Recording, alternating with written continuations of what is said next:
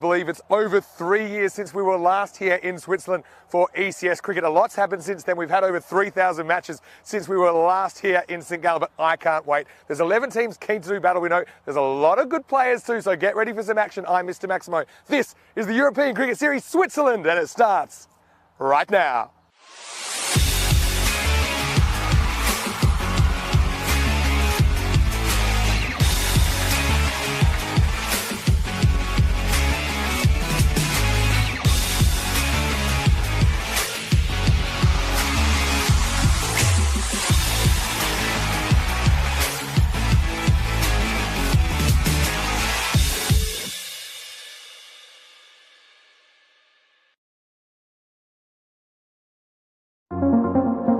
Good morning to you.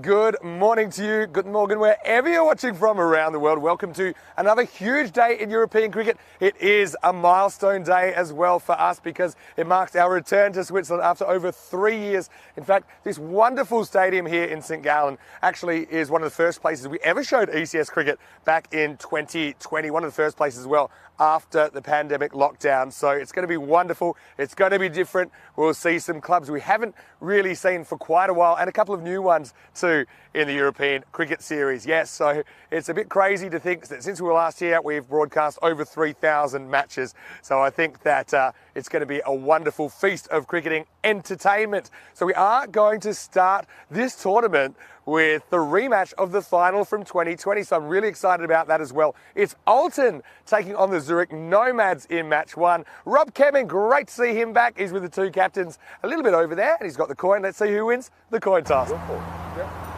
Heads. Heads is called. It was tails. Yeah. You're going to go first.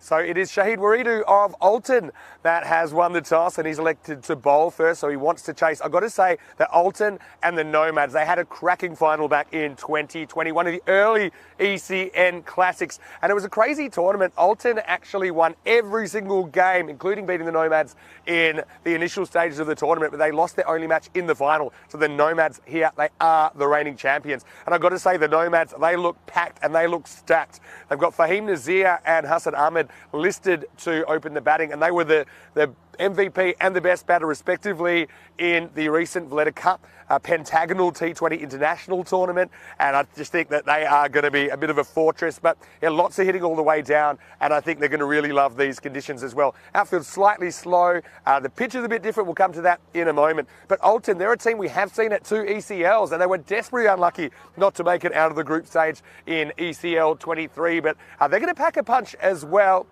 Watch out for Malia Stanikzai. I think he's likely to go up the order, and he can really hit the ball a long way. They've also got some very good strikers up there, really good technical batters as well. Yasatharan Thirunavukarasu and Murali Nanasekharam, two other players to watch out for Olten. All right, well, conditions here, it is a bit different. The pitch, you'll see it in a moment. It's a wonderful stadium here, but it doesn't have a pitch. So it's a bit of a temporary pitch. It's got a wooden base. It has like a carpet overlay. So I think we'll have to see how that plays. And I think that could be a reason Olten want to bowl first as well. But these guys, they do play on it pretty often. I think they're used to it, even if we aren't really. As far as the outfield, it is a football ground. So the grass, although it has been cut, it's pretty spongy to me. I don't think it'll roll that quickly to the boundary.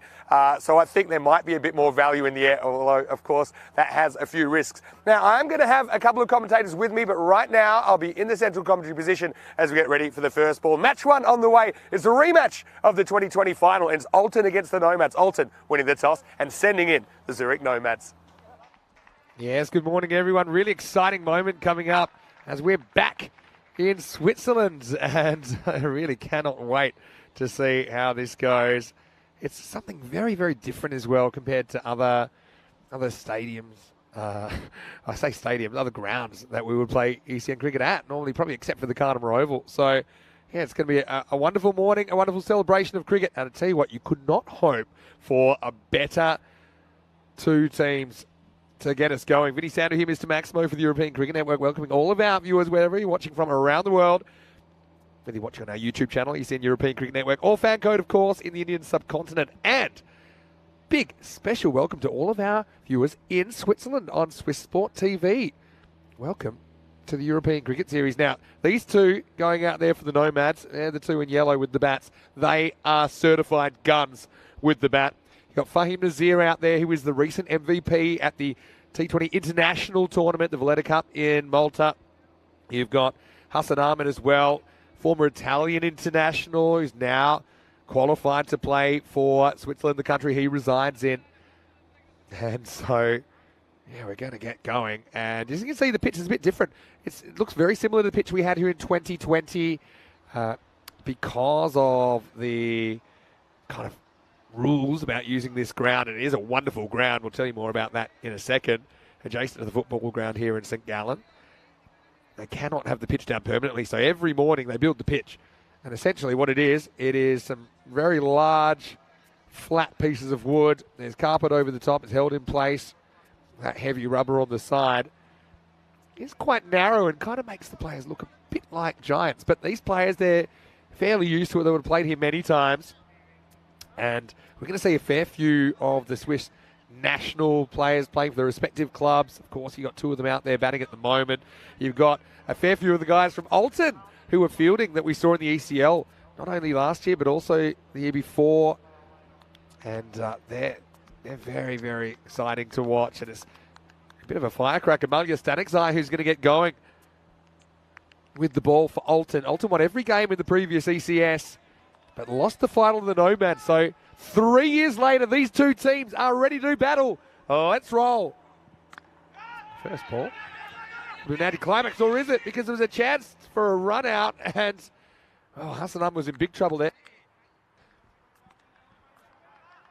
Well, Hassan just pushed and ran, and yeah, some miscommunication. Now, Hassan Ahmed and Fahim Nazir, they know each other really well, so there's no real excuses for miscommunication between these two. But they do get away with it. Fahim Nazir blocking up that first ball and almost running himself out. Stanikzai, though, ready to go again. Down the leg side, as we called wide. So I want to say a quick hello to all of our wonderful chatters as well on our YouTube channel, ECN European Cricket Network. Good morning to Rob Thompson, watching from New Zealand. Good morning to Dave B. Always great to have you with us, Dave. And I see the robots taking a special interest, and rightly so. Hello to Chris Smith as well. Hello to Sada as well, as we get another ball down the leg side. This will be called a wide. Hello to Sada. He has a question. Is Rico joining me today? Well, look, Rico will be joining me here in Switzerland, but he won't be joining me straight away. And the reason is Rico is going to be covering the T20 International Women's Series this weekend in Romania, the Continental Cup. So he won't be here until the second half of this tournament, Sada, but Rico will be here in Switzerland. Never you mind. Another good outswing. Umpire has a good look. He's going to run away, but this shows you this outfield. It's super slow compared to what we've come from recently, where we're setting land speed records. Check it out in the replay. Yeah, you can see there clearly going down the leg side. But yeah, that one not even close to going for 4. But it is the smallish ground. It's your regulation 50 metres from the centre of the pitch, which means that I think we'll see more 6s than 4s here, to be honest. Stanikzai getting some good movement there.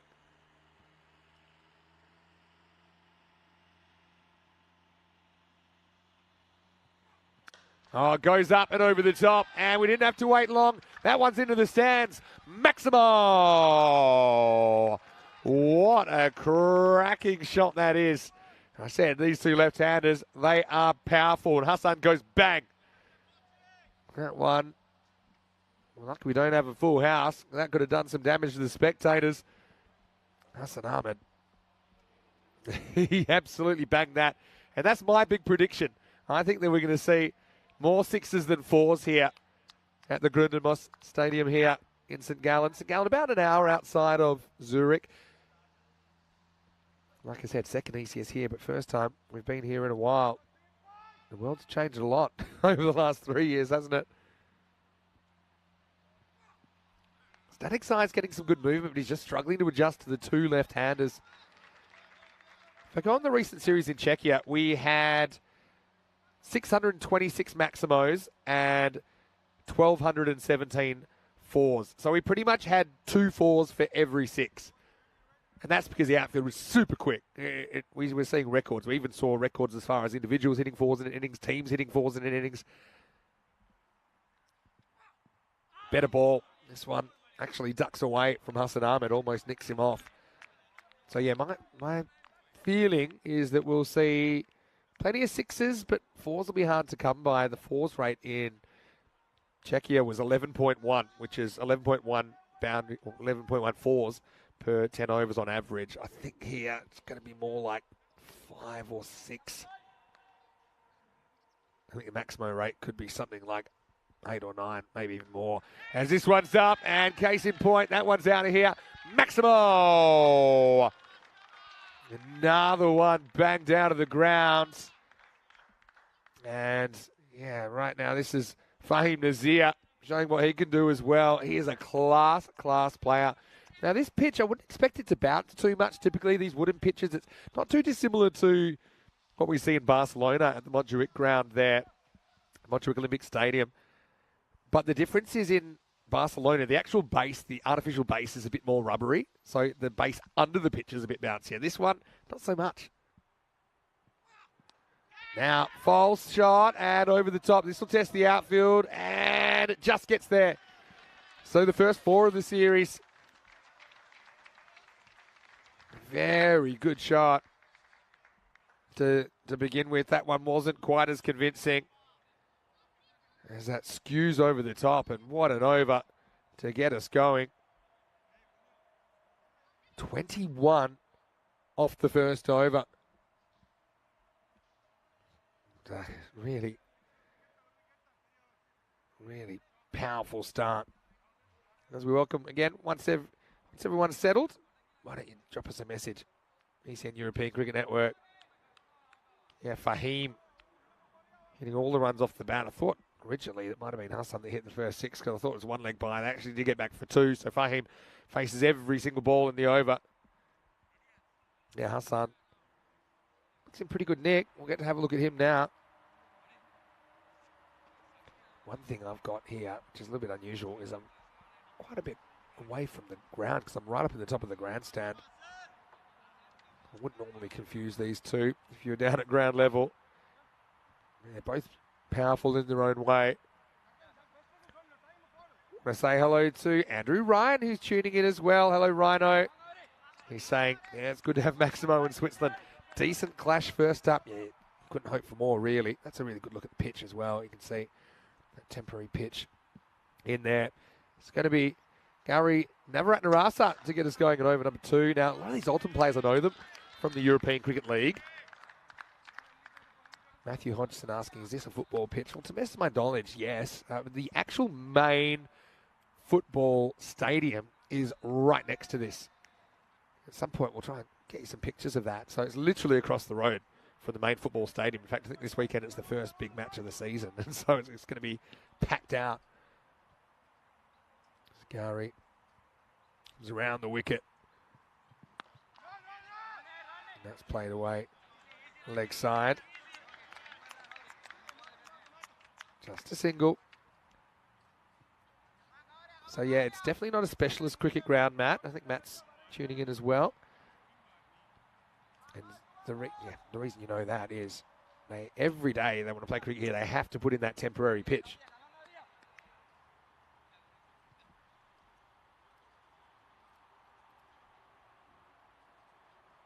And Navaratnarasa's good bowler. Saw that in Kartama. Oh, that one goes along the ground almost. Yeah, so this is a little bit of the variable bounce, and they do pull that that carpet as tight as possible. But I do remember this from last time around that, you know, the more you play on it, it can get a little bit uneven. So we'll see if that creeps in. And so bringing something back for the bowlers, I guess, because apart from that, it's pretty flat. It's hard to get not too much out of it.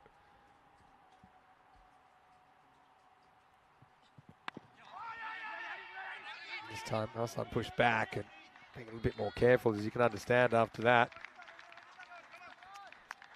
Yeah, but I'm super excited. So, yeah, Rico will be joining me in week 2, but I'm also going to have a commentator joining me, not for the very first time, but the first time for a decent chunk of a series, Andrew Leonard. Lenny will be joining me from tomorrow.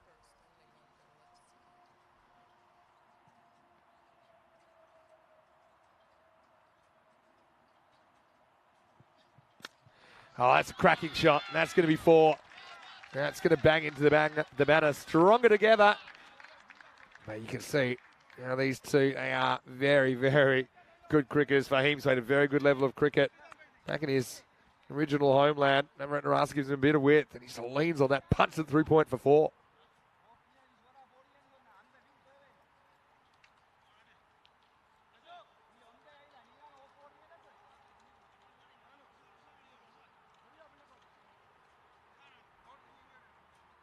So now they're trying to work out where to put their 2 outfielders. Of course, you are allowed only 2 outfielders in the first 3 overs. That's called the power play.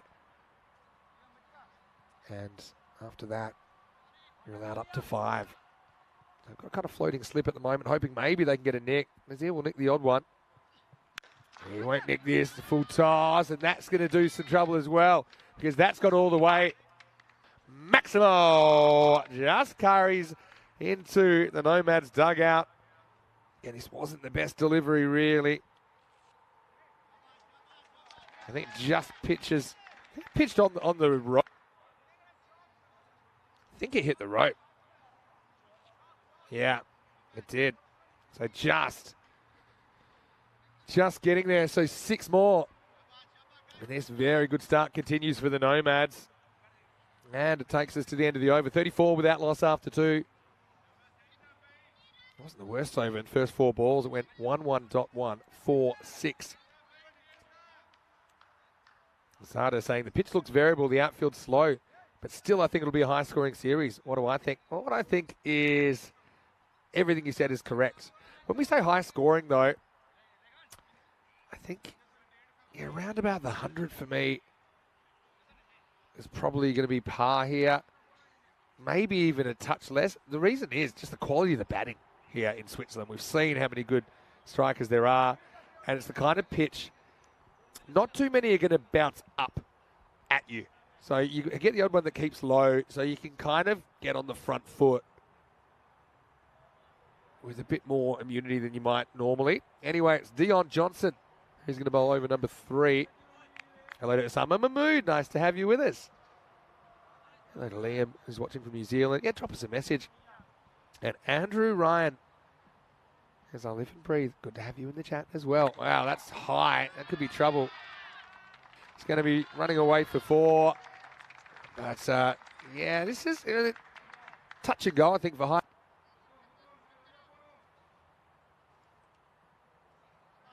Yeah. Oh, for me, it's probably hitting him in the belt. Touch and go. Maybe a bit lucky to get away with it. I mean, Hassan didn't have too many problems anyway. But he will get away with it to an extent, Johnson. Hassan Ahmed hasn't had much of the strike so far. This one just going to be called a wide. So you can see, because the pitch is narrow, the wide indication lines, you can just kind of see them there. Yeah, just inside, and Hassan asks for the wide and gets it.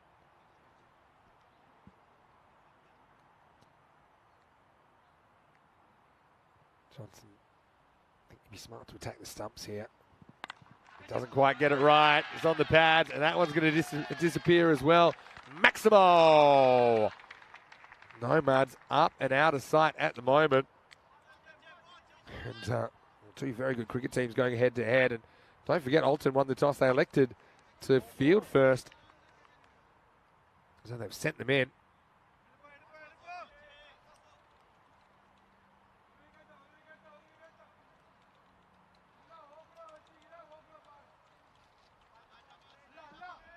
Yeah, just going back to that 2020 series. These two had a couple of very good battles. Nomads made 110 in the final and then were able to restrict Olten, previously undefeated, to 91. That was all the way back 26th of June 2020. That's the last game we played here at St Gallen in the European Cricket Series. And just think about what the world was like back then as well. Goes after this. It's going to be all the way over the dugout. Maximo! Johnson just kind of rocks in, round the wicket, bowls into the slot. That's an arm again. He's just very, very confident.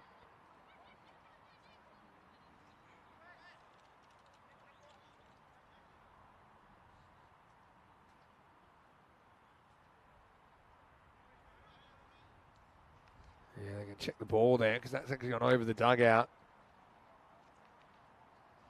and crashed into the concrete.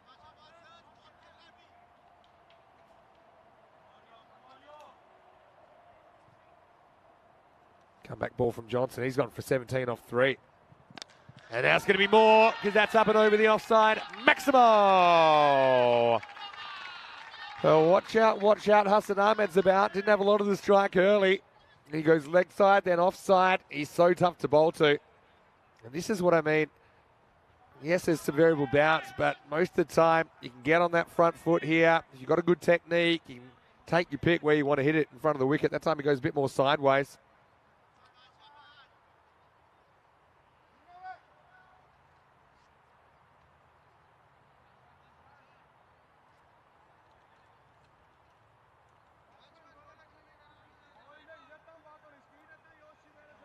So Hassan 24 off 7. He's got even Fahim Nazir in his sights.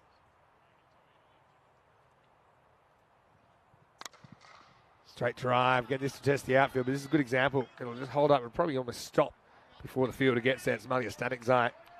His power play is out of control. Well, my 100 par is looking ridiculous at the moment. I know it's the first innings of the tournament, and admittedly, you've got 2 national team players and 2 stars of the national team in the previous series we saw only a couple of weeks ago, really, in Malta. Yeah, that's the one I'm talking about. You've got to be a little bit careful with those balls that are on the stumps because you get the odd one that shoots. So, I mean, to be honest, it kind of gives the bowler something back because a lot of the time you're bowling into what feels like something giving you no assistance at all. You hope maybe the universe can give you a shooter and maybe get one of these guys LBW or bowled. Anyway, end of the over, end of the power play, 58 without loss after 3. Well, Chris Smith saying we might see the most damaged balls in ECN cricket history this tournament. Well, maybe. It's going to be interesting. I think there's also a question about which teams are we going to see in the ECIs at the end of this 2 weeks. And we're going to see Switzerland, France, and Luxembourg in those ECIs. So Tri-Series, 10 over Tri-Series, international Tri-Series to come at the end of the 2-week adventure here. And Switzerland and France, they had some really good battles in the Valletta Cup recently in the 20 over format. And actually, Luxembourg were there as well. So we'll get to see 3 teams we saw in the Valletta Cup, but this time in the 10 over format. Yeah, that Switzerland-France game was almost at sunset in Malta. It was after 8 p.m. I was there at the Master Sports Club. Switzerland scoring the winning run off the last ball of the day, Abdullah Rana. Hitting Usman Khan for 4. They needed 1 to tie 2 to win. That was an epic finish.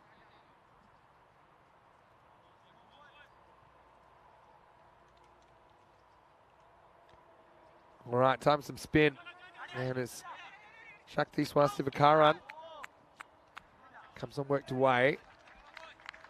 No real issues there. I think as far as the run out, yeah, it just makes it.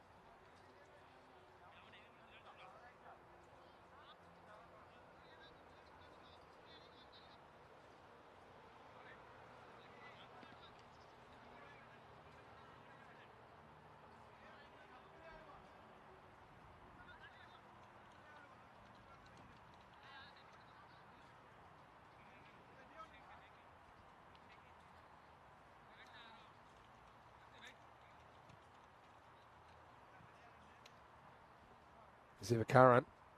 Not a bad option to two left-handers. Sneaks in, really good hands. That's Shahid Waridu behind the stumps. He's an outstanding keeper. Also, he's the captain of the side. The key on a pitch like this, you got to be able to stay low, keep those knees bent like that. That one sneaks in. And can't really see the wide indication lines at this stage. So you probably see that clarified a little bit later, but you've got to realise also that this pitch is put in every morning, so it's a lot of work that goes into it. Good over so far. It's one of the first four. When you think about it, they don't get the wide call, so I think it's smart. In fact, they do get the wide call in the end. Probably a fair decision. I was going to say, if you're a bowler, you should probably just keep trying to bowl it out there if you're getting the calls. This one is hit through the offside, probably pulling up. Just a single.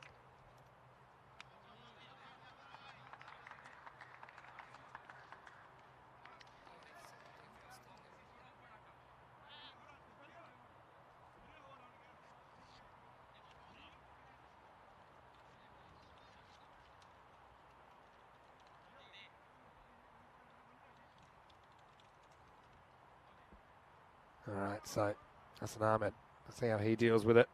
Gets the strike, 26 off just 9 balls. Steps away, hits away, and might have found trouble. Almost a fantastic catch. He's going to run around for 4. And actually, the fielder, he has Varadhayan there. He became a bit of an obstacle for the fielder who was trying to actually field it on the rebound. It's a really good effort. Those two hands, they've seen the fielder chasing, had to go around him. That allowed the ball to creep into the rope. That will take us to the end of the 4th over. Nomads up and about. They're 65 without loss.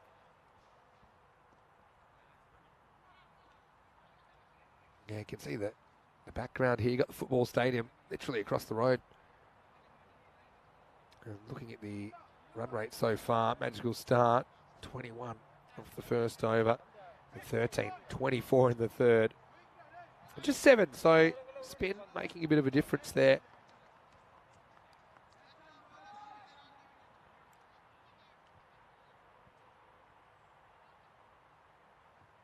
Okay, let's get cracking in over number 5 as Raihan Stanikzai. And he gets worked away, leg side, kind of into the gap, but just a single. Osama Mahmood asking which team or players am I looking for the most? Well, kind of all of them. Obviously, I'm looking forward to seeing players that I know very well.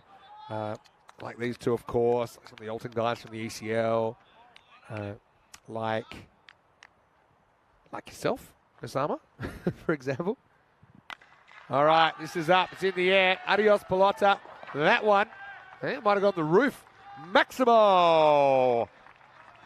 Well, I hope we brought enough cricket balls because that one is not coming back. And there's the power of Hassan Ahmed. Plain to see. Oh, boy. That crashed onto the roof. And yeah, just into his hitting arc. So powerful. Probably another team I'm looking forward to watching is Kosane Osama, because, yeah, my sometimes commentary colleague, Andrew Ryan, will be playing for them. This is off the end of the bat.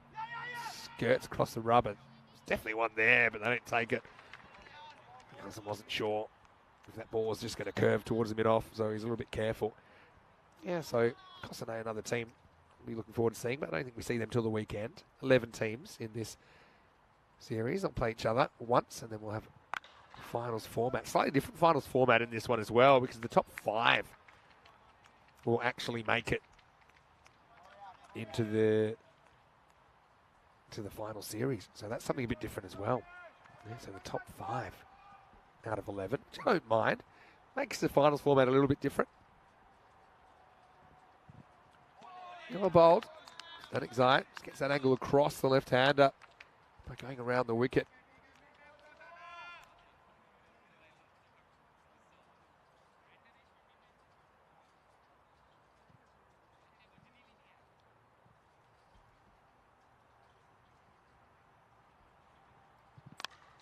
All right, up, it's in the air, and this is an absolute chance. It is. And well taken. So Nazir, the first man to go. And Static Zion gets some rewarded. Been a good tight couple of overs. He just skies that. Not in control of the shot. Any two fielders could have caught it. And so Fahim, pretty good hand from him, but he's the first man to go, and he's the first wicket of the series. It's right in the stroke of the 5 overs. It is 73 for 1. This will bring Katil Zabiola to the crease at number 3. If you are new to the European Cricket Network, great to have your company. We're always broadcasting on our YouTube channel, ECN European Cricket Network. We're also on Fancode in India. For this series, we're on Swiss Sport TV, which is really exciting. So hello to all of our Swiss viewers. So much cricket coming up, and this is just kind of the next 4 weeks or so. There's even more after that. In fact, we never stop at the moment. We've got the Continental Cup. That's the T20 IW this weekend. That's where Rico is. And then the next stop will be in Germany, in Dresden, for 2 weeks, starting in 2 weeks' time. So this 14 days here in St. Gallen in Switzerland, 12 days, 12 consecutive days are this European Cricket Series, the domestic tournament, and then the 13th and 14th days, next Saturday and Sunday, will be the ECIs featuring the Swiss team as well as France and Luxembourg. Let's get ready for the next over. Sivakaran is going to come in, and he's going to leave just as quickly. Maximo! Well, Hassan's still there, and he's keen to make a difference. This one doesn't really turn. It kind of angles into him. Yeah, maybe a little bit of movement, but Hassan plays it on length. Makes it disappear. Good batting. Hassan, no end in sight for him, up to 79 now.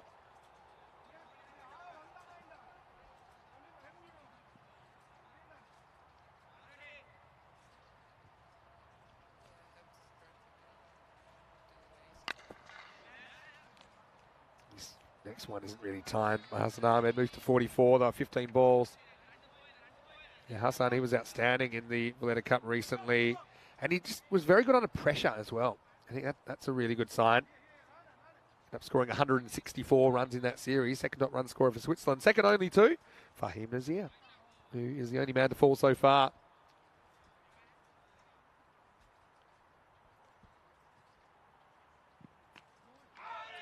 The first time we see a little bit of bounce there.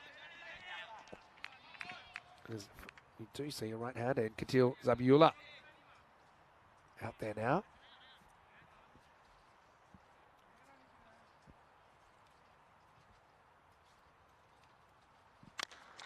Up in the air, and almost a sensational catch. That would have been, well, definitely a catch of the series, because we've just gotten going, but one of the catches of the year if he'd gotten there. It's Dion Johnson, who's a good fielder for Olten. Seen a fair bit of him on the network.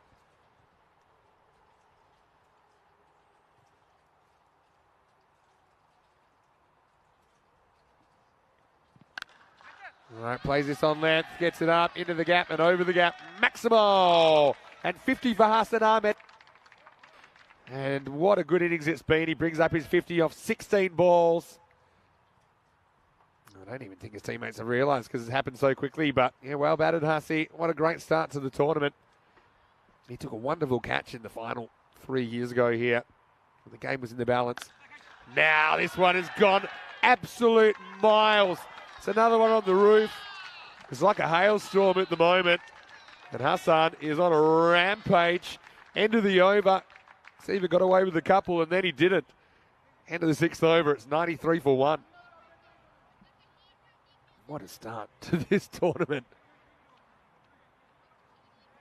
Sivakaran actually thought he bowled okay, but he's going to end up with none for 27 off his 2 overs. Now, like I said, slowish outfield, but yeah, with these ECN standard boundaries, 50 metres, these guys are powerful at the moment. Someone like Hassan's clearing them with ease. Yeah, Rhino saying to me, and the grass looks a bit softer and longer than 2020. Yeah, I think that's a fair assessment. Of course, you were here, Rhino. Uh-oh. First one. Zai gets wrong down the leg side, but well done by Roridu. He does the fielding.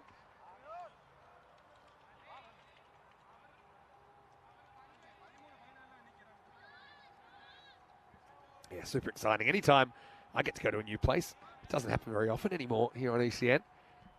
Second time ECN's been here, but it's the first time I've been at this venue, and I'm absolutely loving it so far.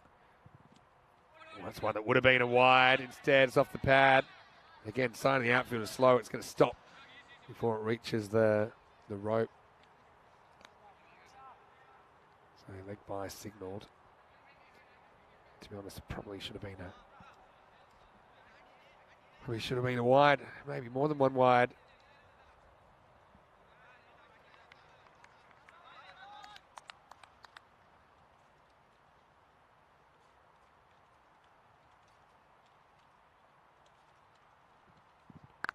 Uh-oh, a little bit short. And that one is going, gone. And that's probably landed 40 metres over the boundary.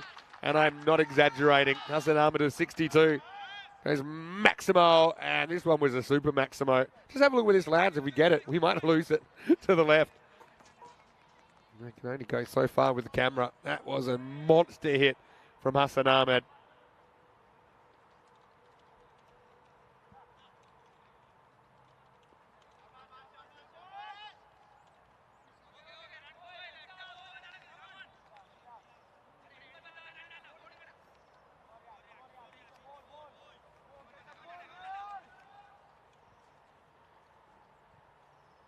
And Stunnick Zai.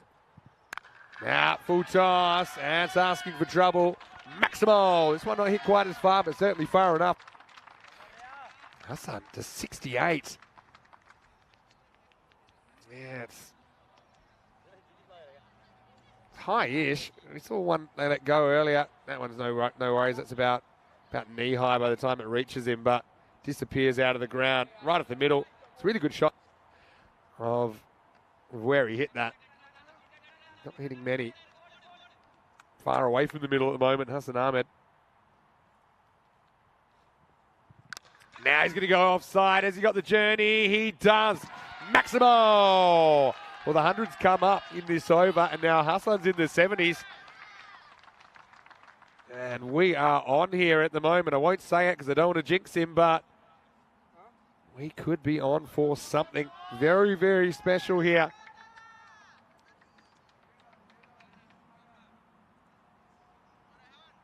Hassan picking up where he left off in that Valletta Cup. His high score is 81 not out on the network. Oh, he gets one that shoots. And there's just been the odd one, hasn't there? Maybe 3 in the innings. Hassan, we've seen him playing for Gina Brescia in Italy. We've seen him play with the Italian national team even at the ECC.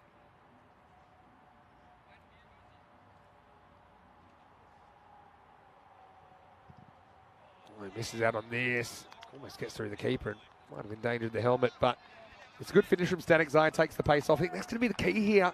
Have to mix it up a little bit with the ball. 113 for 1 after 7.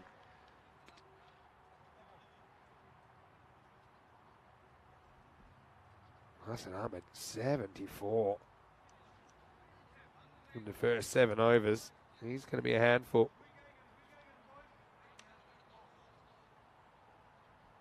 Yeah, you see the background here. You've got there's a shopping centre as well, the shopping mall. There's also a football ground, like I said.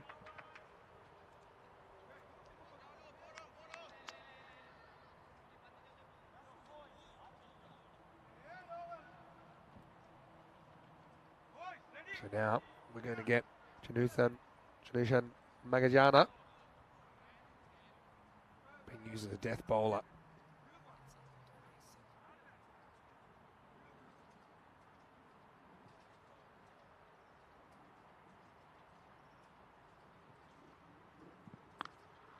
This is turned around the corner. This will test the outfield. It gets there. So now Katil Zabiullah gets into his work. The right-hander hits his first boundary. It's just a little bit leg stumpish, isn't it? When you're coming on this stage, you have very little margin for error.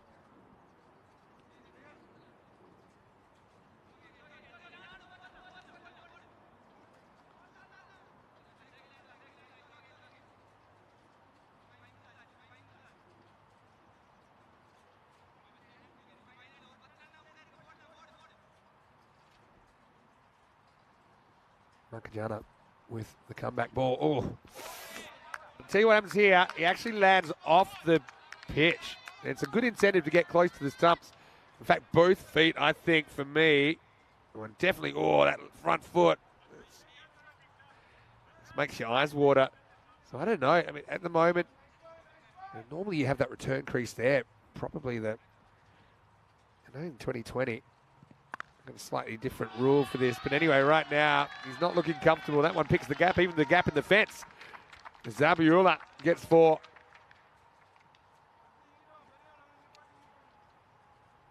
Yeah, so in 2020, they said as long as something lands on the artificial, then that's fine as far as width. Because it's hard to kind of get your return crease in. It's very confusing with the width of this width of the pitch. But something we'll probably see as we go. Still very early in this tournament.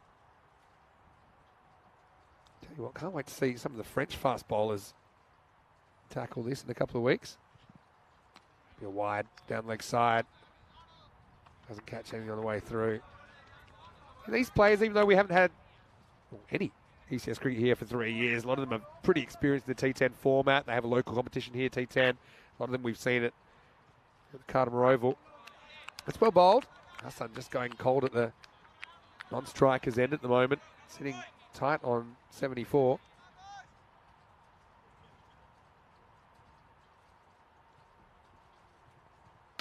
Full toss, hit hard, but hit straight at the fielder. That'll just be a single. Matt Hodgson saying, what's the fastest century on ECN? Well, that was actually Sher Ali in the recent Swedish ECS. He scored his 100 off 25 balls. He smashed the record. I think 3 players had scored 27 ball tons. But 25 balls, that's going to take some beating. This one's mishit. Oh, what a catch! That's an incredible bit of fielding by Malia Stanikzai. And he gets the guy that was on fire, but he lights up St. Gallen with this effort. And that will be hard to beat for catch of the series. I know it's only match 1, innings 1 of 60 matches, but this was next level stuff from Malia Stanikzai. Slight mishit from Hassan Ahmed. Dive just hurls himself at the ball. Malia Stanikzai, take a bow. Well, he can't because he's flat out after that effort. And so that will go down as one of the great catches of the year. Can that swing things towards Olten? End of the over. It's 123 for 2. We'll shut the gate. I know we've only been playing for 36 minutes, but we might have found our play of the day. That was amazing from Malia.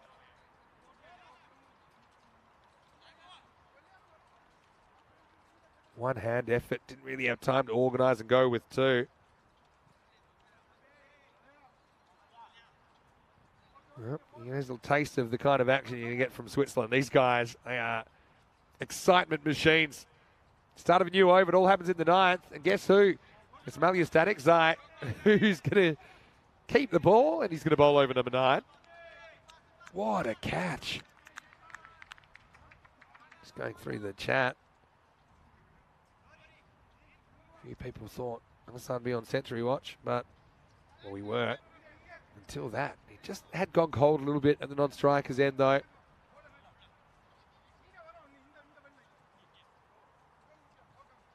But that was something. Nazir, the new batter, Azim Nazir. Captain, and he's just going to tap a 6. What a shot.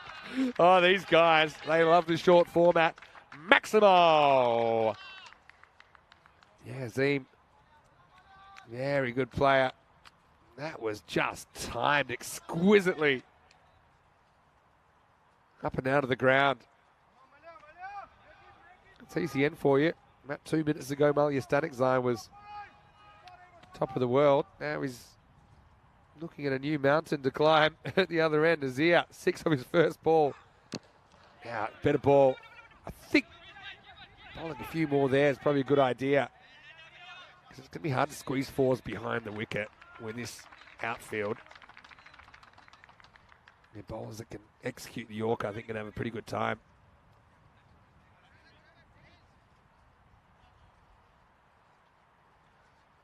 Yeah, a few people talking about the pitch, and yeah, it is a bit different for sure. I mean, they'll constantly, during the day, be trying to flatten it out. But I gotta say, it's ECN. It's very ECN. Some things are just incredible. Other things are obviously very underdeveloped in a cricket sense. The fact that we don't have a permanent pitch here, but the actual stadium, it is really cool. You haven't seen my spot yet, but I'm loving sitting in the grandstand. Oh, there's the shooter for you. And Stanix, I apologise to his keeper, maybe not the batter.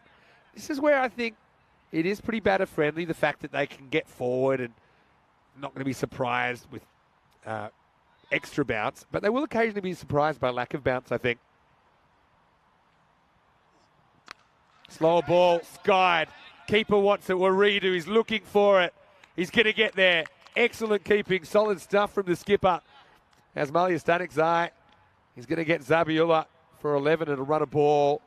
And Olten just bringing things back. Remember, Olten, they're a very good cricket team. They're the ECL representative side, so they've been domestic champions in 2021 and 2022 in the format.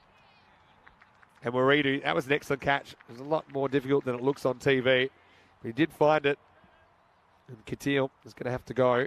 And the score is 131 for 3. So bring Javed Danesh to the crease, and he'll be doing the keeping for the Nomads in this game. You can see even there, a few running repairs on the pitch. I mean, this is what they're going to do. Shows you, these guys, they just love cricket. And they're obviously playing in a country where it's on the up and up for sure. I think in the last few years, the growth has been pretty rapid. There's over 33 sides. That's what I heard now in Switzerland at last count. St. Gallen local authorities have been taking a bit more of an interest. That's why we're able to hold the ECS here. Bowled him. Wow, that's pretty conclusive. Danesh is going to go for a golden duck. I don't know if Derek's made the journey yet, but well, he's not going to be able to get a hat trick. He's getting a bit of an escort off the ground. It was that time, wasn't it? And a few smiles both ways, I think. There's Danesh. He does the right thing. I think he had a free swing at that one. He's going to go 131 for 4 after 9.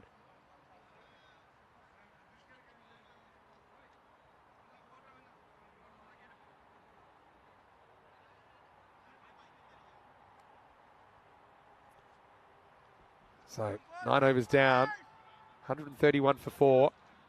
Bit of a shame for Stanix. He won't get to bowl at his hat trick because that was his last delivery. So, okay, they keep him to something in the 130s here. Maybe 140. Can you chase it? Maybe.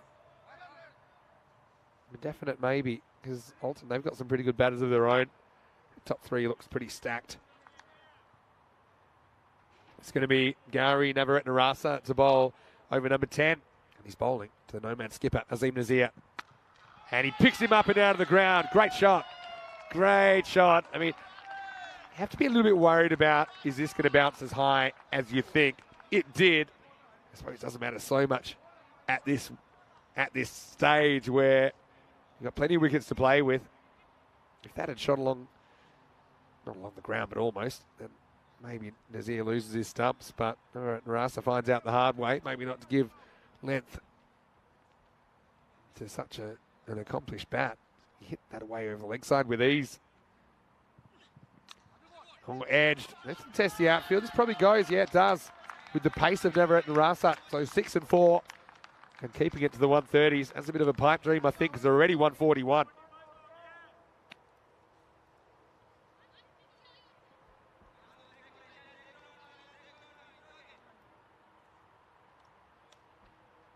How are you enjoying the action so far? Told you this would be good.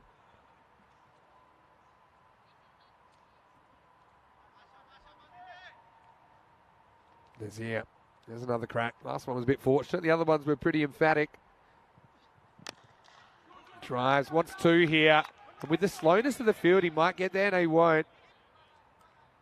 And so, just be a single. We'll get to have a look at the number 6, Samuela Sikandari.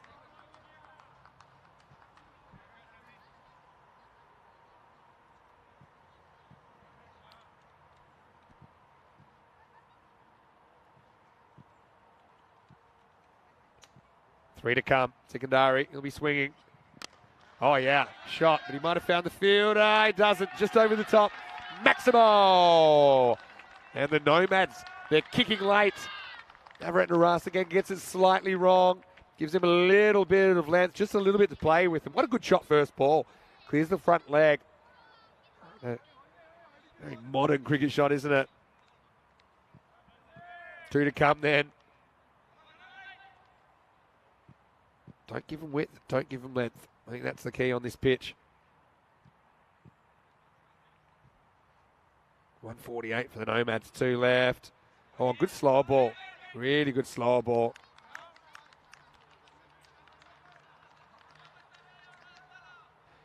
That was an excellent variation. Just check out this.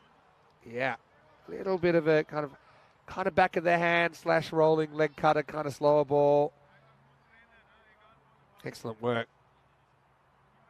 So 148, last ball to come. Lights, camera, action. Well, let's go. Oh, edge. Where's that going? Going, and that one's gone as well. 150 comes up in the end. Nomads off to the races after getting inserted by the Olten skipper, Shahid Waridu. It's Olten that are chasing their tail now. Nomads have put up 152 in the 10 overs. The target will be 153.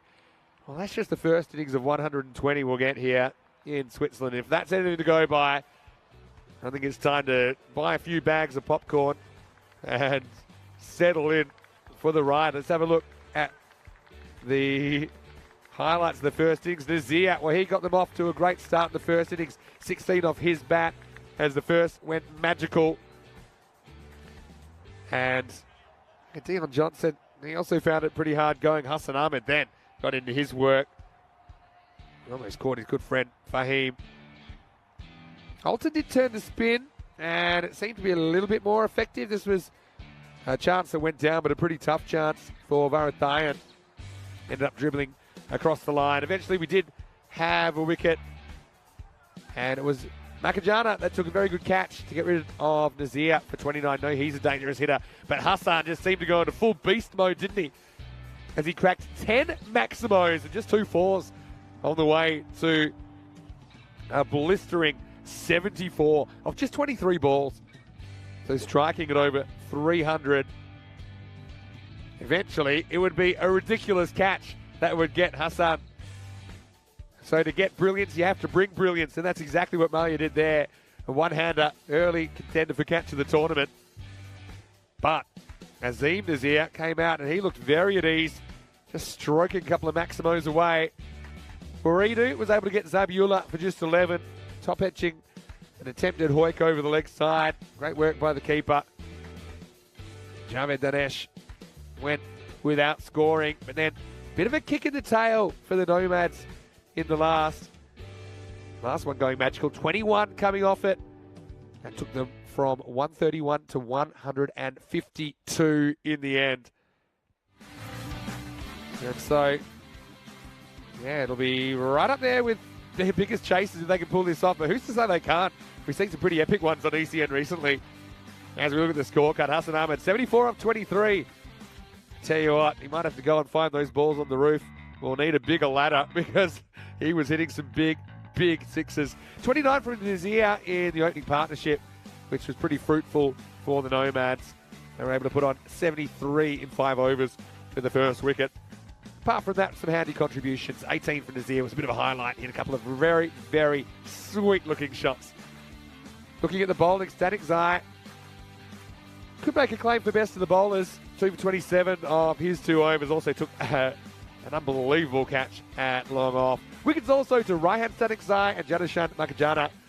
And really, as you can see there, none of the bowlers had too much luck keeping the batters quiet for long. We'll take a break. We'll be back in around about 10 minutes to take you into the second half. 153 Olten, Well, it'll have to be a champion chase, but they are a champion side. We'll see what they can do with the stick after this. Mr. Maximo here, Vinny Sandu for ECN. Hope you're enjoying the action wherever you're watching from around the world. We'll see you in a few moments with more European Cricket Series Switzerland.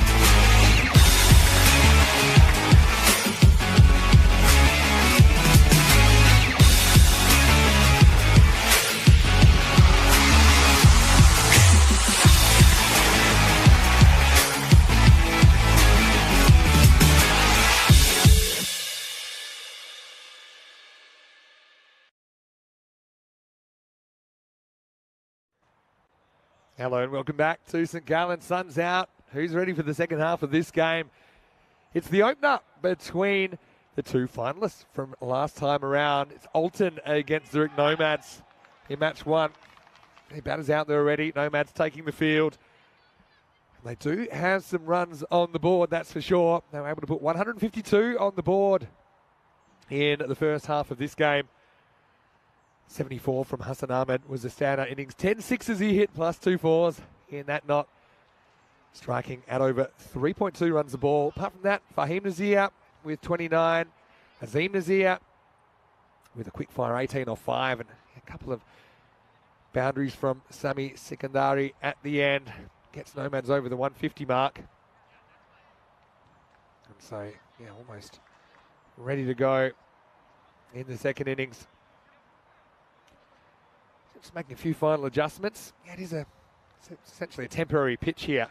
Every day they have to install a pitch because of this ground, but the ground has some advantages as well.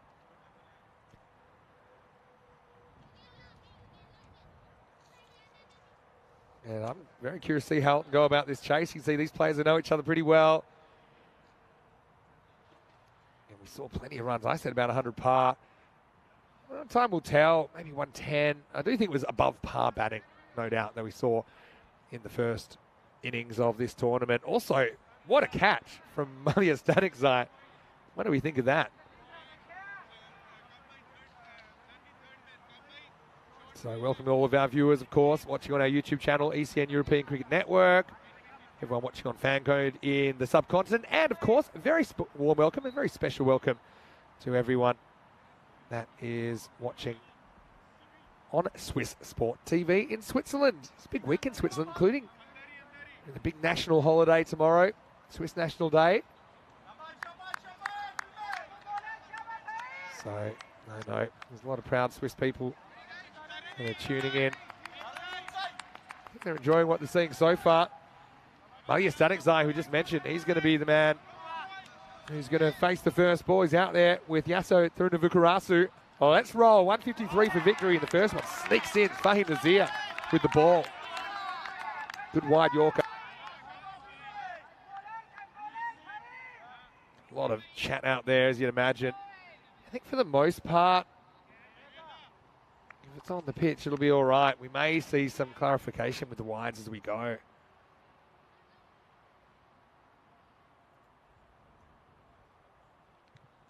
Oh, that'll be a no ball. Yes, this is the issue. If you want to go for the wide Yorker, there's a bit of a negative, potential negative. If you miss, that one swings late. Because he hits the edge of the pitch, it'll be a no ball on a free hit coming up. So it's kind of it's high risk, high return stuff from the bowler. He's saying, how did I get it to swing that much? It went late, went away. Free hit for Malia, and he will hit it. And I better watch out because that's coming our way. Maximo, in fact, it hits the crossbar of the grandstand. Well, I think that when the spectators do come in, we'll be handing out helmets at the gate because that is just a straight blast from Stanikzai, and how quickly things can turn around. It goes dot, no ball, 7 to get us going.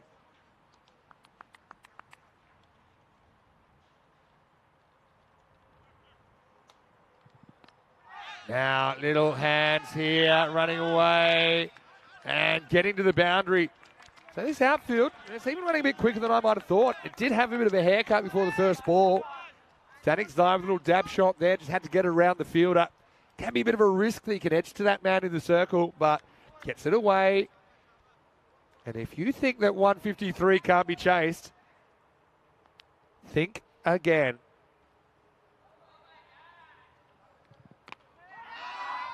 This one's a bit straighter from Nazir. Fahim Nazir is just a very, very good cricketer with the bat and the ball. A very good level of cricket in Pakistan. Just in that international tournament, we looked a class above. That was a pentagonal tournament. 5 teams involving Switzerland, who ended up winning it undefeated, but they were tested quite a few times during that tournament. They beat Malta in the final. Also, France were there. Luxembourg, Romania as well. That was only 2.5 weeks ago. Oh, another no ball.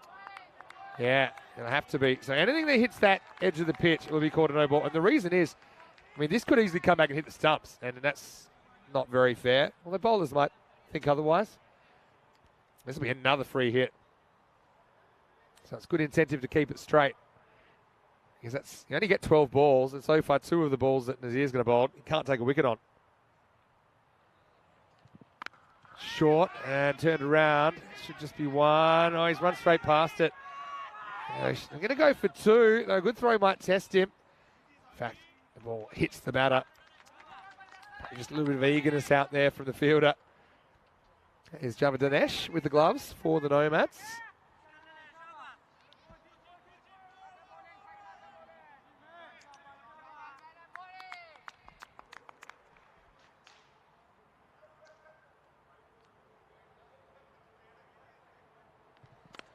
All right, a little bit of a helicopter here, but he's found trouble. Keeper wants it. Dinesh, is he going to get it? He will get it.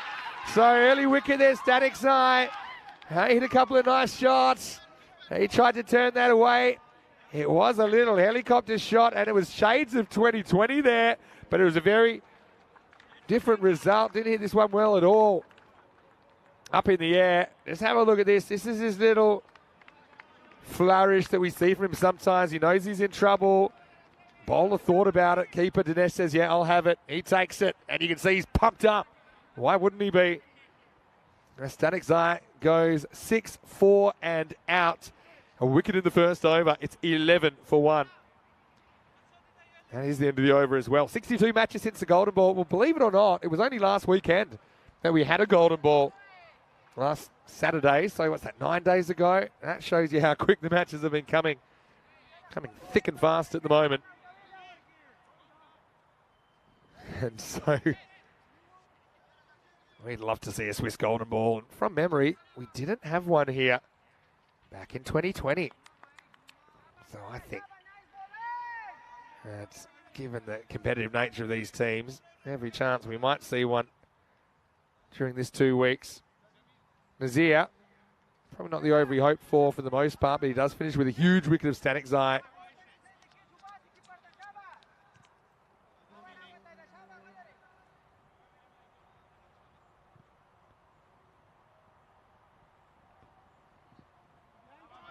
First ball's okay, I think. This is Amjad Rahmani bowling over number 2.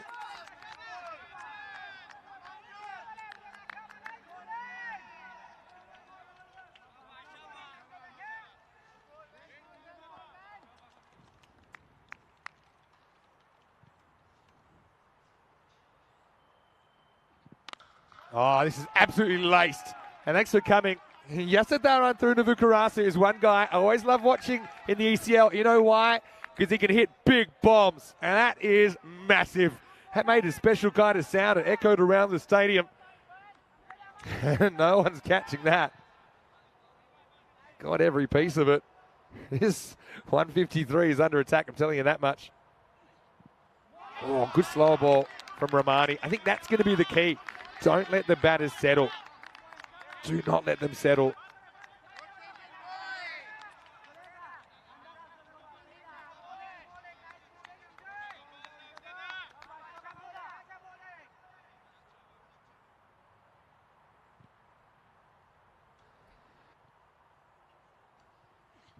Oh, shot. That's going as well. Adios, pelota. Maximo. I might want to say off Wiedersehen here, but I can tell you, this is just a little bit towards the pads, and have a look how quick he gets his hands through the ball. How are you guys enjoying this tournament so far? And it's just the beginning. Dave loved the celebration there from the keeper as well. He was loving it. Anyway, this has hit straight and has hit true and has hit onto the roof. Oh, how far are these guys hitting it? That almost would have landed on my head, except I'm protected by the grandstand. Maximo, as Yasser is into his business. And we saw a big power play, didn't we, in the first half of this game, up in the high 50s. 58, in fact. But this could be something similar the way things are going at the moment.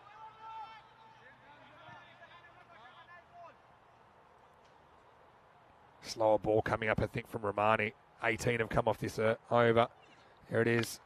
He picks it this time. He's one step ahead. That'll be 4. The second goes magical, and it is game on here in the opening match of the ECS Switzerland rematch of the final 3 years ago. I tell you what, I think some of these players have some long memories. And so, 153, it's a big chase. We've seen some big chases lately. If they can do this, actually, they will sneak on to the highest chases, which is 150 plus on there at the moment.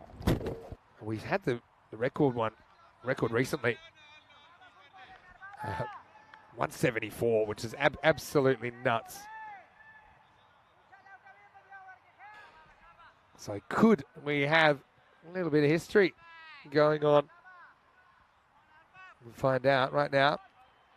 Krishnamurthy is going to get a hit for the first time, the left-hander. Oh, that'll be a no ball, I think, because it bounces twice. So this is the other edge of the coin for the bowlers, because it rolls / bounces twice before the crease.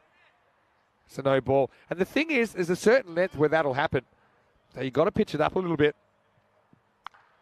That was similar length, to be fair, but as the bowler, if you get it up in the batter's half, that shouldn't happen that dramatically. Anyway, the free hit isn't really punished. They'll just get a single. But yeah, I tell you what, I'm loving this tournament already.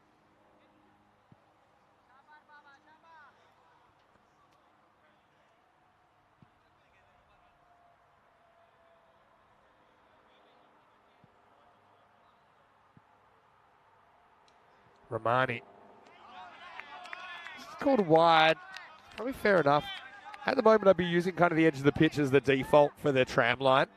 And all of these pitches on the pitch, I think by the time it reaches the crease, it's probably not completely inside the pitch.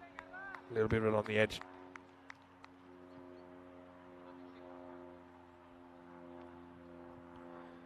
Similar ball, gets the same call. Fair enough. Yeah, so I want to say big hello to Roger the Swiss as well, who sent through a few messages. He was just letting me know that the colours of the city of St. Gallen are green and white. That's why the grass is so green. Legendary. To the St. Gallen side, they always look good in their green kits as well. I'm looking forward to seeing them. I think this one, it's called white again. I can't believe that one. You do see some little hash marks there where the stumps are. Yeah. Probably. If you're using the line of the stumps to judge, then yeah, probably. But I do think there's certain incentives to bowl straighter here rather than your regulation offside wide attack. Because I think the variable bounce is probably a bit more dangerous when you get the ball straighter. And with the outfield not being super quick, you can kind of protect the boundaries a little bit better. The outfielders have a little bit more lateral range.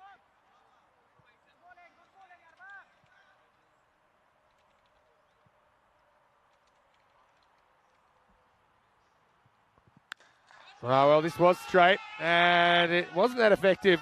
But that's another one on the roof. Maximo! Well, I don't know where these balls end up. I think they go to cricket ball heaven. Although it's pretty hot. Maybe it's the opposite, but they're certainly going upwards, and they're not coming back. What a shot.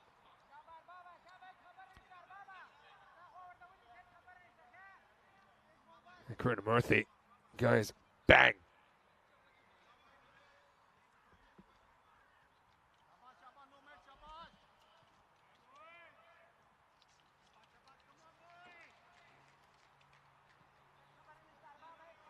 Yeah, so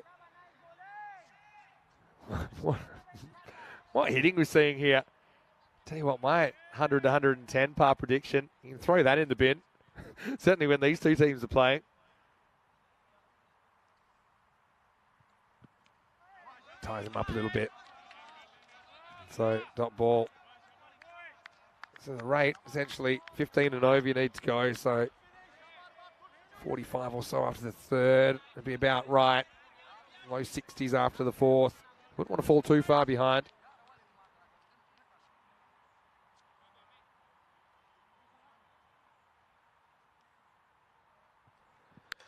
All right, pitches up again, and this one is gone. Maximo.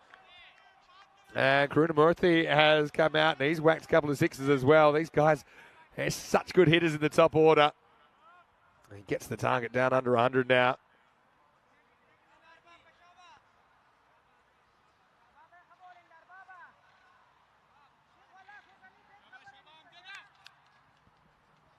This over in danger of going magical.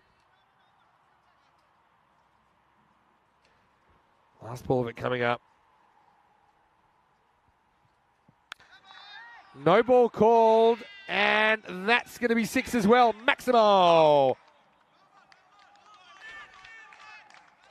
Oh, boy. So, thought he was out of the over, even with a 6, but, yeah, no ball called. Oh, he knocked the bails off. He knocked the stumps over with his... Well, actually, to be honest, I don't think he actually touches the stumps. Let's have a look. So what happened is, this is a strange one. The vibration of his feet knocked over the bails, but he never actually touched the stumps. So that's why the umpire calls no ball. And for me, unless he's calling no ball for back foot, but I think typically if you land anywhere on the pitch, that's okay. Now, that's a strange one. And, yeah, I think it's just going to be a 6 in the end. Actually, I think it's a good call. But, yeah, I think it's a good call in the end. It wasn't really a back foot no ball because, I mean, last time we were in 2020, anytime they landed on the surface with their back foot, they said that's okay. But, yeah, he disturbed the stumps, but indirectly. File that one under U for unusual. And you're going to get plenty more of those things happening over the next couple of weeks. So, it's not a no ball. It is just a 6, but still, it's a cracking power play, 60 for 1 after 3. And actually outdoing the power play of the Nomads. 5 magical overs in the first half. When I saw a couple rolling, I quickly adjusted my par down to about 100, but I'm starting to feel I'm about 50 short. Myra Patel asking, what would I do to stop this carnage? Hello, Myra. Nice to see you in the chat. Probably something slower, to be honest. Because if this pitch has a few little shooters in it, I'd be taking the pace off. And I think that's what they're going to do here. It's going to be Thanabala Singham to bowl some of his left armers. Got to be accurate, though. Yep, just like this. And now they think of one. They're going to go to the bowlers, then they're going to get there. Wasn't the best throw. So, just a single. Yeah, keep the questions coming as well. I'm here by myself today, but it won't be long before I have Andrew Leonard with me. Yeah, Lenny is in transit today. He's coming straight from the World Cup qualifiers in Scotland. And also, I believe that Lenny's going to be doing the first ever Ireland-India matches after he leaves here. So I'm really happy to have him with me for a week and a bit. Now, Rico will be here after he's finished in Romania with the T20 International Women's matches. Well, he doesn't get this right. That's out of here. Maximo. Just getting a bit too straight. Left-handed to left-handed. Turns into the hitting zone. Karunamurthy, he takes on the fielder and wins. Just getting the length, the line essentially slightly wrong. The length was probably okay.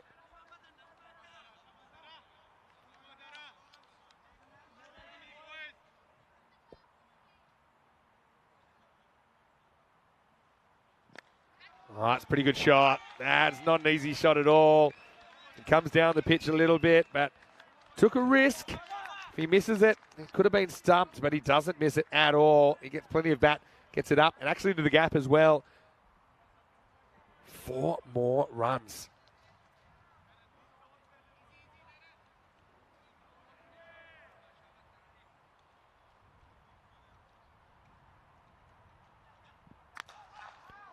Yeah, but I do think pound for pound, spin, if you can get through the overs quickly, try and be accurate. I think it might be just a little bit more effective than the medium paces, based on what we're seeing at the moment.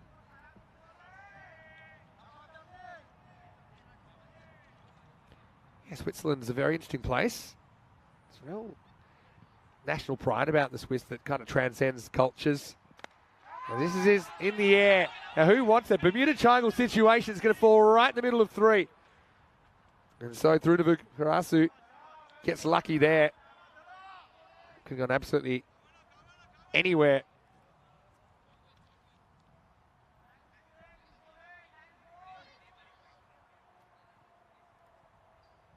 Left hand, right hand, pretty effective at the moment. Hard to counter. Kanabala Singham is a little bit short. This one is going to sail out of the ground as well. Maximo! One bounce into the grandstand, and Murthy's really stolen the show here with some powerful blows. That's the end of the over again. He's 36 off 10, and it is game on. 79 for 1 after 4. So, what are we thinking here? I gotta say, I'm loving it. And yeah, you're getting a few random things, but I don't think pound for pound you're going to get this kind of cricket entertainment anywhere else in the universe.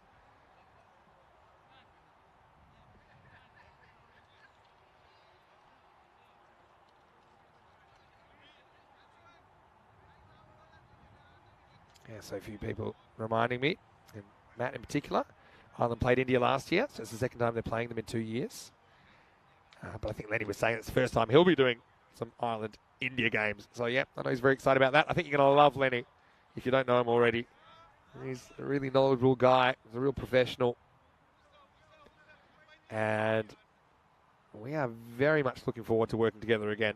Worked together briefly back in the ECN 22. He's there covering Brigade for Cricket Ireland. All right, so time to stick with some spin. It's Azim Nazir.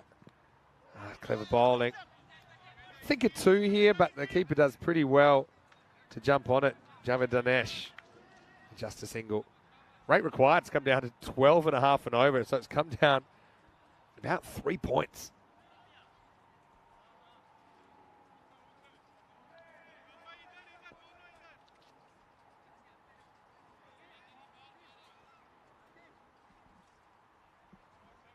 Matthew asking, do the winners get some cheese, a clock, and some chocolate?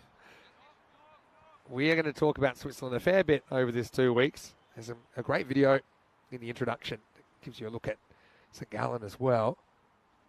Zane comes into the left-hander. Tosses it up, but too much. And that'll be a no ball. I can kind of see what it is going for here. He's saying, look, I'm going to take all the pace off, but he's got to maintain the accuracy.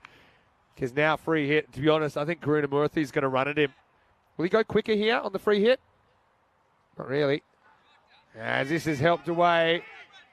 Would have been a good catch, but it wouldn't have counted anyway. Just the one.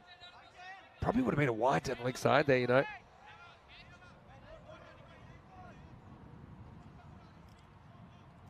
So Olten, they're a team we've seen at the ECL a couple of times now.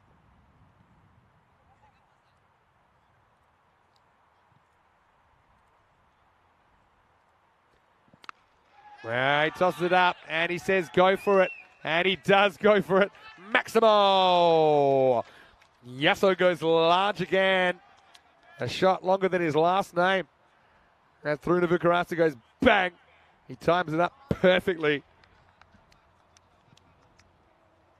And gets 6 more to the total. What a chase this is at the moment. Oh, but that's what you're hoping. You're hoping that you can get an error in there somewhere. Get a sky ball, and we saw through to Vikarasa sky one into the Bermuda Triangle not too long ago. So I think Azim, he's prepared to give up runs to take a wicket. He knows the value of getting these top order wickets. And this might be the chance. It is the top edge, and it's taken. So it works. He was willing to go shopping, was the Nomad skipper, Azim Nazir. And Yasso makes a quick fire 32, but he's gone. And nicely taken out there because the sun was a factor. We'll check it out on the replay. This was hit square. Although he's able to time it up a couple of times, that time no good. And that's Abab Khan out there. But takes it with a minimum of fuss. And so, fantastic innings from Yasso, but he's going to have to go for 32 off just 13 balls. It's 88 for 2. One big hitter replaces another. It's Murali Nanasekaram. And Thrunavukarasu and Murali Nanasekaram, they opened a fair bit for Olten in the ECL, and they were dynamite.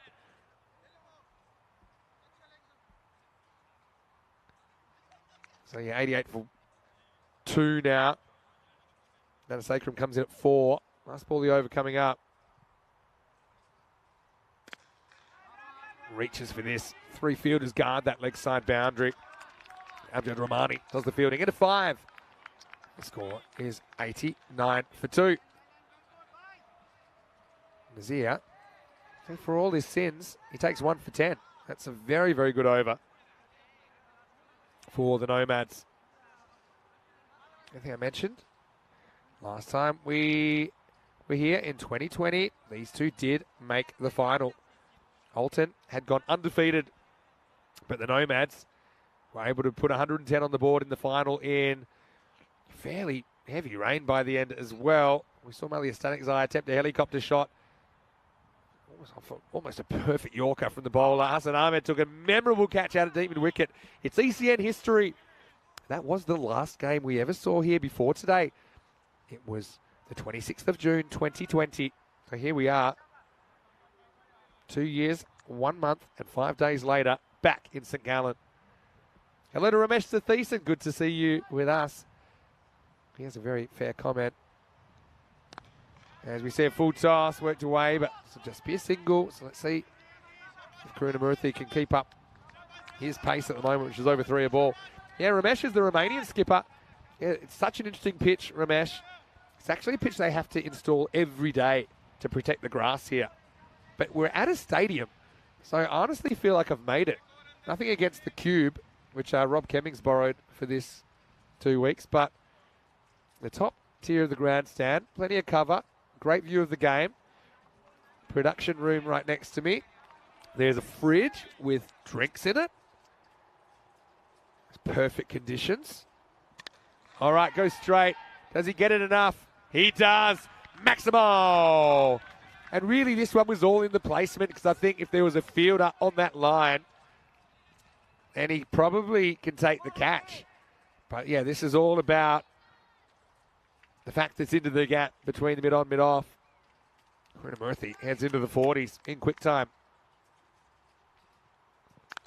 Oh, now picks this one up nicely as well. Back-to-back, Maximo!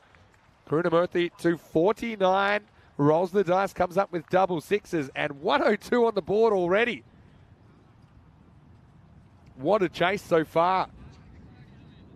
Pain for the bowlers in Switzerland on a Monday morning.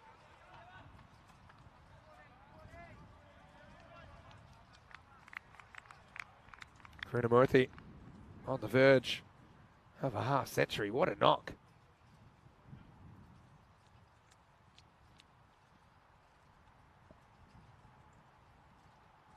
Taking a bit of time to get that one back, which you can understand. And Roshanth, Karunamurthy, looks the goods. It's the first time we've ever seen him on the network. Didn't see him with Olten when they were in the ECL back in 2022, and then earlier this year. This is another shot over the top, 3 in a row. Maximo! And Karunamurthy will bring up his 50 in just 15 balls, and he's 55. What a knock. 8 sixes and a 4. So actually he has over 50 in boundaries alone. Idris Tariq's come on, and he hasn't had the best of times, to say the least. His over's gone 1-6-6-6.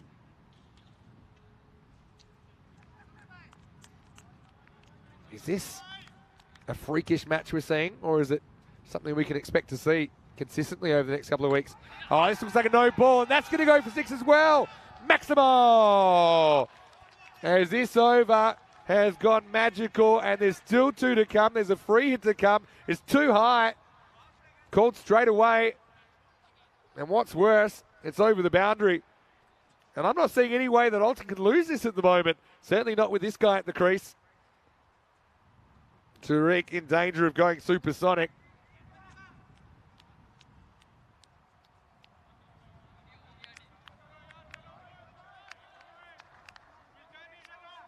Tariq scratching his head.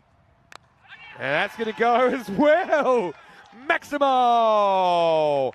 Well, we have had 5 sixes in a row. One was off a no ball.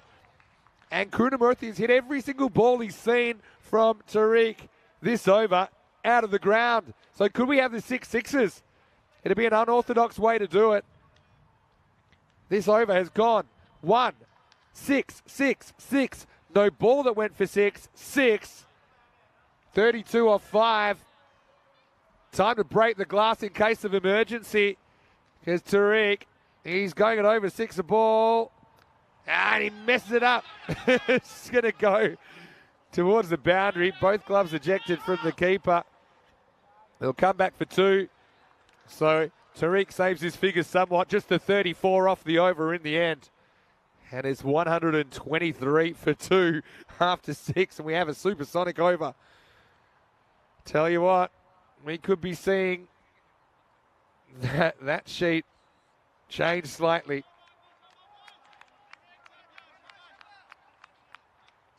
Slightly changed because I think Olten might be on it.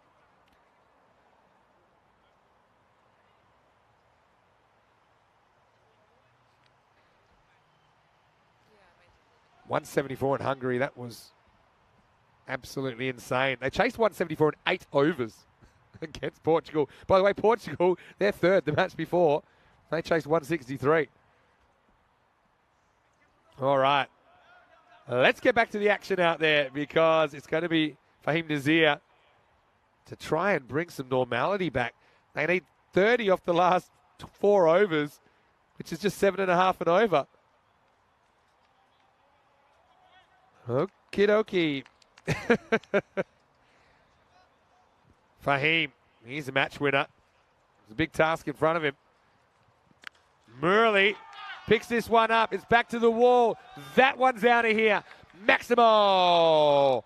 As Murali Nanasekaram gets in on the action. What is this insanity at the moment? There's been 16 sixes in this innings. And we've just ticked past the 6th over. That is absolutely crazy. The Maximo rate, 26 per 10 overs at the moment. Oh, shot. That's going to go over point. That's going to be 4. So rare to see a 4. But Fahim Nazir, who is a very good bowler, but again, a little bit pacier.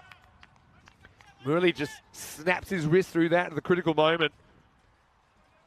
I did not see myself having an early cup of tea when 152 were put on the board. And Olten, remember, they won every game in the European Cricket Series here 3 years ago, but they lost the final to the Nomads. They've waited a long time to get some revenge. Looks like they will here. And Sakaram pushes. They'll get through for a single. Rare single as well. Absolutely crazy stuff. There's this period there where in 7 balls, there was like 43 runs. That's absolutely nuts.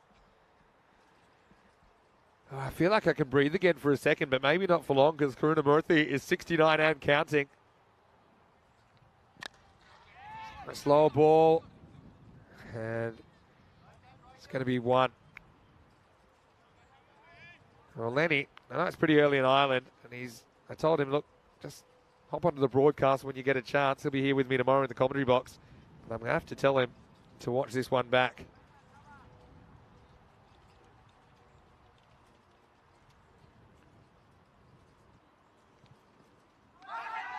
He likes it. Wow, he's got to the 3rd umpire. All right. Well, Rob Kemming's going to have to turn up the hearing aid here and work out what's going on. I think it's going to be not out, to be honest, because I don't think that with the technology we've got that you're going to be able to give this one out. It's on the pitch. For me, it's touch and go for a wide. They have got a little hash mark in line with the stumps. But yeah, I think they've gone to Snicko, and the emails come back that we don't have Snicko. And so, in the end, it'll just be a dot ball. But, I mean, Rob Kemming, for a man his age, he has very good hearing. So, obviously, just wanting to ask Rob for a second opinion. Last ball of the over coming up. Just one, I think. And so Nazir ends up with figures of 1 for 27. Yeah, we don't really know one way or the other. There was a little nick on that. The umpire wasn't convinced, and I think the right decision's made in the end. That's the main thing. 7 overs down now. And so 136 for 2. And let's have a look at what's coming up. Well, the Nomads, they'll be back out there against Power CC. But it might be sooner than you think the way things are going, because this is lifted up and over the top. Maximo, Fernando Sakaram, and Olten. What a chase. There's Power warming up. Now Power, they're going to be powerful. Osama Mahmood, watch out for him. They're led by Assad Mahmood, so they're brothers. You've got Abdullah Rana, who was the last ball hero recently in Malta for the national team. Couple of names missing there. No Ali Naya in the lineup for Power today. And also, Canado Fletcher is in the squad, but he's unavailable for this morning. We may see him a little bit later on. So stay tuned. Now, I do believe we'll have some sort of a delay to that game. It was scheduled to start in about 10 minutes. The way things are going, maybe 5, 10 or 15 minute delay, but stay tuned. And we'll let you know. Keep your eye on the screen. All right, let's get back to the action. I think they found the ball. What a chase. What am I looking at here? Switzerland, where have you been all my life? I've been here a fair bit, actually, just not for ECS cricket. All right. Back to the action. Uh-oh, that looks high to me as well, and that's going. And Maximo. Well, that one went up so long, he almost had time to order lunch and have it delivered. Let's just check out the height of it. He's out of his crease slightly. Probably okay for height, I think. Because it is coming down. He's a step out. But it's 6 nonetheless. Where are we at? 142. 11 required of 17. And this is going to be 4 as well. And there's really no sting in this game at all. Let's go to the Hall of Fame and write them in, because they're going to do this, and they're going to do it easily. What a chase this is. Nomads, the reigning champions.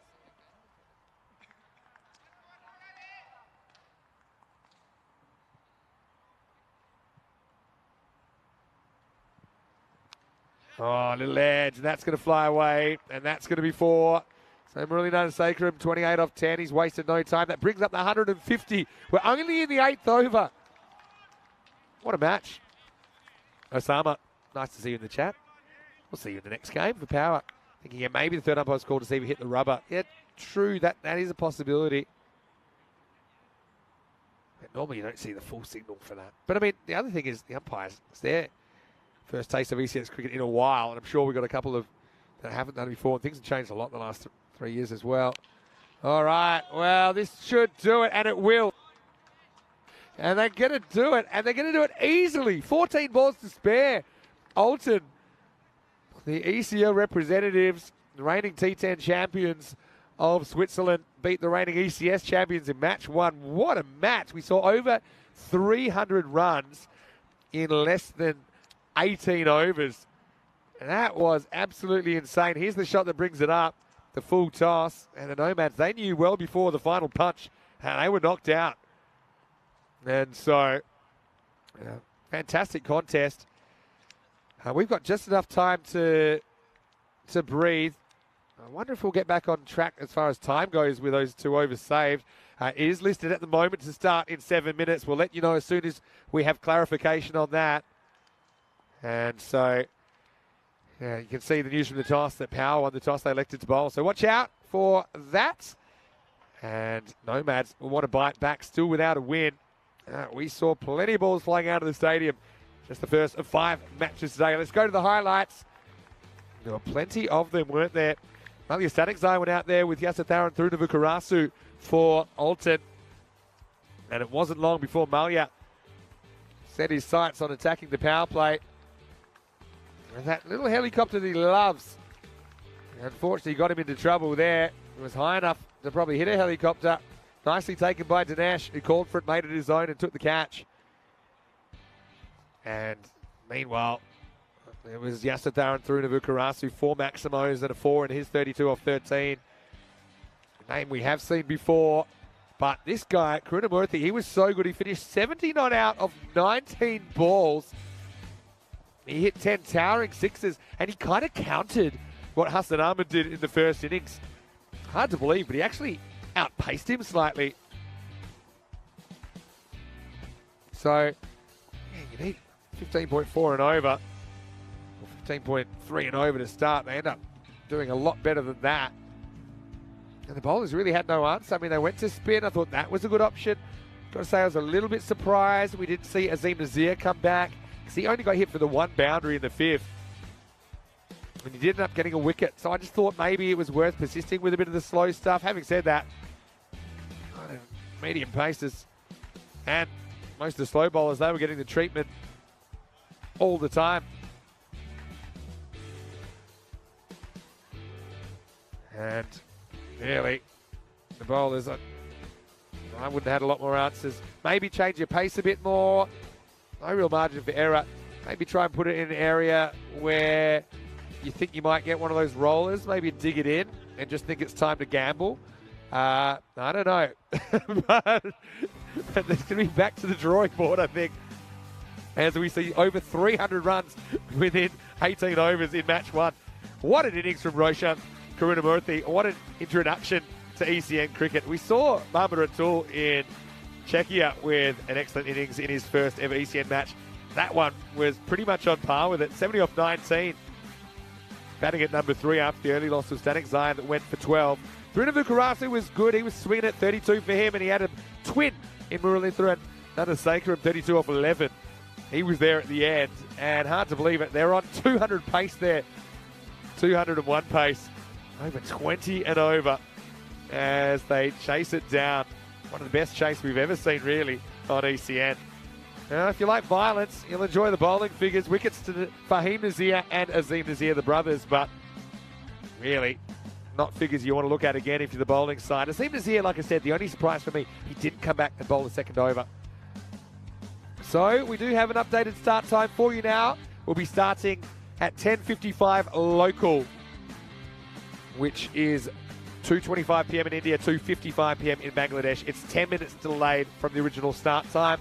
So that's coming your way in around about 10 minutes. We'll be back with match 2, and we'll see if Power are going to bring the power. They'll need to, because the Nomads, they'll be hungry, and they'll be swinging the bat first in match 2. Vinny Sander here, Mr. Maximo for ECN. Hope you're enjoying things so far. Back with more action after the break. You're watching the European Cricket Series Switzerland.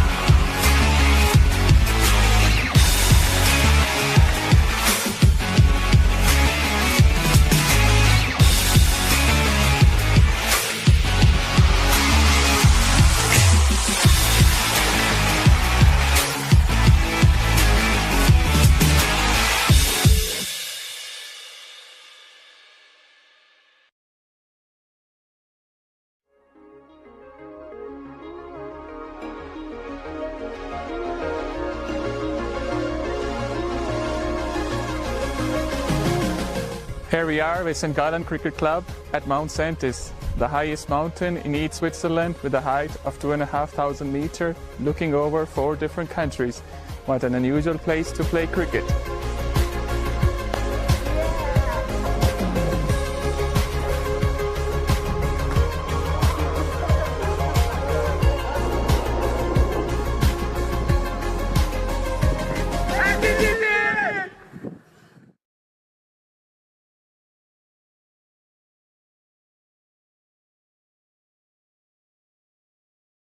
Hello and welcome back to St. Gallen. I'm out here in the middle of the field. I've got to say it's unique, it's special, and really it's what ECN's all about. Now, haven't we seen some action so far in that first match, but now time to roll into match 2.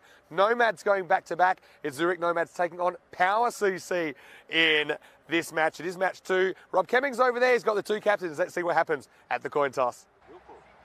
Heads. Heads is good. It is heads. We're going to fall first.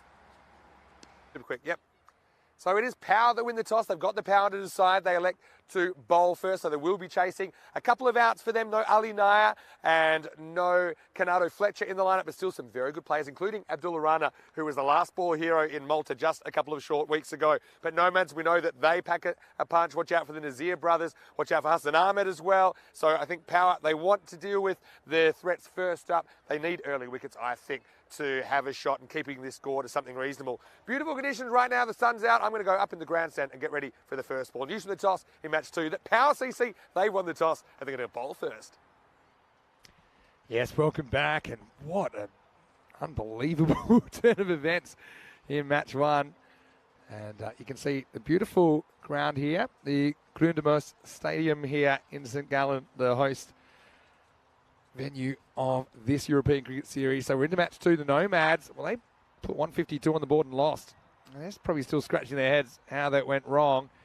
It was one of the all-time best chases we saw in match 1. And we'll see them back out there in match 2, though, straight away. So they won't be able to dwell on it too much. Power CC, though, they've got some very good players in there. Osama Mahmood and Asad Mahmood. Watch out for them. Watch out for Abdullah Rana as well. Safiat Ullah, I'm looking forward to seeing him at the top of the order as well. Faraz Virik listed at 3. At Nomads, Nazir and Hassan Ahmed got them off to a cracking start. They've got a very strong top order, and that's who we'll see straight away here in match 2. Yeah, so just a 10-minute delay now. Catching up a little bit after we had a slightly delayed start to the day for logistical reasons, but I want to welcome all of our viewers watching on Fan Code in the subcontinent, as well as everyone watching on our YouTube channel, ECN European Cricket Network. If you haven't already, please subscribe. No matter where you're watching from or what platform you're watching on, go to our YouTube channel, ECN European Cricket Network, and subscribe. And don't forget to like the video as well. And even if you can't watch the live stream on YouTube in your part of the world, you can watch all the highlights videos, the player of the match videos. There's a lot of content on there, literally thousands of videos, as we've done well over 3,000 matches now on the European Cricket Network since we were last here in Switzerland. Also, a big hello to everyone watching on Swiss Sport TV. Great to have you with us. And so now we're getting ready for the start of match 2.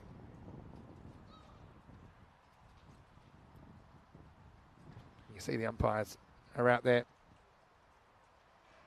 And you can see the pitch here. If you just joined us, it's quite an unusual situation. I mean, this cricket ground, or this ground, I should say, has to be one of the nicest spaces I've ever seen cricket played. To be honest, it's a kind of an amphitheatre feel because it's all elevated around the ground. We're actually at the top of quite a big grandstand that would seat, I don't know, like a couple of thousand people, I'd say. And the only drawback, there isn't a cricket pitch. It has to be built by hand every morning to protect the grass as well. So it's not even like we're able to keep that pitch overnight at this stage, although that may change as this series goes on. We'll have to see. It is fairly thin. We have seen it moves around a little bit. There's a few gremlins in it from time to time, but it's hard to say the pitch is unfair for the batters when you've just seen 300 runs hit in a game first up and one of the all-time best chasers. So it's been absolutely crazy so far. But yeah, I'd love it if you drop me a message, ECN European Cricket Network on YouTube. It is just me today for ECN for the most part, but I will have Lenny tomorrow, Andrew Leonard. He's a very good commentator. I think you're really going to enjoy him. And he said he cannot wait to get into some ECN 10 over cricket. He says it's going to be something a bit different to what he normally does. in the international arena, which he does very well as well, I should say. Yeah, but Lenny's from Ireland, and if you haven't heard him before, you're in for a treat. So, looks like we're almost ready to go. And yeah, Zurich Nomads, what are they thinking? They're probably thinking, all right, let's go put a good score on the board and let's defend it this time.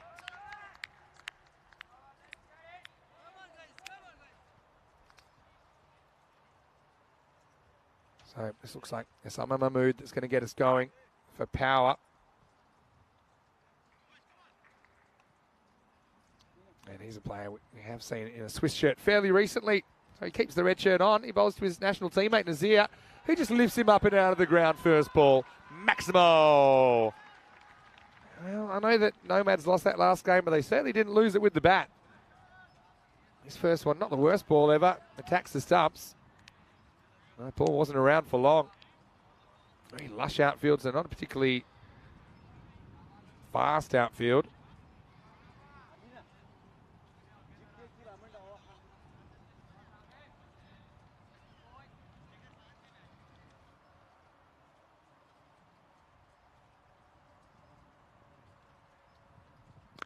Pitched up. Oh, this has gone miles. Brace for impact. Maximo. Well, there's a cube. It was kind of under attack. That was straight towards the grandstand. Wasn't quite on the roof, but not far away. So 2 balls, 2 sixes here in match 2. Osama Mahmood, not someone we saw bowling a whole lot for the national team.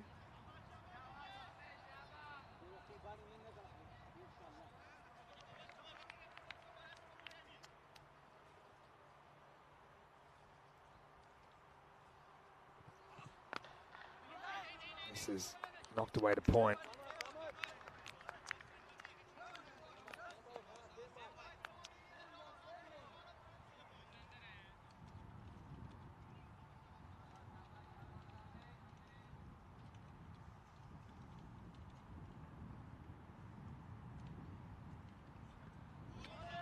This one's called a wide. Kind of worked out what they're doing now. You see those little hash marks in line with the stumps. So normally they'd be on the popping crease, but they're in line with the stumps here. So I think they're pretty much calling it if it isn't inside that hash mark when it passes the stumps. As long as they're consistent, that's fair enough.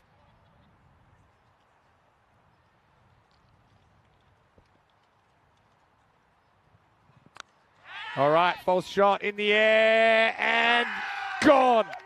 So that's a big wicket early in the piece. Nazir bangs a couple out of the stadium, and then he's going to have to go. Osama Mahmood does get the breakthrough, just angling across the left-hander.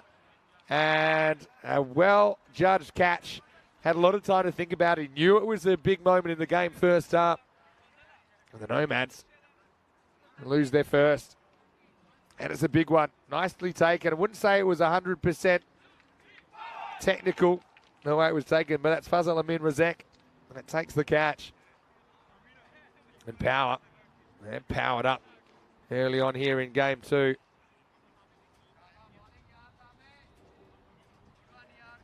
Nicely held. But we know that even with Nazir gone, there's still a lot of batting to come. Going to stick with the same number 3, Katil Zabiullah, coming out at 1 drop. Yeah, Dave Bean, just mentioning Lenny. Yeah, he is Irish, but yeah, his second home is Nepal. He's a huge Nepali cricket supporter. They absolutely love him there. Maybe some of our Nepali viewers, maybe you'd like to drop in a message in the chat. They call him Takludai, which basically means bald older brother, I believe. Anyway, Zabiullah to face up, right hand up. With the old hit and run. If he hits, this will be out. And he misses. Had 1 stump to aim at. That was the chance to get Zabiullah first ball.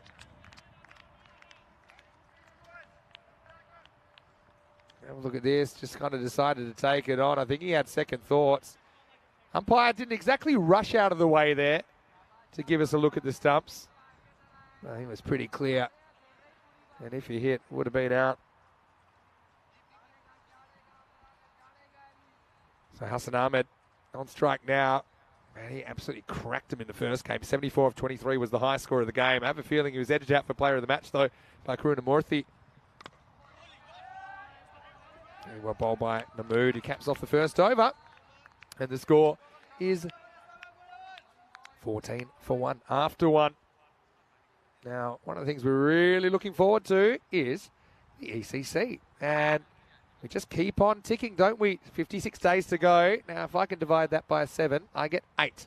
And that means we are 8 weeks away from opening day. And Switzerland, they will be in that series. In fact, some of the teams in their group, they saw them not too long ago. They're in there with Romania and Malta in their group. Also, they've got Cyprus, who we actually saw over the weekend in the ECIs in Czechia. And they've got the England 11. So, pretty tough group, but I think Switzerland, looking at their play in limited overs cricket over the last month or so, they've got a real crack at that. England 11 are going to come in having played next to no T10 cricket. Okay, they'll probably have a few guys that have played before, and they are a team that were runners-up last year. They won it back in 2021, but I wonder if a few of them are tuning in and seeing what they're going to have to deal with. Hello, Shrug. Nice to see you. And Shrug's from Jersey. Jersey in Group B. Cannot wait for some of those Jersey versus Guernsey clashes. Battle of the Islands. Anyway, Samsur Safi to bowl over number 2. Oh, shot. It's like a gun. Bang. Maximo Zabiola. A bit of a risky shot, really, because you never know how much this is going to bounce. It takes it from outside off stump and absolutely smashes it. How good are these guys at hitting?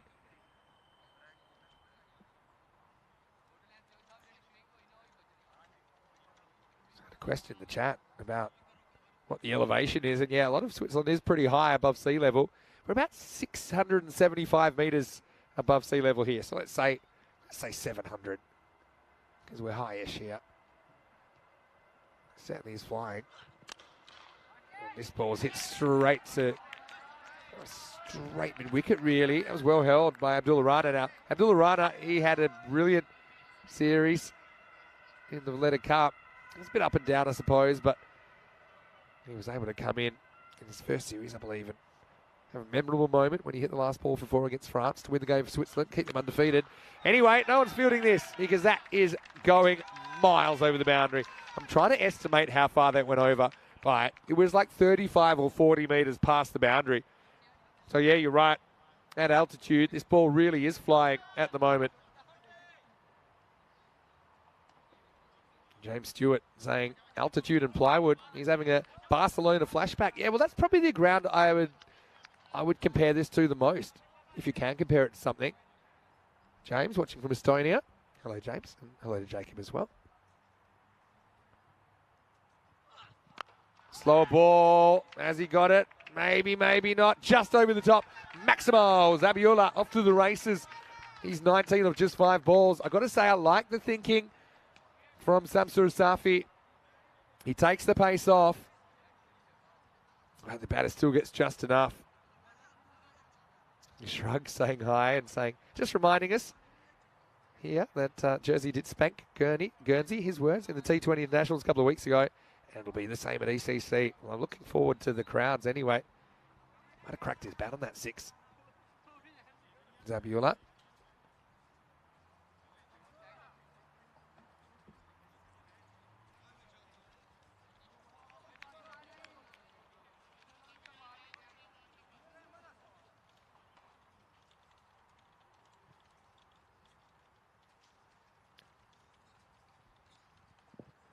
Okay, so he tries a genuine bouncer.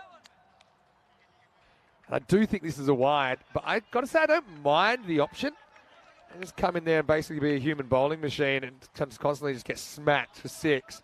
He's saying, right, well, I'm going to do something a bit different. Now, it was wide for over the head, but you're showing you can bowl a bouncer on this. You put some effort in.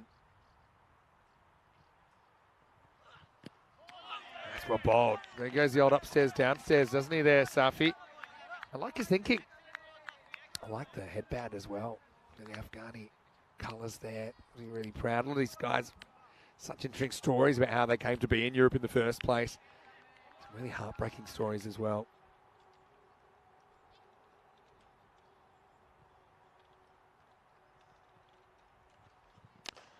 Hits straight, hits pretty well, and that's going to beat the fielder. That's 4. So Safi's over goes magical, and it's more of the same here in day 2 so far. Well, we had the Barcelona bash. I think right now we've got the Swiss smash as we get to the end of the second over, and it's 37 for 1 after 2. Yeah, these are the teams that we'll see over the next couple of weeks. Each team will play 10 games. It's early days, of course. Nomads, probably hard to believe they're on the bottom of the ladder with a net run rate of -5 or so after they put 152 on the board. But still plenty of time to go. A few teams we didn't see before. Paktun Zalmi, a new side in there that stick out. Vettingen as well. But I've got to say, it's been quite the entertaining beginning.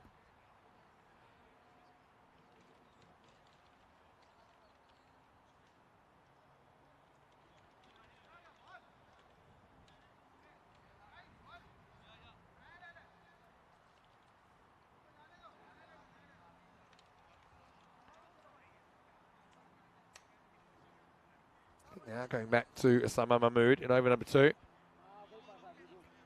Shrug has a very good question, and it's one that I'm excited to answer. He's saying, Vinny, will we see Rhino playing in this tournament? And the good news is, yes, you will. Playing for Kosinate, which you saw on the screen a moment ago. He's over 3, last over the power play. Hassan Ahmed's going to pick up where he left off, and he bangs this one over. Forward point, into the fence. Maximo! Oh, this is such a good shot in the power play. Just has to get it over the infield, and watch that. Smashes into the European cricket banner. Got to say, the ground's looking great, bordered by those banners all around the place. Slow ball, clever, should be gone, and he is gone. That's really smart bowling by Osama Mahmood, who has both openers now. And so Hassan Ahmed just didn't quite get it right there, did he? He spots the change of pace, but just throws him off a touch. So, sensational result for Power. I think when you see what's happened this morning so far, they'll certainly be very, very happy to see the back of both openers. Hassan, disappointment for him. Didn't have a lot of the strike early, to be fair. But he's going to go 6 and out here in match 2. And the Nomads, 43 for 2.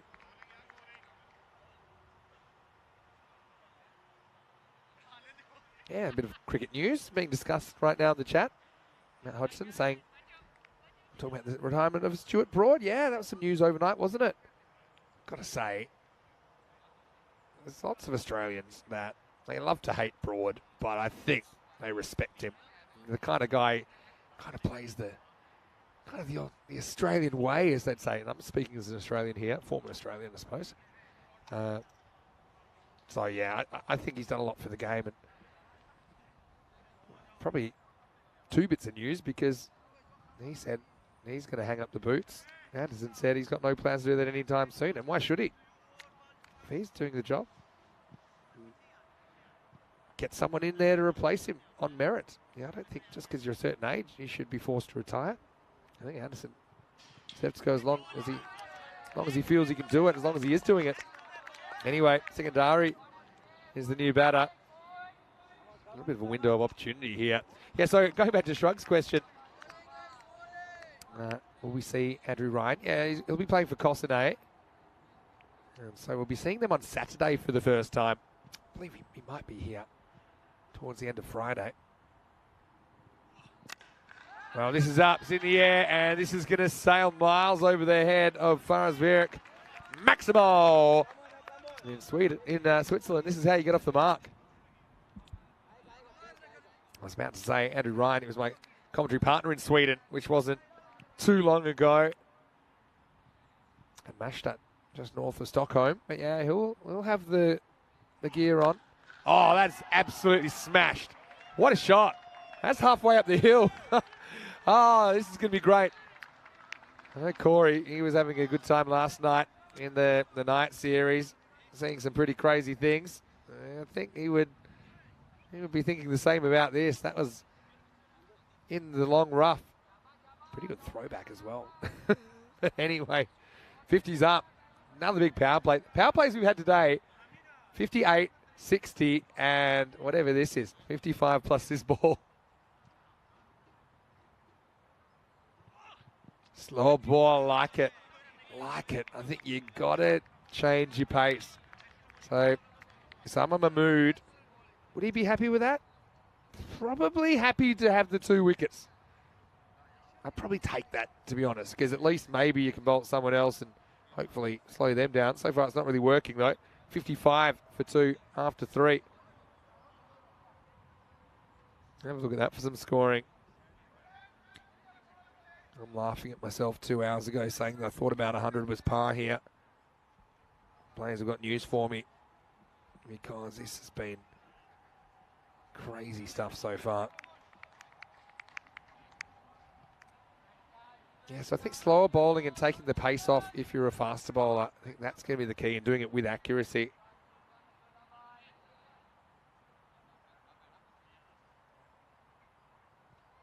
Hello to Chris again, as we're going to get change of bowling, and this is Abdul Rana coming on. Talked about him a moment ago, but he doesn't have too much luck first up. As he gets a thick outside edge, he's going round the wicket, trying to get that angle across, right-hander, and he does. But no third man out of the circle, and runs away pretty quickly into that Cricket Switzerland sign. Hello to all my friends at Cricket Switzerland as well, and I've got a lot of friends here. In fact, I got involved in European cricket when I was playing in the Cricket on Ice tournament all the way back in 2019. It's hit straight, and watch out because it's coming in. In fact, it's going to go. It's going to go straight to Malia Stanikzai. And of all the seats he was sitting in, I know you're watching this on the camera, it went straight to him. And he's got the headphones on, probably watching back some of his highlights, but tell you what, he was in the action. He put it down, but that's another 6 to the total, another Maximo. Good comeback from Rana. Hey, Rana. Enjoyed watching him in the Swiss shirt back in Malta. It was hot back then, very different conditions now. Much more mild here, but still quite pleasant. A bolt. Samuel are not able to get under this one. Just a single. And so Rana made his debut in that recent series. Took 8 wickets in the series as well, including a best of 3 for 21. All right. Sneak through for a single here. So, yeah, just the one.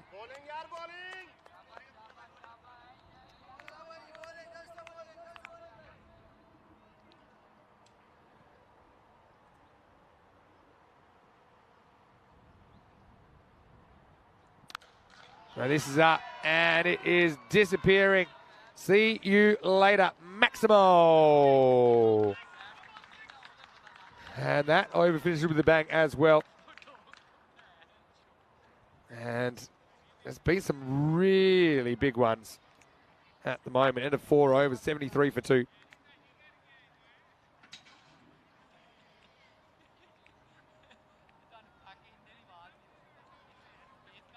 So that's stabilised around the 18 or so.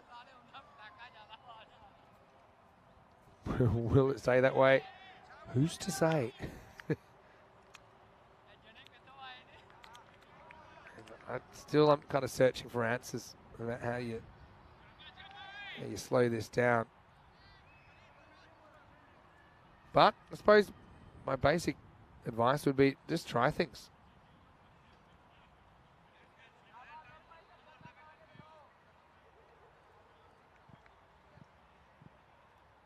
Okay, now we're going to get Farid Ahmed to bowl over number 5.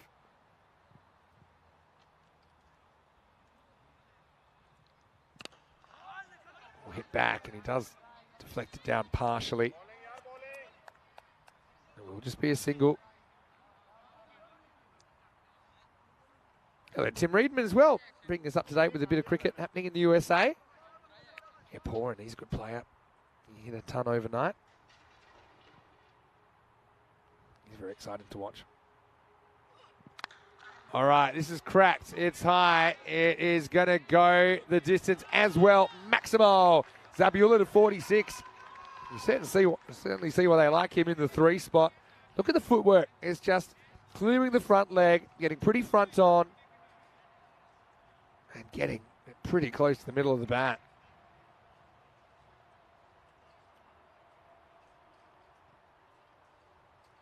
I'm loving this at the moment. Don't think the bowlers are as much.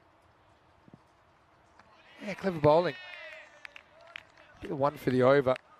So if you can get that bouncer in, then probably not a bad option just to mix it up. And that one's genuine bouncer.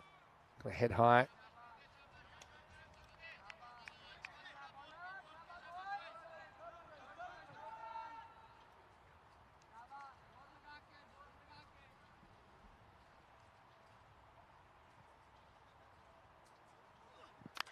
All right, in the air. Has he got enough on this one as well? Oh, you bet he has. Maximo.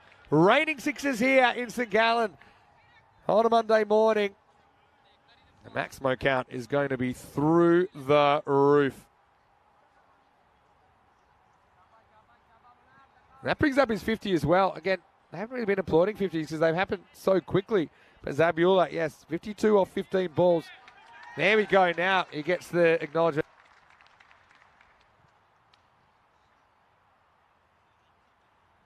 Couple to come here in the 5th.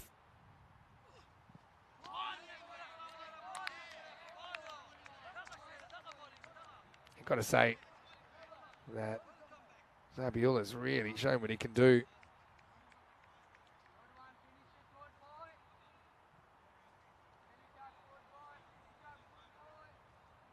It doesn't look like he's finished yet either. Considering we're not even at the halfway point yet. We'll be after this. Clever slow ball. I think bowlers need to sit up and pay attention. Get your slow ball right. Don't be afraid to bowl it. Be unpredictable. I think they're probably the little nuggets of advice I'd be handing out, but I'll also be saying good luck as we get to the end of the 5th over. It's 86 for 2. Yeah, so have a look at that. Olten now on the Hall of Fame for highest chasers, with their chase of 153 in the last game, which was the first game, 154. And they chased it down with over 2 overs remaining. And let's see if there's any additions to that list. During this tournament, you wouldn't count them out.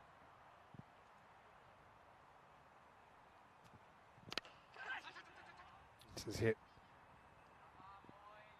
down the field. So just a single.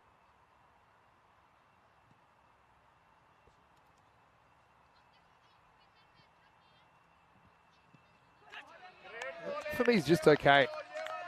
And I think they're going with a little white hash mark, which is in line with the stumps, which is something a bit unusual for us. Normally it would be on the popping crease, but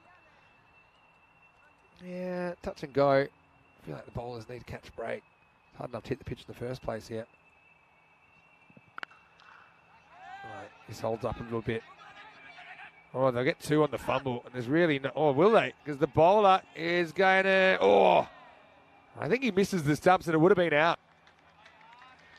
I said it should have been an easy 2, but you can see that the batter was very slow to get going for the second. Wasn't just really aware of it at all.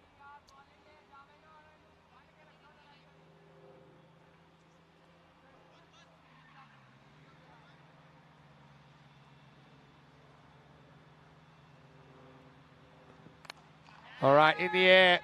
It is going to be catchable, and it will be caught. I've got to say the catching has been really good today so far. So Zabula does get the strike back with the 2, but he only lasts 1 more ball as Rana gets the breakthrough.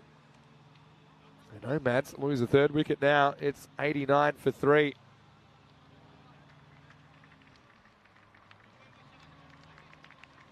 Good knock, though, from Katil Zabula. 54 off 20. 7 Maximos in there and 2 4s.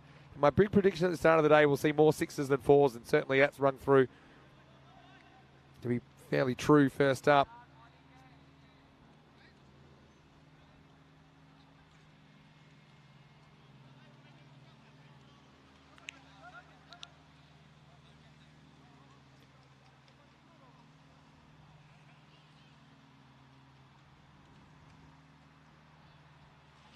Okay, let's get ready for a new batter. And pretty good one as well. Azim Nazir comes out.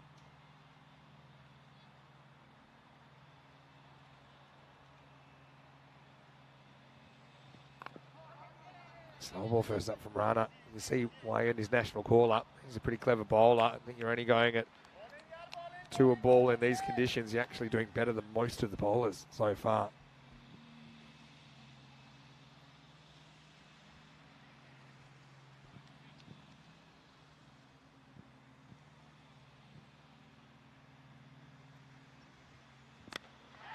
This is hit, and it's just over the fielder. That's Farid Ahmed, who reached up with the one hand, couldn't get there. That will be a single to secondary, and he'll retain the strike into the 6th over. It's 91 for 6.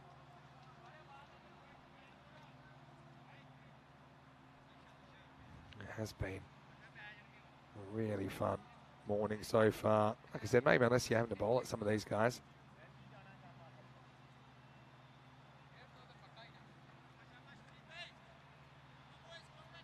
Let us know what you're thinking in the chat. ECN European Cricket Network. Once again, big special thank you to all of our viewers watching on Swiss Sport TV here in Switzerland.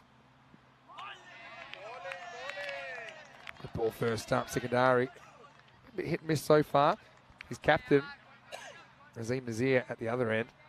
Well, he's class act. It's Fahim's brother who opens the batting. But Azim, right-handed.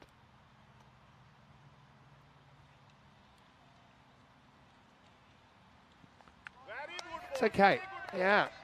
So that ball's a gold dust here. I think that batter saying, hey, isn't that a wide? But I think the evidence would show just tails back a bit at the end. For me, it's inside that white line. Enough. Again, we'll have to wait and see what the interpretation is here. As long as it's consistent, I think that's the main thing.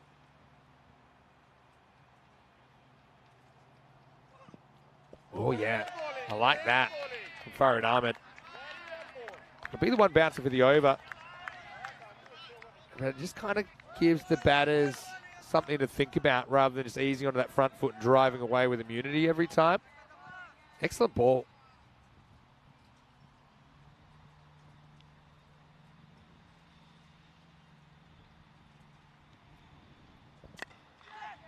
Singadari tries to muscle over long on but only gets one. Azim Nazir back on strike. He's a good player. I suppose he's a senior player now. He's 44 years of age. Has played 4 T20 internationals. Last year during the World Cup qualifiers in Finland. Scored 36 against Luxembourg.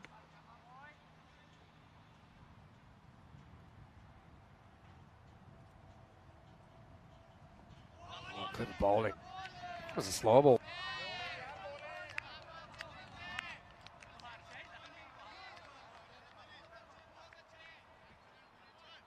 Maybe just rolled it out slightly differently. Certainly seemed to be a little bit slower. Azim is a player we haven't seen on ECN since 2020. And he's going to get a thick edge here, and it's almost going to carry. In fact, it does carry down to third man, where the catch is put down, and the catching has been, for the most part, very, very good this morning. But Nazir gets a little bit lucky. Yes, he's dropped, and it's the end of the 7th over. It's 93 for 3.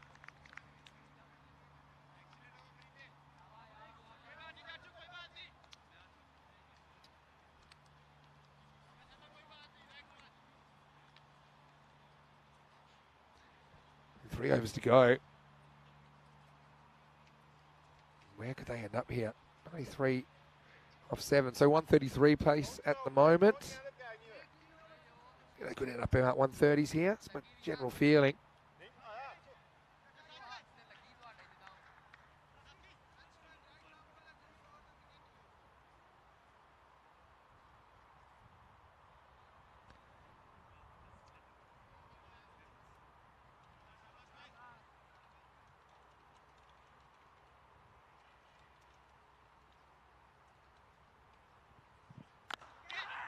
First ball, not really timed by Nazir. I don't think we've ever seen a stretch this morning where you'd say the fielding team has got on top for any decent length of time. No, I suppose in the first innings of the day, there was a period where in the first innings, 3 wickets were lost in 2 overs. That was towards the end of the innings, and then straight away the last over went for 21.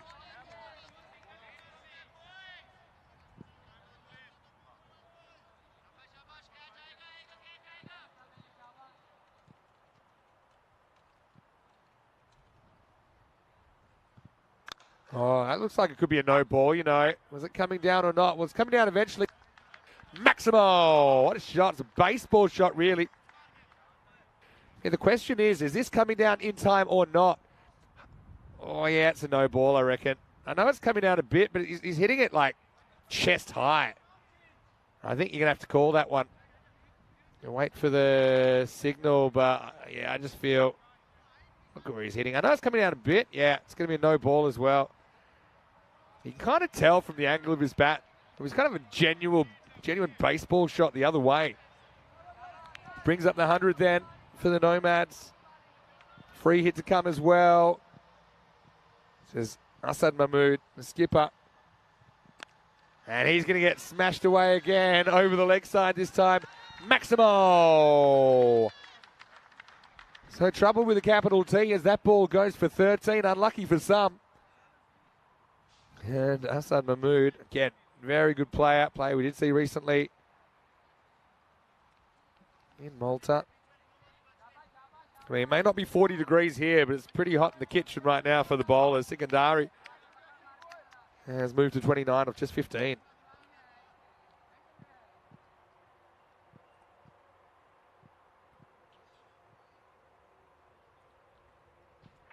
Okay. Nomads building up in the 140 space again. This is big swing and a miss.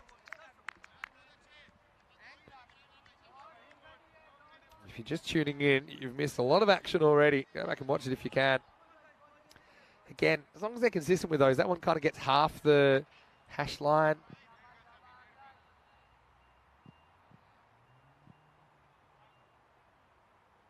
Bit of a fake step, and then hits it, but he hits it high. Is anyone getting there? It's a long chase. In fact, it plonks right on the circle in the end. And just a single still. It's probably a win for Power CC. Well, Power CC, they've got some powerful players in the lineup. Also a couple out of the lineup. Ali Naya, who is the Swiss national captain, not in the lineup today so far. Also, they've got Canado Fletcher. Okay, Fletcher, but he won't be seen maybe until later on. In the air. Now, this could be another chance. Got to come a long way. It's almost a replay. It's almost like you're watching the Olympic shot put here. I see the ball jamming into the ground. Not the worst over, really, from Asad Mahmood. And he'll go for 16, I believe, in the end. And at the end of the 8th over, it's 109 for 3. Yeah, so let's have a look at the groups for the European Cricket Championship, starting in 8 weeks' time today in Switzerland, drawn in Group E, with Cyprus, Romania, Malta, and of course England 11. Probably favourites, but the way Switzerland are playing, I think England better be looking over their shoulders. We'll also see France and Luxembourg in the ECIs at the end of this 2-week little stretch. France in Group A, involving Czechia and Greece that we saw over the weekend in the ECIs in Prague. Luxembourg in there, and a pretty strong Group F. All contenders, really. Scotland, Germany, Portugal in there, as well as Norway. The start of a new over. I say it all happens in the night. They're going back to Samsur Safi here.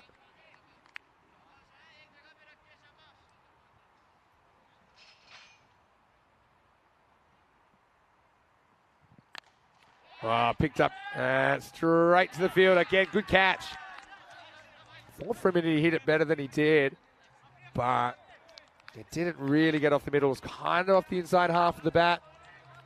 Got to say, it's a nice catch taken down there. It's Abdullah Rana. Takes it without a fuss. I like the way he protects the ball here, Rana. Let's have a look. Takes it. See how he takes one hand off the ball and he uses that hand to break his fall, and then he kind of rolls. That was well done. So Nomads lose a wicket. It's a pretty good wicket as well. for power as they remove Azim Nazir for just 4. Couldn't get going in that innings. 109 for 4.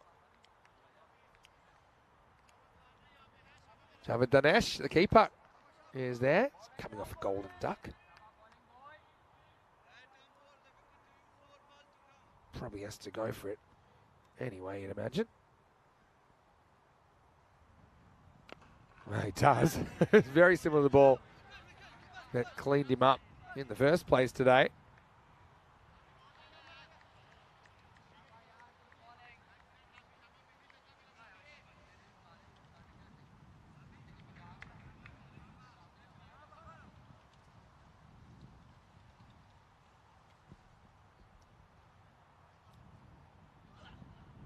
Just down leg side, must be called a wide. Didn't grab any of the pad on the way through. There's just been very few moments that I've been able to breathe so far this morning. That's probably a good thing. No shortage of entertainment. Up in the air, doesn't quite carry this time to the fielder. So Sama Mahmood out there. Power just picking things back a touch. Dare I say it, a little bit of normality in there. Nick Devonshire, he's liking Island 11 to win the whole thing, Nick. Might give it a shake. I'd like to see Jason Van der Merwe in there. It was great for CIYMS in the ECL. All right, loads up on this. Doesn't really get it, but there's no outfielder back there. So they'll come back for 2. Not a bad chase at all.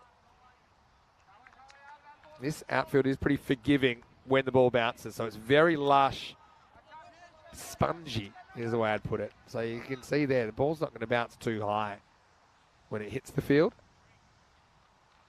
That's why it stops pretty quickly. Bowled him, really good ball. He slid off something. Safi gets a good Yorker in. Needs to dial that one up a bit more often, I think. Gets a bit of assistance. Checking out the replay. Yeah, it might have just been off the back boot or low on the pad. Yeah, it might be on the boot, actually. Straight onto the stumps. And so, once again, Dinesh gets castled. He's going to have to go for 3. Also, it's the end of the 9th over, so 114 for 5. So, we've seen that run rate kind of jumping around up and down. The 130s pace, up in the 140s pace. Then, after that over, 127 pace.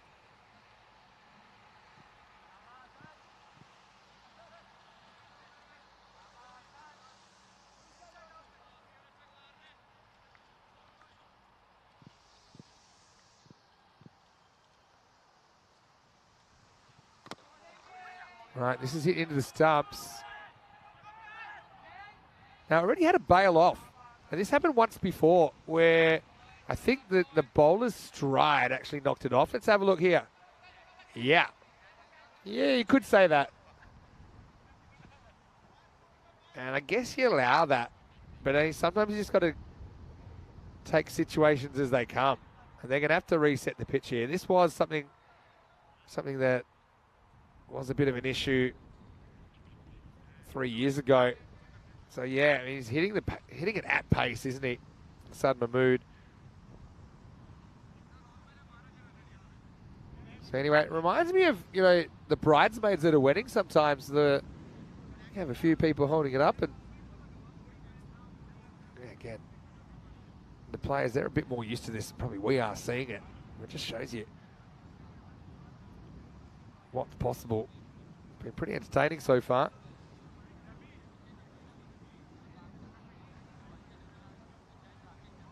And while we're there, I know that Nick was saying he likes the look of Ireland 11.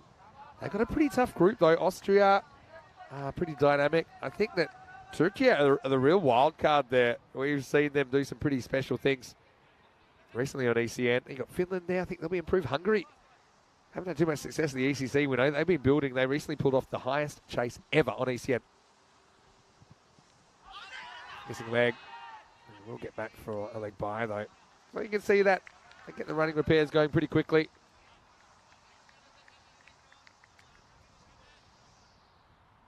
Yeah, don't change the channel today.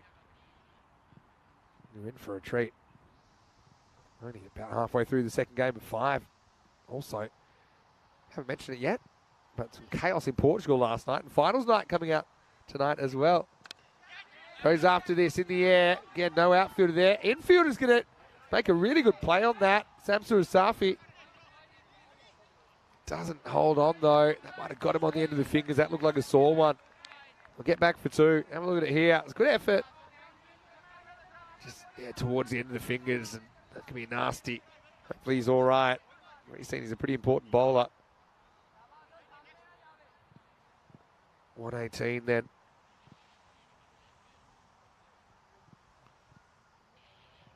I might just be checking on Safi to make sure he's all right. Asad Mahmood, none for 19 off 9 balls so far. Shrug's got a very good point there, saying it's pretty much impossible to pick an ECC winner until we see the squads, for sure. Can't wait for them to start coming in. Probably think we'll start seeing them 2 to 3 weeks before we get going. Maybe more if we're lucky. Of course, all the travel arrangements have to be made.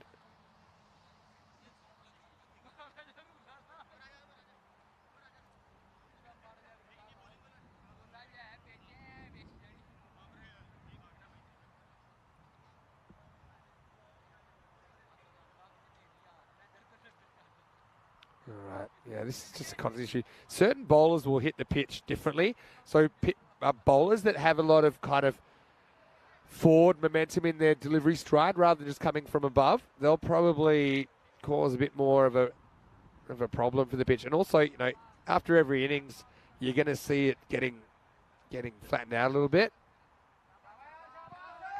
So this is why, you know, get to the end, this is probably at its loosest.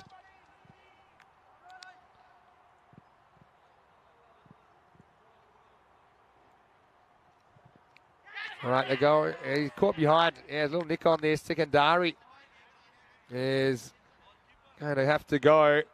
And Asad Mahmood, I mentioned he bowled better maybe than his figures suggest.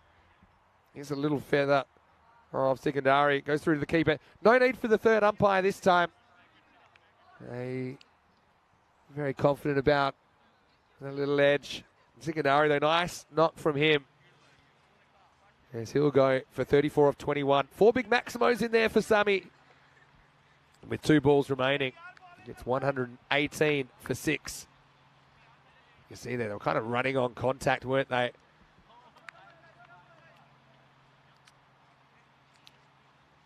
Gotta say, it's a real team effort. There's an army of ground staff and players helping out at the start of the day, putting that pitch together.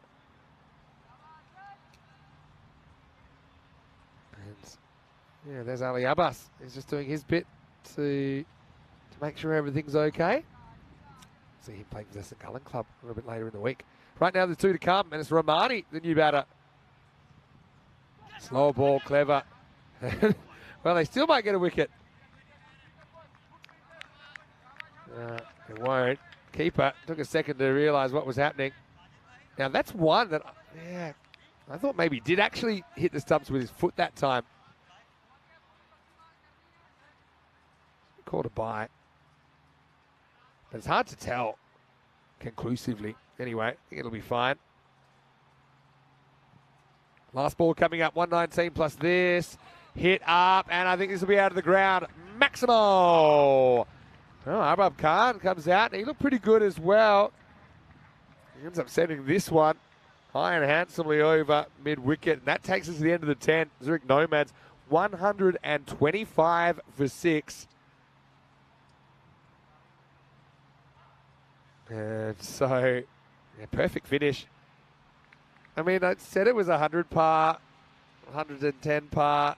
Maybe I'm landing at 125. Maybe that's an average kind of innings. I mean, Nomads are an above average batting team, I will say that. But I think the power, they got a lot of good players as well. So let's rock into the highlights. And early on, it was the usual threats, the 2 left-handers at the top of the order, Fahim Nazir and Hassan Ahmed for Zurich Nomads. It was a nice catch taken there by Fazel Ahmed Razek to get Hassi, to get Nazir, I should say. Hassan didn't have a lot of the strike, to be honest. Katil Zabiula came out at 3. And outfield playing a little bit faster than I might have thought, actually. It was actually Farid Ahmed that was able to catch Hassan. So 6 it out from the big left-handed opener. Zabiula and Sikandari then went about putting together a pretty innings-defining partnership. They put on 46 in really quick time. 46 in 20 balls. And it was dominated for a while there by Katil Zabiula. He went on a rampage. 54 off 20 for him, including 7 Maximos and 2 4s. Do you think the catching's been pretty good this morning for the most part? And Power, I think they just held some of the batters back towards the end. Continued to take wickets. That was a good one to get Dinesh. So you have a look at the top 4. With the exception of Ahmed, they all make double-digit contributions. But after that, it was for 13 runs from the next 4 off just 13 balls. So they just kind of hold it back at the end. Looked like they were going to get 130s, maybe even more. 125 Power, reasonably comfortable chasing that, but they're going to have to bat well. Will not be easy for them, no doubt. Obviously see some of the wonderful architecture here in Switzerland. Let's have a look at the scorecard. 54 for Katil Zabiula. Very good innings from him. 7 towering sixes in there. 34 for Sikandari. Also very useful in the middle overs. Nazir went 6 and out. Hassan went 6 and out. Apart from that, no one could really get going. Pretty disciplined bowling. We saw extra as a bit of an issue this morning, but only 6 in total, including 3 wides and no ball for Power, who just battled, don't they? Farid Ahmed, you could argue he was the best of the bowlers, despite not taking the wicket. He only went for 15. 2 fifths for Osama Mahmood and Sam Susafi. A wicket apiece for Abdullah Rana and Assad Mahmood. We'll have a break. We'll be back in around about 5 minutes or so to take you into the chase. We already saw 153 chase down. 126 looking a lot more reasonable, but Power, first time they'll be swinging the stick here in this series. Vinny Sound here, Mr. Maximo for ECN. We'll see you in just a few minutes for more European Cricket Series, Switzerland.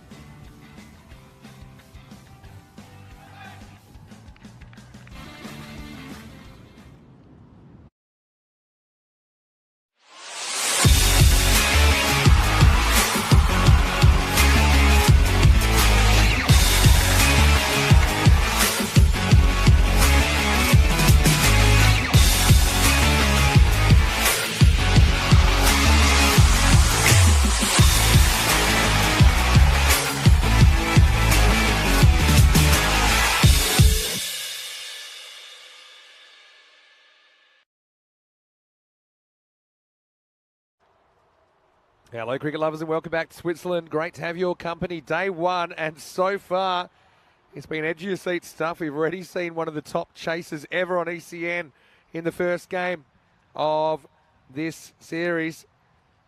And now we're going to see another chase. A bit more reasonable, but still pretty demanding. It's Power CC will see them with the stick for the first time. Osama Mahmood out there to face the first ball. They're taking on the Zurich Nomads. Nomads are the defending champions in this ECS. Last time we were here was June 2020. It was a grand final rematch in match one. Olten, who were undefeated in that 2020 series before losing the final, they got their revenge 3 years in the making as they chased down 153 in match one against the Nomads. Here, the Nomads, they were asked to bat first by Power CC skipper Asad Mahmood. They have managed 125 for 6 off their 10 overs. It was an interesting sort of innings, to be honest. Seemed to be headed for a few more than that, but in the end, I think that it's more or less what could be an average score on this field. I say could because it's still really too early to say whether we've just seen some freakish hitting or whether that's something that's sustainable over the 2 weeks. Vinny Sando here, Mr. Maximo for ECN. Great to have your company wherever you're watching from around the world. Fahim Nazir will get us going.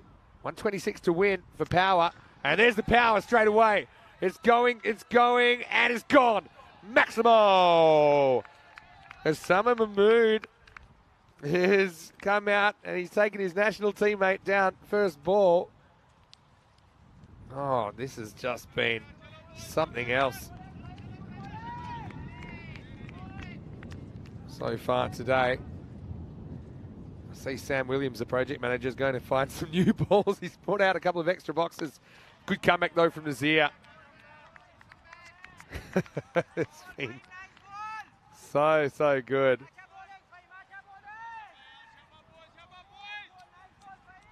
Yeah, so a fair few of the national team players we saw just a couple of weeks ago on the Buildup Cup on show this morning. It's been good, hasn't it?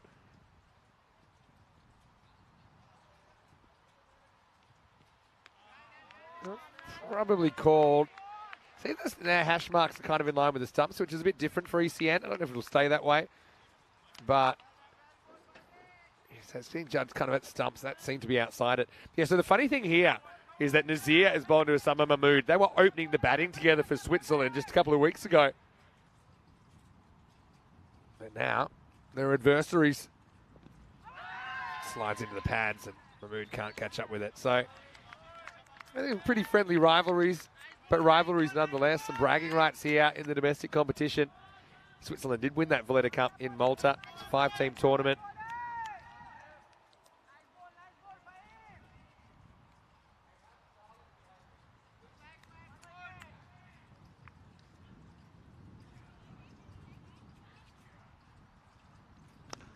Oh, smacked, and that's almost taken out the umpire. Lucky it didn't, but not too much luck for the bowler. Gets drilled down the ground for 4. So far, Osama Mahmood getting the better of the initial exchange.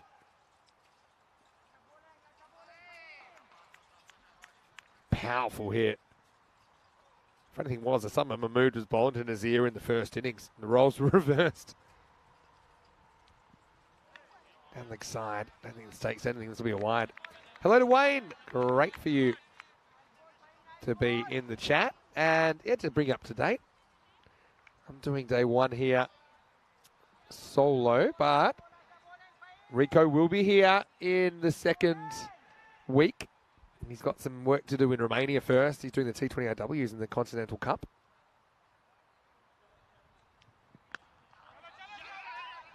This is going to be a push and run job from Osama.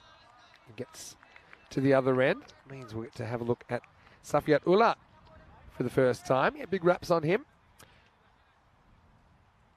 Yeah, so Rico will be here second week, but I will have some company from tomorrow. Then heading into week 2 as well, I'll have Andrew Leonard with me.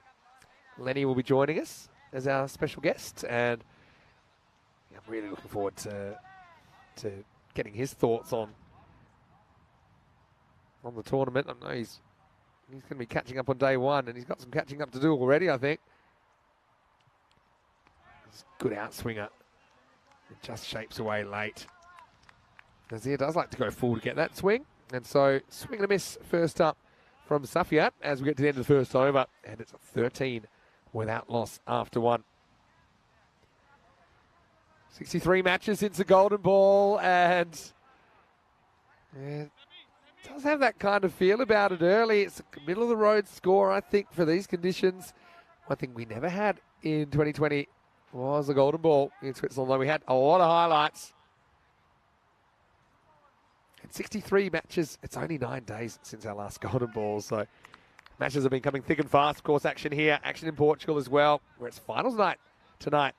Monday night cricket live from Miranda de Corvo in Portugal. Amjad Rahmani to bowl over number 2 for the Nomads. This is picked up and it's sent miles over the boundary. Maximo. I think it's pretty clear already. If you're going to have a chance in this chase, you better get Osama Mahmood soon. This is asking for trouble. It's short, it's pitched outside the leg stump. That one went all the way up the bank.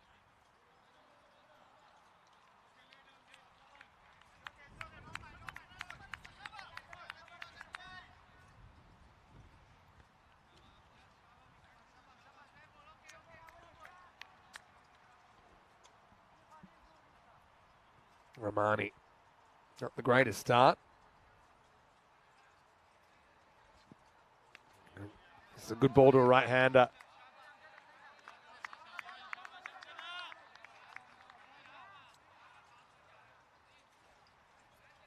There, Rahmani might think of a change of angle. I don't think it's necessarily that. I just think he maybe has to change how wide his run up is.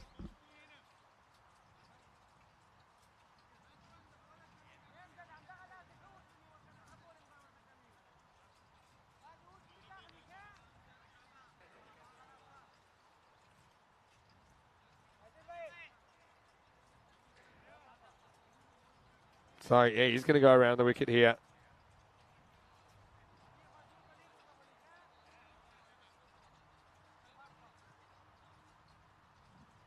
Let's see if this works. Nope, it does not. So, yeah, Nomads. That's such a great start to the day. They're staring down the barrel of going 0 for 2.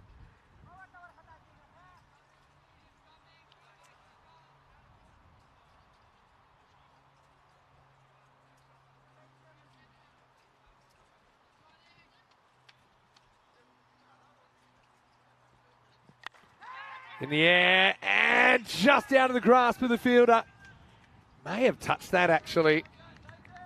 It is Fahim Nazir. He's a brilliant fielder. I don't think he could have done anything more, to be honest. Maybe got a fingernail on it. Timed his jump pretty much perfectly. False shot from Osama Mahmood. Close call, but he survives.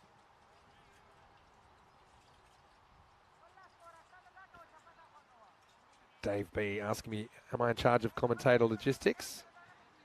Well, I've got a hand in it. Did shoot Lenny a message. He said he'd love to come and do some ECS.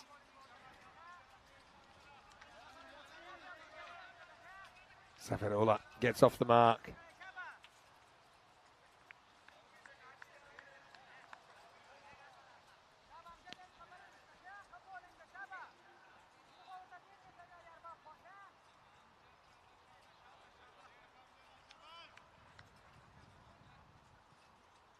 Rahmani, teeing around the wicket.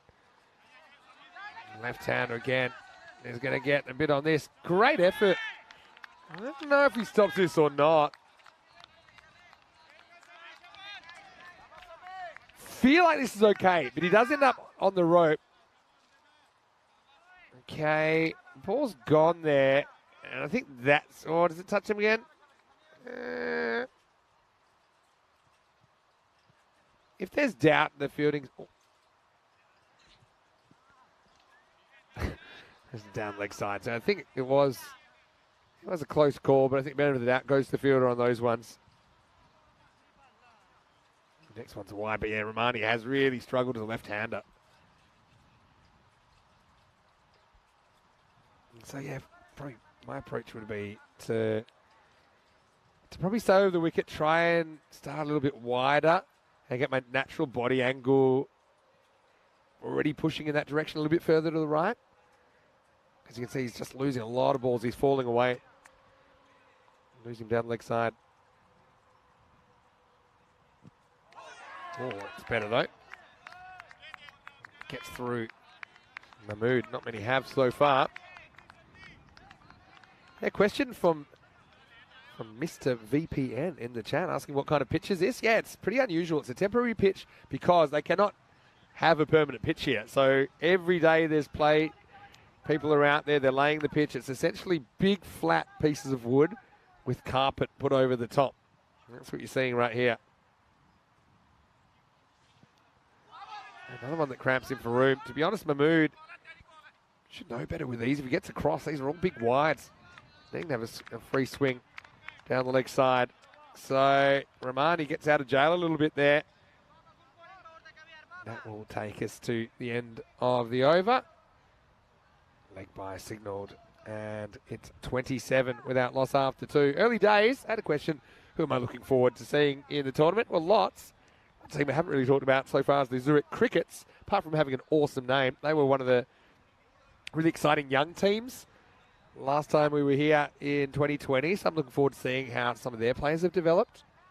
St. Gallen, the hosts, I think that they'll be fun to watch as well.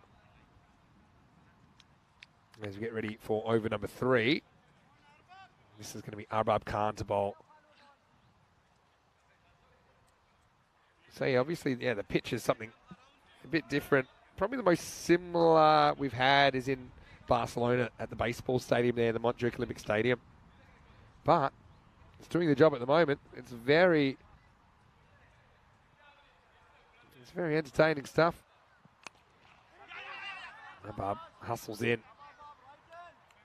Very quick-footed approach to the wicket.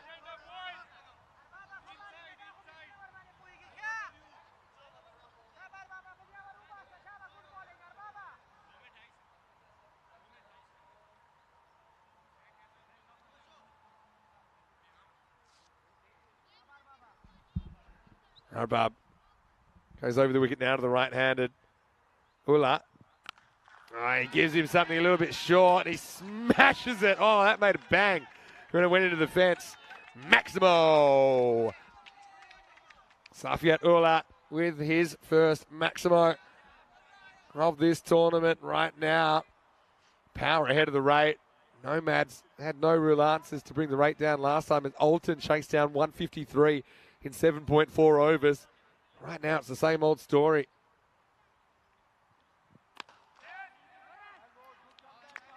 Push to the fielder. Dot ball. So the key is take wickets. Try and keep the batting lineup turning over. I would say, I would consider 4th over Azim Nazir, the captain, bring himself on. He took 1 for 10.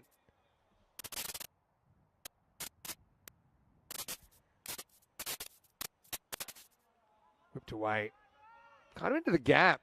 Could maybe have looked for 2 there, but Nazir's onto it pretty quickly. For him, Nazir, that is. Just a single. Yeah, I'd bring on Azim. Just really kind of tempt him a little bit. Also, I think he's probably not a bad option to the left-hander or the right-hander, but I think particularly left-hander. I think the off-spinner is probably a good option. Azim wasn't afraid to toss it up and kind of challenge the batter's pride a little bit.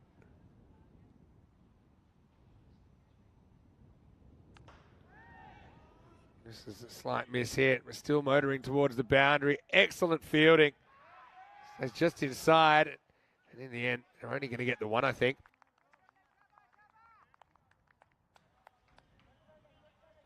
So we'll see here. There's a miss hit, but this feels probably only going to get quicker as the day goes on. Yeah, it does well there. Doesn't touch the rope.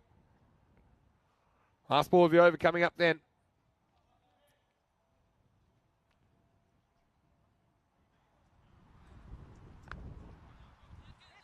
Turned away to the leg side. No fine leg, but again, doesn't run away that quick. And that's probably 4 in Prague over the last couple of weeks, but this time doesn't even leave the circle. That'll take us to the end of 3, and the end of the power play is game on. Power 37 without loss after 3. Pretty good over, just the 10 off that one from Arab Khan.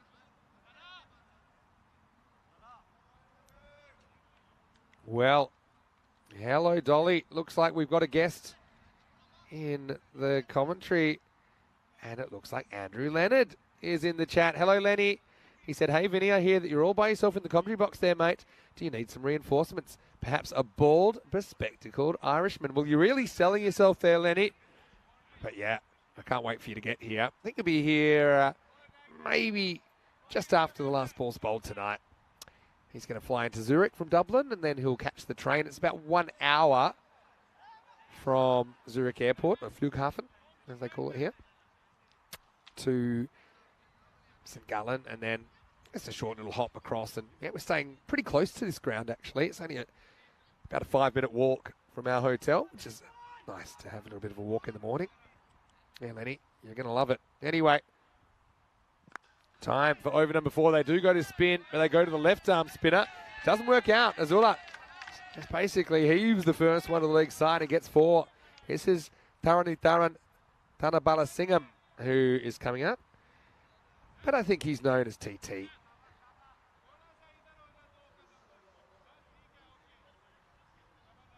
And right now, he's trying to find the breakthrough. Oh, well bowled. It actually took some turn on the way in. Check it out in the replay. Definitely seemed to spin a bit. Yeah, it's a pretty good take from Java Danesh behind the stumps. I haven't seen too much spin this morning yet. Well, that one wasn't a great delivery, but it might bring a wicket, and it will. So there you go. Hassan Ahmed takes the catch at long off. I thought for a second he got this all wrong, but again, change of pace. I said that's going to be the key on this pitch. You cannot be predictable. You got to mix it up, and they changed the bowling pace. This one was dragged down. I think probably should have hit that a lot squarer. He tried to kind of flat bat it over Hassan Ahmed. He's actually got a broken finger, but he took that one without too many dramas. And so Safiat Ullah does contribute to 13, but he's going to have to go as the first wicket. It's 41 for 1 after 3. So the key here is staying ahead of the rate. Yeah, you can lose a wicket or 2. Most of these guys are all pretty confident hitting the ball in the top 6. Yeah, Lenny, welcome. And Lenny, when you get a chance, go back and have a little sneaky look at that first game.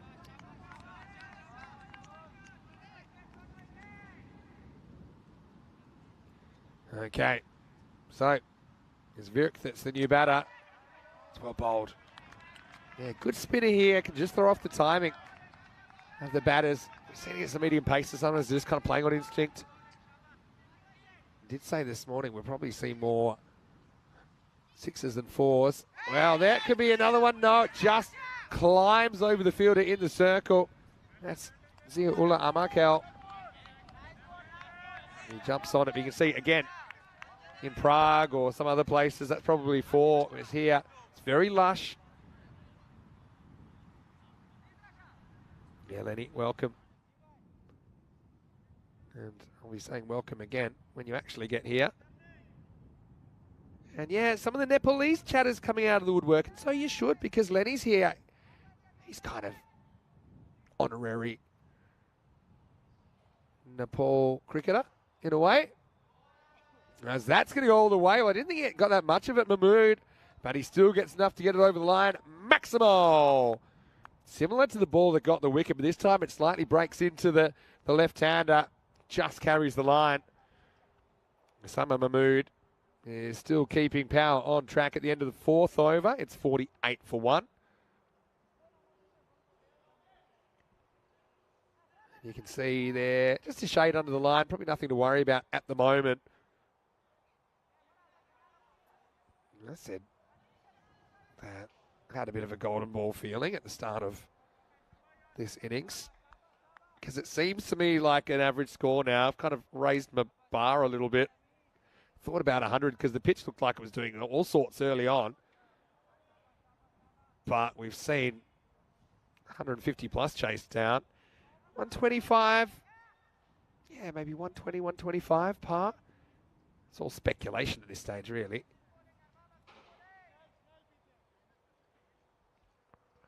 Just going back to the 2020 series, the average run rate was 9.9. So 99 per 10 overs. I do think we'll see that go up based on what we've seen so far. But who knows what this pitch will do? Who knows where this pitch will be by later in the week.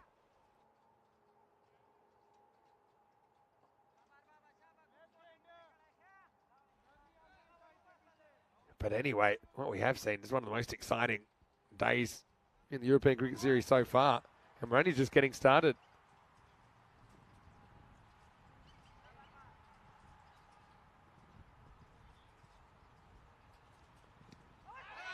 Slides into the pad. This is probably the only thing with Mahmood. I don't think he should back away, because he costs himself a wide there. Maybe costs himself the chance to flick it away to a fairly vacant quarter behind square on the leg side. Yeah, so hello to everyone from Nepal that's tuning in. Yeah, I think that you'll really enjoy seeing Lenny in a different setting here. Of course, we've got a lot of people from a Nepalese background as well that play in the European Cricket Series.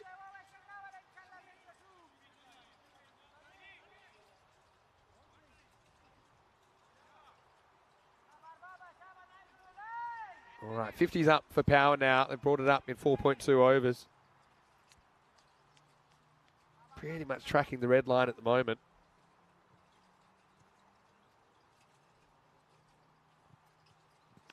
Wow, this is absolutely moosed. And it's adios and auf Wiedersehen. Ciao, however you want to say it. That is gone, and it's gone a long way. Just gets a little bit too straight here. It's probably a ball that's hitting middle stump. So there's a bit of a risk in that, but he did not miss out. 6 runs to Virk. He gets his first 6 of the series.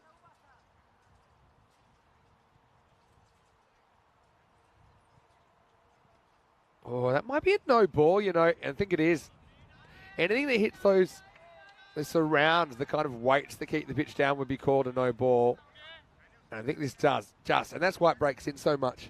So it'll be no ball and free hit coming up, similar to no ball for off the pitch. We'll probably see a few more of them than usual. Yeah, Lenny's saying he's looking forward to his first taste of ECS cricket with me, and I'm looking forward to working with you too for a bit longer this time. Free hit, and it is hit. And that one has just pitched inside. I think it's going to be 4. So Virk getting moving. Nicely turned around the corner. And yeah, I think sometimes that's the way to do it.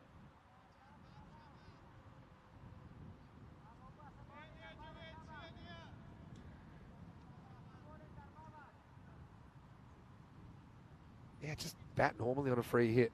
Be attacking. Don't worry about hitting the ball in the air, for example. So Lenny's en route to Dublin Airport right now, or Dublin, as you'd probably call it, watching hands-free in the car. We'll drive safely, Lenny. The only speeding to see he'll be out there in the middle, as this is a little bit short, and that one's going the same way. Maximo! Both teams have elected to chase this morning, and so far we saw 153 chase down. That was right up there. It's in our top 10 chases ever in over 3,000 matches on the European Cricket Network. And this 126 is looking pretty thin on the ground at the moment. 126 target.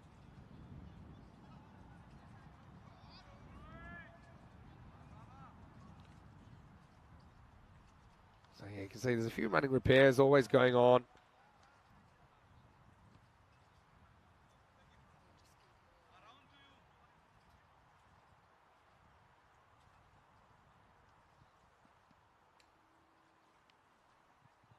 Last ball, the 5th.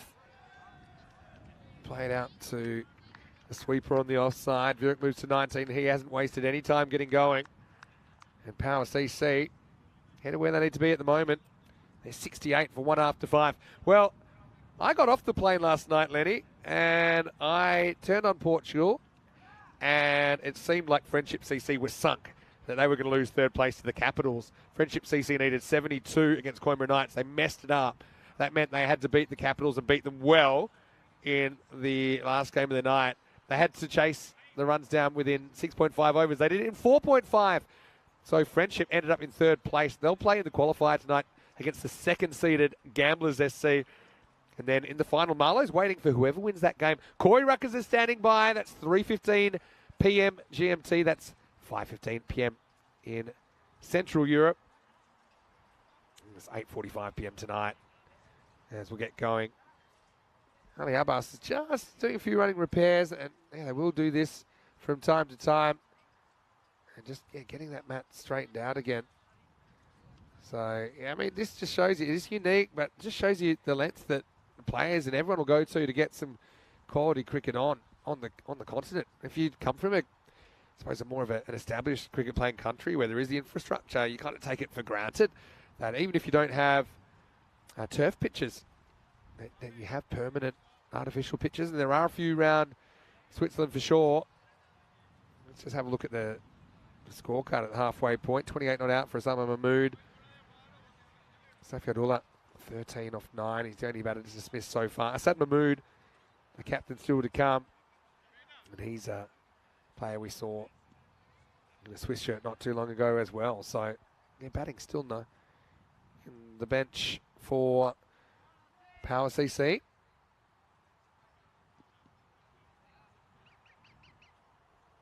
Good to go now. And now we are seeing Azim Khan.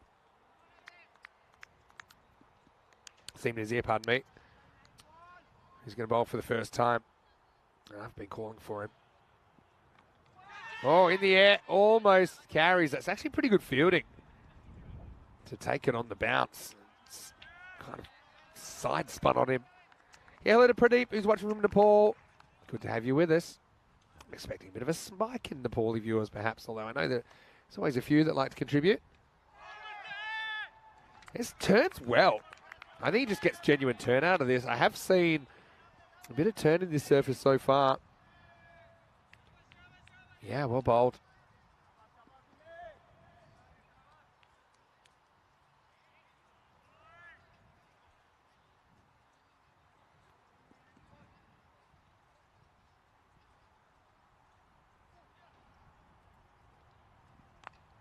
Oh, it's a little bit short. But again, the lack of pace on the ball, I think it's a genuine tactic. Batter had to make the pace there, couldn't quite. And these are the kind of stops that are a lot easier on a lush outfield. Just sits up nicely. The field takes a lot of pace out of the ball. And so it was an easy stop, just a single.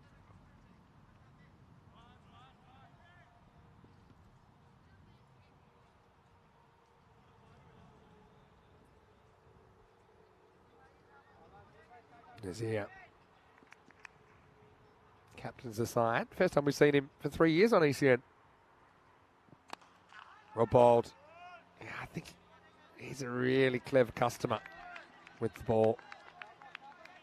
If you just keep it to ones here, you can build that pressure again. Pretty much right on the rate at the moment.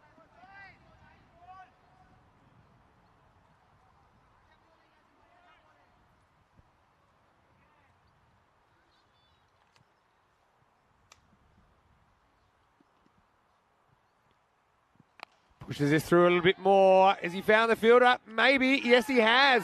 Fantastic catch out there. And so Nazir, I've been calling for him. I think he provides immense variety. And it comes together perfectly for the Nomads. Nicely taken out there. Was not necessarily an easy catch, but I think that's Amjad Rahmani that takes it. Because he is looking into the sun there, and it is pretty bright at the moment. So the change of pace does the trick. Faraz Virik is going to go for 20. And Power lose a second wicket at 70 for 2. I'm telling you right now, this game is wide open. Having said that, Osama Mahmood is still there.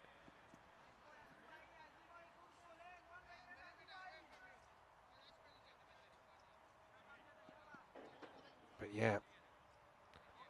Very nicely taken. It was Romani that took it out there.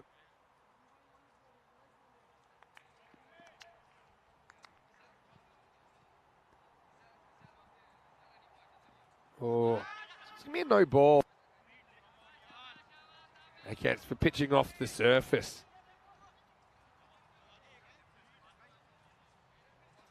Yeah, so this one, you can see there, pitches between the crease and the stumps, and the keeper doesn't really have a chance. So we've got the Mahmoods batting together now. Assad's out there. So that'd be a no ball, and I think they took a bye there.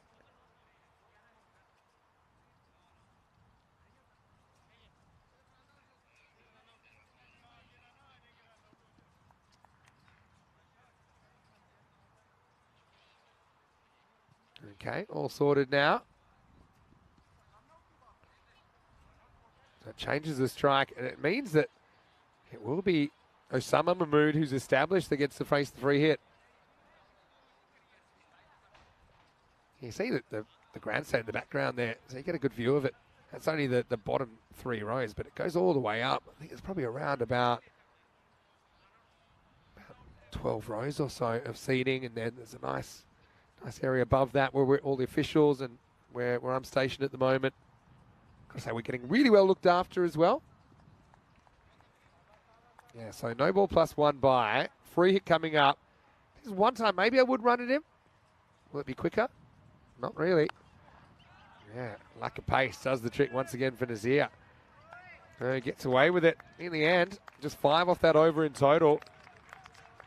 And Nomads working their way back into this contest. It's 73 for 2 after 6.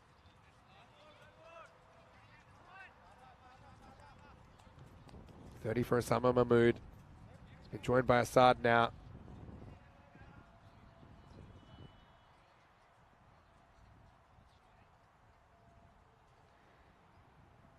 Big finish coming up, you feel. And the importance of variety. I think that's what I'm seeing so far.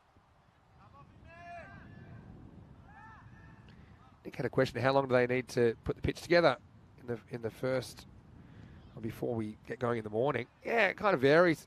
I think if you had a perfect run, you could probably put together in about 15 minutes. Probably to get it right, then you've got to, do the markings and things. Probably looking more at around 30 to 40 minutes. Yeah, maybe on a good day.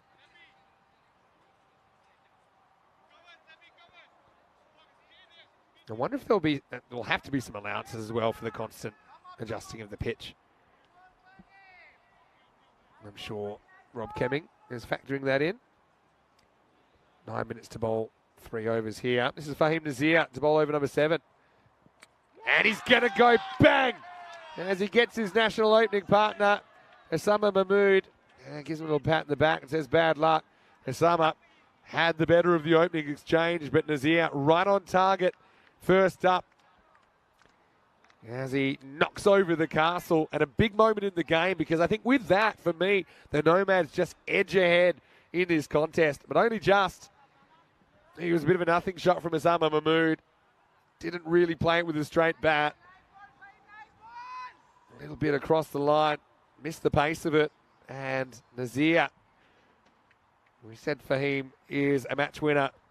Maybe he sets his team on the right track to get their first points this series. 73 for 3 in the 7th over.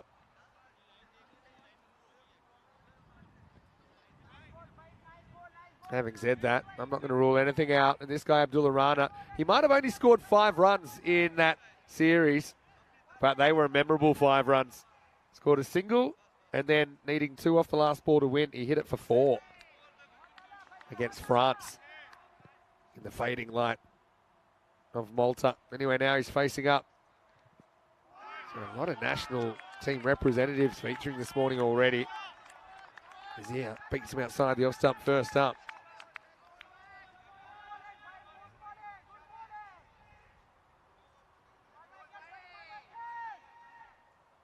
Got to say, I've liked the kits as well. The Nomads, defending champions. Got the kind of Power Ranger V going.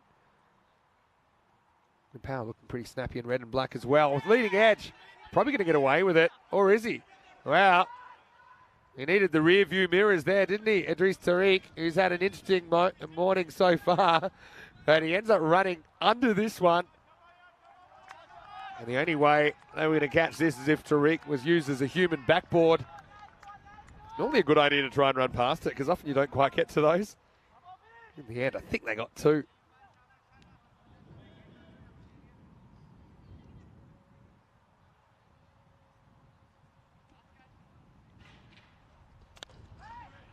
Just tap down the pitch and only get one. Just look how quickly that run rate required has crept out.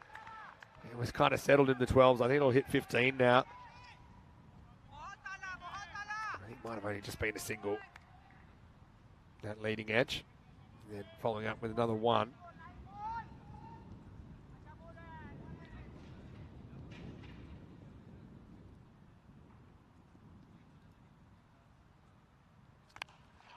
A little bit short, but there's three men on the leg side. Interestingly, they've got the 6-3 field. Yeah, so 6 on the left of screen, 3 on the right, but all 3 are outfielders. So you can see kind of packed on the offside, but with 4 infielders. And then on the offside, if we went right across, you'll see that all 3 on the leg side are on the boundary. Last ball of the over is miss. And so now they're going to have to go at a cracking pace as we race to the finish. Power running a bit low on power now as we head to the conclusion. 76 for 3 off 7. They're going to need 50 off the last 3 overs. Looking forward to match 3, and we'll have to let you know exactly when this will start. It should start in 15 minutes, but I've got a feeling it might be delayed a little bit. Olten, they're back. And what about that chase? 153 they chased down within 8 overs in game 1. And Winterthur are their opponents first time. We'll get to see them in the series. Here's the toss. Winterthur won the toss and elected to bat first. So first time we've seen a captain wanting to bat, and the captain, Harsha Deshan, is listed at the top of the order. So watch out for that match, 3rd of 5 today in Olten. Pretty much unstoppable with the bat, weren't they? Well, they did concede a bunch as well.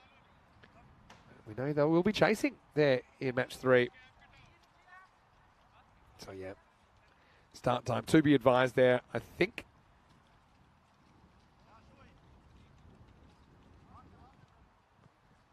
All right, now we're going to go back to the slow stuff. I think they've just changed their bowlers well through these middle overs. Nomads. Oh, shot though. That's going to be out of here. Maximo. Well, do not count power out to turn this around with these 2 out there. 2 national team players. You can see that's a genuine cricket shot, lifted up and over cover. 6 runs to Rana, who was cool under pressure. Back in Malta. So he changes it up, he goes shorter and flatter, and he goes further. Maximo! Well, this game's got all the hallmarks of you-know-what. Because it's toed, it's throwed. It's been coming, it's been going, and that one is travelling. 6 runs, back-to-back Maximos, and also some concerns about the clock. Again, you wonder, obviously, there's in-game adjustments made for things like the fixing of the pitch, and so haven't really been motoring. Right now, it's going to be a chance. It needs to be caught, and it is. So Rana goes 6 and out. The 3rd time's the charm, and it is the left arm tweaker. Tharani Thanabalasingham, that is going to break through.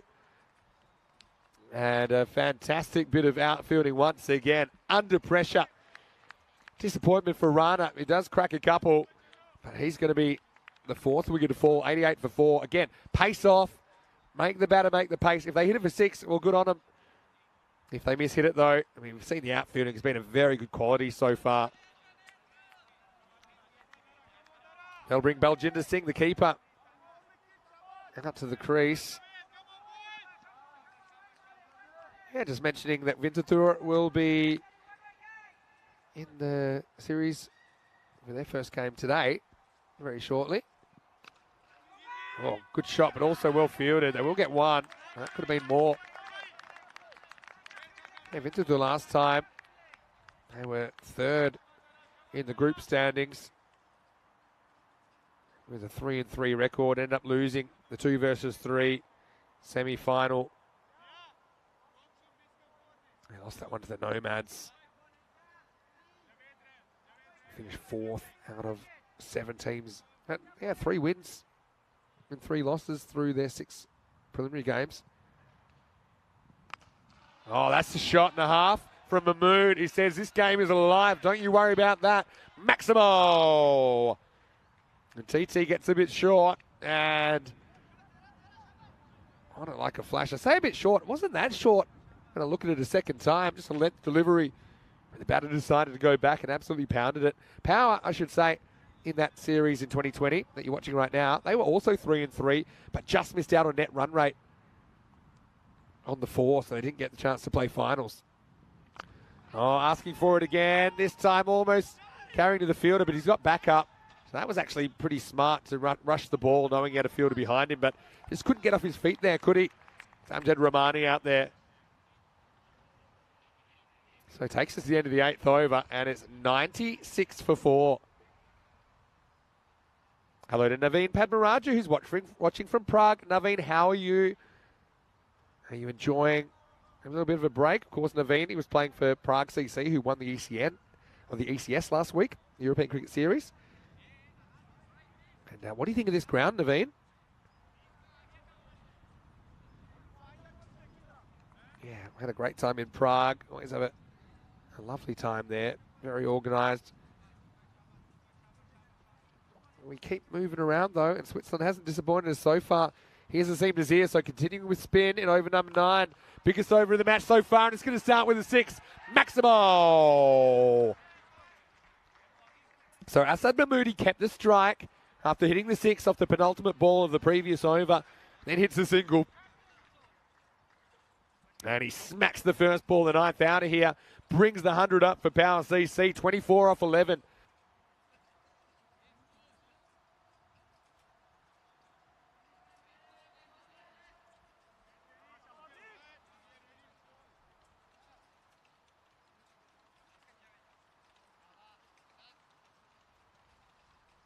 So, Nazir, I think when he's in trouble, he goes slower. He's very experienced. You'd expect a spinner to kind of push it through flatter and quicker now. But I think that Nazir, he's a bit of a wily fox. He knows that's what the batter's thinking is going to come. So there's a bit of a double bluff about it. What he actually does, I don't know. Because if the batter expects that, he might do the opposite again. But let's see. He does. Go slow. This is hit, and it's hit out of the ground as well. Maximo! Asad Mahmood goes back to back, and he's been really good. He's been clutch in the last over and a bit. And this one, I thought for a second the fielder might have had a play, but he did not. Continues to rain runs. 18 off 10. You'd have to back the batting team to do this. But again, one wicket can change anything, in particular the wicket of Asad Mahmood, who's 20 off 7. He's hit 3 sixes so far. Now what does Nazir do? Go slower again, and he gets sent again. Maximo, and well, watch out in the cheap seats.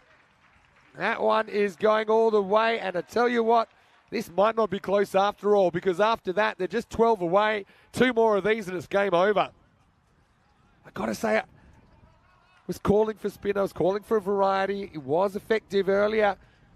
Azeem Nazir, now he's getting punished. Mahmood says, okay, this is one I don't really need to go after.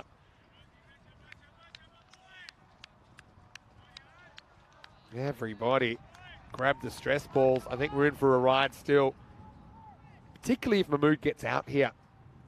Got a feeling he's going to go for one or both of these last 2. I think it's called a wide. Yeah, I thought it was a wide first up. It pitches inside the pitch. But I think when it reaches the batter, it's too wide.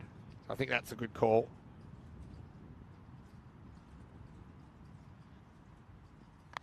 All right, leans back on this, and this one's going to disappear as well. Maximo! Mahmood at the death, coming up with the goods.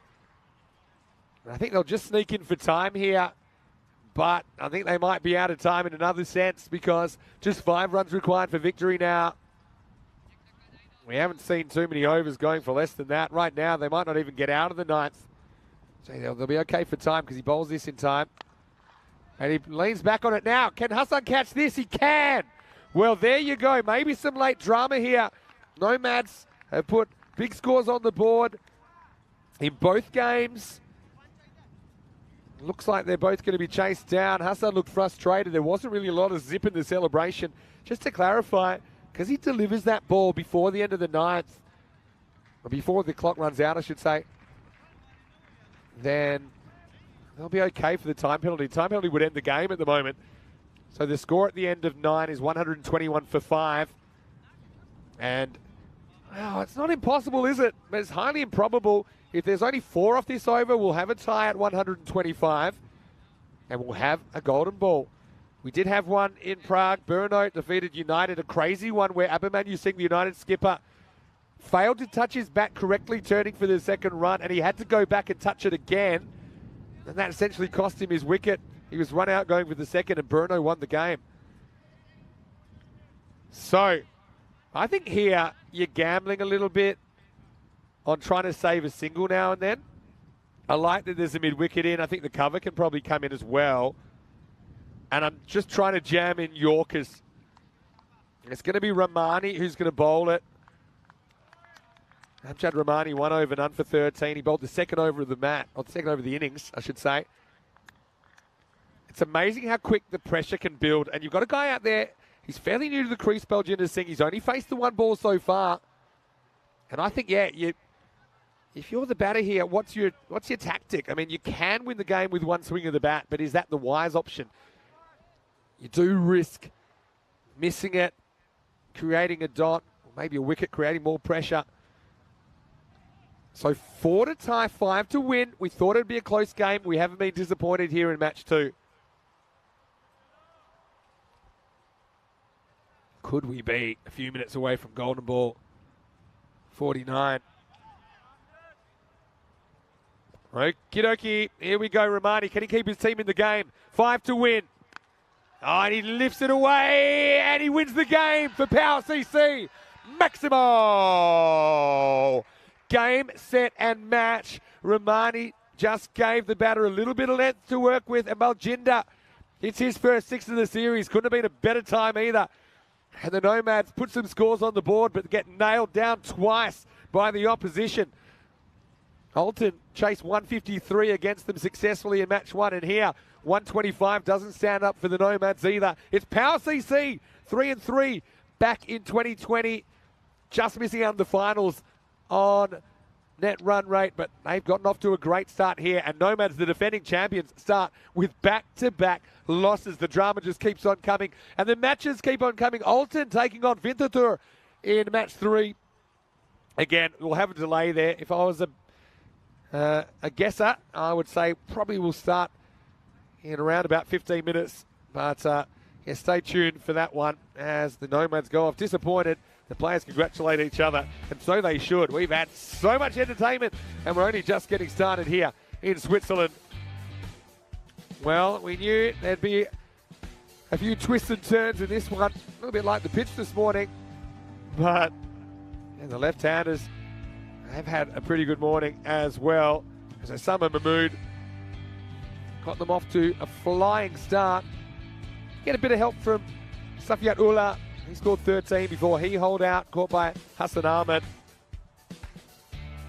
But really, all the top 5, they score double-digit scores, and they score it at good strike rates. In fact, we see 6 different batters hit 6s for Power CC in that innings. Nazir came back and got his old sparring partner and his opening batting partner from the recent Valletta Cup T20 Internationals. And you just thought there was this moment where a couple of overs from the end, Power CC had just fallen behind, but not for long, as Hassan Mahmood went absolutely crazy down the stretch. Hit three in a row, hit 5 6s in total. Now eventually he'd be out, and we thought maybe there could be some late drama. 5 required off the last, but only 1 ball was required to finish the game. Baljinder sent the Nomads home empty-handed. And like I said, this is just beginning, but 5 teams out of the 10 will get the chance to play in the finals. The Nomads, they're going to be looking over their shoulders because 0-2, sure, they played some good teams, but I think there are a lot of good teams here. Like you see, like I said before, you see all the top order contributing, no one really standing out above the rest, although you could say Asad Mahmood with his timely Maximos at the end get power ahead, and then Baljinder puts them over the line. With the ball, Fahim Nazir tried his hardest to keep the Nomads in touch, 1 for 16 off his 2 overs. In the end, it was the spinners that got the wickets, but they were also a bit expensive at some key moments there. Tharani Balsingham, who took 2 for 31, and the captain Nazim Nazir with figures of 2 for 29. Still waiting on an update to the start time, but I feel we'll be back in about 15 minutes or so with the start of match 3. Go and have a cold shower, dust yourself off, come back. More action coming your way. Vinny Sandhu, Mr. Maximo for ECN. We'll see you after the break for more European Cricket Series.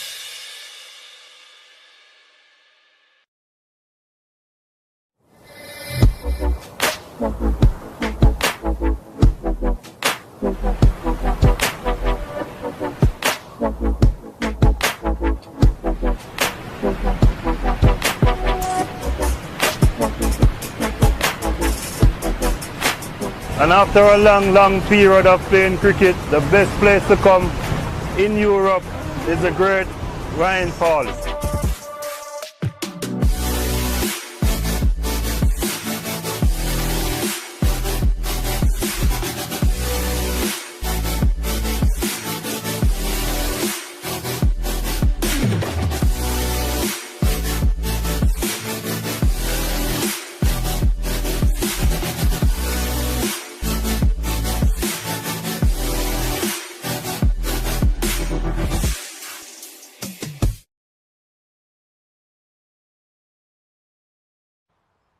Hello, welcome back to St. Gallen. What a great video that is. And some of the St. Gallen team showing a bit of what they can do.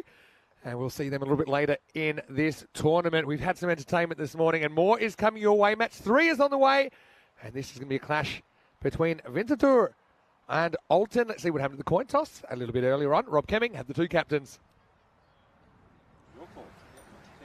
Tails is called. It is tails. So there you go. News from the toss.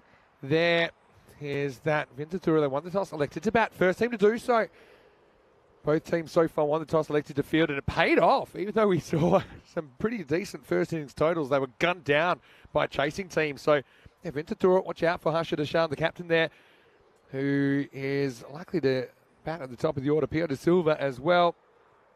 You can see that a bit of a Sri Lankan flavour to the Winterthur lineup, and Winterthur, they did finish 4th last time. They had a 3-3 record, went down to the Nomads in the semis. I think went down to Kosnay from memory in the bronze final. Olten, though, they made the leaderboard in our all-time Hall of Fame for biggest chasers first game of the day. They chased down 153. Static Zai at the top, he's electric. He's basically pushed Murali Nanasekharam out of that opening position from when we last saw Olten, which was at the ECL in February and March, which is the Champions League of European Cricket. Olten have qualified the last 2 years from Switzerland. They do have a T10 competition that has been running here. So even though we haven't played any ECS cricket here since 2020, they have been gaining experience in the 10-over game. And so I think it's no surprise we're seeing such fireworks.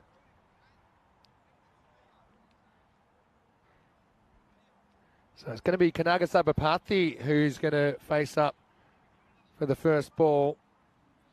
I thought we might see Harsha Deshan, but Kanaga Sabapathy will face up. And at the other end, we do have Pio De Silva as listed. And we Malia Static Zai to bowl the first ball. And yeah, so far, Olten, they're 1-0, and they're going to try and make it 2 in a row here. And there's a fairly early signal of intent from the opener as he tries to smash it for 6 and really didn't care where the ball was. I think this is going to be fun. It has been fun so far. Hello to Suresh Vikramasinghe in the chat. Nice to have you with us. All right, trouble with a capital T. Off comes the hat. Here comes the ball. And there goes Kanaga Sabapathy. He's going to have to go for a duck. Second ball up. So Static Zai delivers 2 outside the off stump. First one was a big swing and miss. This time he gets closer, but it's his own to his own detriment. And a very easy catch there. Taken in the circle. So he was set up as a bit of a firecracker. Ends up blowing himself up. And after 2 balls, it is going to be none for 1.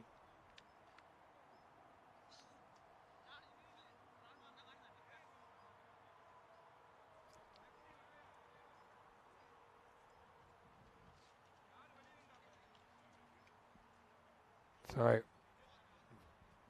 first time we've seen a really early wicket. This time, wicket going down without a run on the board. Hello to Bullar, who's saying that he's really looking forward to seeing Jagdeep bat. Yeah, I'm sure there's plenty of people maybe tuning in for the first time. Not going to see him just yet because it's going to be Karana Gadagi who's coming in at number 3, left-hander. Static Zai at the moment opening the batting and the bowling for Olten.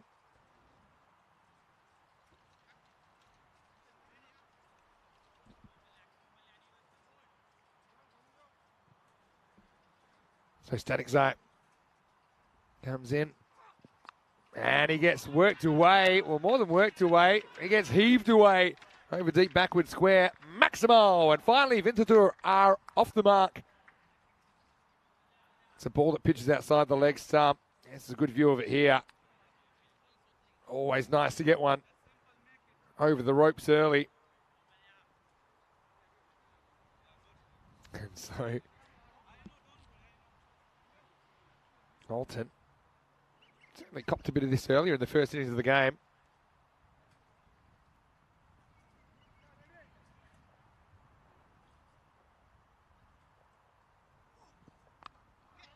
This is cut away. It'll be one, probably two if they turn quickly. They do. Good running there.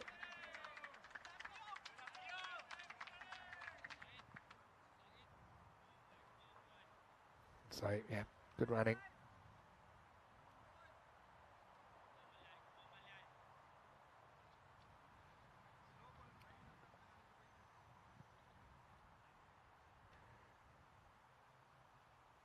Static side. Not a bad ball. Pitches up.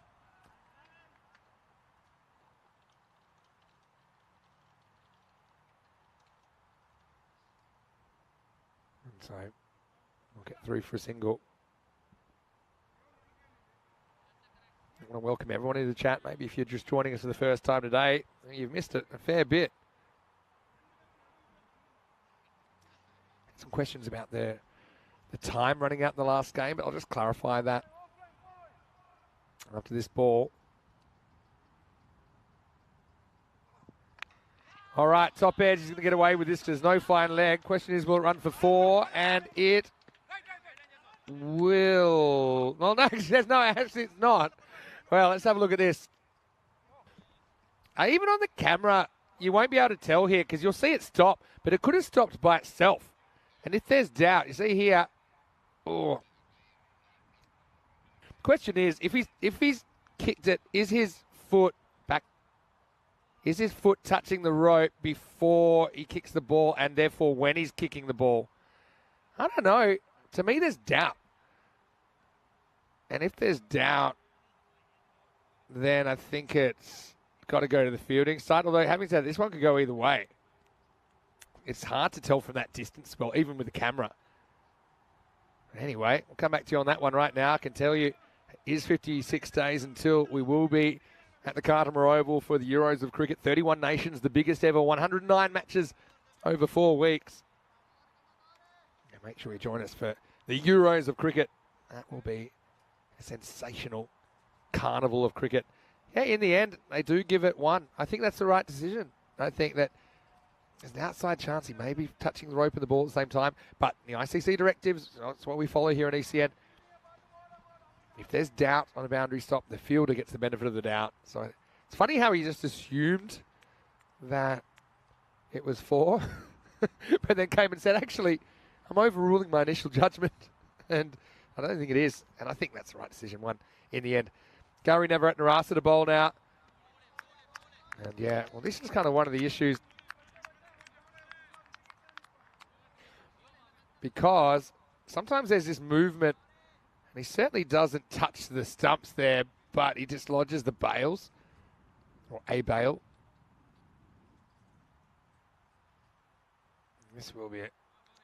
Probably something that they'll be working on during the tournament. Remember, it is only day one. No harm done.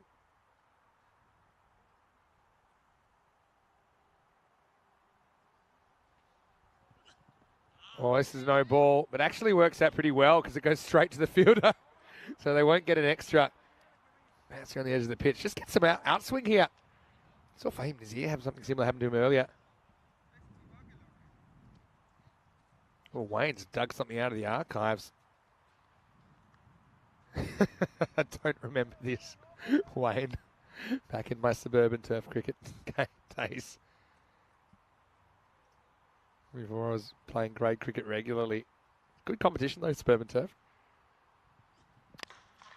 Well, it's a pretty good shot, but there's a fielder there. The Static Eye. Make sure it's only one. I'd like a date on your reference there, Wayne. Back in the day, our very own Vinny Sando makes 77 runs, 5 4s and 5 6s, comes out and opens the bowling, takes the wicket, then tells the wicketkeeper to get walking, takes the gloves, gets the stumping a few balls later. Just a standard day in the life of Vinny Sando. My standard day is very different now, Wayne, as you can probably tell. Sounds like a good game. I'm trying to remember it as best as I can. I didn't used to bowl too much in senior cricket. Must have been an emergency. Anyway,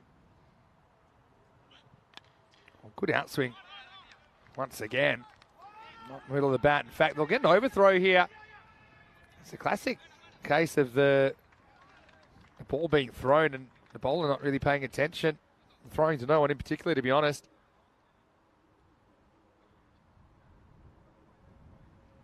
Yeah, Wayne, nice to see you as always. Kamarjit Schneider is saying, yeah, waiting for Boom Boom Tiwana as well. Jagdeep Tiwana listed at 5, actually, Jagdeep. See where he actually bats. Yeah, digs out a Yorker. You can actually hear the wood on wood noise there as he dug that out.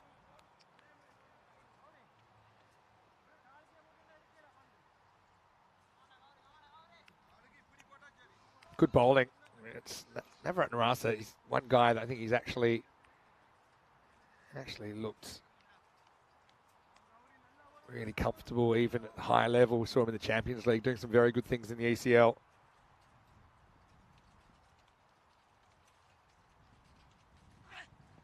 Oh, he's bowled him. He's gone straight through to Silva. And I think Gary gets that one to straighten down the line to Silva, playing across the line. And unfortunately, Pio is going to have to go. You can see he's there to try and keep things moving, but it's just a good ball. He definitely straightened down the line. Well, Pio, 165 on his bat. He could certainly fit an extra digit or two on the back if he wanted it. But right now, it'll be the second wicket to fall. It's 13 for 2. I look forward to seeing Pio again, though, because I think he looks like he can muscle a ball or two if he gets it in the middle. And this is Jagdeep Tiwana coming out. So he's coming out spot higher than listed. He's listed at 5.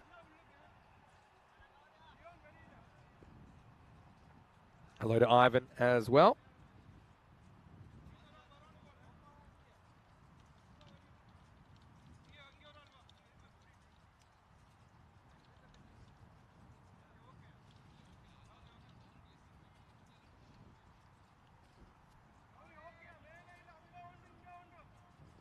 So Tiwana.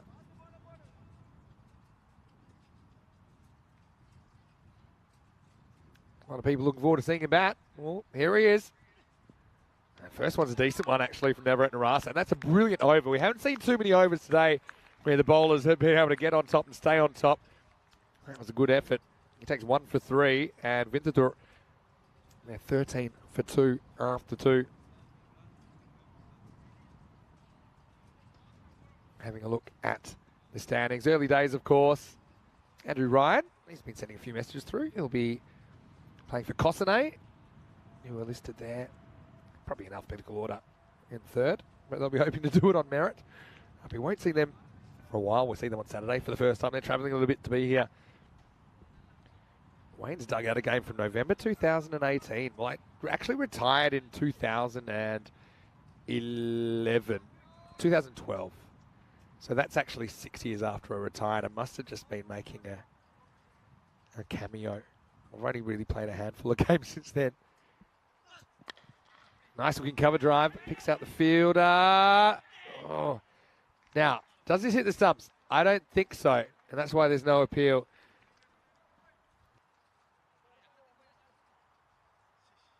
You can see the bowler, I think, yeah, the ball's past the stumps and then the bowler's hand comes in and hits the stump. So that's why the bails go down. Yeah, ball not breaking the wickets there. This is Dion Johnson bowling over number 3. Gee, they didn't go back to the opener. Miscue. Should be gone. Oh, actually got a bit big on him, to be honest.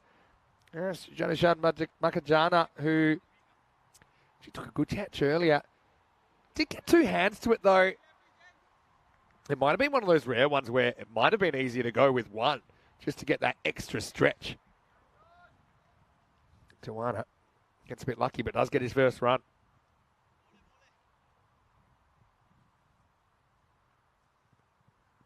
Slow ball. Clever bowling. Will be handled out there. Deep square leg. Just a single. Yeah, well, thank you for that trip down memory lane, Wayne. So that's not that long ago. It's only about 5 years ago.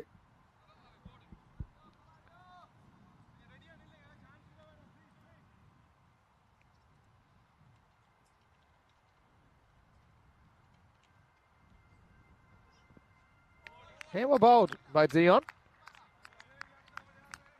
And so far, Olten have come down, put their foot down pretty quickly.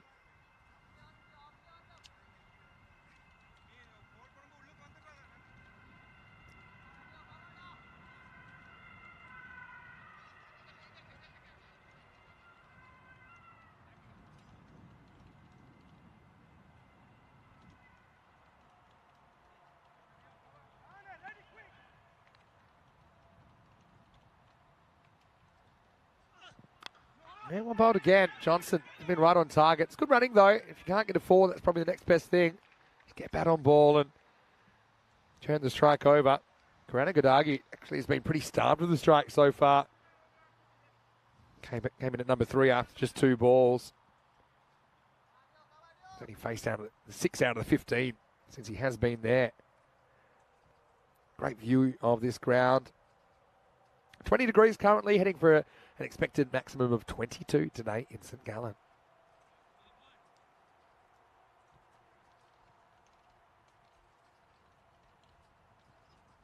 Oh, it's going to be a no ball. Yeah, I think just asking.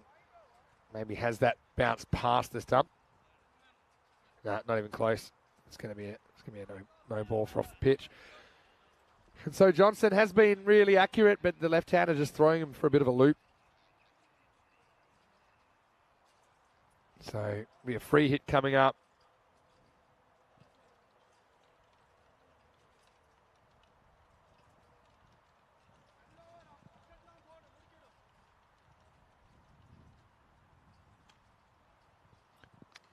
Oh, that is free hit. And it's not exactly a big hit, but it's an effective hit. It's more off the edge than anything else. Karanagadagi will get 4. And it will take us to the end of the power play. A little bit more subdued stuff here in match 3. Vintadoor winning the toss. Batting, they're 22 for 2 after 3.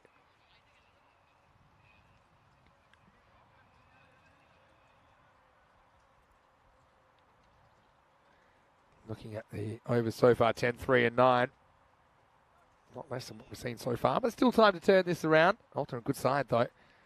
Don't become back-to-back champions of the Switzerland T10 without being a very good cricket team.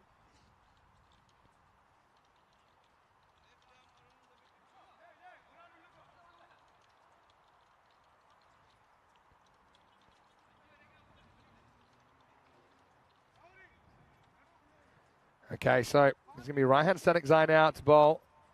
And Wayne's saying it's a beautiful ground. Yeah, certainly something a bit different. A lot different, really. And leg side, as we call it a wide, I'm pretty sure. I just have to make the adjustment on the pitch here. Again, just having a few problems at that bowler's end at the moment. You can see there in the impact. This ground kind of reminds me of it.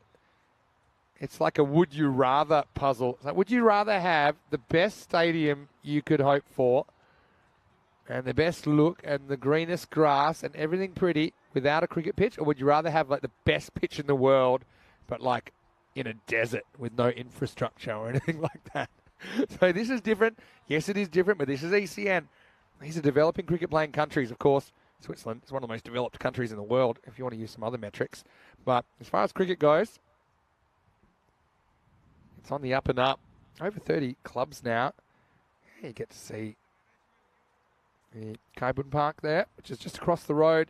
We're right next to the stadium here, where the St Gallen football team play their games. I think the season coming up in just a few days. Okay, we're all good to go. Well, in the air, and the keeper wants it, Waridu, and he'll take the catch. He's very solid under the high ball, Shahid Waridu. And so, Jagdeep Tawana, he went for the big shot, didn't he? Tried to go kind of with the angle of the ball, but it got a bit big on him, top edge. Shahid did the rest behind the stumps again. Good confident keeping. Put his name on it straight away. Said, yep, I want to have this one, please. Very similar to one he took earlier on today. And the captain doesn't make any mistake. So 3 wickets now for Winterthur, finding it hard going, 23 for 3. Never easy either if you're coming in, you're playing your first game against a team that's already had a game. Just feel like they're already up and in the swing of it. This will bring Arshad Hashan, the captain, to the crease. Yeah, just getting a bit of assistance. These players know each other pretty well, of course, in the local scene. We'll get to see 11 of the clubs here in Switzerland during this ECS. And that's up from just 6 clubs that we had when we were here in 2020. So everywhere we're going, we're seeing more clubs, we're seeing more quality.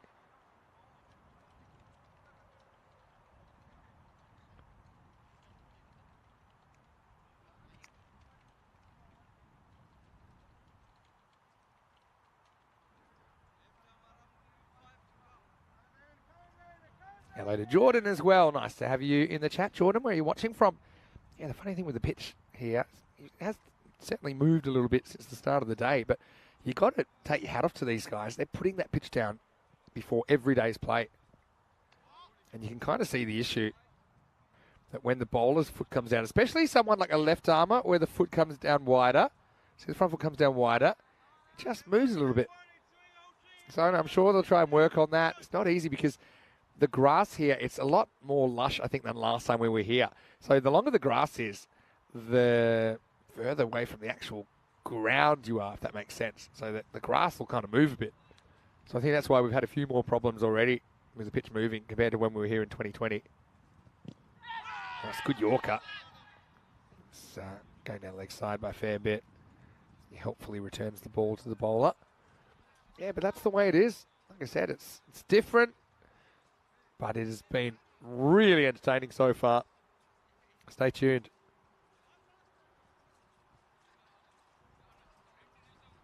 I wonder, at the beginning of the day, do you just put the pitch down with the bowler's end a bit to the right and then kind of wait for it, kind of like the sun moving throughout the day? In the middle of the day, it's right, and then by the afternoon, it's kind of the left. But hey, this is ECN. You won't see this kind of thing anywhere else in the world. We love bringing you the action every single day at the moment.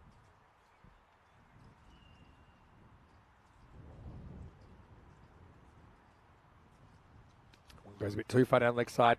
Waridu, yeah, he's solid behind the stumps, isn't he? Leads his team well, very experienced. We had a few people asking how my trip was from Prague. Yeah, first, I was following Portugal. I had about a 1 hour flight to get from Prague to Zurich. And in that 1 hour, all chaos had kicked off in Portugal with the equation having to be sorted out. What Friendship CC would have to do to win, or to win the game, and how quickly to make the finals. We sorted that out and had the 1 hour train here. Well, that doesn't miss by much. Deshaun swings all around it. Stunning that. Looks pretty befuddled as to how that didn't take out the stumps. Yeah, so yeah, a really nice trip. And yeah, the train was actually pretty empty at that time of night. Probably got into the hotel around about 11:30 or so. Unpacked the suits, which normally takes a little while, but got a few hours in before a nice breakfast this morning. This is hit pretty hard. It won't carry. In fact, it's a great pickup from Dion Johnson. These are a little bit easy on this field, but still a good pickup on the bounce anyway. So we had a great couple of weeks in Prague, and we're in Switzerland now for 2 weeks on the tour before we head to Germany for 4 weeks. 2 weeks in Dresden and 2 weeks in Krefeld, which is near Dusseldorf. then there's just one more set of 2 weeks. The Rome ECS and ECIs before the ECC.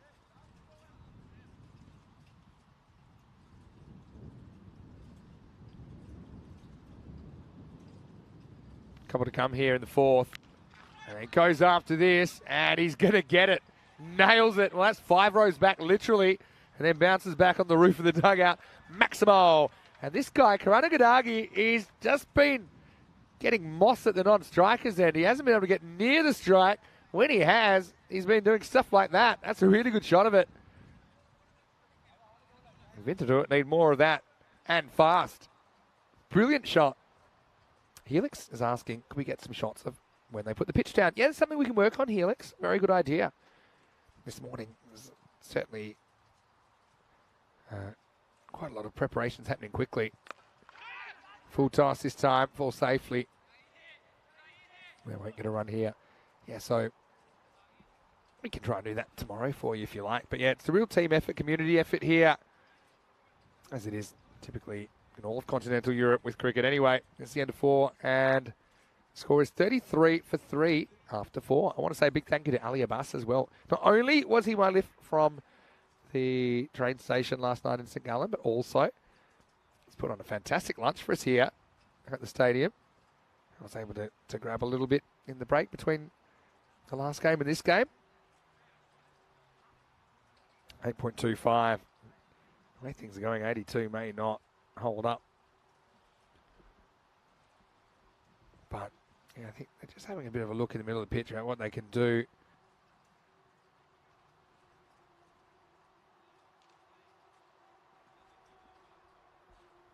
Yeah, so we're talking about the ECC and the fact that Switzerland will feature in Group E. So that's 9, 10 and 11 of October.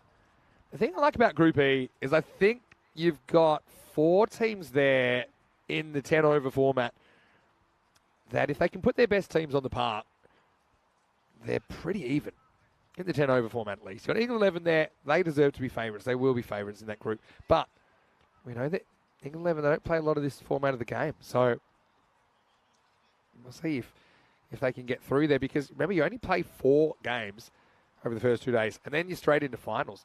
And last time we saw England 11 play, and they lost their first 4 games.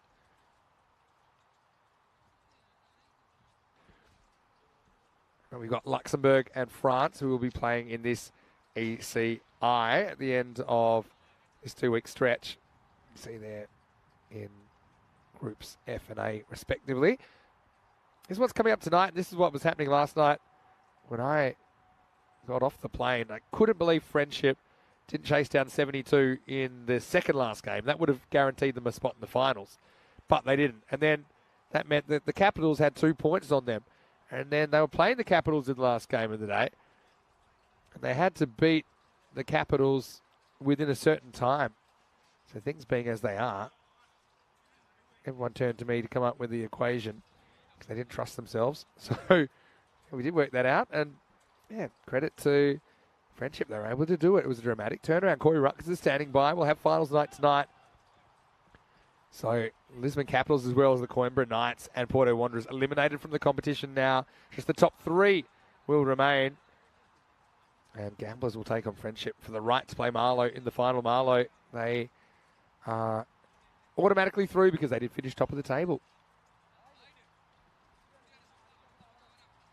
Good to go down as we get ready for over number 5.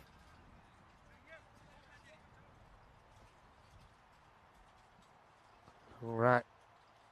Johnson back for more. In the air. Gone.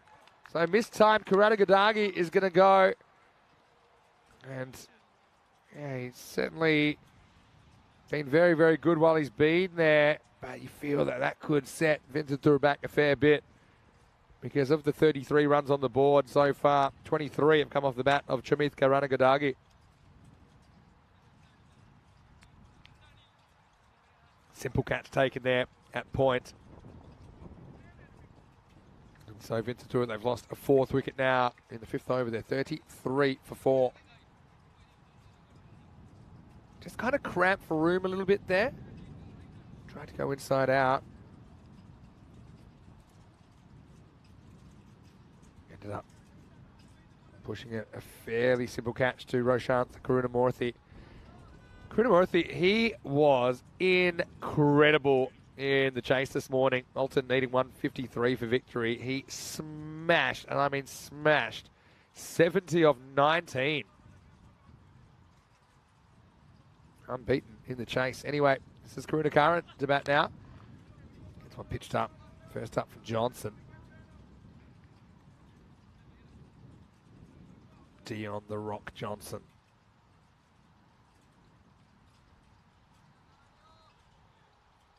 Karunakaran is off the mark. Deshan, the captain, trying to bat his team out of trouble. It won't be easy.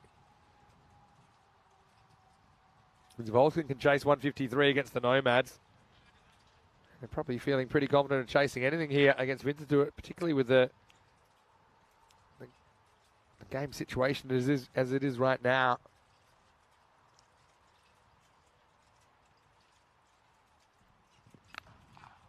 A nice looking shot, but finds the fielder.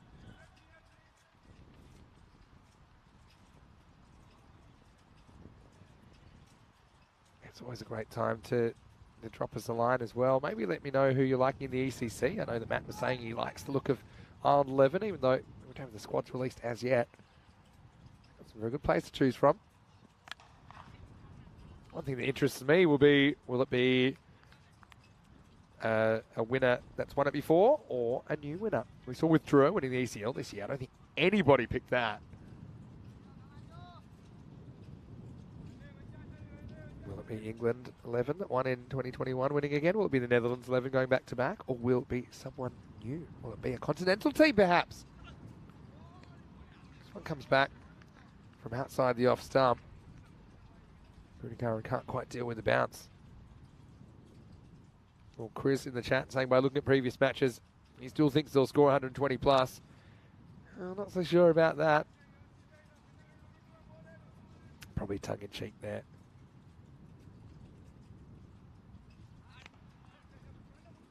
Well, this is another ball. It's pretty close to the edge of the pitch. In fact, that one I think does just hit the edge of the pitch.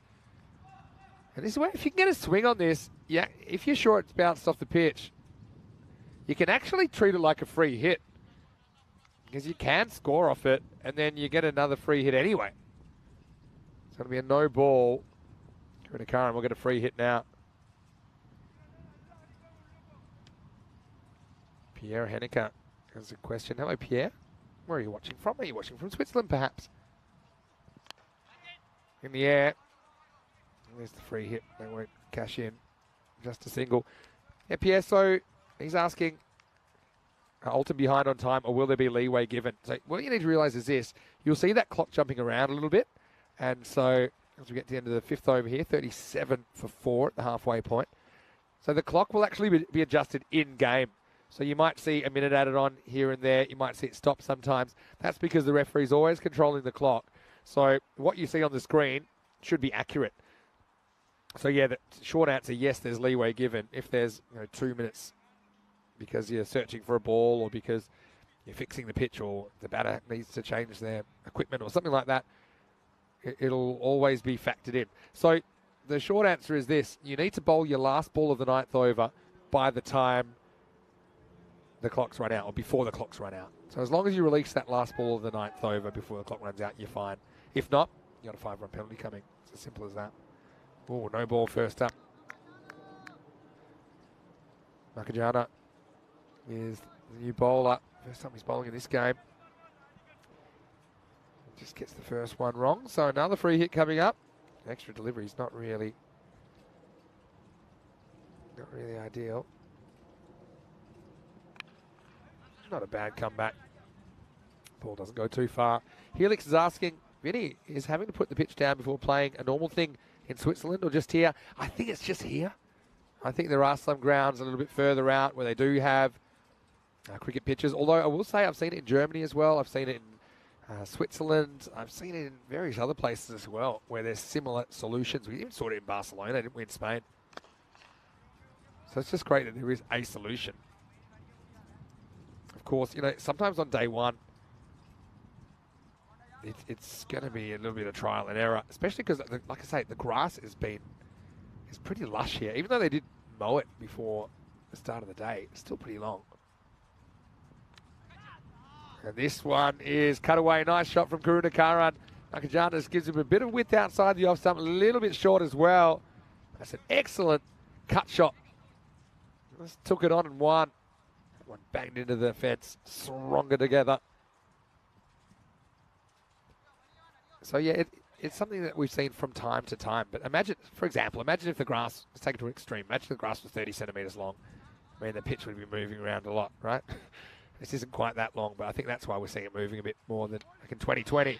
Right now, though, it's the batter that has to get moving. Karunakaran gets a good in-swinger from Makajana, who I think should be well advised to pitch it up after seeing those last two deliveries.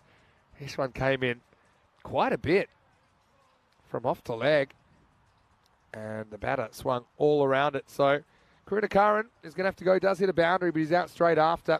Bang into the middle stump. And we'll see Tuvarahan Karunakaran with the gloves a little bit later on. Score now 44 for 5. So bring the international man of mystery, Amal Fonseca, to the crease with the 007. Pretty popular number, the 007, I've noticed. Pierre said he's watching from Cape Town, South Africa. Pierre, beautiful part of the world. I've actually played in Cape Town. And we actually had a food tent from Breilappa in Prague. South African food. We had it on Saturday as part of their Czech Cricket Bonanza. And I've got to say, I certainly made my presence felt. Some boerewors, some buri rolls, the lamb on a spit even. That was very good. Full toss, first up. Fonseca knocks it down to mid-off, gets a single. Yeah, so, yeah, Pierre, I do miss going to South Africa. I haven't been now for almost 4 years now, since before Corona times. But lovely place to play, lovely people, lovely countryside as well. It's been no balls, missed pitch again. So, yeah, I suppose with this particular surface, it is thinner. You probably worked that out. It is thinner than most other artificial surfaces. Most similar, I think, yeah, to Barcelona, where we have been before for ECS cricket. Free hit then again. Last ball the over. This would have been a wide. Can't be stumped anyway, but doesn't stop the keeper trying. That'll be the end of the 6th over. And Winterthur now 46 for 5. See the footwork there, just kind of went away from the ball. If he gets across there, then get to wide and we'll get it again. So looking at the scorecard, certainly weren't afraid to play some shots at the top of the order. Kanaga Sabapati went for a 2-ball duck. Karanagadagi 23, still half the runs are to his name. He went a while ago now. It's a good Yorker from Rahan Stanikzai first up. Helix putting his groundskeeper hat on, said he would think this ground would stripe up beautifully. Yeah, that's when you mow in different directions, right? I think you're probably right. They've gone for the circle, though, here. Concentric circles. Beautiful view. So I'm at the top of the grandstand, so I'm looking down. I'm actually even higher than the camera that you're watching on. Well, it goes through his legs, I think. So, yeah, once again, I think about to get himself in trouble by backing away.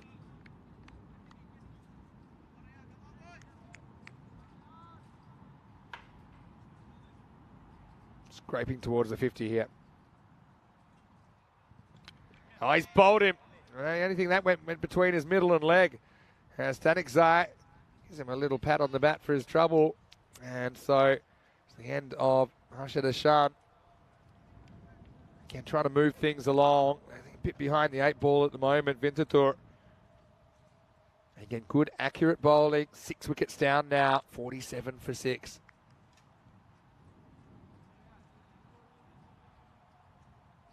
I want to say a quick hello to Rangan Sahitya Sansa, who's saying that it's Kem from Nepal. Hi, Kem. Hopefully you're well. Well, good news is that I think you'll have a friend of Nepali cricket with us tomorrow because Andrew Leonard will be here.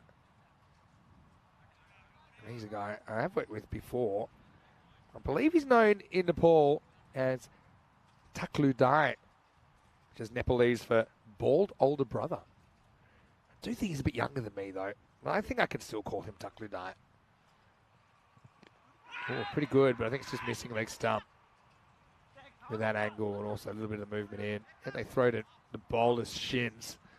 Don't think he's too impressed about it, but it will be a leg bite. New batter out there. Here's Srikanth Sasidaran. Jordan saying outfield lush but very slow. Yeah, you're right there, Jordan. Probably not as slow as I might have thought, actually, being down and walking on it this morning. Like the areas that Static Zine's been bowling here. Full straight, asking the right questions, especially when you get down to the middle and lower order. At this stage, you know they want to play shots. Yeah, so hello to all of our Nepali viewers.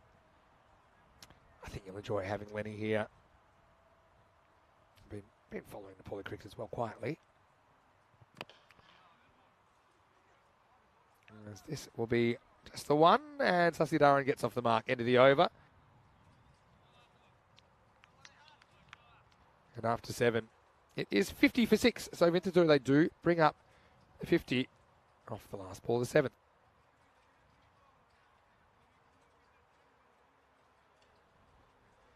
This has been the story so far. And if you look towards the bottom of the screen, all you Olten fans out there, they've got a few around the world because they have been to the ECL, got a bit of a global reach. They've made our top chases ever. It's the 8th best chase ever on ECN in our 10 over cricket. Olten 154 or 7.4, defeating the Zurich Nomads 152. That was the score in match 1. And there's not too many old ones surviving. That 159 for Cluj back in 2021 on finals day. It's kind of the only one from 2021 or older. I think for me, it's showing that batters are kind of working really hard in their hitting skills. We even scored, yeah, that top one, 174. I mean, that's just insane. He runs at it, clever bowling.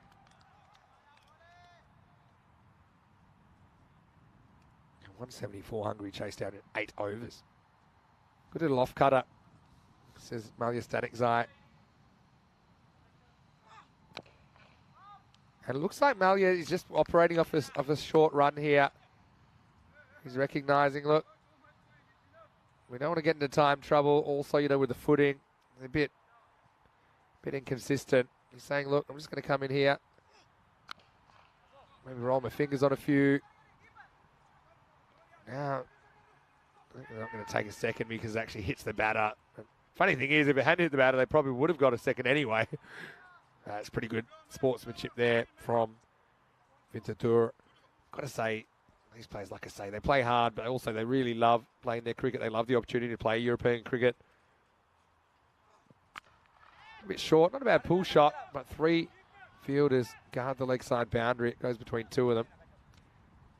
Just won't see as many 4s. I think we're up to 11 or 12 4s per innings on average in Prague. And yeah, this morning, nothing like that. I said there'd be more 4s than 6s, more 6s than 4s, and it certainly worked out that way. We had the 4s rate was about 8 per innings in the first game, and then the second game again it was even lower than that, I think. We just had 5 4s in the whole match. It was a 6s order of the day. Right now it's the end of 8 overs and the score is 54 for 6. So 2 overs remain. There you can see run rate. They're heading the wrong way, I think, for Vintatur fans. No surprises with the 6 wickets that have fallen in the first 8 overs here.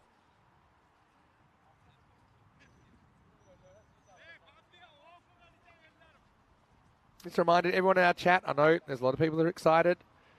They're going hard on the emojis, but there is a 5 emoji limit. If you could stick to that, that would be great. This doesn't flood the chat. Anyway, Tamarette Narasa to bowl the ninth. A little bit late on this, Fonseca. We'll get a single.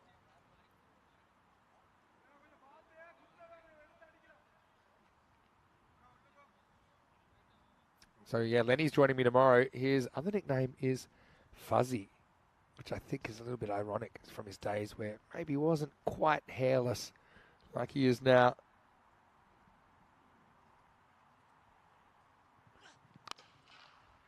This is hit pretty hard, but straight to the fielder.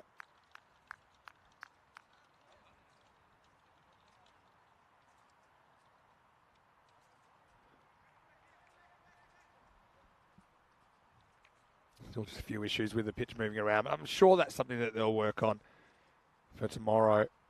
They're pretty tireless. Yeah. Angled away, finds the fielder, and then I think this would have been out. I see that run. Yeah, would have been out. Tell you, the funny thing with the pitch moving around a little bit, it does create a little bit of an anomaly as far as where the crease is. I'll say, yeah, I'd say I don't really know what you go on. Probably the one on the pitch, the extension, but probably would prefer making decisions on a solid line rather than an imaginary line.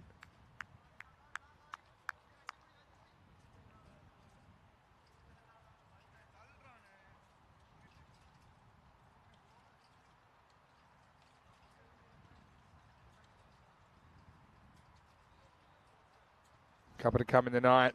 Into do it, trying to get something going.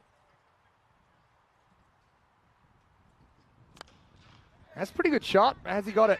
Not really, and you wouldn't believe it. Malia Stanikzai, he took a one-hand blinder earlier in the day. This time he goes with two and can't hold on. He gets a kick in the behind from Raihan for his trouble. Have you got this on the tape? Maybe not. But I think he was a little bit worried about Raihan coming the other way. He knew he had company, and that's always a little bit of a distraction. Don't think it hurts him too much, to be honest. Last ball of the ninth. Pretty good ball.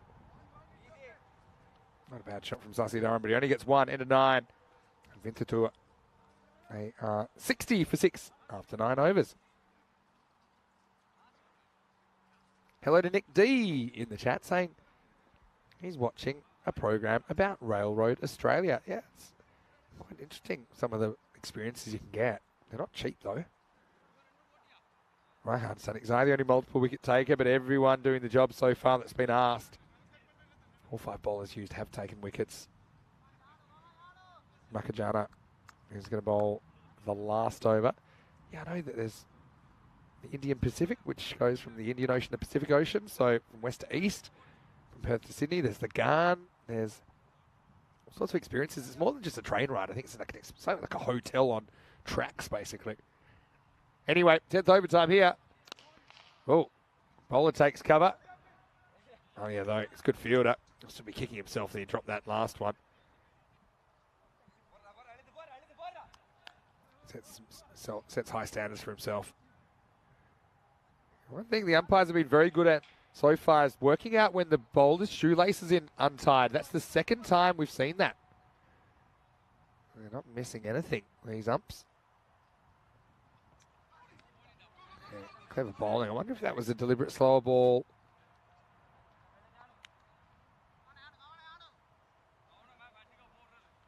Let me just try and pick his arm here.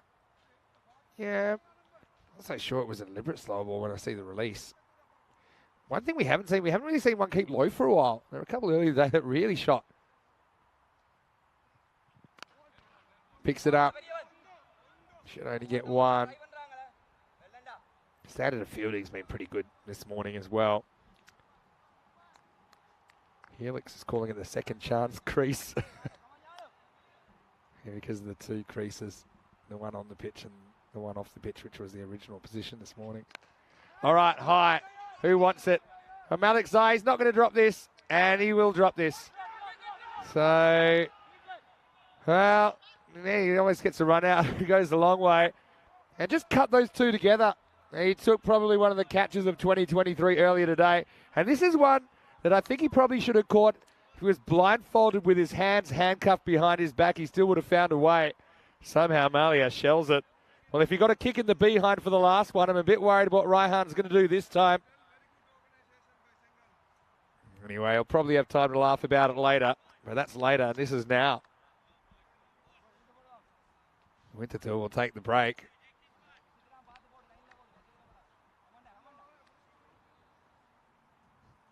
Two to come in the 10th. There's another slash. This will run away. Does it go all the way? Probably. Yeah, it does. So Fonseca gets cracking above a runner ball finally here in the last. Winterthur trying hard. You got to remember they're back-to-back rating T10 champions of Switzerland. So Olten not giving any quarter. Olten also with the advantage of having already played this morning. Winterthur playing their first match of the series. Last ball coming up, seatbelts on. Oh no, some wide, very good keeping. Moridu's, it's a bit of a quiet achiever there behind the stumps.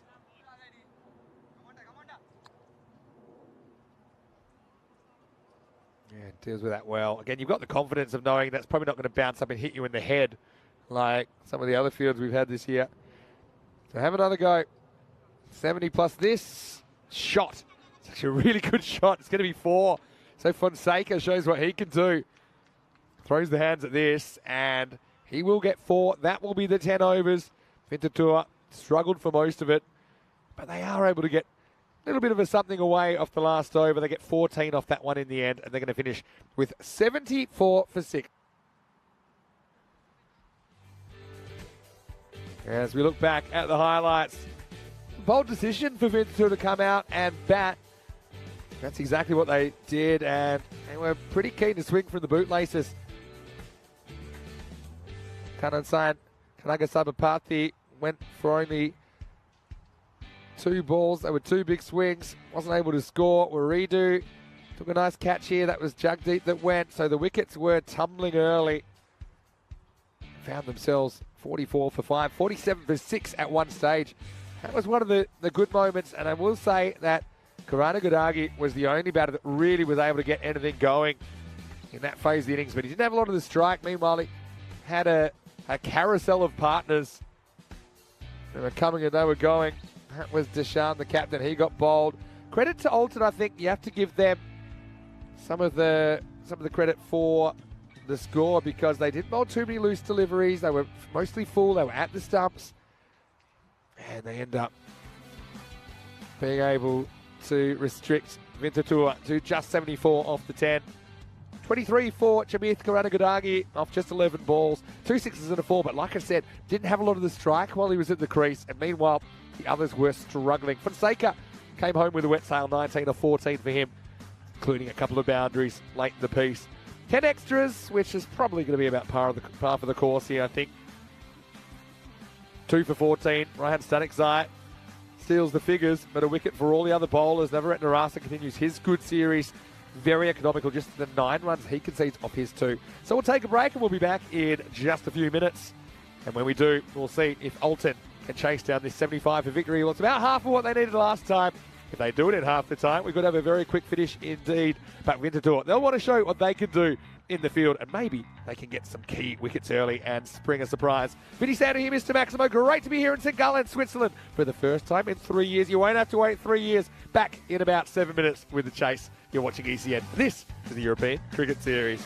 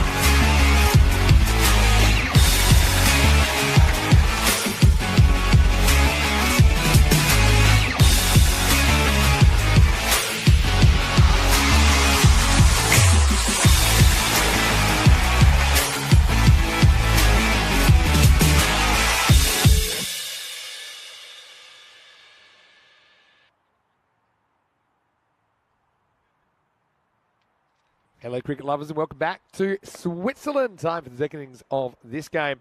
And it is the third match of 5 today. It's opening day in this European Cricket Series. The first time we have been in Switzerland since June 2020. A lot's changed since then. Lots changed in the ECN universe as well. But right here, seeing some top-class entertainment. Winterthur, first team to bat and not crack the 3 figures, as they only managed 74 for 6 off their 10 overs. Of course, we have seen scores in the 70s defended, but I just think based on what we've seen this morning and the quality of hitting we've seen from Olten already, this is going to be tough. As will be Mahmoodi to get us going. Oh, yeah. He fires up and gets this moving and biting into the batter, who's tied up in knots. Stanikzai. He's an excitement machine in his own right. Couldn't deal with the movement in the air and off the pitch.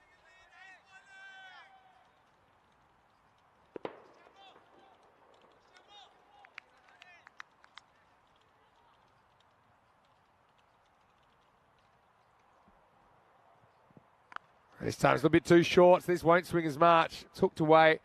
This outfield isn't particularly quick, but it still does run away for 4. So Malia Stanikzai off the mark. And it's a bit of a letdown after the first delivery from Mahmoodi. Result is a boundary. Shrug, just noticing we had a bit of an extended break since the last innings finished. Well, that was so that we could just do a few running repairs on the pitch, Shrug. So hopefully it holds up. Off the pad. Again, will this go for 4? I don't think so. Not quite. Now we'll trot back for an easy 2-leg bias though. Yeah, so Shrug. I was a bit worried someone pulled the plug, but no. We're still going, Shrug. I think it was a good opportunity, I think, to try and secure the bowler's end. There's a whole bunch of people working hard to make that happen. Chris was thinking something similar, but I was always coming back. Don't worry about that. Stanikzai loves the helicopter shot. That's his favourite. But now gets a bit careful and works it away for 1. Actually got out playing it earlier on. Malia Stanikzai.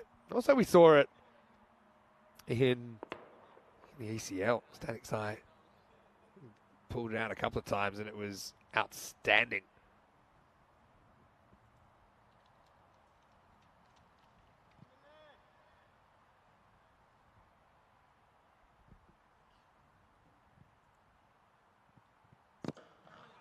Yeah, that's the Yorker. Jams down. You hear the bat on the wooden underlay there. We'll just get a single in the end. Yes. Yes, Utharan through into Vikarasu off the mark. Yeah, I remember Olten taking on Lathbury Lightning of Gibraltar in the ECL, and it was a pretty dramatic one. They're actually chasing pretty much the same score as this. They were chasing 75 for victory. So I knew that number rang a bell. This one holds up a bit off the pitch, and Stanikzai, he cuts it off stump. And that'll be the end of the over. So 8 without loss after 1. I'll come back to that trip down memory lane in a minute. But right now, I can tell you, 64 matches since the Golden Ball. We had one in Prague, Switzerland. I'd like to see at least one here. I'd say there's a fair few teams that are close together as well. So we're more likely than not, I think, to get a Golden Ball. Of course, we'll have the 60 matches here in the ECS, or 59, pardon me, 59 matches in this ECS because it's an 11-team ECS. We'll have 9 ECIs as well, as the Swiss national team will take on France and Luxembourg. So 3 teams we saw pretty recently in the Valletta Cup. And I was there for the Valletta Cup. I can say it's about 20 degrees cooler in my spot now compared to when I was there a couple of weeks ago.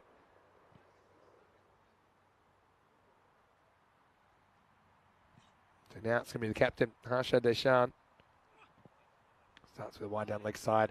Nick Devonshire saying, hey, Vinny, can we not get some pictures from a drone to show us poor people what it's like in Switzerland? Well, Nick, I will say, Switzerland's a beautiful country. It's a very prosperous country as well. We're working on it, okay? Give us a bit of time.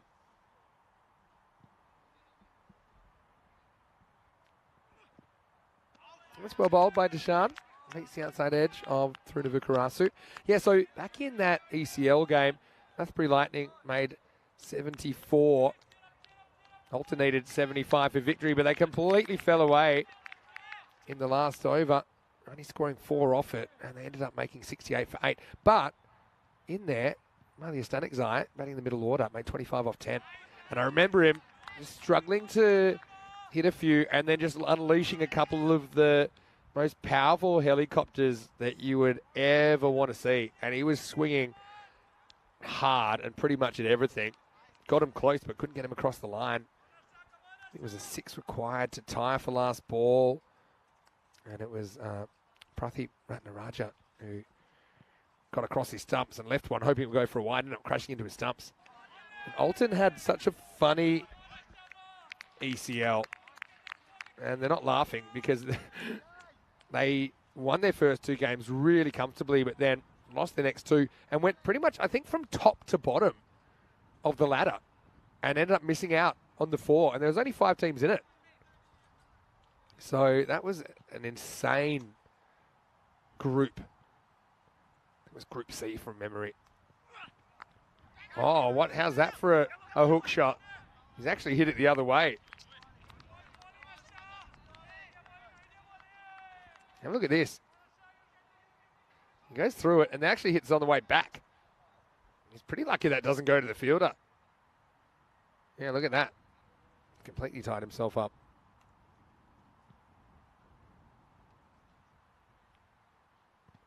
Slow ball. Clever bowling.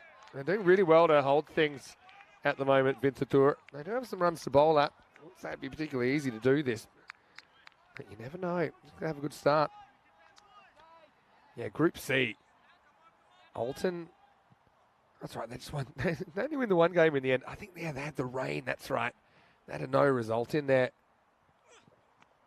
Oh, he's done it again. What's going on? I've never seen that twice in an over. That'll be the end of the over. Deshaun only goes for a single. I tell you what, bring this guy out at parties if he can do party tricks like that. He's playing the accidental reverse hook. So late it almost never came. As we get to the end of the second, it's 9 without loss after 2. Oh, what an entertaining day we've had. Yeah, going back to Group C, Olten, you see at top of the table right now, and they'll be hoping to stay there with a win here. They won their first game against Beveren, the Belgians. Then they got bowled out for 89 before the rain came against the Norwegian club Fossum. So they finished day 1 undefeated. And from memory, I think they were top of the table. Of course, we don't know if that 89 would have held up or not.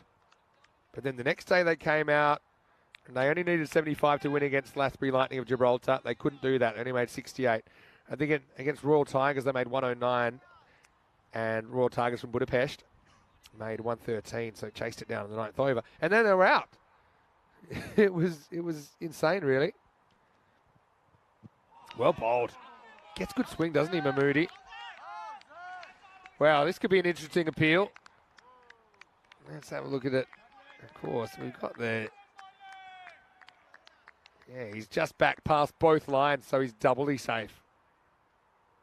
But that one, nutmegged. Yeah, so he's found it really tough to get going for a very good player. He's 1 off 8 at the moment. Yeah, so Olten finished 1 and 2 with a no result. 5th. All right, that one he isn't going to miss. And he's going to swing it away miles over fine leg. Maximo. And that's more like it for Trunavukarasu. Just goes with the movement here. That one would have gone between his legs as well, but this time the bat got in the way. Helix is off for a little while, so goodbye to you, Helix. Hopefully we see you again soon. I do believe Lenny is on the plane. Maybe not just yet. Maybe he's at the airport. Maybe he'll be out here before we know it. Coming from Dublin. I think he doesn't get to spend too much time there anymore.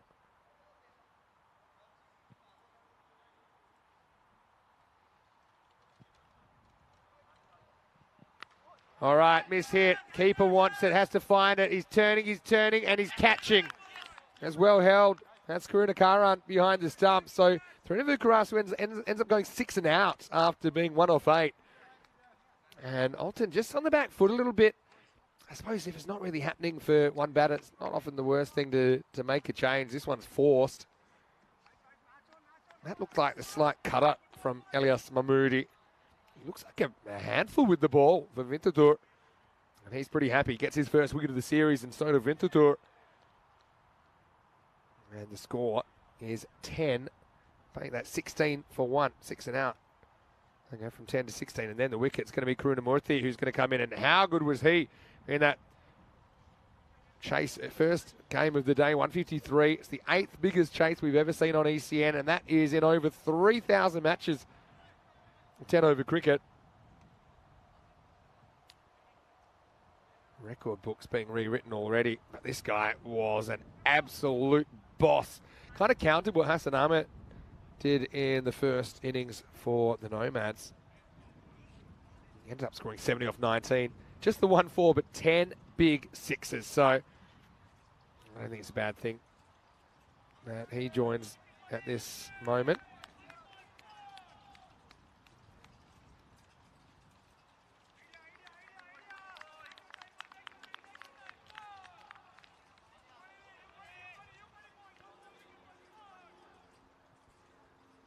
Okay, Mahmoudi, he's got 2 balls to spend. He'd love to get another wicket. And Willie, I don't think so, because this is going, and it's gone. Maximo. And watch that. Gives you a really good idea of what this outfield's like. It just sticks in the turf. I was a little bit worried he hadn't hit that well, but there was no long on. It was a long off, and the long off almost got there. That one made a crater. So Karunamurthy isn't too worried about having a look at Mahmoudi.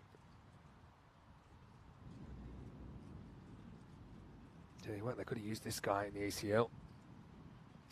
Olten, and he's going to go this way as well. It's going to be 4. It's on 1 bounce. I think the batting side think about stopping this in the dugout, and they think they want to preserve themselves instead. So 6 and 4. Not exactly the finish that Mahmoudi was looking for. And at the end of the power play, it's 26 for 1. That over ends up going for 17 in the end, despite having the wicket of Trinidad Karasu. Looking at the first innings, the best over was the last one, wasn't it? 14 coming off that. We've already had a better over here. Although, shout out to the bowler that bowled the second over. It was Harsha Dashan. And I would keep him on. Yeah, I think he is going to keep himself on. Makes sense.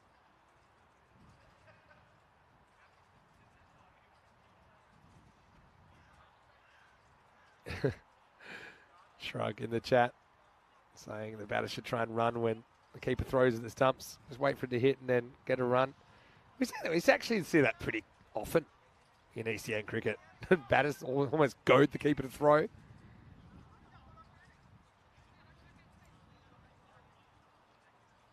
Nick saying that I'll be a bit upset there's not too many barbecues near here. We had one on the weekend. I think I'll be okay. That's a pretty good shot.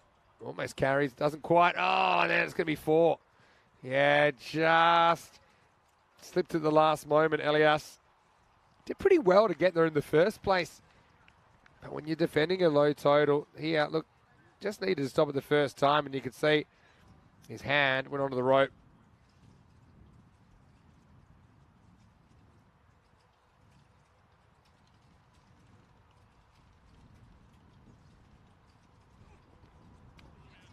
This is a cutter that comes back a long way. Tell you one of the issues for umpires, having to decide what hits the edge of the pitch and what doesn't. Right? Because that, I think, is okay. But I think you're going to get a bit of a natural off-cut from just inside the edges. This is up, it's in the air, straight to the fielder, and gone. So Stanikzai just cannot fire here in match 3. It's a very different Olten considering they're able to chase 153 down in the first game. They're making hard work of this so far. Still think they're on top though, but credit to Winterthur. They've come out, yeah, certainly looking energised, and I think that's really good reward for Harsha Dashan, the captain, who does bring himself back. He's only conceded 5 runs off his 9 deliveries so far, and now he's got a wicket to show for it. Malia well caught in the deep. And Olten, 30 for 2, new batter is Murali Nanasekharam coming out. These two, again, they could easily be opening for Olten. You can kind of see why Olten have had that success in the T10 game. Got some good depth in there, good bowling options.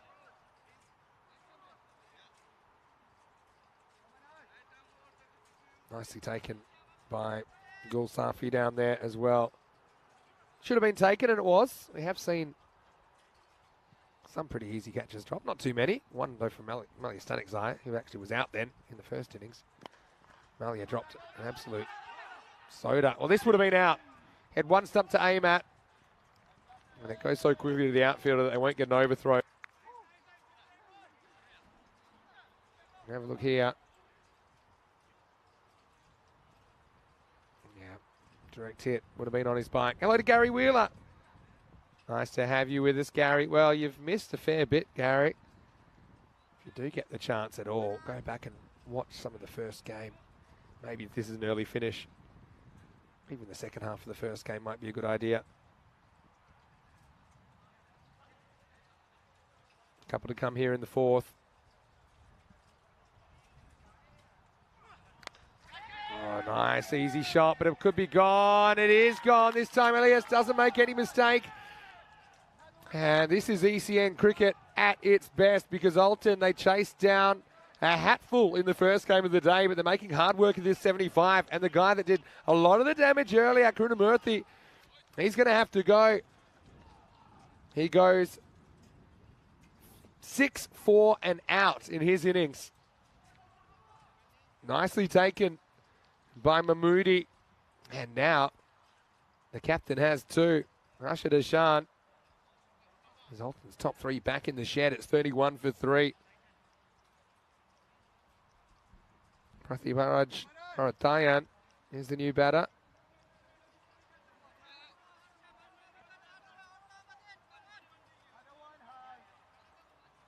And again, just holding on, aren't they? Most of that is because of Deshan. Look at him, 2 for 6.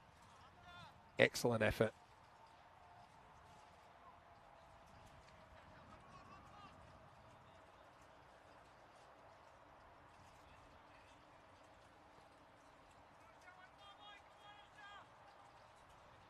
Okay.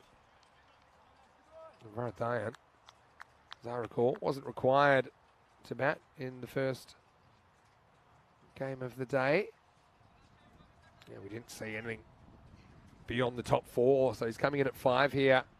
Again, not a lot of pressure you'd imagine from the rate required, but of course it's a bit difficult coming out to bat in this pitch for the first time, I think. He gets a good one first up from Deshan. It's actually Deshan's last ball. So that's really good leadership from Harsha. I think he does do the right thing to come in and bowl out straight away. This is the end of the 4th over. And Olten are 31 for 3. And Gary said he's been lurking. He's seen it all. Yeah, I feel like I've seen it all so far. Shrug says that he feels a low-scoring thriller on the cards, perhaps. Perhaps. Still ahead of the rate, though, at this stage with 7 wickets in hand. But hey, if you can pick up 2 wickets here, it's game on. Put some pressure on the guys to come. Having said that, you've got Shahid Waridu listed to come in next. As I recall, he was their leading run scorer back in the ECL in 2022.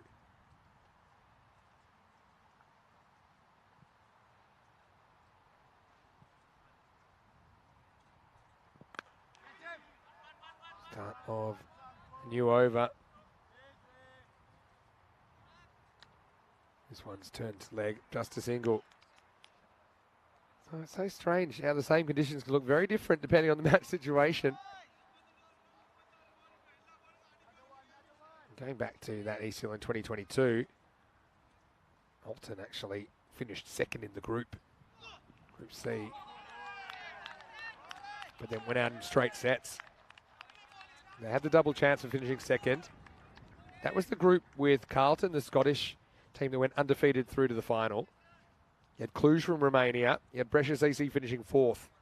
And the Prague CC Kings, or Prague CC, who you saw in the ECS, win their 4th consecutive on Friday. They finished 5th in that group. Missed the finals. Up in the air. Fielder comes around, can't do anything about it. Maximo! Really nice shot by Pradeep. And you can see no real obvious signs of nerves at the moment. Pradeep goes up and over the top.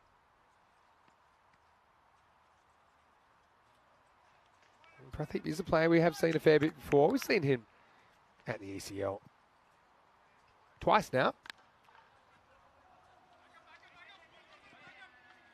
I mentioned some of the exciting matches that Olten played in the ECL. Of course, that's the Champions League of European cricket.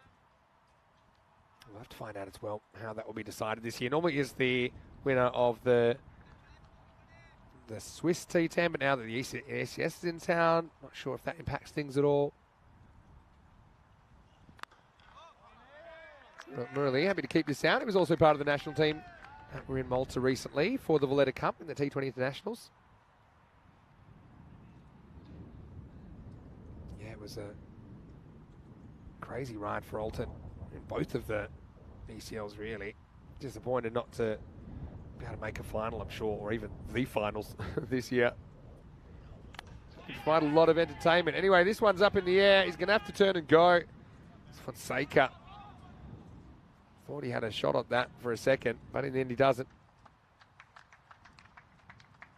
That takes the end of the over. It's 41 for 3 after 5. So Olten still, it's probably a Bill Laurie nose in front in this game.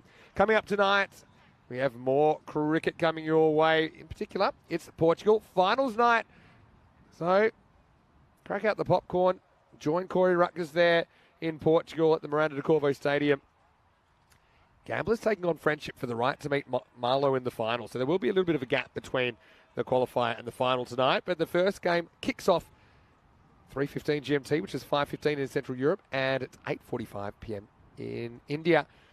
And there'll be a little bit of a crossover between that qualifier and our last game of the day here, which I believe starts half an hour earlier. So you can maybe multi-screen if you want to watch both of those. There was daylight between second and third as well. Very different paths to the qualifier for Gamblers and Friendship CC. But nonetheless, they're there more or less on an even footing. Hello to Vinay in Bangalore. Hello to Liam Day as well. He says, you know, honestly, sometimes low totals seem tougher to chase. They're making it look tough at the moment. We know this about ECN cricket. It is highly unpredictable. We're going to see a change of bowling now. It's going to be Chamith Karanagadagi, who batted very well for Vintatur. He's going to bowl over number 6.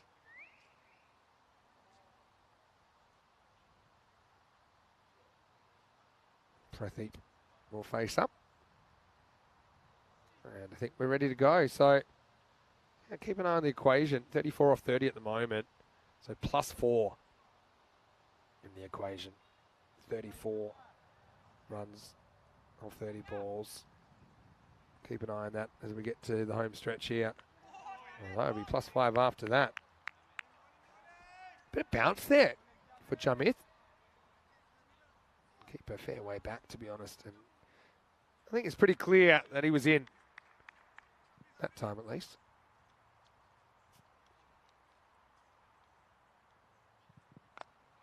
Wow, shot. And it's going to be 4. Oh, it's a bit of a headache there for Vintatur. Felt like he might have been able to cut this one off. To be fair, it wasn't a very good ball from Karanagadagi. Just kind of blasted past Sasidaran out there on the boundary. So, yeah, 1 boundary and over, and you're probably going to get the runs you need out of the over.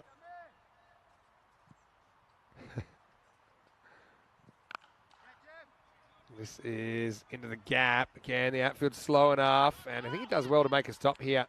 Going to come back for 2. Going to have to hustle. He's going to get there.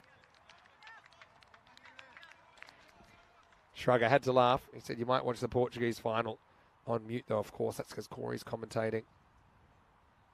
I don't think he ever touches the rope there, so no problems at all. Yeah, a bit of spin for the finger spinners, I've noticed. We haven't really seen a genuine leg spinner yet, interestingly. So we haven't really seen how the pitch would assist a leggy. But yeah, the finger spinners we've seen, actually, when they've put some revs on the ball, it's taken turn. Oh, now that time he pushes it through. Clever bowling.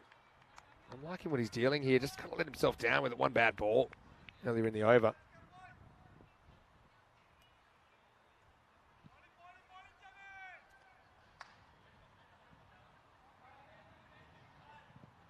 Oh, bounces over the top. Great over from Karana Gadagi. I bet he'd love the one back that got hit before as well. But as it is, kind of maintain a little bit of distance between runs required and balls remaining. 6 overs down. It's 47 for 3. Yeah, well, shrug. I got to say, as someone who's had to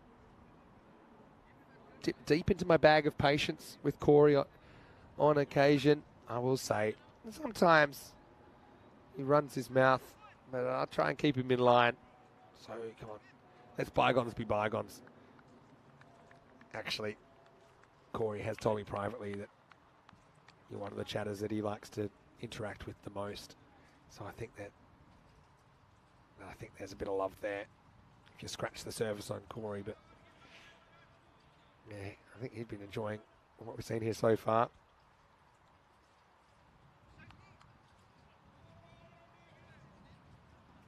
Shrug's talking about the qualifiers last week in Scotland. Yeah, that's where Lenny, who'll be here tomorrow, that was his last stop. He was doing some commentary. He just went home to Ireland for the weekend. That's why I gave him an extra day to catch up on a few things. Travelling today, and he'll get here tonight. He'll be in the box with me tomorrow. Okay. It's going to be tough, but you never know. Safi comes on. That doesn't help. First one. Just angle down the leg side. Doesn't really swing at all. Cool, Safi. I've got a question. Is anyone's YouTube chat different? I've just noticed that where you normally type, it used to say type here to chat, and today it just says chat. Now, is that because I'm in Switzerland and things are different in Switzerland? Because certain things are different here, like the PowerPoints for a while, for example. It's pretty well bowled. Olten aren't going to mess this up, are they? Tell you what, if you're an Olten fan, you probably still have a few nightmares about that botched 75 chase against Lathbury Lightning.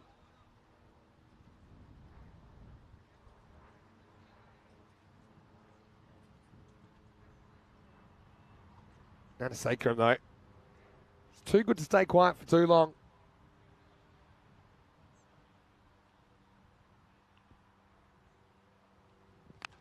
And right on cue, he drop kicks it out of the ground. Maximo Murali Nanasekram with a big hit, relieving the pressure over the leg side. You can just see he's kind of rocking in. It's in the slot. Not really full, it's not really short, but Nanasekram times it up perfectly. Takes some of the pressure off, in fact, gets it down below a runner ball required.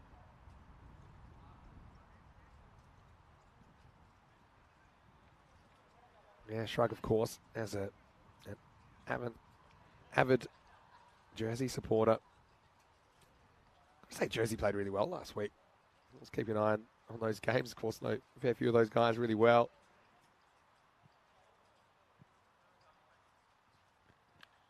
Well, now edge just past the keep. And that is going to run away for 4. So it feels like the game just running away from Vinthers, who have kind of hung in there bravely. Have a look here. Keeper gets a bit of a dive on it. Maybe didn't get too much of a spring in the dive. Kurunakaran. But I don't think too many keepers are grabbing that one in European cricket.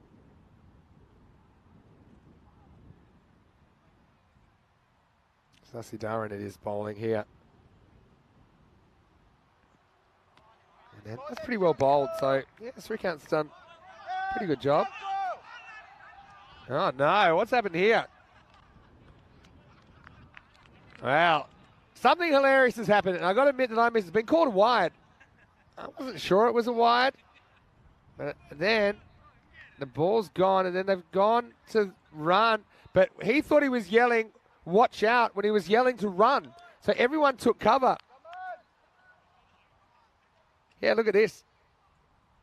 Yeah, so he wants to run, and everyone else thought the ball's coming at their heads. And meanwhile, one fielder knows where it is and then shapes to throw again. Geez, I wish he'd thrown it. All right. This is high, really high. I think it's a chance, and it's taken. Excellent catching. And it's the captain once again stepping up. Glimmer of hope for Winterthur. Sakarum sends one into the skies, and when it came down, Harsha Deshard, the captain, took it easily enough, but that was not an easy catch. So Murali doesn't quite find too much fluency in this innings. Bit of a one-hit wonder. That was in the air for a long time. Yeah, but Harsha, you can see that he still believes they can turn this around. Sakarum departs for 10, and it's 54 for 4. 59 for 4, pardon me. New batter coming in, Dion Johnson.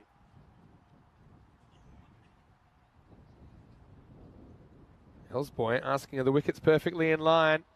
Well, here's the thing, Elsboy. You really have to bend your mind a little bit here on day one. Because the pitch has been moving a little bit, they were perfectly in line, and now, because of the surface, this is a temporary pitch. It has been moving a little bit.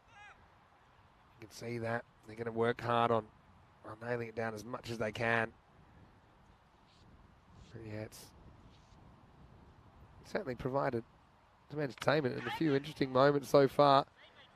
So just P1, Dion Johnson off the mark. So anyway, Elsboy, keep an eye on that as things go on.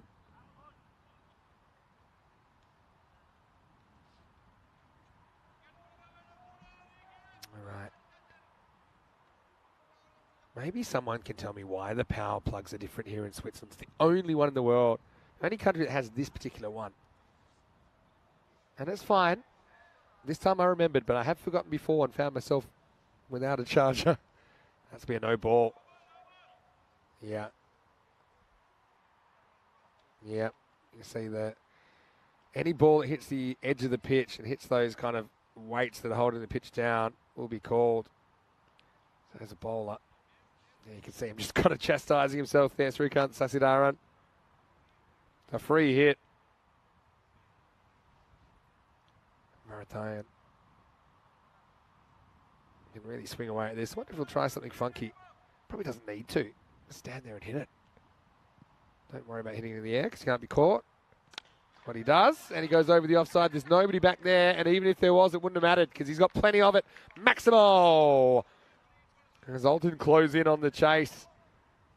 Winterthur, though, there's a lot here to be positive about.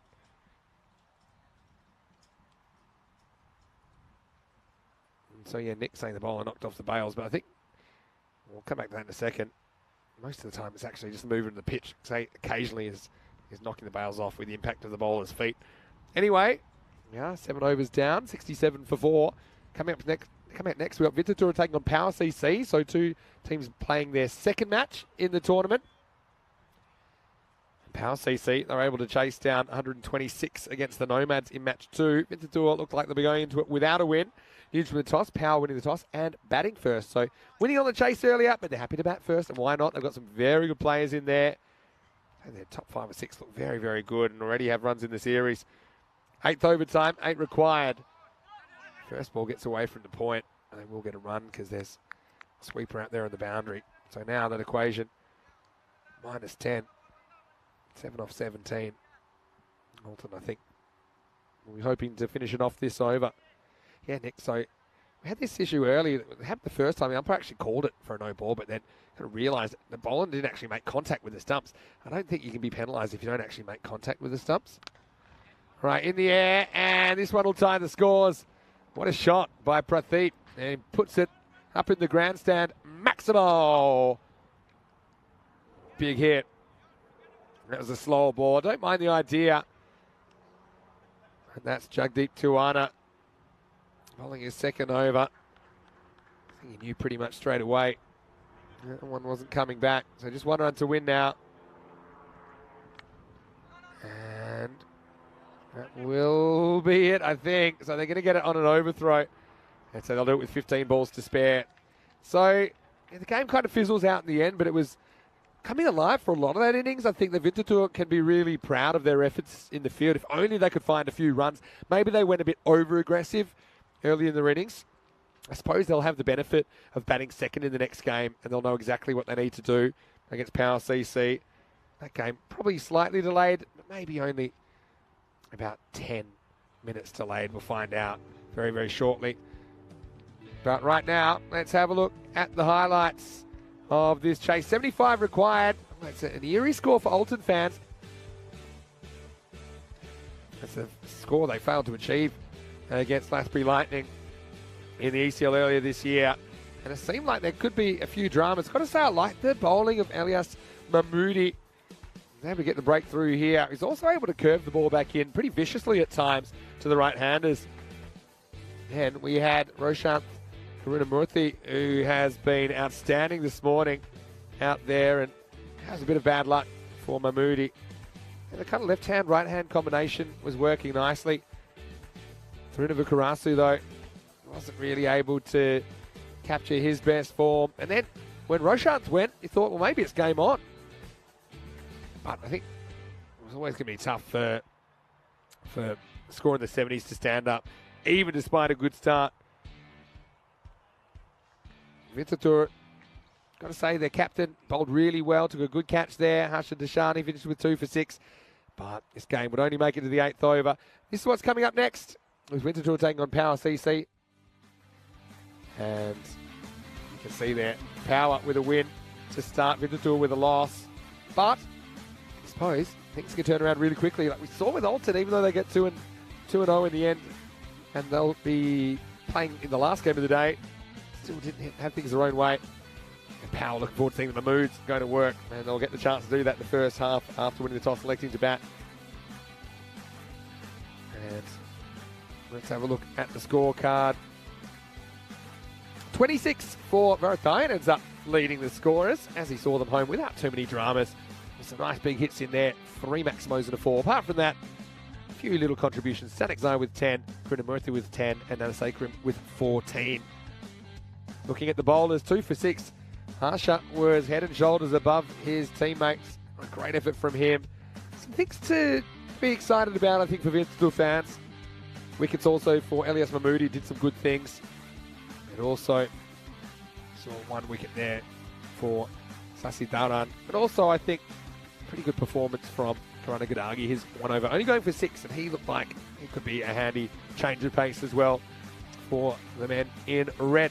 All red clash actually coming up because it will be Winterthur continuing their campaign, taking on Power CC in the next match. Don't have a start time for you yet, but if you give me 1 second, I'll tell you that we will be starting in approximately, drum roll please, I'm going to go out and say it'll be 10 minutes, all right? Let's go 10 minutes, give or take. But we'll give you that information as soon as we can. Once again, thanks for everyone's contributions in the live chat, ECN European Cricket Network. Big thank you to everyone, of course, tuning in today on Swiss Sport TV. And, of course, all our regular viewers on Fan Code as well. So I think we will be back in about 10 with the 4th match of the day. Until then, it's Vinny Sandu, Mr. Maximo for the European Cricket Network. I hope you're enjoying your day so far. We are, and we'll be back after the break with more European Cricket Series.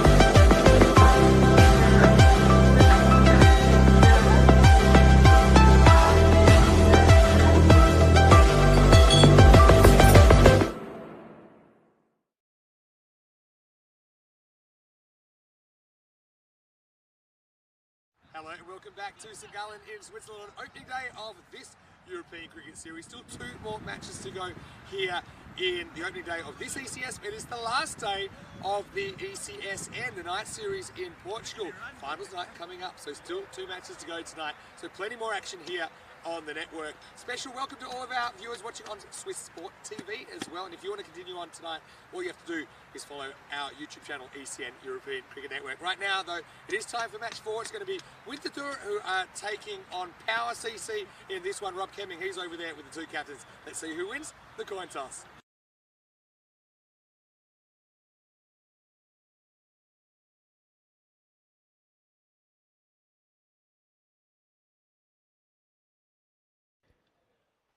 Hello and welcome back. And yeah, you can see that we're just about to go to the coin toss there, but I can give you the information here in match number 4 that it is Winterthur versus Power CC. Power CC have won the toss and they have elected to bat first. Why not? You've got Mahmood's in fine form. So we're almost going to get going. Just got around about 3 minutes until the first ball. But I'll tell you what, right now, it's been very, very entertaining so far. Seen some high-scoring games in the first 2. The third one a little bit lower scoring, to be honest, but still a pretty entertaining game nonetheless. With Olten getting across the line against Winterthur, they end up doing it. With around about 15 balls to spare. So Winterthur go in without a win, actually on 1. This, of course, is prepared before the result of the last game was known. Power CC 1-0. Watch out for their captain, Asad Mahmood. And they've got Osama Mahmood there at the top of the order. Got to say, all the Power CC hitters we saw so far had power. For Winterthur, Kanaga Gadagi batted really well for them, but he didn't have a lot of help. They sent Kanaga Sabapathy up to the top of the order, and he swung hard with his 2 deliveries. And he skied the second one. Pierre De Silva as well. He was opening. Deshan is listed there as a batter, but he's a pretty handy bowler, wasn't he? Picking up 2 wickets. He was a real shining light. But I do think that Power CC, on current form anyway, probably go in as favourites. Both these 2 teams, they had a 3-3 record, so very similar stories in the previous ECS back in 2020. From memory, I think Winterthur edged out Power CC on net run rate. Winterthur would then go on to lose their semi-final and then ended up finishing 4th after not managing to win the bronze playoff. So yeah, you can see confirmation there of the toss news that PCC will be batting first. So just a note as well that we are slightly behind schedule, only slightly, 10 minutes behind schedule at the moment because of just some logistical issues at the start of the day with getting the pitch there and getting the pitch in the middle of the field, which is a bit of an operation here. There's a temporary pitch. It takes a lot of work to do that. But anyway, looks like we're almost ready to go. Power CC openers to get us going. But yeah, what a day it's been so far. A few things that actually remind me of that series back in 2020. We had issues with the pitch then, which is very hard to avoid, I think, when it comes down to it. Elias Mahmoodi is going to get us going. Got a feeling that his shirt might actually be a typo. It actually has an F instead of an E, so he looks like Fly Us. You can tell how windy it is by what his hair's doing as well, Mahmoodi. But I tell you what he did do. He was able to bend the ball. Have a look at that. Here's Elias, E-L-Y-A-S, but it says F-L-Y-A-S. Well, he'll want to make the white ball fly here in the power play. He's going to have to deal with the left hand first up. Will be Osama Mahmood to face up. Start of match 4 live from Switzerland. And it could be gone. Should have been gone too. Well, that's a big moment first up. It was pretty much hit straight to Amal Fonseca. Osama Mahmood is such a dangerous hit. It was off the end of the bat. He didn't really have to move, but he did. He kind of went down. Amal would love that one back. And Mahmoodi could have had Mahmood. Just remember that. Osama Mahmood dropped very first ball of the match. That's what Mahmoodi's done so far, just sneaking the ball into the right-hander. I'd like to see him perhaps take a slightly wider approach to angle the ball more outside off and then bring it back. I think a lot of times when he swung the ball, these balls have been missing leg stump. So yeah, they look good, but you're not going to really take a wicket against a right-hander. Having said that, left-hander back on strike now, so his approach is probably fine. Hello to Tariq, who's in the chat. Nice to have you with us. Yeah, so to a left-hander, that's fine. To a left-hander, that's exactly where you want to be. But to a right-hander, you might get lucky. They might back away and back themselves into trouble. But if they're smart, they'll get across. They'll take the wide there. Maybe you ought to glance it away. I've got a question for you guys in the chat. What's been your favourite moment so far with 3 games in, if you've been watching? Let us know in the chat. ECN European Cricket Network. Well bowled. This isn't a very good shot from Osama Mahmood. He's right across the line. Yeah, let us know what's been your favourite moment so far. I'll tell you mine. It can be random. It can be a highlight. It can be anything you like. Something a bit unusual. Probably wide. I like it that they're absolutely sure the ball's dead. This is modern cricket for you. Umpire took 3 or 4 looks to make sure the keeper wasn't going to throw back at the stumps, and that's what's happened over the last few weeks in cricket. I want to say a very special welcome to everyone watching on Swiss Sport TV as well today. Oh, full toss, baseballed, and that's out of here. Maximo up in the grandstand. And has been called a no ball. Yeah, waist high. And so, yeah, you can argue one way or the other, but I think if there's doubt, they normally get called. And Mahmoodi doesn't get it right. He gets pounded. Mahmood gets a free hit as well. Slower ball. I think that's the cutter, which he bowls as a bit of a variation. He still can get out of jail here with a good ball here. You'd be happy if this just goes for 1. It still is a free hit, of course, because that previous free hit was a wide, so it continues to the next delivery.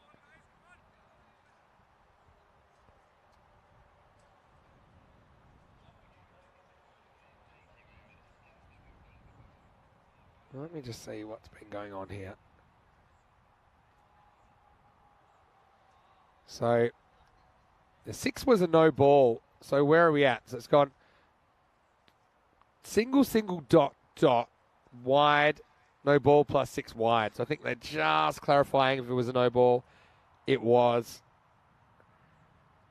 And so I think it actually might still be 2 to come, not 1 to come. So that's just what that slight delay is about. It makes sense to try and sort these things out at the time rather than to try and go back while the game's still moving, even though it's a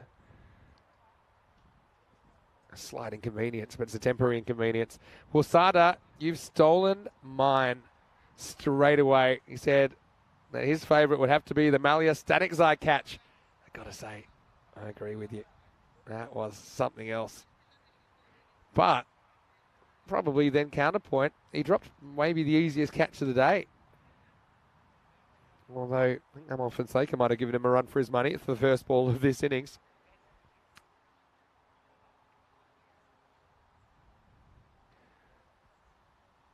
And just while they sort this out, maybe it's an opportunity to let you guys know what's coming up on the European Cricket Network. Now, of course, we are live in Switzerland on Swiss Sport TV at the moment, but for all our other tournaments, you can always find them on our YouTube channel, ECN European Cricket Network.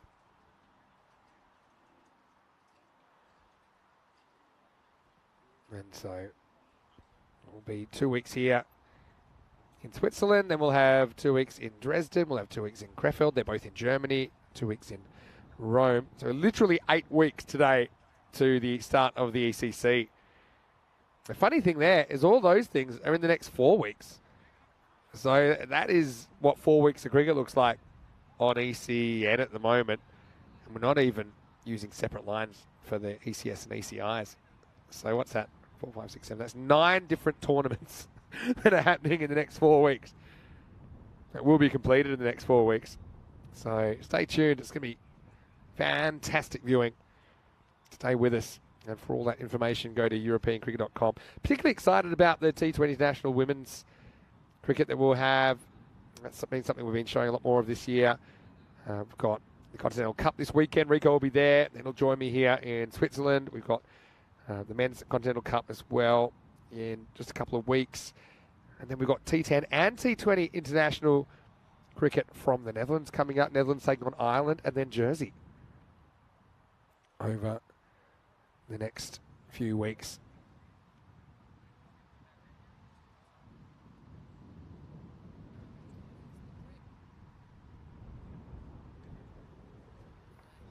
So, yeah, I can tell you that we're actually exactly 8 weeks away now. And if you want to know where we'll be after that, the plan is that we'll go to the place I just mentioned. So Switzerland here for 2, and then we're in Germany for 4 weeks, first in Dresden, then Krefeld, then we're in Rome. So there's 8 weeks until the ECC. And then we'll continue afterwards with another ECS coming straight up after the ECC. So we're in Croatia for 2 weeks, back in Malta for 2 weeks. And the plan is to visit Spain for 4 weeks. So I think they're taking this opportunity also to just have a few running repairs. I got to say, nice to see a few families around as well at the moment. And as far as Virik, just introducing his youngster, I think, to some of his teammates. Always happy to see lots of kids around European cricket. And he's got the colours on as well, doesn't he? Despite being a Lakers top, he's gone for the red and black. We saw Chris Pearce doing some very good work in the Czech series with his academy. All right, still a free hit, by the way, and he does hit it. Flying away. I'm not sure this goes. Might be close. I think he just stops it.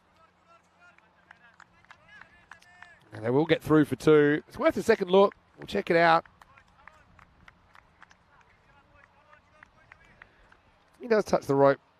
Oh, actually 1 foot's over the line there. So this is going to be 4.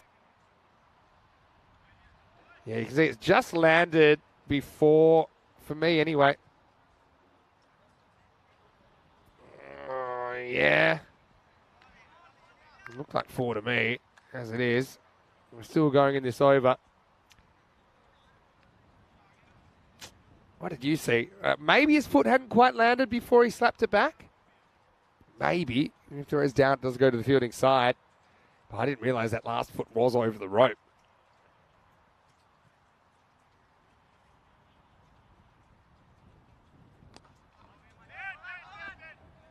Maybe Vince will catch a break there, regardless. This over might be one of the longest opening overs we've seen because of that technical delay. It goes 10 minutes. But don't worry, they won't all go that long, I hope. This will be the end of the over. And I'm going to say that it is... I'm going to go with 15 without loss after 1. As we get ready for the second over. Now this guy, he was incredible in the last game. There's the captain, Harsha Dashan, who's coming out to bowl over number 2. They're still trying to work out exactly what went down in that first over. Sardar said he also liked the pull shot by Hassan Ahmed, which went about 40 metres after crossing the boundary. That was big. Everyone else, yeah, let us know what you like so far.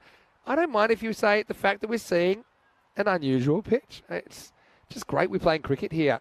Like I said, sometimes you can't have everything. And it's a beautiful place to play cricket. You've got the grandstand here. I just hope that one day maybe there is a permanent pitch in here and we can fill the stands. That's what I'd be hoping for.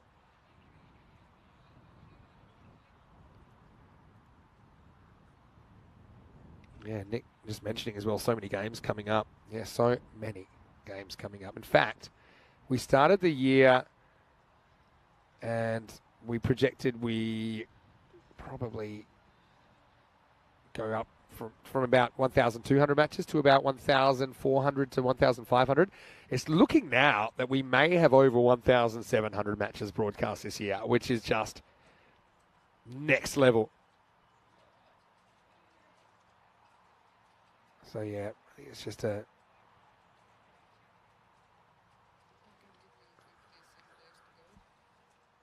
just a technical delay. But yeah, confirmation that we're exactly 8 weeks away from the start in Malaga. And as Corey would say, it means we're only 55 days away from empanadas. Yeah, we'll have to see if we can get the crew around there. Although looking at the timings, looks like we might be finishing a bit late there this year. Might be touch and go a few nights. Might have to get the empanadas to come to us. Anyway, Dream 11 European Cricket Championship has grown from 15 countries in the inaugural edition in 2021 to 21 last year. Now 31 countries taking part this year. So I'm super pumped to see a few new countries. And the thing is also, we'll see teams that we've seen in the ECIs.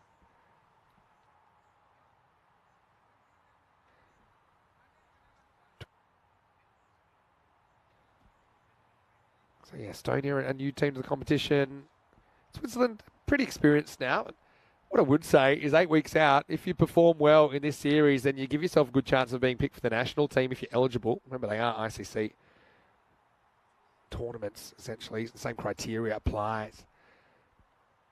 And yeah, apologies once again for this technical delay. So, yeah, the fact that the forms is here could directly impact that Swiss squad. Yeah, we probably might see a few roughies coming out of the woodwork. I say biking's pretty popular in this part of the world as well. Yeah, we saw that in the Czech series, didn't we? With Rudaj Magare having a very good series for United, player of the series. A few people having a little sticky beak, and why wouldn't you? It's always great to have more and more people taking an interest. Sada was asking me, am I keeping an eye on the Ashes? Yeah, well, I typically do, but today's been a bit busy being the first day of a new tournament.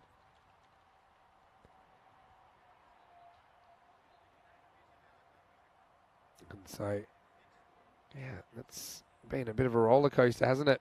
The Ashes this year. It's good to see people take interest in cricket, no matter what the format. And for me, the Ashes in England is always a special series. It was the first full series that I watched when I first got interested in cricket, back in 1989.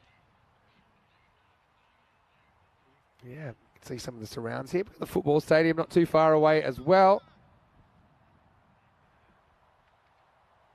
Yeah, I remember seeing this on TV in 2020. I'd never quite seen anything like it in televised cricket, and now I can say I've never quite seen anything like it live. So here we go. We're back. And it was 14 without loss after the first one. So now we're away. And that's probably going to be a wide as well. Well, the thing with this one is it bounces off the pitch, but it bounces past the pitch. So I don't think it's off the pitch for sideways. And once it's past the stumps, once it bounces past there, then it's just a wide, not a no ball. See what it was called here.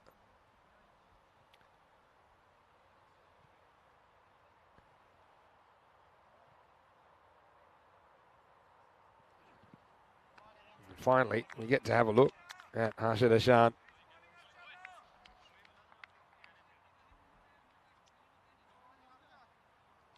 He was such a good performer in that last game for Vince. They really stood up.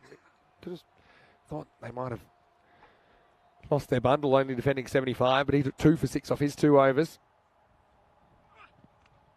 He gets this one. Slightly painful blow for the batter, perhaps. Tries to turn it around the corner.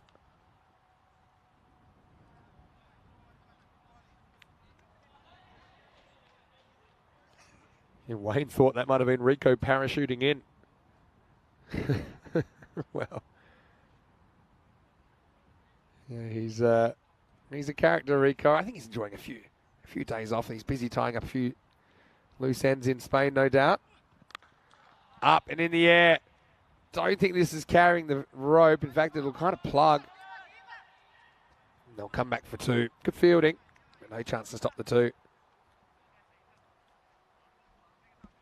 Yeah, Rico is deserving his time off. He did a great job in Portugal, which wraps up tonight with Monday night finals in Portugal. He's just having a bit of extra time off before he's in Romania this weekend for the T20I Women's. And then he'll be here with me in Switzerland. That's a good Yorker. Deshaun certainly looks made for it, doesn't he? He was listed to open the batting, I noticed, but we didn't see Matt till the middle order.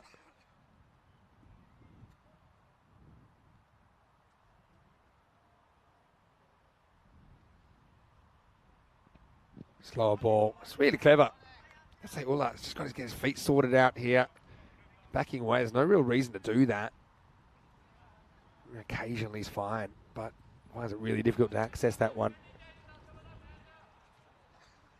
Wayne in the chat saying the rain might save the English team again. Hopefully it's not raining there at the moment. Keep an eye on it. This is turned around the corner. This will probably run away for 4. It does. So Ulla does get his hand through this one. Deshaun, probably a rare bad ball from him, really. Kind of angles in to the hip. Nicely worked away. This will take us to the end of the over. And the score's 21 without loss after 2. Early days, of course. But we are seeing 4 teams here on day 1. It means we still have 7 to see. Looking forward to seeing them as the week develops. But right now, Power potentially could leapfrog Olten and go 2-0. Olten we'll see again in the last game of the day, where they'll be taking on Power. So Power can win this. It'll be a top of the table clash, last game of the day. But like I said, very early. Slightly different finals format this time. So normally we do Final 4. We're experimenting in this tournament with Final 5. And not just that, big prize for whoever's up the top. Whoever's up the top goes straight through to the final. The other 4 essentially play off for the right to meet the top team in the final. So they need to win 2 games to get to the final. So the difference between first and second in this format is huge. Absolutely huge. Big swing and a miss first up. This is Jagdeep Tawana. Good strong medium pacer. Maybe a shade above medium pace. Gets it through Mahmood first up. Yeah, I think the little delays here just kind of played havoc with the timing of everyone, to be honest. Both batters just struggling for any momentum through their innings so far. It's well bowled. It's called wide. I feel like this was a bit of a harsh one. Check it out on the replay. So you got the tram line there. Depends, you know, are you judging it at the stumps or are you judging it at the crease? Normally we judge it at the crease. The popping crease. In which case I think it's inside, but I guess that's where the line is. That's a good comeback from Tawana, regardless.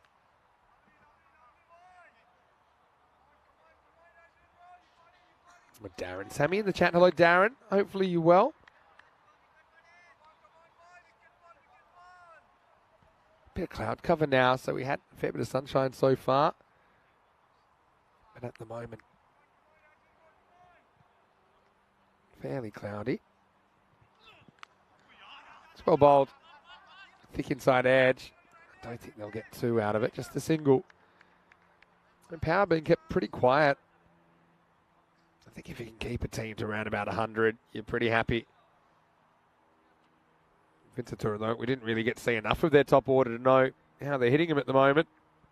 Went uber aggressive first up. They won the toss, elected to bat that previous game. Maybe not a bad thing for them to know exactly how many they're chasing. I mentioned also both these teams have finished on a 3-3 record back in 2020. that Winterthur had a superior net run rate, made it through to the final. So did Cossonay on the same points total on net run rate over Power. This one's handled by Deshan at mid-off, so no run.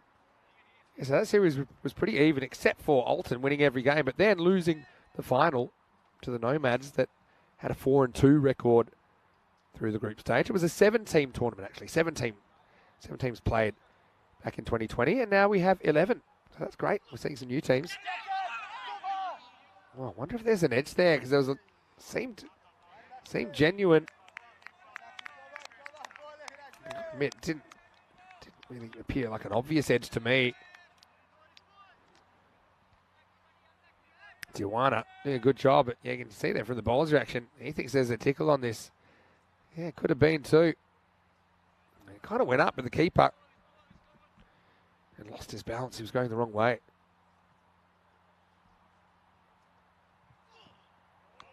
Yeah, again, footwork from Muller not quite right. He's 7 off 10. Has had a hard time in the power play so far. Power, 23 without loss after 3. Matt Hodgson saying there's rain at the Oval.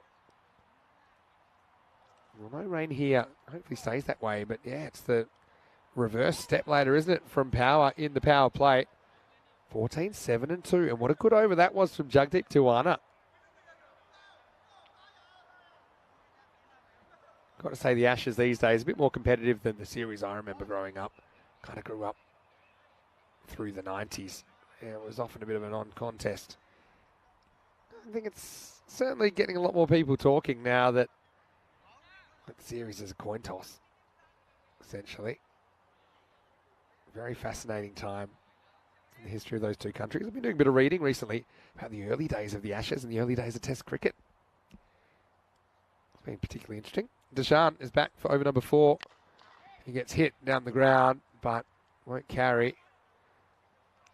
Jagdeep thinks about throwing and then does, but they get through for a single. Yeah, with the whole spirit of cricket debate, I started reading this book called Never a Gentleman's Game by Malcolm Knox.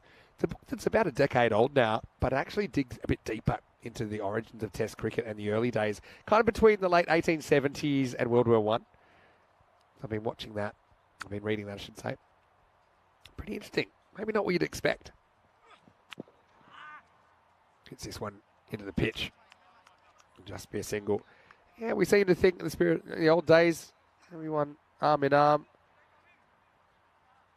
And the spirit of cricket very much alive. But let me tell you, man, all the things you see these days, it wasn't too much different back in the day. And you could argue actually it was a lot worse at times. So yeah, really interesting to scratch the surface on a period that I didn't know too much about.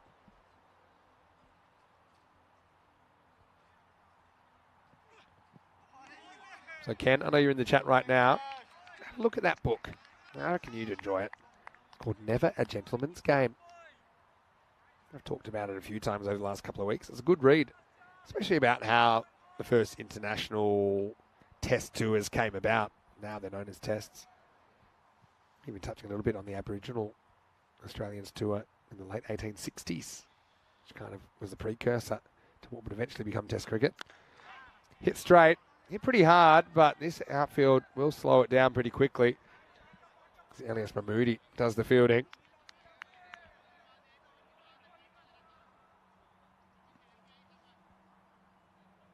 Yeah, of course, Ashes 2-1 at the moment in the 5th test, with the 4th test to draw. It seems like all 3 results possible, based on the scorecard I'm seeing at the moment, over there in the 5th test. Up in the air, not quite carry to the fielder. Kind of realises early that he wasn't going to get there on the full. Srikanth Sasidaran. Got to say, Winterthur certainly did a good job with the ball, keeping Olten quiet for a while. So I don't think it's a bad thing that they're bowling first here. They did lose the toss, but they're kind of leading with their strength, based on what we've seen so far anyway.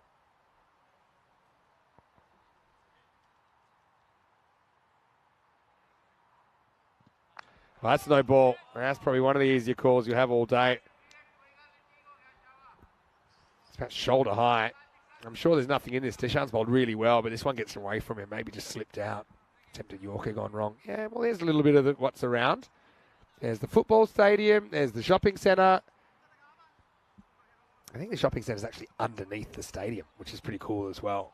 So certainly making the most of the space. And we're in kind of a little dip. We're like down the hill a bit from the main stadium and the main road, as you can probably tell from those pictures. So hopefully that fills you in a little bit, Sada. Yeah, clever bowling. Slower ball does him like a dinner. Won't be out anyway because he can't be stumped off a no ball. And so that'll take us to the end of... Well, can't be stumped a free hit, I should say. Takes us to the end of the fourth over. And the score is 28 without loss. Deshaun, another solid couple from him, even though that bean ball got away from him. None for 12 off his 2 overs. Have a look at the run rate. Power not really bringing the power so far. Well, we've got the FBI in the chat. The Federal Bureau of Investigation asking, is it an American broadcast? Well, I don't believe so. We are the European Cricket Network. And so, proudly broadcasting from Switzerland today. And tomorrow, if you missed it, it's actually the National Day of Switzerland, which is a tradition that goes right back to the 13th century. The origins of the nation. And I'm looking forward to that. Someone even said I might be able to get hold of a special shirt for the day. Well, I'm looking forward to that. Andrew Leonard, he's going to come in.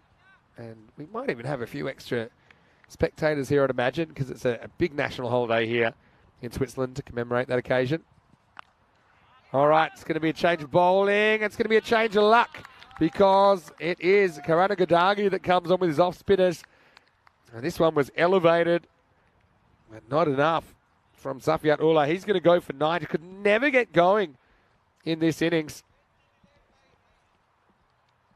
Yeah, you can see Shamith comes on. A little bit of turn. Again, change of pace, change of rhythm here.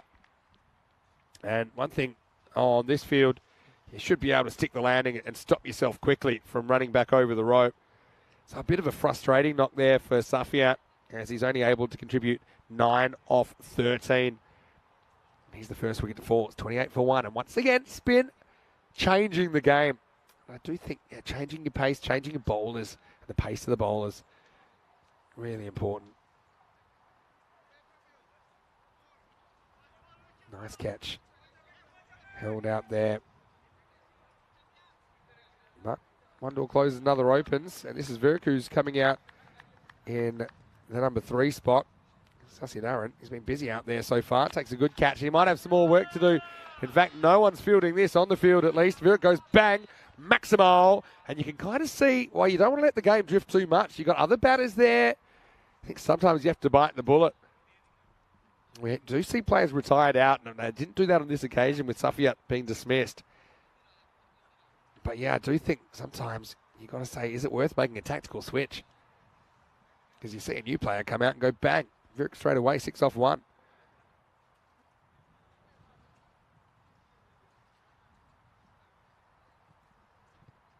Short, and it sits up nicely.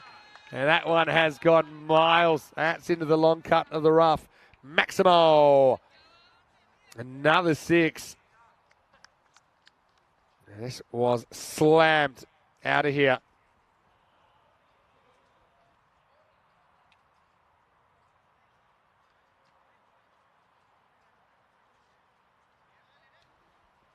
That one was just too short. We've seen the odd one get away from Karanagandagi, haven't we?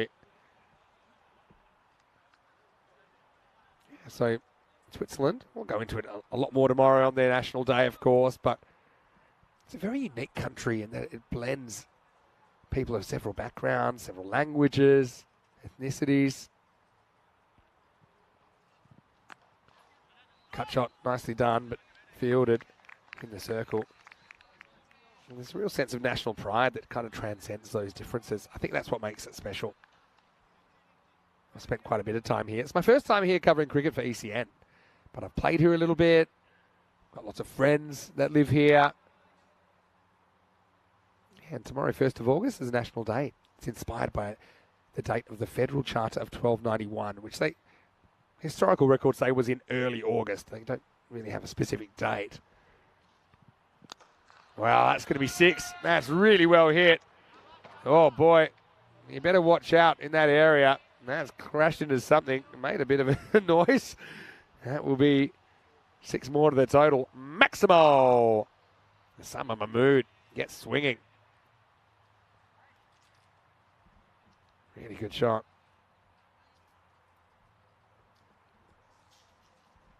So still 1 to go. And Karana Gadagi is in danger of going magical here. 19 off this over. Does have a wicket. He will go magical because 20 will come off this 5th over. And Power finally starts swinging the bats. Coincidence or not, it happens when they get a bit of fresh blood out there because Vuk has 13 already to his name. And be careful what you wish for. They get the wicket, but they also get a pounding in the 5th. It's 48 for 1 after 5. You're coming up tonight. Corey Rutgers will be taking you through the action.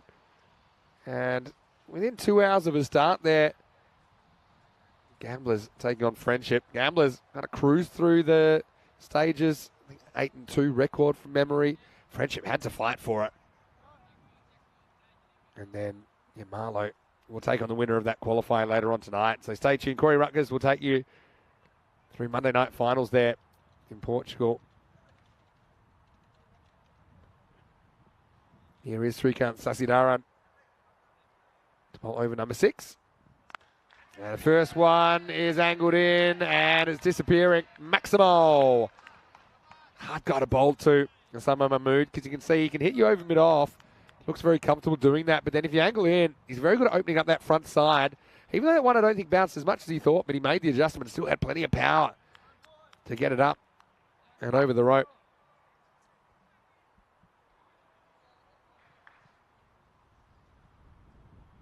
Gamblers, correct myself, 7-3 record. Marlow 8-2 there.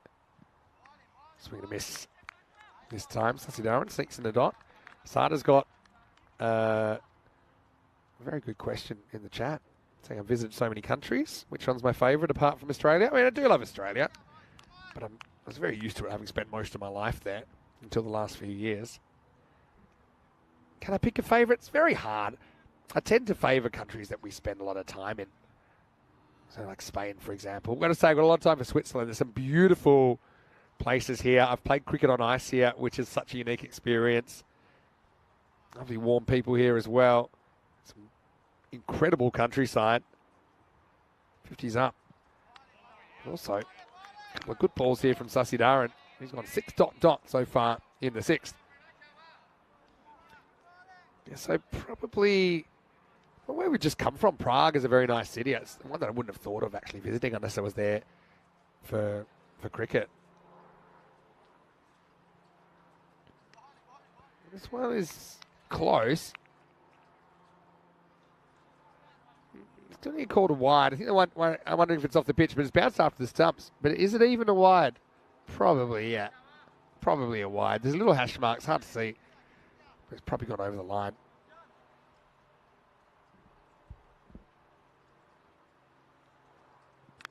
All right, takes it on and wins. Maximo.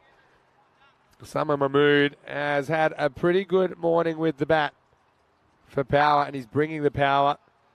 Saw him blast 30 off 17 earlier with 3 big Maximos.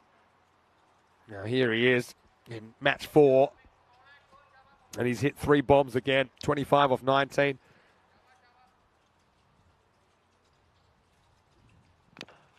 Goes after this. Oh, well, it might be a run-out chance. It would have been. Yeah, they might have gotten 2, but I think they're just happy to survive the 1. But this was a definite opportunity to run out Osama Mahmood. And the thing is here with the bowler, he didn't know he had so much time. He really could have set himself, but he kind of threw off balance. It was a throw that never had a chance because it was over the top of the stumps anyway. So even if it was on line, it wasn't going to be a chance for a wicket. Last ball of the over coming up. That's pretty well bowled in the end. So Sasidaran has a bit of everything in that over. Run out chance. Whack for a couple of 6s, a couple of good dots as well. It all happens in ECN. 62 for 1 after 6. Yeah, so sad. I don't really have favourite countries. I think it's like saying favourite children. You know, they all are special in their own way. But maybe you can tell us what countries you like to watch cricket from on ECN. Sakib Ali asking, is Sufyan Chima in the playing side? Yeah, he is. He is listed at number 11, though. Whether he bats there or not, we'll wait and see.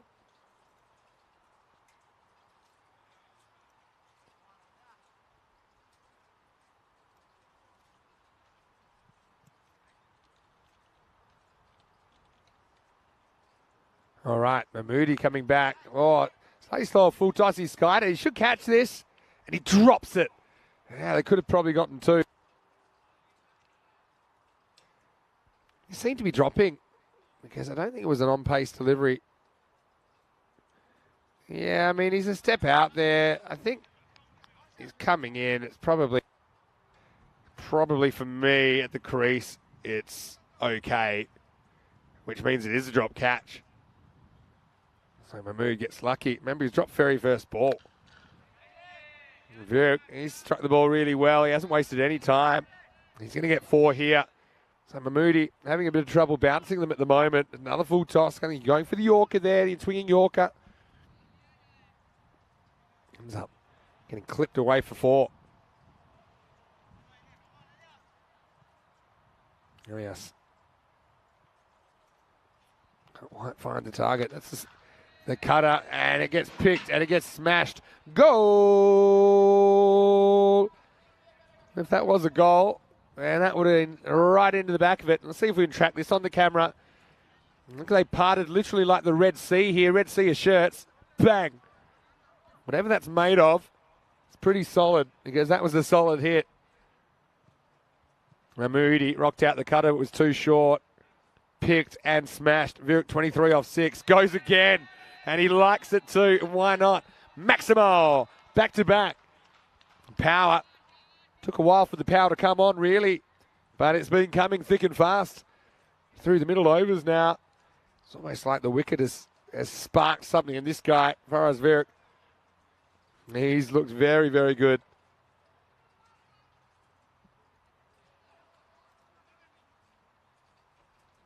What are they on for here? About 120 pace roughly at the moment. I think they got their sights set on more if this partnership continues to develop. It's better bowling. He's trying to roll his fingers on this one to straighten it down the line. So rather than bowl that cutter from over the wicket. To be honest, that's not a bad tactic either. It's just the one that got hit for 6. It was a little bit too short. Gave the batter a good look at it, and it kind of held up in the surface. If you can do that with a full delivery, it's probably pretty effective regardless of whether you're going over the wicket or around. Right, hit straight, but not hit that well. Still well enough. Wow. Yeah, power of this guy. Virik, who's 33 off 9. That seemed to be low on the bat for me. Didn't think with this outfield it would have gone. But yeah, you see, it was low on the bat. Just kept on going. Perfectly placed. And this guy is on fire at the moment. End of the 7th over. It's 83 for 1.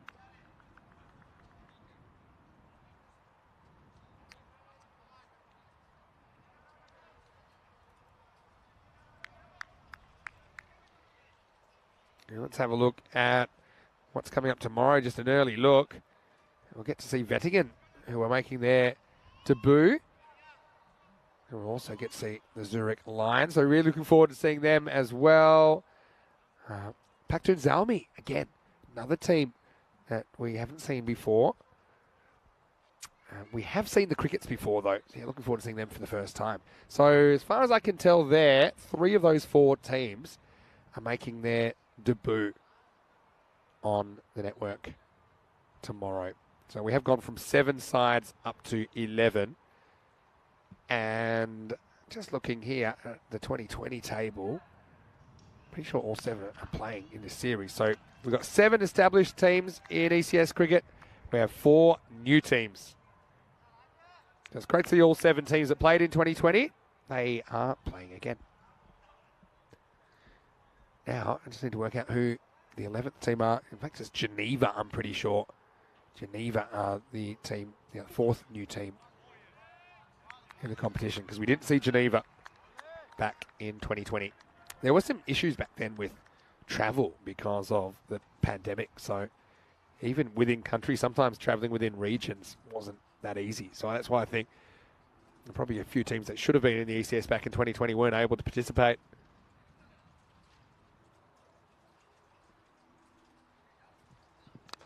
Well, it's hit well enough to be out of the ground. Maximo! As Osama keeps on keeping on his highest score of the day now. It's not the worst ball, but the thing about it is it just allows the batter to drive up and under. It's not really a genuine Yorker. So Jagdeep Tawana back bowling the 8th. Scary thing is, you know who's next? Asad Mahmood, the finisher from the earlier game in game 2. Anyway, right now, this could be a chance. We might see Asad soon, and we will. Because Osama runs out of luck on 39. He tries to go across the line, a fairly straight delivery. It's the captain down there, Hashad Hashan, who is patrolling the deep mid-wicket boundary. And not huge celebrations for Vintazura, but they still are pretty happy, I'm sure, to see the back of Osama Mahmood. Still some nice strikes in there. 30 of his 39 runs come in Maximos. Osama Mahmood, not a single 4.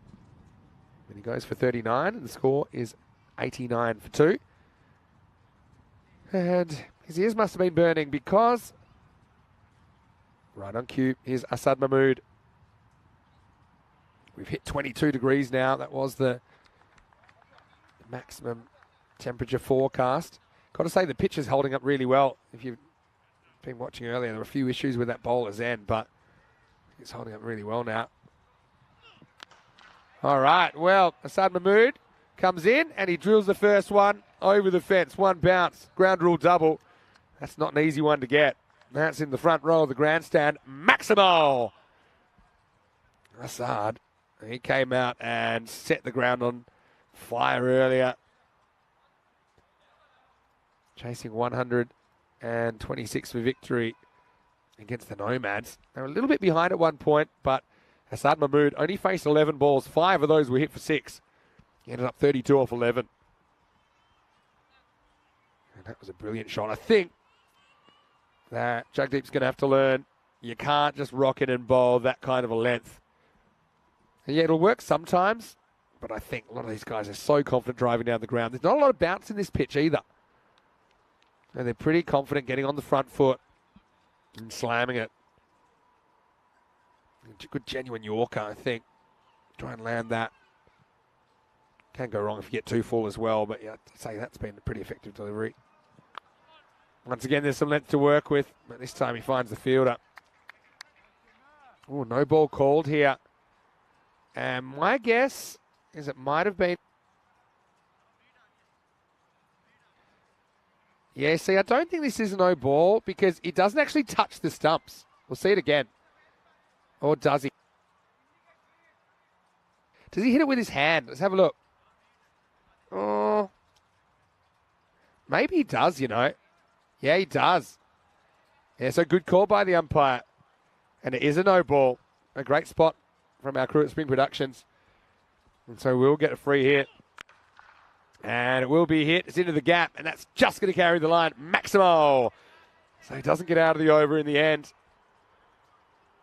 And so, a little bit of everything. Got to say, a bit of the boy who cried wolf about this, but in reverse, because we're so used to the bails maybe being dislodged by the feet. And the first look at that, I thought it wasn't the hand, but it was the hand actually that dislodged the bail. So it's the end of the over, and the score's 103 for 2 off 8. So up at 129 pace now. Got to say, it's a great spot by the umpire, of course. He would have been a bit closer. He would have actually probably heard the bowler's hand flick the stumps. And it doesn't matter how you break the stumps now. There's a bowler, it will be a no ball, which I think is a good rule. It's the Stephen Finn rule, they call it, because he used to do it all the time. Adam Dale, an Australian swing bowler, always used to do that as well, getting really close to the stumps. Used to just be a nothing. So, but it could be quite potentially distracting to the batter, so it's not exactly fair. Most of the time, I don't think it has too much impact on the play. All right, so they're going back to Chamith Karanagadagi. over number 9. About 4 minutes to bowl. It should be okay. Hit straight. Fielder comes around. Can't quite get there. Maximo. Mahmood does it again. 2 out of 3 ain't bad. He's gone 6-1-6 to start his innings. Not the worst ball, really. Maybe slightly over-pitched. Wasn't quite a block hole.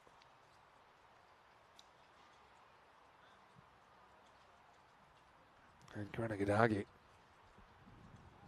See what his tactics are here. So something similar. Almost deflects it onto the stumps. Pretty sure the batter was alert to this.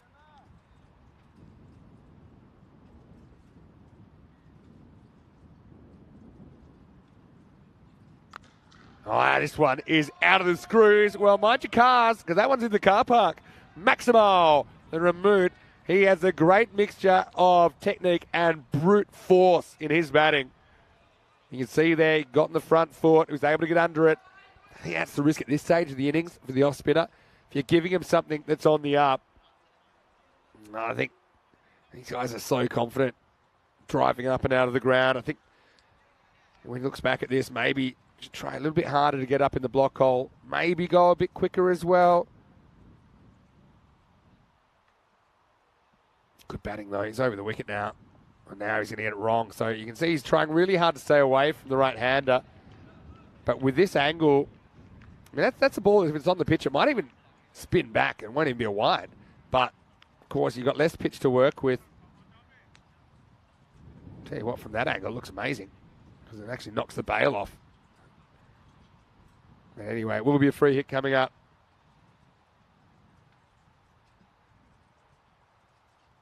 Oh, no, and he fires it down the leg side. This will be extras. Don't know if, well, they want to come back for 2. Why not? Because he's still on a free hit. He just gets home.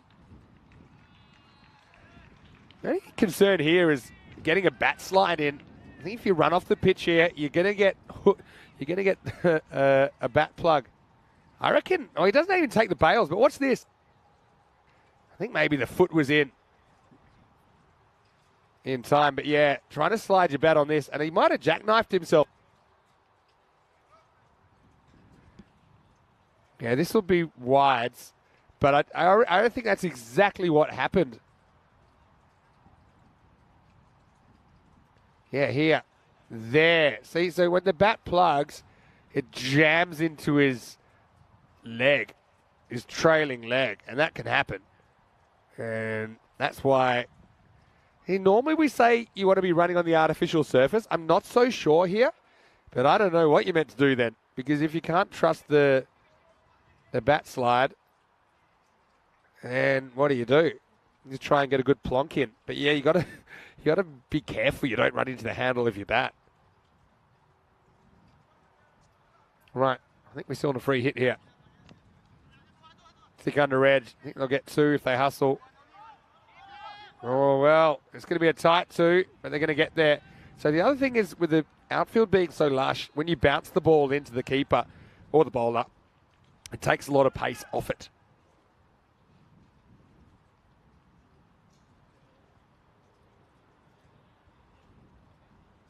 Couple to come then in the 9th.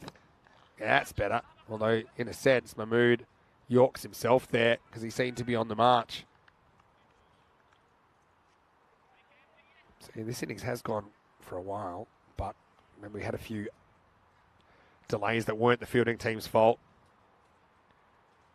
So that's why it looks like they'll get away with this, and probably even with their batter tying his shoelace, they'll probably get a slight allowance for this as well. The clock typically is on the money. Yeah, you see it just stopping there for the stoppage. So as long as this isn't a wide or a no ball, I don't think there'll be any issues with time.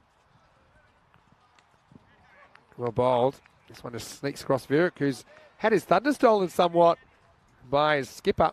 That's had Mahmood coming out, but I don't think he'll mind because Power in good shape as we get to the end of the over. And I do believe that's the end of the over.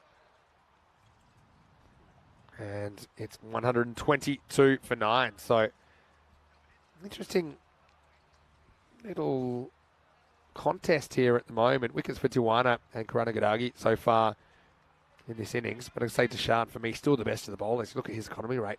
It's none for 12 off 2. Moody's done some good things, but hasn't quite strung a spell together yet today. The real question is, can Winterthur chase?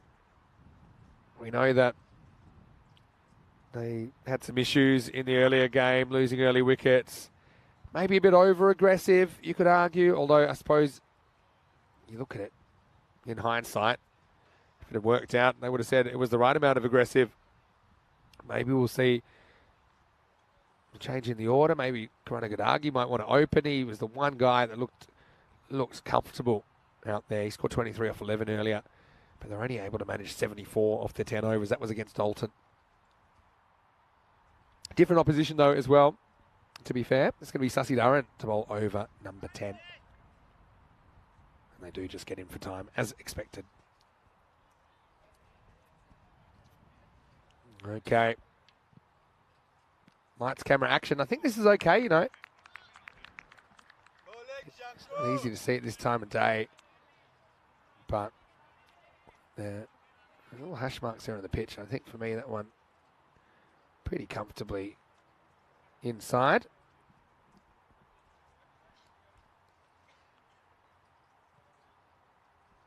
Just making a few adjustments. Once you get to 10th over, you can kind of take as much time as you like. That's just because 10th overs, especially in the second innings, you know, tension goes up. You want to give the players as much time as they like then to get the field right, get the tactics right. It's well bowled. So far, so good. Mahmood, to be honest, look at how well he hits them. I don't think he needs to charge. I think he should just stay still and smash it. Sometimes players can be too good. See that a little bit in Czechia. That a guy like Mohamed Ratul is the example I'd use from Bruno. It's the first time we'd seen him. And sometimes he's got 3 or 4 shots, and he seemed to pick the most difficult option. Just almost like he was bored with playing more traditional shots.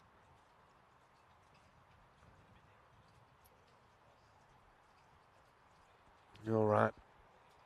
Sussy Durran. So far, so good in the 10th for him. Oh, this will be a no ball, I think. I don't think there's any bat on it.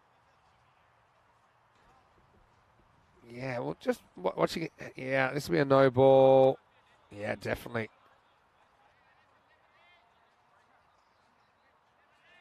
Yeah, and weird. He knocks the bails off. 2 things. You can't be hit wicket off a no ball. And also, I don't think he actually hit his wicket there. He just went near the wickets. Tell you what, I'd be thinking twice about going back, though. So that one was just a bit of outswing for Sussy Durran they didn't plan on. Narrow corridor bowlers are dealing with. So free hit coming up. Furyk. Maybe an outside chance of a half century.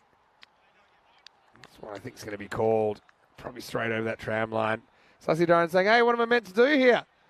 That was on the pitch.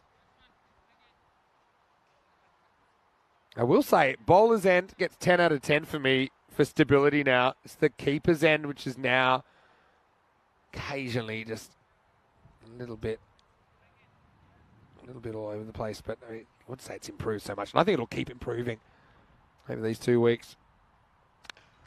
Low full toss, drilled. And that's Karanagandagi that does the fielding. Just a single. Yeah, so Winterthur, I think they're keeping it to more or less a par score, maybe a few above, but they'll certainly feel that they can chase this down if their batting clicks.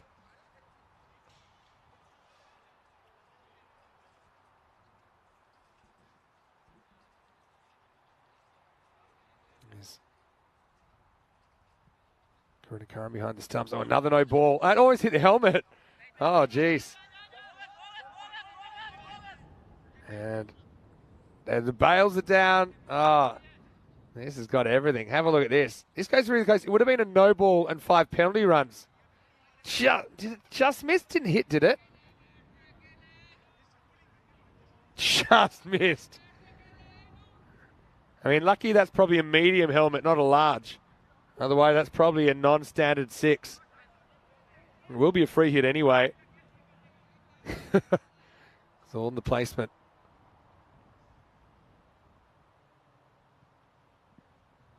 And the free hit is missed. This might be the longest innings ever that doesn't have a time penalty. because it really hasn't been the fielding team's fault, but they did cut it really fine.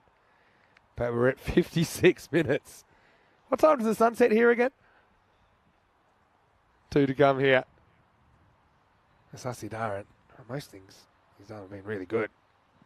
There's the off-cutter. I like this last over. I know he's missed his spots a couple of times, but he hasn't gone for the boundary. He hasn't gone to the boundary. 128. Looks like 130 or so will be the chase.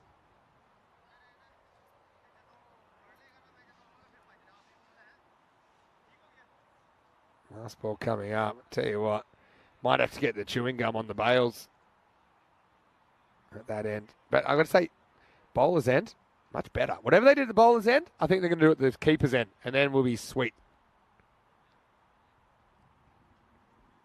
Here's the last ball of the 10. Power, 128 plus this.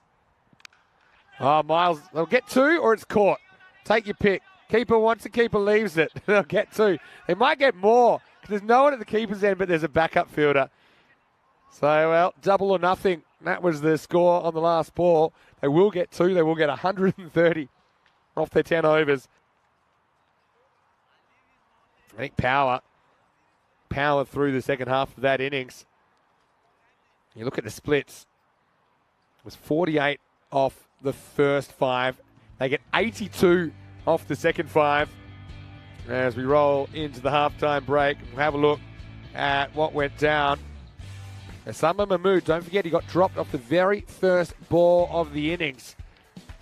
And then went on to do a pretty good job. He would end up making 39, but had a few lucky moments. Safiat all at the other end, just could not get going though. Eventually, he was caught for 9, but it kind of sparked something, didn't it?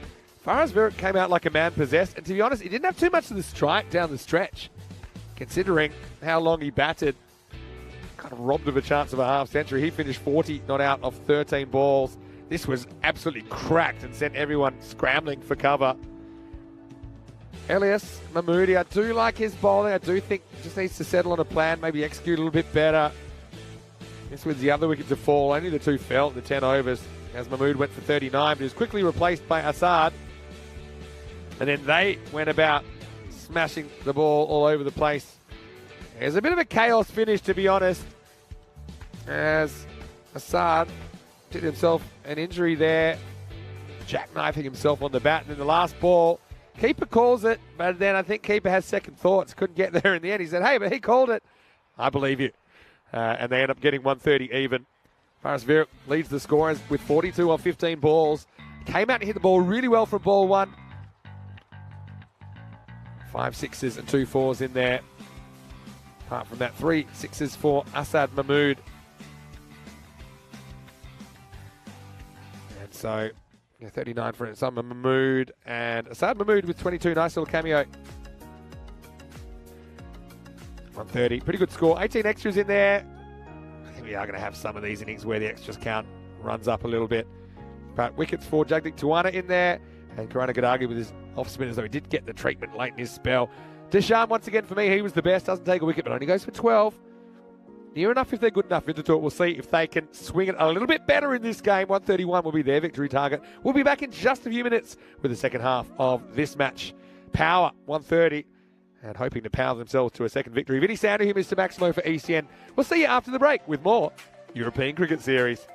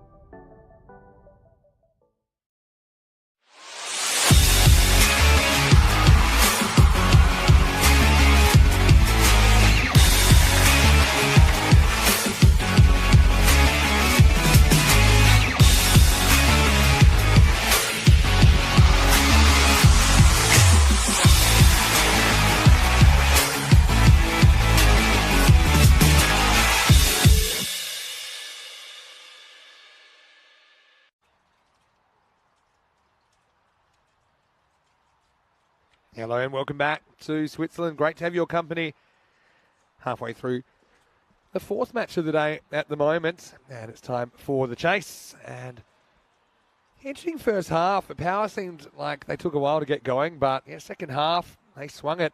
48 off the first half, 82 off the second, as they end up making 130 exactly after winning the toss and electing to bat first against Winterthur, who struggled a little bit earlier on. They lost to Olten in their first match. That was in match number 3. And really, it was more their batting than their bowling that cost them. I think they actually bowled pretty well.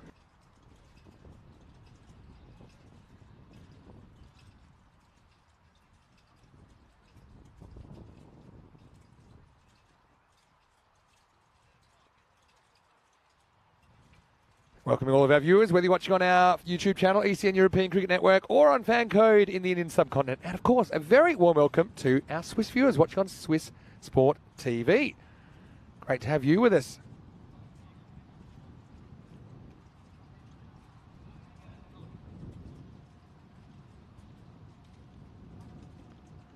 So, it's a big week here in Switzerland. It's a national day tomorrow as well. It's the national holiday here in Switzerland.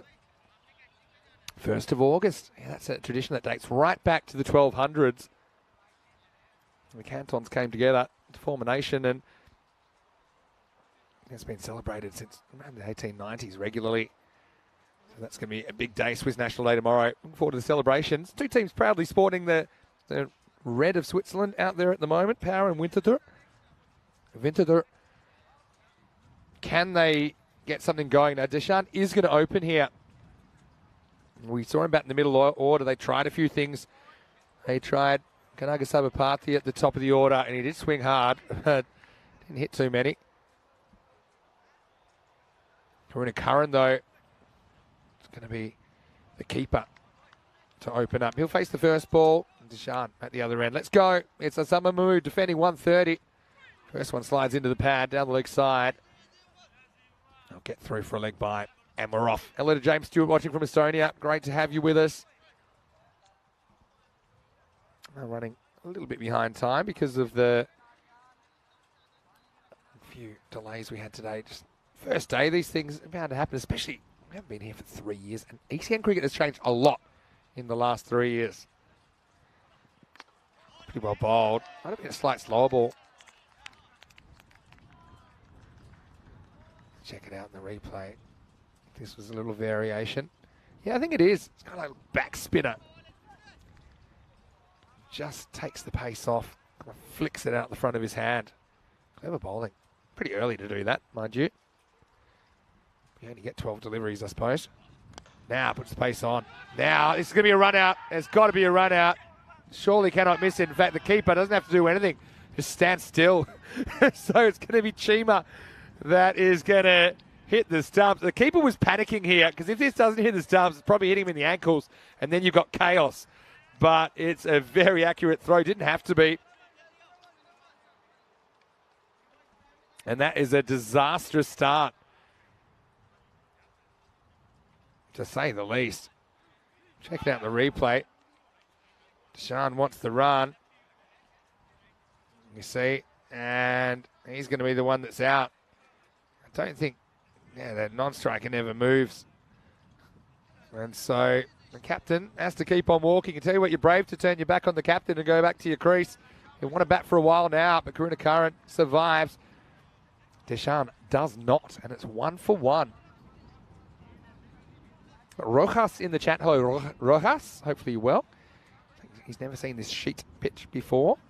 Yeah, it's basically flat wooden sheets with carpet over the top and then nailed down to the surface. So because of where this ground is, you're not allowed to have a permanent pitch. In fact, you can't even have the pitch overnight. So what happens is in the morning, a lot of people work really hard to put the pitch down. Probably makes it slightly different every day as well. It's pretty well bowled. This is Karana Gadagi, who's coming out at 3. To be honest, I would have thought of him to open anyway. Obviously, I don't think the plan was for Deshan to get run out for a duck. But Karana Gadagi, he looked the most comfortable.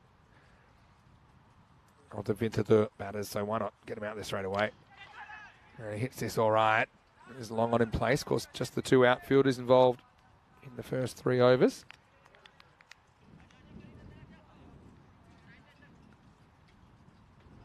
One of the things I'm really happy about here, I have probably one of the comfiest chairs I've ever commentated in. I must have hit the jackpot. Lenny, first in best dressed. He'll be with me tomorrow. Last ball, could be more trouble, and it is. Karuna Karan goes without scoring now. And Asama Mahmood comes on and gets the desired result. And it's an awful start, really. They don't get much worse, so they basically change their tactics, change their order at the top. Derek is in the building. He's made the trip now to St. Gallen. Of course, if you're new to cricket, a duck is when you get out for 0 and it resembles a duck's egg. Doesn't make a lot of sense, but that's just cricket tradition. Winterthur. They changed both openers and they're both gone already and they've both made 0. So, not ideal. But anyway, let's have a look at the golden ball counter. 65 matches since we've seen a golden ball. 2 for 2 after the first. So, not looking on at the moment, but you do have Karangadagi there. And you've got some other guys. They certainly look like they can hit the ball a long way. I like what Julian's saying in the chat. Hello, Julian. Saying if the bowler liked the pitch, he would literally roll it up and take it with him. Well, yeah, the carpet, yeah. The wood, a bit more difficult. You'd have to have a big truck. Karangadagi, though, for me, he's been the best looking batter so far for Winterthur. He hits this pretty well, goes on the hit. A big throw. But again, these throws are a bit easy to back up as well. And so he gets a single. Fonseca's been sent out a little bit higher as well. So earlier on, opened up with Tandan Sayan, Kanaga Sabapathy, as well as Pio de Silva. Both of them were setting bat speed records early, but they couldn't really make too much contact, unfortunately. So they've been put down to the middle order, and Fonseca's gone up a notch or 2. Good Yorker. One striker sent back at the last moment. And Fonseca in the last game, he batted number 7, but he did hit 19 or 14. Having said that, took a little while to get going. At least he does have some runs under his belt. In fact, these 2 batting right now, they're the only 2 batters that reached double figures earlier on against Olten. Oh, Yorker again.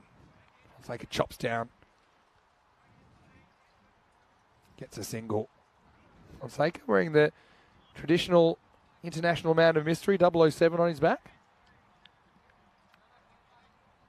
Yes, so Rojas. Hopefully that answers your question about the pitch. So let's see how it looks tomorrow. I think there'll be a few improvements as well. All right, full toss. Still no boundaries. Karangadagi has shown that he can hit the ball a long way. Hit 2 big sixes in his 23 earlier on.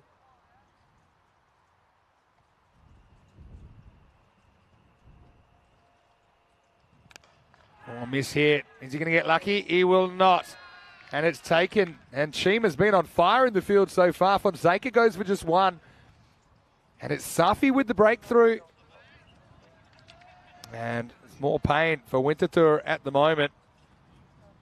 The score is 5 for 3. Samsur Safi, I've liked his bowling so far. He was just hoping, is that going to carry to mid-off? Is that going to carry? And it does. And he is pumped up about it. Just lost one hand on the bat. Just a miscue.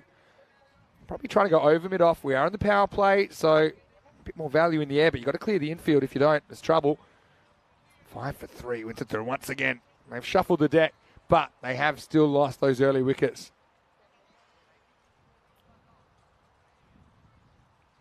New batter comes to the crease. That's Jagdeep Tawana. He's been pretty good with the ball so far. I've got Ravi in the background.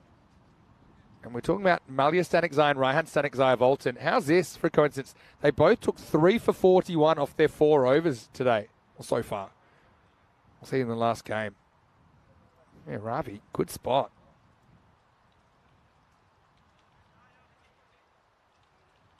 Imagine if they get the same figures in the last game. All right, so Safi successful with a ball to go in his first over. It's the last ball of the second. Trying to hit down to long off by Tuana. It does look like an attacking character. He'll retain the strike, and it's the end of the second now. 6 for 3. That rate started at about 13 and over already. We're kind of talking 15 and a half. Early days on the table, but Winterthur, they go 0-2. That'll be where the Nomads are. Nomads still probably scratching their heads about how they don't walk away with any points from day one. After whacking 152 in the first innings of the day. That got chased down. 8th biggest chase ever on ECN. We've had a few lately. It's got to be more than a coincidence as well. I just think teams are getting better at managing the chase, and just teams across the board, across the whole of Europe, they're scoring quicker. The run rate in this series in 2020 was 9.9 and over. Already I can tell we're on for more than that. Although Winterthur could probably use some of those runs right now. Some of Mahmood to come back. His second over lets himself down. Down the leg side. Eventually knocked down by Baljinder behind the stumps. Baljinder, a bit of a last over hero earlier on for power, getting them across the line against the Nomads.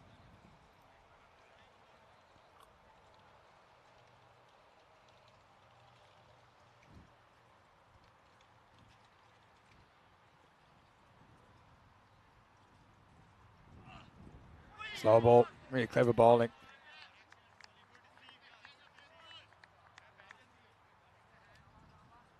Sama Mahmood, clever customer. Just have a look at this variation. See, it's that one I think where he kind of grunts as well, but comes out the front of the hand. It's just probably 20% slower.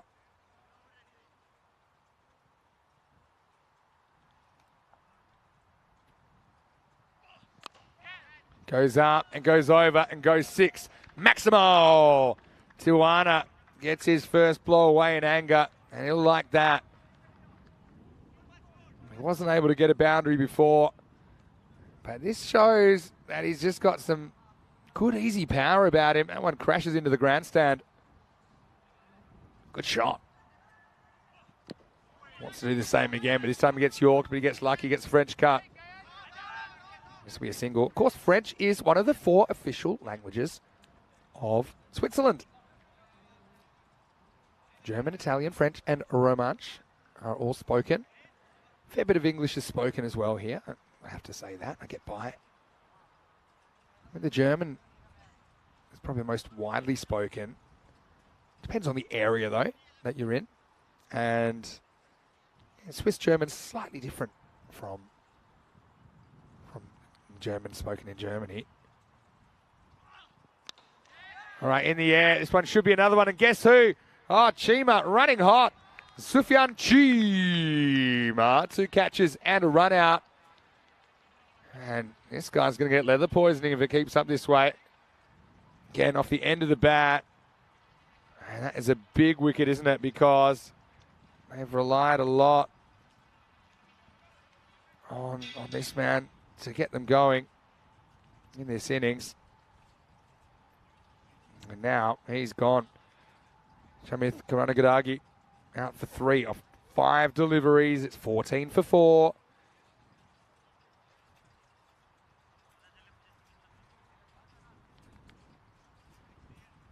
Oh, tell you what, if there's one man to rescue me in any situation, this is who I'm picking. Pio de Silva. He's coming out, and absolutely anything is possible with this man out there.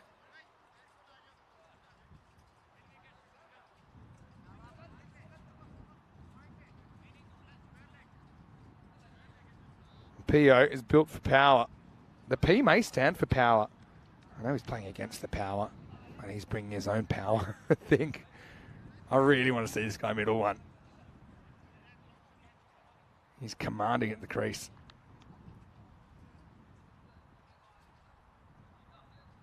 All right. When he gets a slow ball first up, I think with the Summer Mahmood, he's a crafty character.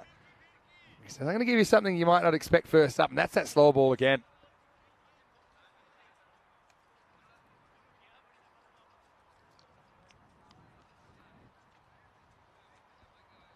It doesn't surprise me that Pio's disturbed the bails there. They might need to get someone else to fix them up, because if his first step away, he's probably knocking them over most of the time.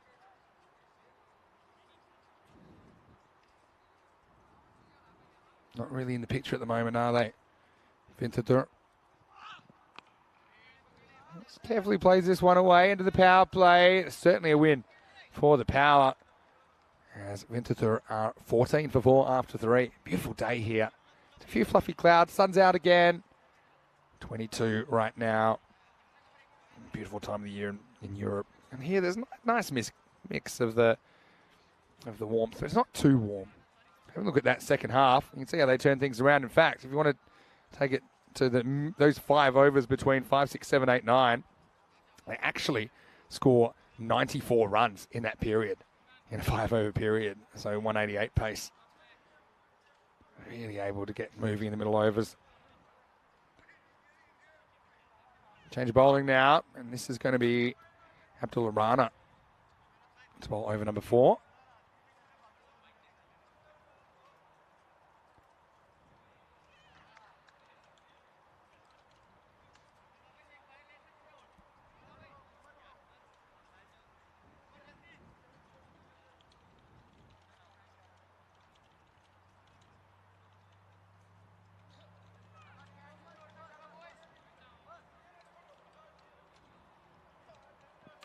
All right, so it's in the air. Is this hanging for long enough? It does. Great effort from Faraz Virak. Can't quite hold on in the end.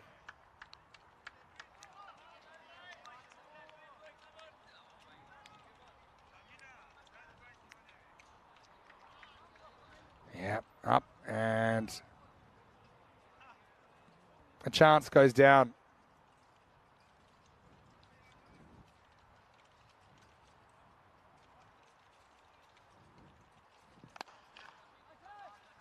This is not down too long on, just the one.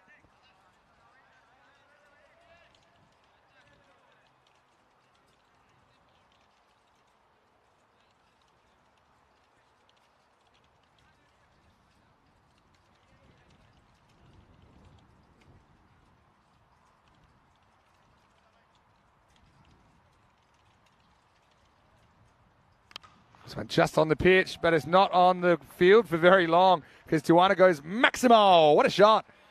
Has to hit him out of trouble. I know a lot of people were looking forward to seeing Jagdeep bat. And what I like about this shot, he goes with the line of the ball. It's outside off, so that's where he hits it.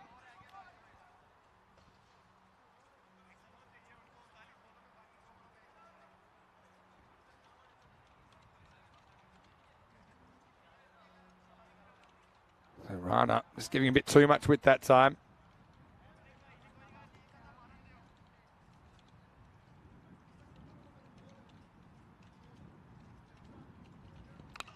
All right, missed cue, but he'll get away with this. Tawana moves to 16, and he's going at a decent pace, but that run rate required quickly creeping towards the point of no return.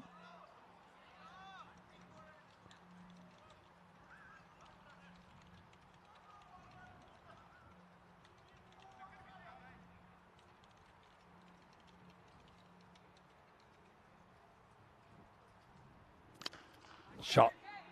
Blast through one fielder, though. I do think he gets a piece of it. De Silva, that's a good shot. I reckon he can bat. That's why they had him up the top. Now, got him in the middle order. It's a tough task.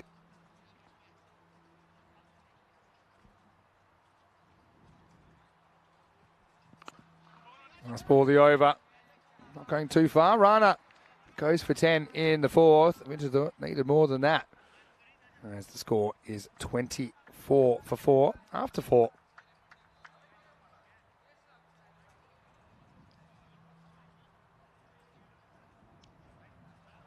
Looking at this ground once again. It's a really unique and special place to play cricket. Unfortunately for Vintatur, this was the low point of the run rate for power, and they're still trailing. Although I suppose you could say they are tracking in the right direction. One of the issues is the further you go into the innings, the harder it is to bend that worm, because it's the average run rate to that point. Farid Ahmed is going to bowl over number 5.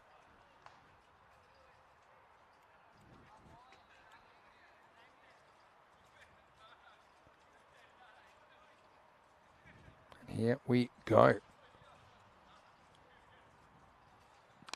Well, De Silva is in session. This is back to the wall and out of here.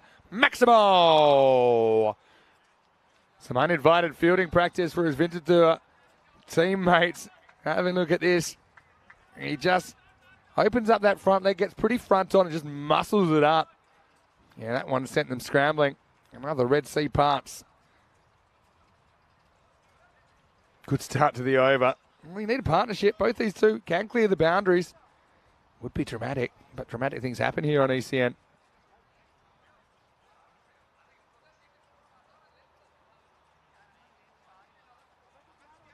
James had a question in the chat. Hello, James, watching from Estonia. How's the ground been playing? I mentioned a concern over its softness. It wasn't really a concern. The only concern was the ball wouldn't be racing to the boundary that quickly. It's actually beautiful to field on. You can actually, we've never probably seen a ground this beautiful to field on, because it's just like a pool table, really. You get to see a mixture of the young and the old around. Good old-fashioned stick fight. I love to see that. Place for people to come together, have some fun. This one gets on him pretty quickly. If he hits, he might be in trouble. He would have been in big trouble. And fee, fi, fo, fum. Pio was coming, but not in time. I think he knew this one hits, he's gone by a step.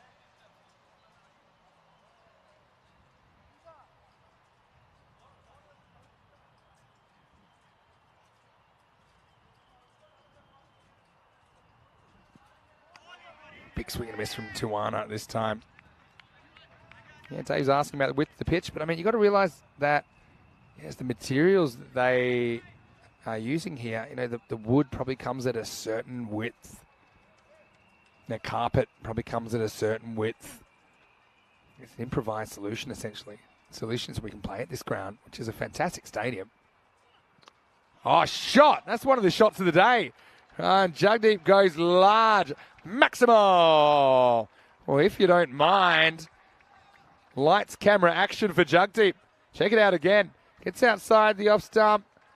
Oh, just helps it and gives it a little bit of a tap on the way. What a shot. That one will make the highlight reels. It's a shot of the match so far.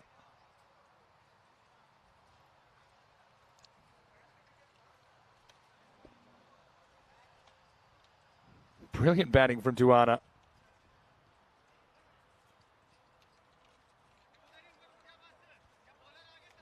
And Jagdeep taking matters into his own hands.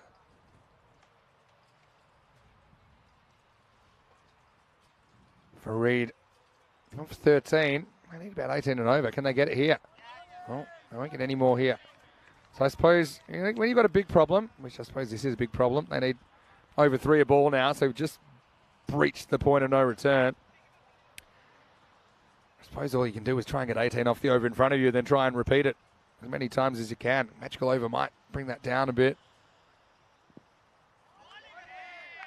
I think this is okay. It's a surprise bouncer to finish the over. So just 13 come off it. I say just. Yeah. Nose high. And it is the end of the over. It's 37 for 4. Corey Ruckers, he's been messaging me a little bit. He says that he's really enjoying the cricket right now, and he's standing by. Within an hour, it will be time for finals night in the ECN in Portugal. Night 14. Been a great couple of weeks over there. Gamblers Friendship, 2 versus 3, playing for the right to play Marlow in the final. So yeah, not starting very soon, but the final's not starting straight after the qualifier. There's a little bit of a gap between the two to allow the toss to be done and the teams to prepare. Another great night series there. at the Miranda de Corvo Stadium in Coimbra. Third time we've been there. Gamblers, of course, previous champions. Whoa! Well, Pio's a big target, and he was under fire there. Well, this will be a rare no ball +4 buys. And there's the no ball signal. There's the buy signal, and then there's 4-run signal. A bit harsh on the keeper, to be honest. You can understand why he wasn't really thrilled to get behind that. So free hit coming up. And Pio is going to get the free hit at least. But that was a loose one, to say the least, from Umar Ali. There's nothing intentional in that.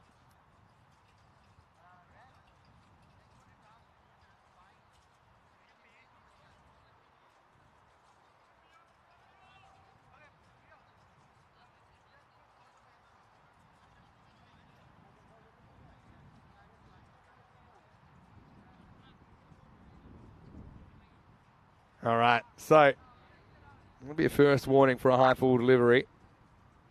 Anyway, hopefully that was just a loose no. Here's a free hit coming up. Oh, he sneaks it in. He can't be out that way, but maybe they could have run. Still, I think that Pio's thinking more about blasting balls into the car park than running quick singles at this stage.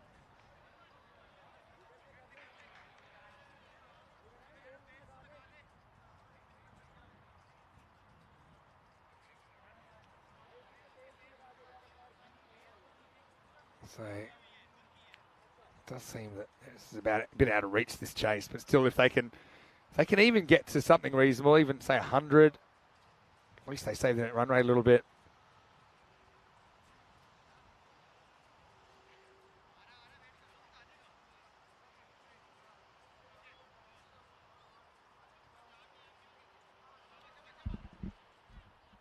So avoids damage on the free hit.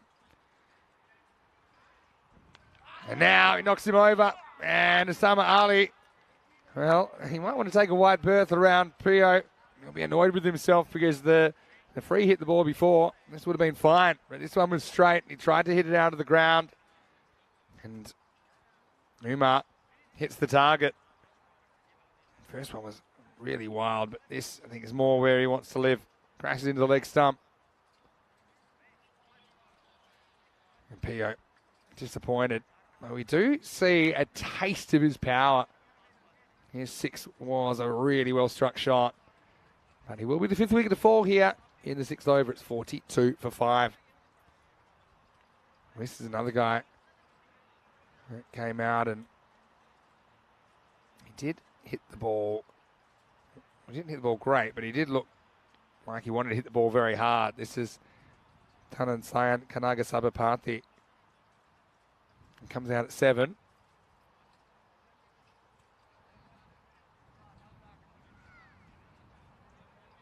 Say hello to all the chatters as well. I know we've had a few lurkers as well. If you are a lurker, now is a good time to say hello. Andrew Leonard will be joining me from tomorrow. Rico will be joining me next week as well as we get through this 2-week series.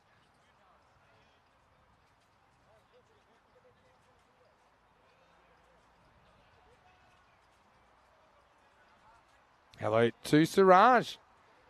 He's watching from Austria, saying buongiorno, fellas. Oh, are you in Italy, are you, Siraj? Well bowled by Umar Ali. Yeah, Siraj, how's things? I saw Siraj playing earlier in the ECS calendar for Vienna CC. Back in that series in Austria.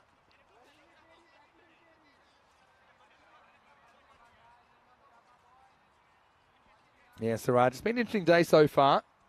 I do think we'll probably see a few improvements for day 2. But, I mean, you never know till you get out there. You've got to realise this is the first day crew we've had here since the 26th of June 2020. I just think it's really great that we get to use this facility.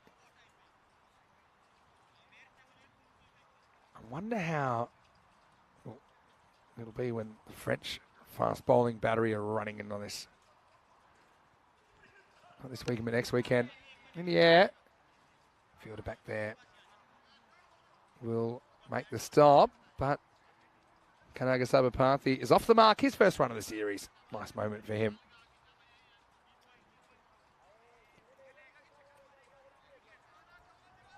Quick Ashes update. Where are we at with that? Still raining? Looks like it's still raining there. This one goes through everybody. Between the body and the stumps.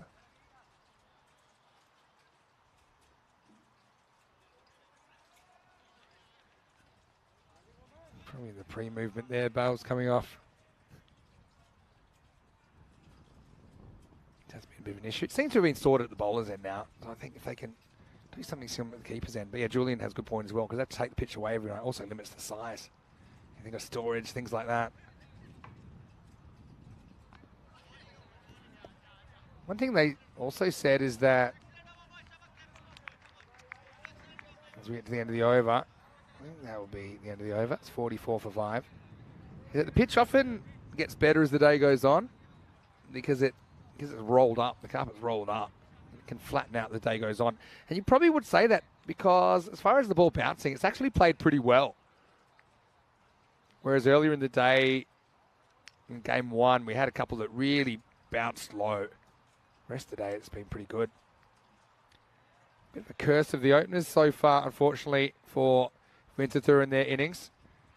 Their openers today, across the 2 games, have scored 0, 2, 0, and 0. That's not an ideal start to any innings. This is pitched up and it's hit pretty well. That's going to fly. That's on the roof. That's the roofer. Maximo. And Jagdeep, he's one guy. A lot of people were keen to see him bat. That one disappears.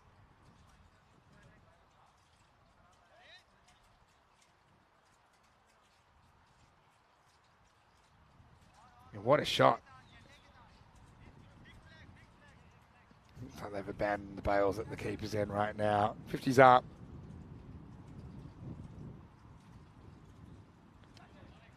One maybe just sneaks in. Again, it's a little bit more fluid, I think. You can kind of see the wide line there. It's kind of more in than out, that one. I think most of the day that hasn't been called a wide.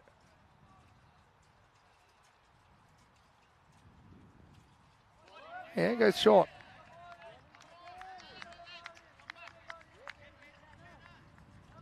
Yeah, we have seen the bounce he used. It's not a bad tactic, actually. Certainly a bit of a surprise ball.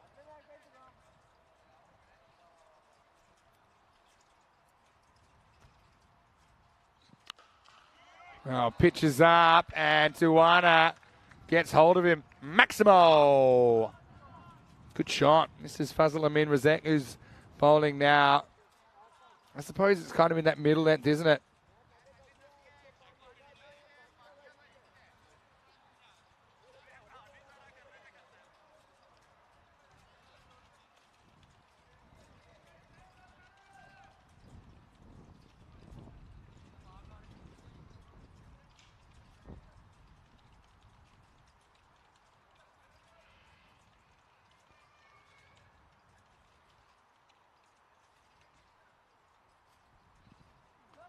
Big swing and miss this time. Tuana. It's been good though. Hello to Trip, Mr. Kitty Denny. Trip and Denny. Very good to see you in the chat watching from America. Hopefully you're well. And got viewers all around the world tuning in, of course, on our YouTube channel, ECN European Cricket Network, as well as those watching on Fancode in the subcontinent. Also, Swiss Sport TV. I think he actually hits this, but it doesn't carry to the keeper. That'll be the end of the 7th over. And the score is 56 for 5, so it doesn't look like Winterthur will have too much luck here. Power will get to play again in the last game of the day against Olten. That's shaping up to be a really good game, isn't it? And it was meant to start in 8 minutes. I don't think that's going to happen. But stay tuned. News from the toss. Power CC winning the toss, electing to bowl first. So Olten, they won't be chasing this time. They'll be batting first. I wonder if you go with Stanek Zai at the top, maybe Stanek Zai, or do you bat him in the middle, maybe push Nanasekar him up. Looking at Power, you've got Canado Fletcher into the lineup for the first time today. They probably work commitments keeping him out of the morning session, but Canado is a guy We saw playing for Switzerland, doing a really good job earlier in the series. So that game will be a delayed start. We'll let you know when it will be. So the most likely starting time will be in about 20 minutes.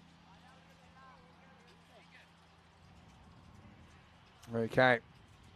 Time for over number 8. This is up. It's in the air. Fielder comes in, takes the catch. I've got to say the catching today has been very, very good. So Sama Mahmood out there. Umar Ali comes back. For a guy who bowled a big beanball first ball, the rest has been pretty on the money. Disappointment for Kanaga Sapapati. I think picks the slower ball, but doesn't really time it. He's not trying to hit the ball in that direction, but that's where it ends up.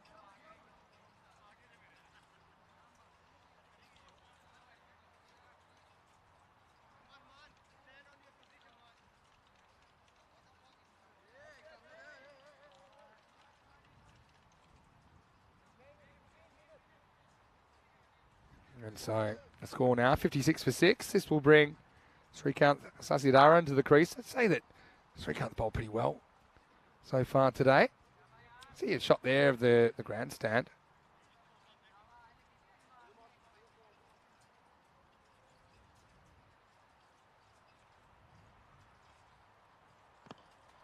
It's pretty well bowled.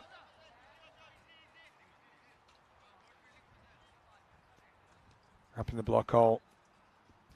So Trip saying he's got today and tomorrow off, so he'll be stuck in the chair watching ECN. Well, that's good to hear. Or is that you, Kitty?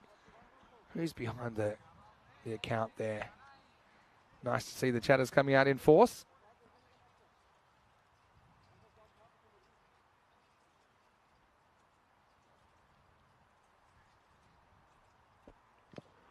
Oh, if he hasn't hit that, he's gone. But he must have hit it.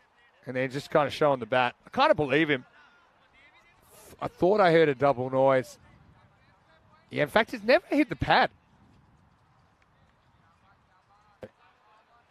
Yeah, maybe he did hit it with a foot, but it was a big bottom edge. Just making sure the umpire saw it. So, fair enough. It's all about how close can they get now, Vintatur. Any thoughts of an actual win are gone. Oh, this is asking for trouble. He's going to get it. Maximo! Slight slow ball, I think, from Umar Ali. This pitch isn't that pacey. So if it's even a fraction short, the batter can adjust. And hit it over the leg side. That's exactly what happened there. Hello to Kroom. Hopefully you're well.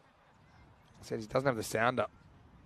So there says they're playing Thrumpton in Nottingham today. Lovely ground. Well, because you can't hear me, Kroom, I'll write your message in the chat. All right, this is hit, and it's hit really well. Grandstand, roof. Well, that's the only question sometimes with these hits. Is it grandstand or roof? Well, that one was roof. And like I said, I don't really know where the balls go when they go on the roof. Because I just hear a lot of bangs and then one final bang and that's it. To 1 and to 47.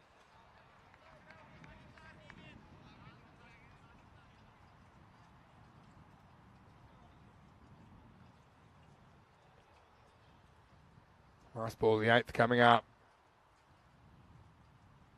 Well, still coming up. I will say they've done a really good job with that bowler's end of getting it down.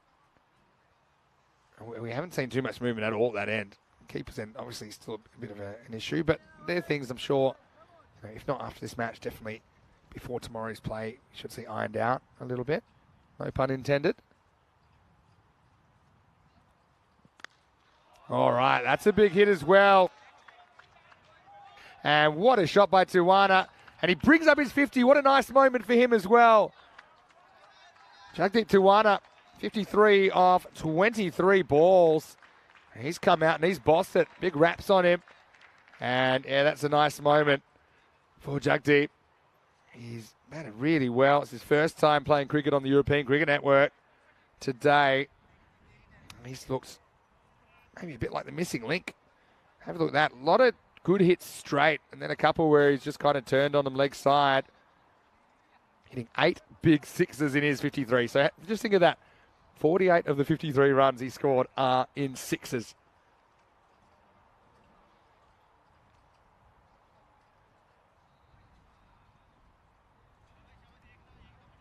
So, end of the over, 75 for 6. Sussy Durham will take strike. Fazal Amin Razek will be the bowler.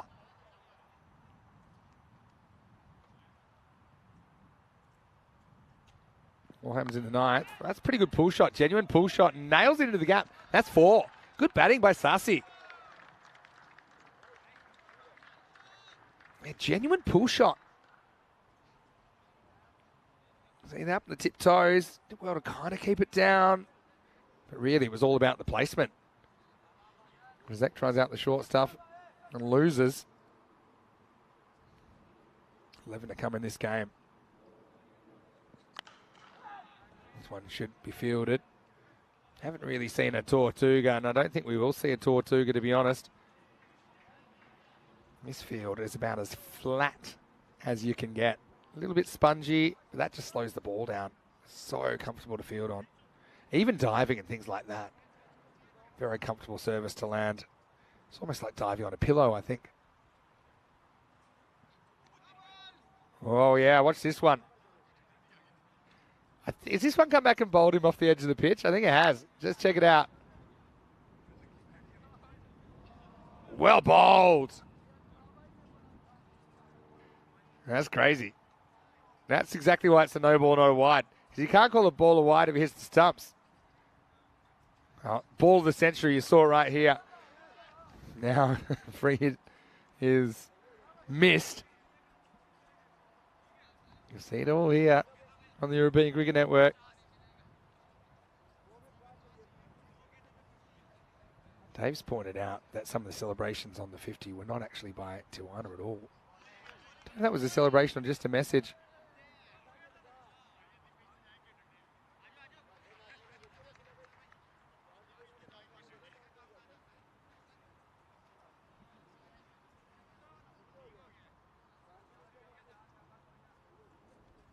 Couple to come here in the ninth. I think they'll be okay for time. Oh, that's hit pretty well as well. Tijuana opens his shoulders and gets 6 more.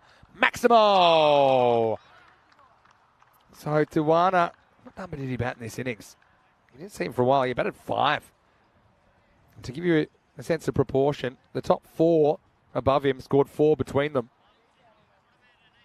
I don't mind Winterthur kind of mix and matching their batting until they find something that works. But maybe Tijuana's the guy you put at the top. Maybe put him with Karana Gadagi. Put the guys in form at the top if you're in doubt. Anyway, this time it's in the air. It's going to be another 6, I think it is. Maximo. Tijuana. He's really enjoying himself out there, even though I think it'll be a lost cause. But he's getting Winterthur a little bit closer than they would have gotten otherwise. So for me, what's my order? If I had to make it, as we get to the end of the over, 93 for 6 after 9. My order, I might stick with Deshaun at the top. He got run out, and so you don't really know too much about how he's going yet. But I might go Deshaun and Karana Gadagi 1 and 2, and then I'll go Tijuana 3, and then you can shuffle the middle order 4, 5, 6, however you like. But I think getting that top order right's the real key to Winterthur moving forward. And if in doubt, get the guys who are scoring runs up there and just gamble that they'll get you that partnership. Why wait for wickets until you bring them together?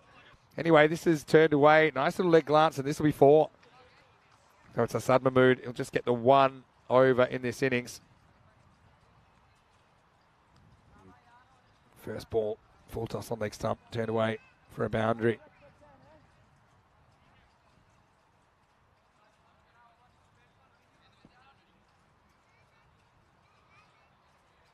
Sussy Durham has moved to double figures. It was probably a wide. Yeah. Comes in a bit, but I think, again, it comes down to where you're judging the wides. Normally we judge them in the popping crease, but the hash mark's actually on the line of the stumps. So again, we'll get some clarification on these things tomorrow. It is a Monday after all. Wow. Strike. There's a no ball. Just a little high there from Mahmood. If you thought Umar Ali's one was high, this is even higher.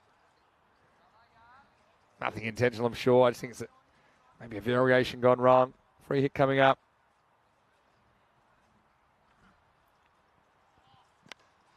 Well, this is hit, and it's a free hit, so you just need to keep it in. He doesn't. So Maximal, 6 runs. Samsul Safi out there. Again, the catch didn't really matter.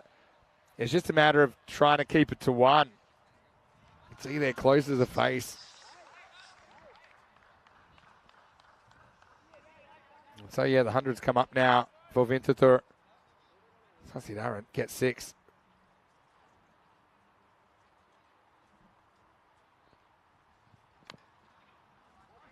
This game, not too long to go. And a few people reminding me, getting messages coming in, and yeah, I do remember that Tawana, sometimes known as Boom Boom Vicky, edged, and this will be gone. And yeah, quick to walk. 50 partnership came up there actually, just 16 balls. But it is over now. Tawana, really good innings from him.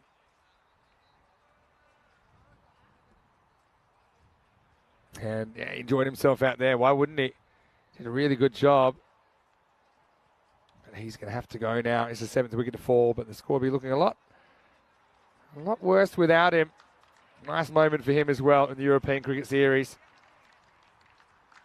He departs for 65 off just 29 balls. And of those 65, 60 were in sixes, 10 sixes. Not even a single 4 in there for Jagdeep.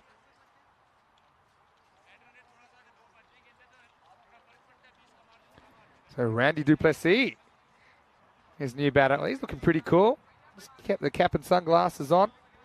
Might have just come from the beach. Hard to find a beach in Switzerland, being a landlocked country.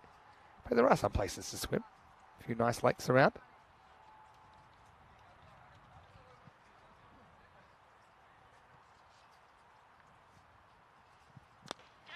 Up in the air and out of here. Well, there you go, Duplessis. He doesn't just look cool, he bats cool too. Maximo. You know, they're going to get so close to this in the end. Well, they are close to this. I don't think they can win, but it looked like it was going to be an absolute mauling. They got themselves up now to 112. So, I mean, you don't think you're going to get 19 in a ball, but it's not a bad effort.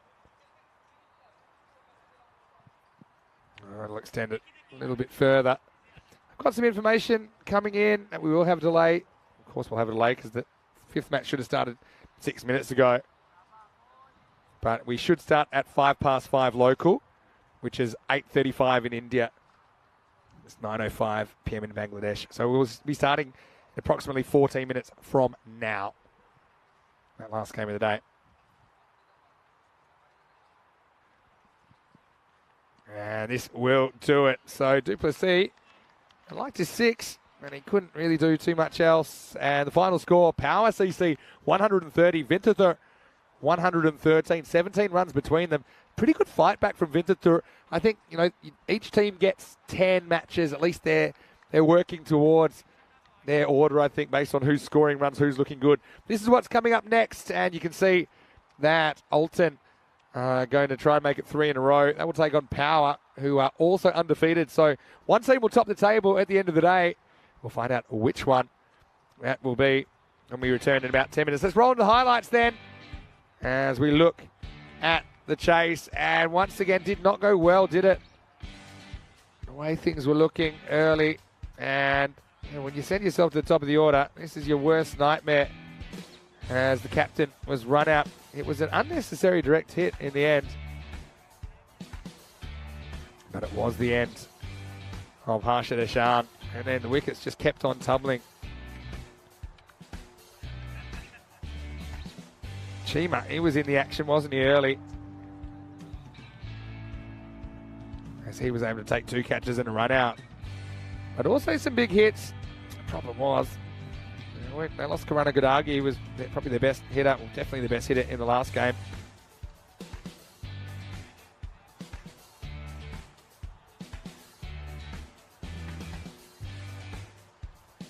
And then we saw a wild one from Umar Ali, but then he got right back on target. He got Pio, who did hit one big shot.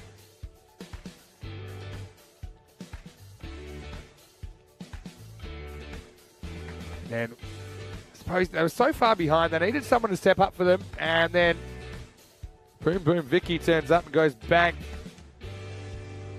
And, yeah, Dan Weston, the robot, whoever's behind it today, saying that Boom Boom played in the last St. Gallen also back on German cricket TV in the days.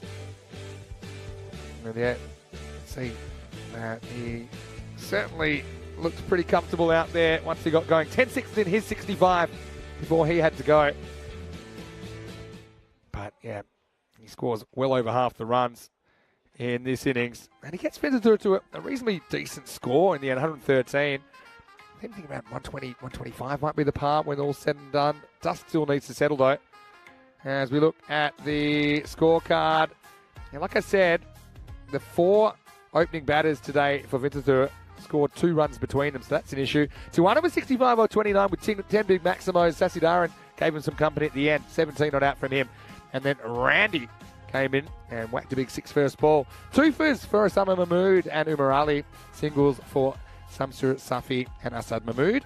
As Power make it 2 in a row. So the 2 undefeated teams will go head-to-head in the last game of the day. We're only 10 minutes away from a start, so I'm going to get out of here for now. Back after the break. Vinny Sander here, Mr. Maximo for the European Cricket Network. We'll see you after this with more European Cricket Series.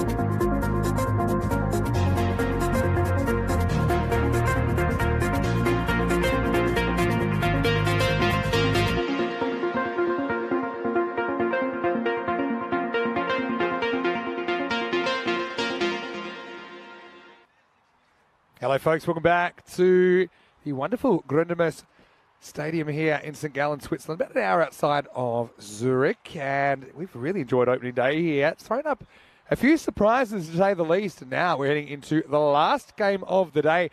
And this is shaping up to be a good one between two teams that have not experienced defeat yet. That won't be the case after this one. It will be Olten, who are taking on Power CC in the last game of the day. A little bit earlier, Rob Kemming was with two captains. Let's see what happened at the coin toss.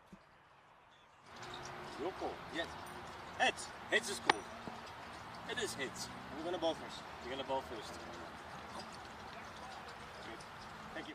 I'm loving that from Asad Mahmood as well, who wins the toss for Power CC. Says he wants to bowl.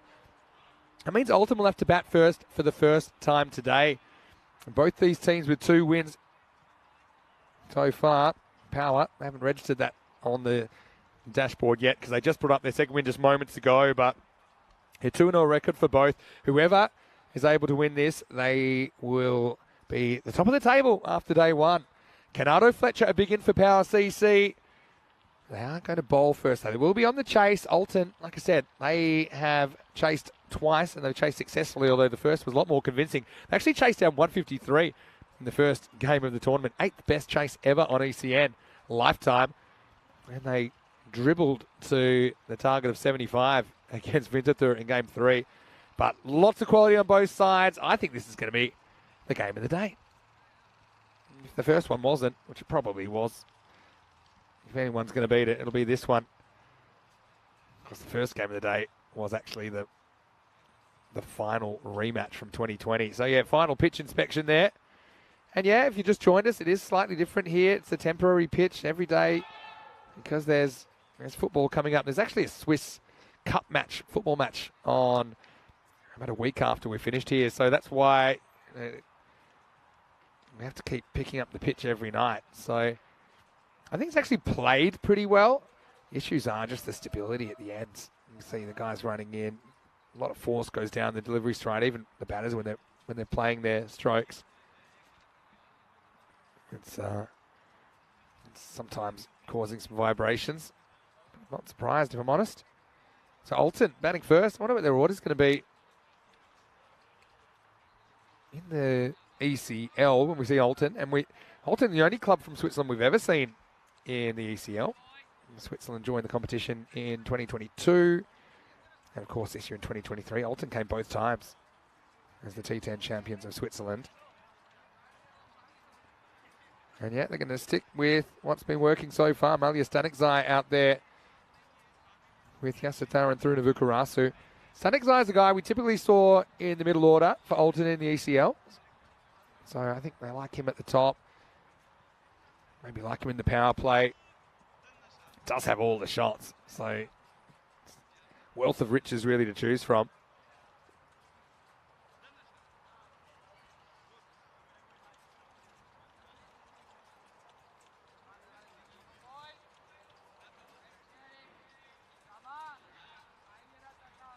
And this looks like it'll be a Summer Mahmood to get us going. And he was pretty good in that last game, taking 2 for 9 of his 2 overs, including wicket in his first over. There's also a disastrous run out in his first over as well. Anyway, here we go. Game 5 live from Switzerland. It's going to start with a not out decision. There may have been a little noise there. Got to say, just didn't feel right for me. Batter didn't seem too concerned. Keeper needs some aiming practice. Aljinder Singh somehow missed the stumps. That's in vogue at the moment.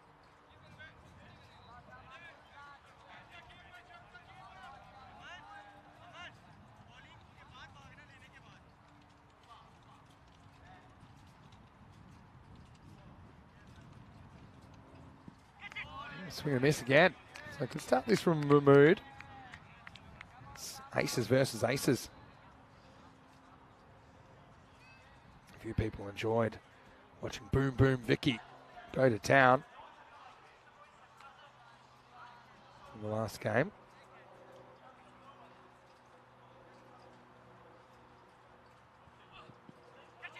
Yeah, clever bowling.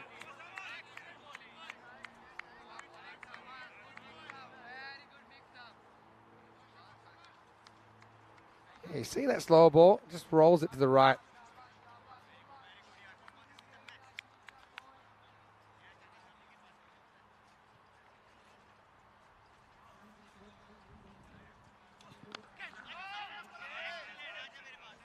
Stanixai eats 4 dots, and that's not really what he's been set up the order to do. Of course, we're heavily into the domestic season now. Probably past the halfway point, I'd imagine, domestically. So obviously, I think that's something they've been doing here. Having Malia open up in the short form. Certainly is an exciting play to watch. Took one of the catches of the season earlier today as well. Also dropped one of the easiest catches of the season, but that's another story. Now we've got a mix-up. Got to hit him. Misses.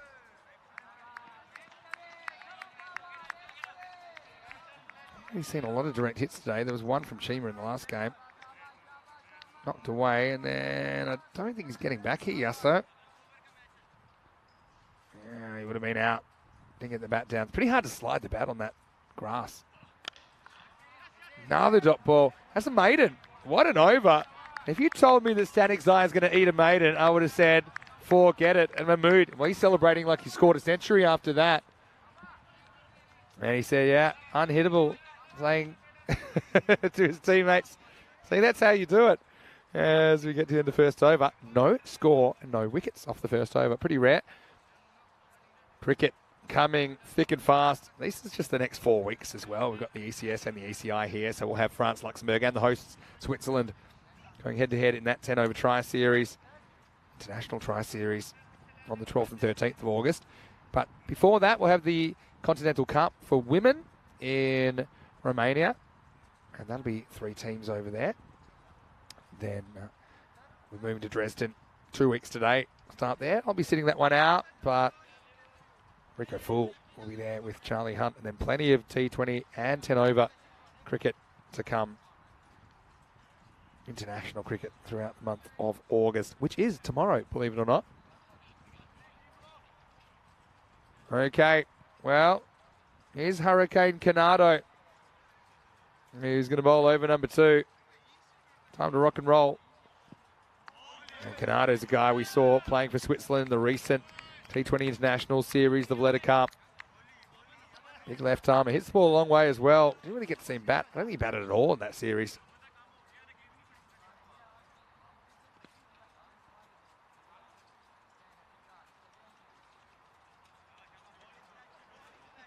But yeah, Canado is a real character. Enjoyed watching him back in 2020 and even more recently.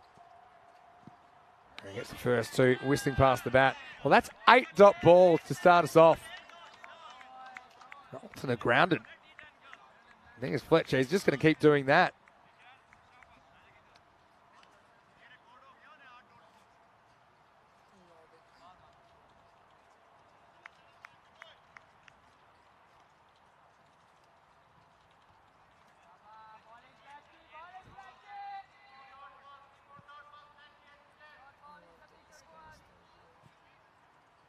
If you're a fan of donuts, you like the score right now. None for none.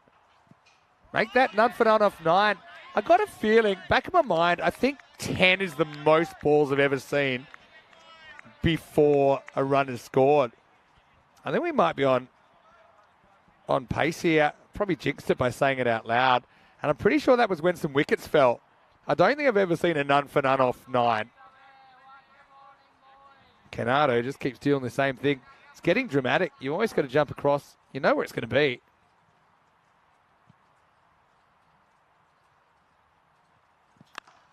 Ruined it. And probably close. Maybe he's got a finger on that because he slows it down. And I'll get 1. So there you go. 9 dot balls. And they're genuine dots. No wickets in there. Before we get going, Canado, you can see there, he's built for speed and power. We got K Ness in Gibraltar, Kenway Nesta. We got the K Fletch right here.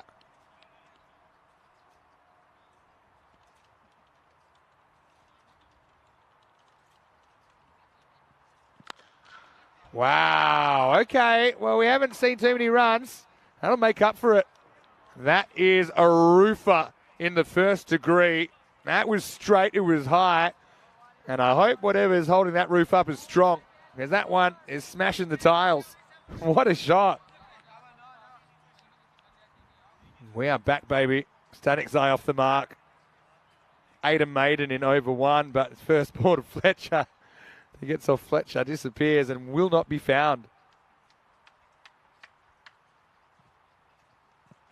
Oh, yeah.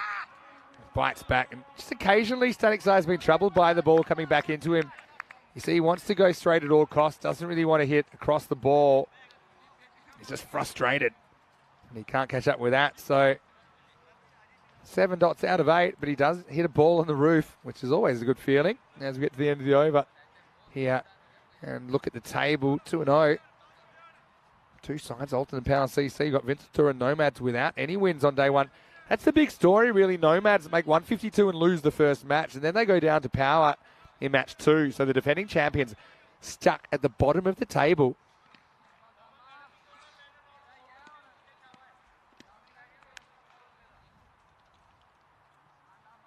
And so 7 without loss after 2. We've had a single, a 6, and 10 dots. It is the last game of the day, so I will say it's always a good time for random questions. We're in last game now. Off the pads. Oh, yeah, they're going to throw. I think this would have been really tight. Really tight, actually.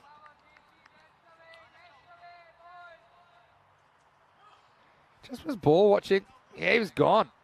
I still haven't quite worked out what the strategy is for grounding your bat, because this is the worst surface to try and ground your bat. It will just jam unless you can kind of get it a good, like, flat slide. Get your bat flat. In the air, I think this is running for 6, and it will. Maximo! Static Eye, now the owner of 7 dot balls and 2 Maximos. That adds up to 12 off 9. See how Static Eye tends to like to go inside out or straight, but he will occasionally like whip a helicopter shot across. But to do that, he's got to get his hands out in front.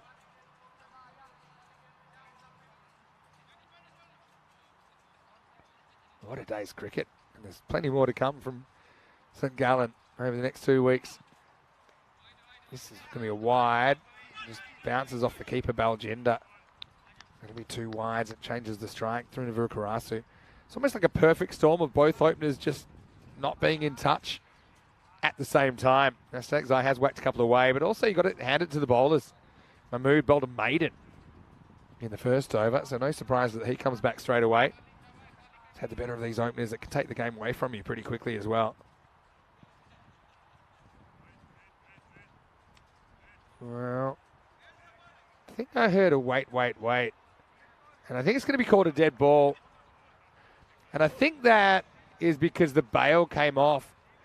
But and Canado is just erupted up at the ground saying, hey, doesn't that kill the play? But if you've been watching today, I mean, normally that would be the case. But because it's happened so frequently today, we've just kind of been saying play on. But on that occasion, because Fletcher said, wait, they will kill the play, so that ball won't count. Ah, there we go. That's exactly what I'm talking about. Get the hands out in front. It's actually through to Vukarasu, though. That does the damage. Now he's away. Maximo! And when you add this up, it's a fairly normal-looking power play, but there's nothing that normal about it. It started with a maiden and a half. So all those 22 runs, they've actually come in the last 6 balls. Yeah, so first 9 balls go for 0. The last 6 have gone for 22. They have survived, that's the thing.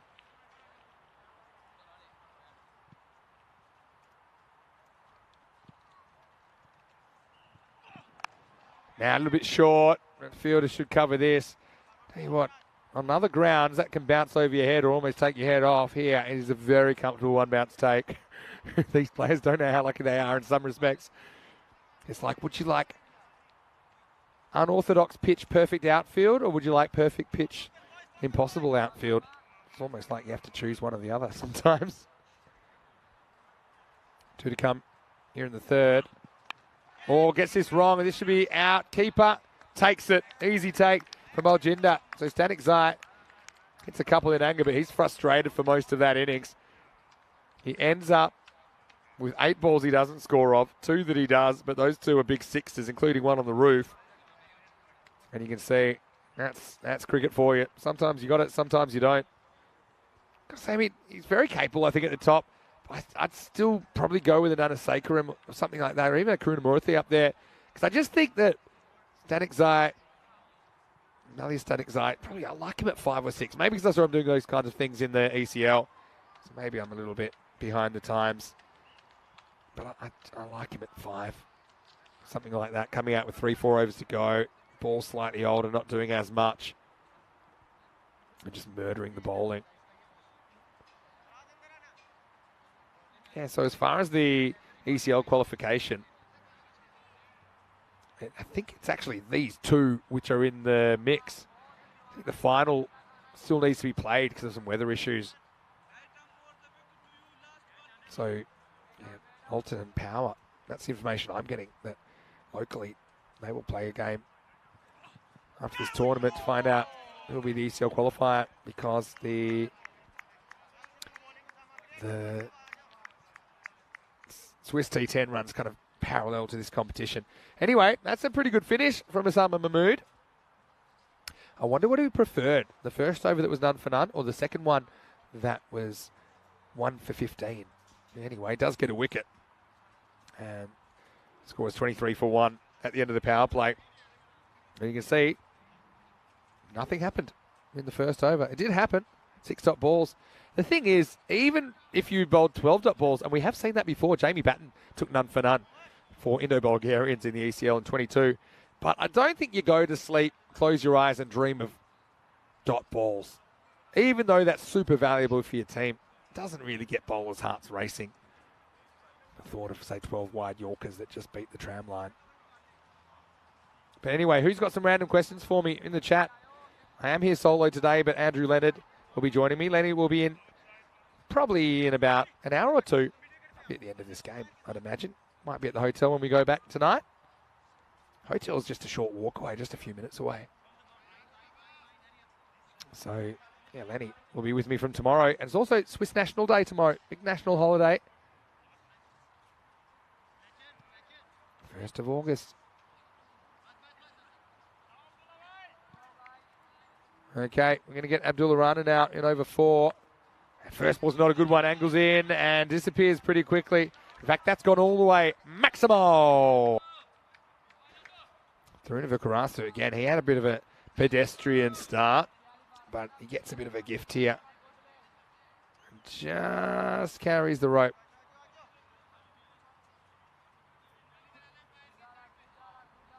Rana had a pretty good series. I think 8 wickets he took in the Valletta Cup. First run in the Swiss team. Still getting the field right. Yeah, Swiss National Day tomorrow. It's been an official holiday since 1994. But the history dates back a lot further than that. Down the leg side, I think this will be called a wide.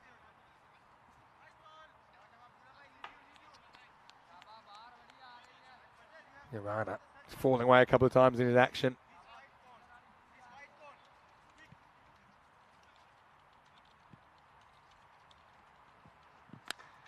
A miss here. Is the fielder going to get there? Almost.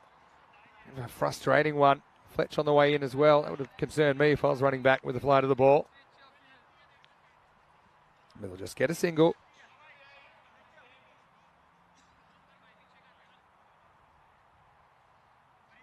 So a few of our viewers, no doubt, multi-screening it now. They're underway in Portugal in the final. Well, not the final, it's actually the qualifier for the right to make the final.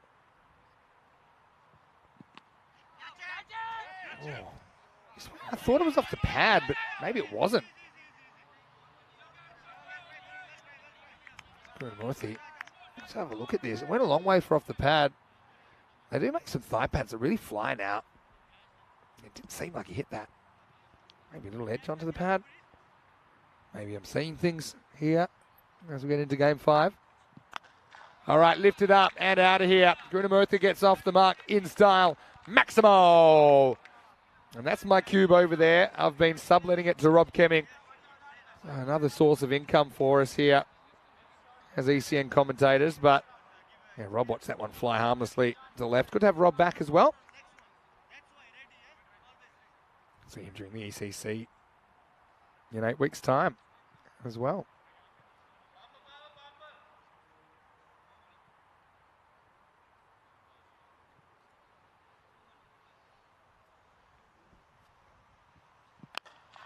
Takes this on, but finds the fielder. Kunamurthy just looks so powerful and organised when he's there. Hits straight, hits pretty correctly, just backs himself in his power to cover those straight boundaries.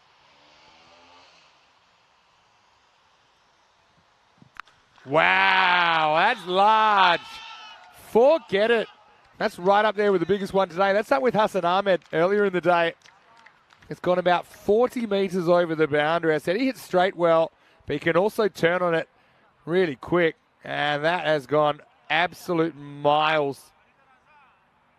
That one was almost hit across the road. Maximo time. And what a way to finish the fourth over. 43 for 1 after 4.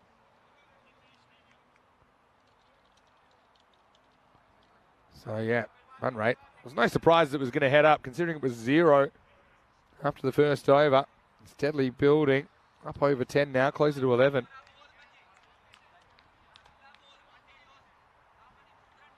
Abdullah Rana, his over went magical in the fourth. A couple of real big bombs there.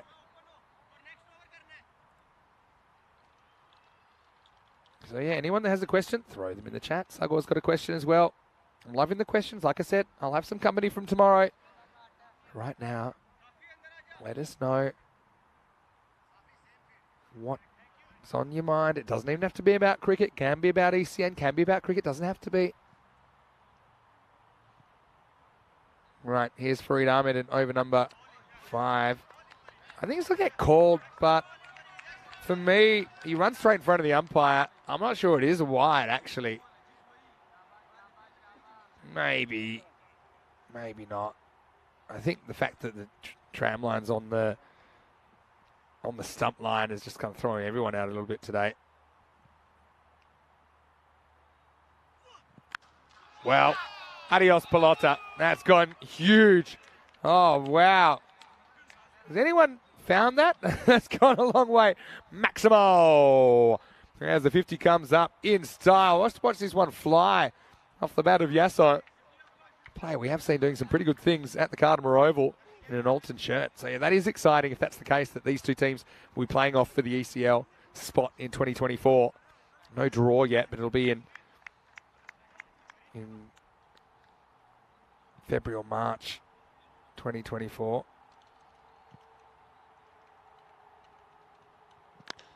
Wow, this is hit well as well. That's in the grandstand. Boom.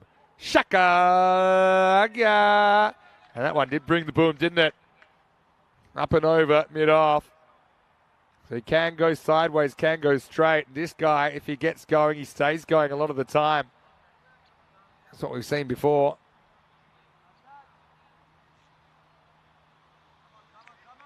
So I had a question from Tripp. He's asking, is it St. Gallen who Valentine's Day is named after? Not to my knowledge, Tripp. I thought there was a St. Valentine. Or it might be a translation thing.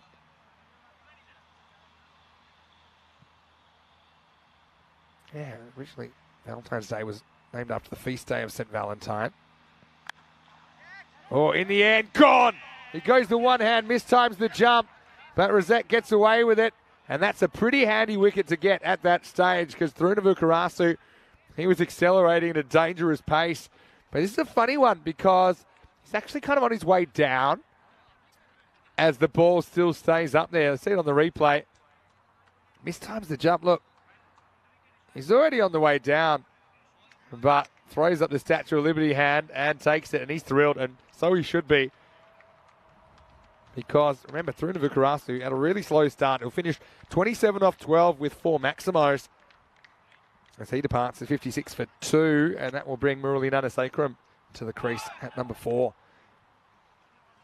And he was also opening the batting in the ECL when we last saw Olten on the European Cricket Network.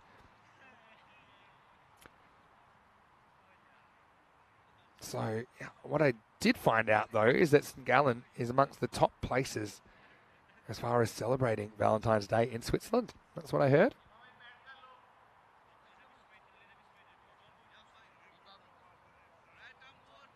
And Jura was another canton that celebrates Valentine's Day pretty hard. A lot of love in the air. But thanks for your question. Keep the random questions coming. There's for Reed. Comes in again. Big wicket for him. Misses Sufyan Chima, who's been promoted to long off after his great outfielding. Or infielding really before. Took 2 catches and a run out. What else do we have? Sluggo's asking, if I go to European countries like Romania or Portugal, can I play in this type of match or need special permission? Well, all you need to do is be registered with the club. So you don't necessarily have to be a resident of a country to play in the European Cricket Series. International cricket's different. If you're playing international cricket, you do have to fulfill the ICC criteria, which is to have been living in the country for 3 years continuously or to hold a passport for that country. Little edge. Just to test the third man. He's got a lot to do. He's not going to get there. Karuna Murthy, not his most convincing stroke, but effective nonetheless. He moves to 16. That was nicely executed. If it was on purpose, not so sure it was. So what I would also say, Sagor, is that you'll have to pay your own way if you're going to make it to Europe for cricket. It's not a professional sport at this stage. Maybe one day it'll be different. But yeah, it's at the discretion of the clubs, obviously, and the federation to allow you to play, but there's no reason you wouldn't be allowed to play if you're on the country.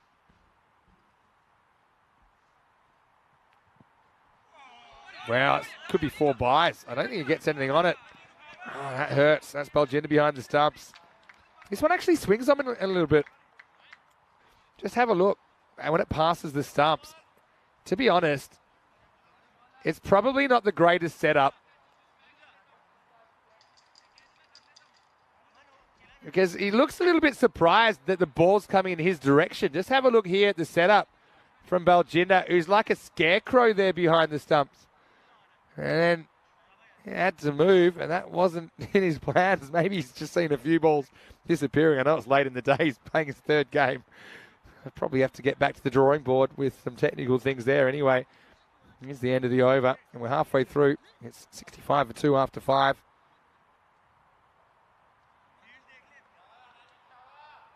ECC, 8 weeks away. And yeah, looking forward to that. Very, very much.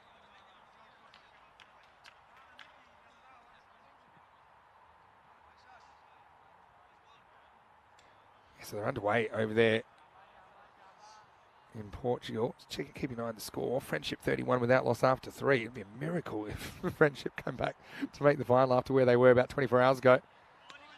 Well bowled Abdul Rana. Doesn't get trusted with the second over despite going magical in his first. I think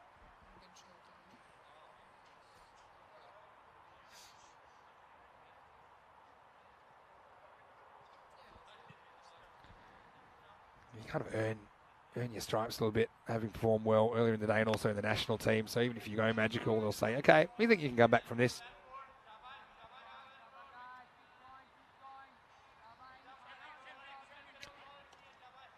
So just a single there. I know that tomorrow being Swiss National Day, we talked about it a few times today. It was first,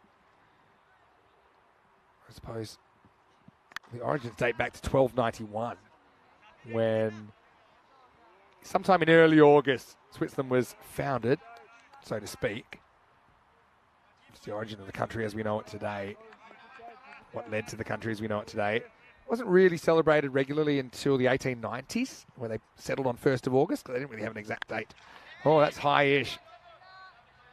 And that's into the gap. It's going to be 4 as well. So Nanasekaram gets 4. Yeah, it's going to be an interesting one with the height. It just seemed very high to me. Oh, maybe just okay step out of his crease, but it's debatable. I think maybe just okay. Now big swing and a miss. And now, for the first time in the day, the bails don't fall off. Anyway, getting back to random questions. Sorry, I was distracted by a little bit of the action out there on the field. Explain this to me. These bails have been falling off every time today. And they don't fall off that time.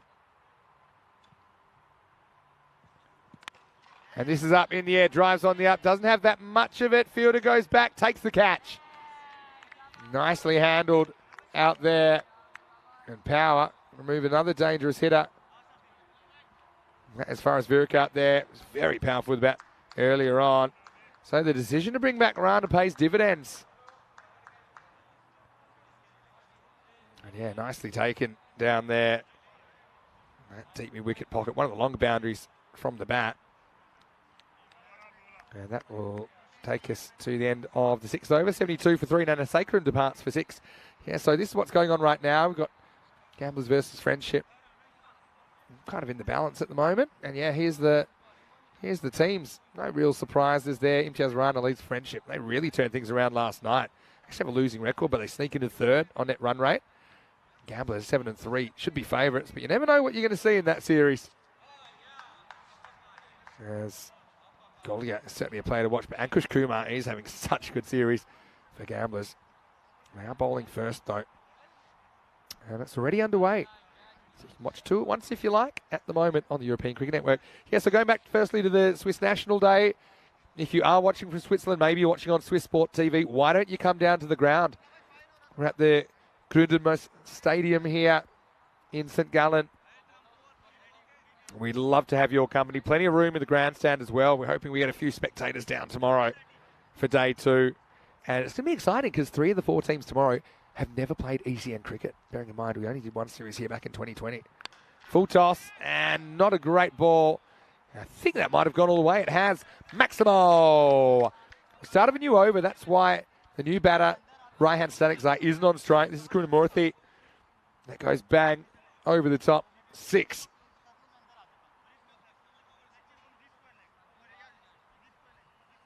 And yeah, he's still keeping Olten ticking along. Bearing in mind, they scored 0 runs in their first over and a half. Yeah, so I'd love to meet a few locals here in the cricket community, even the wider community. Maybe if you're just turning on to Swiss Sport TV, you're wondering what you're watching, we're right here in St. Gallen. If you're in the area, come down. I'd love to meet you. I'd love to also get a sense of what the Swiss National Day is all about. I can't say I've ever been here on August 1st. I've been here at other times of the year. And I've just been looking up a few of the delicacies, a few of the traditions as well that we might see tomorrow. Oh, you know I'm always up for that. All straight through everyone. And Safi sneaks a dot in. Having said that, the batter gets across. It's probably a wide. Yeah, so going back to the random questions. Muhammad Ador asked a question. The answer is no, I am not.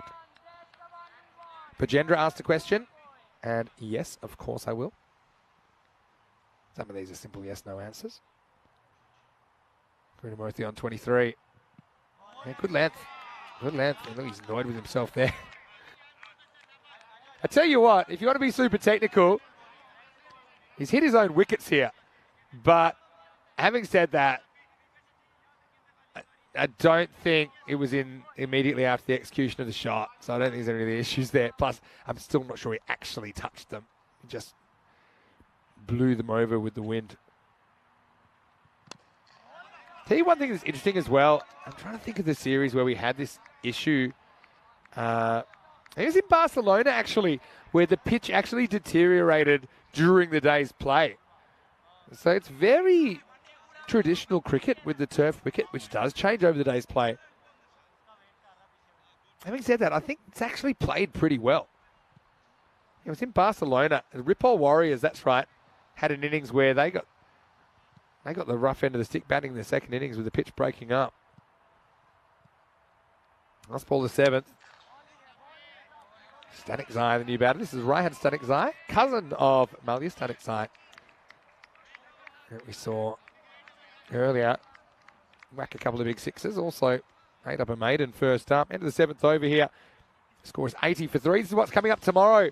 So yeah, we would love for you to come down on the Swiss National Day, August 1st. Very big day here in Switzerland. And why don't you come and join us for the cricket?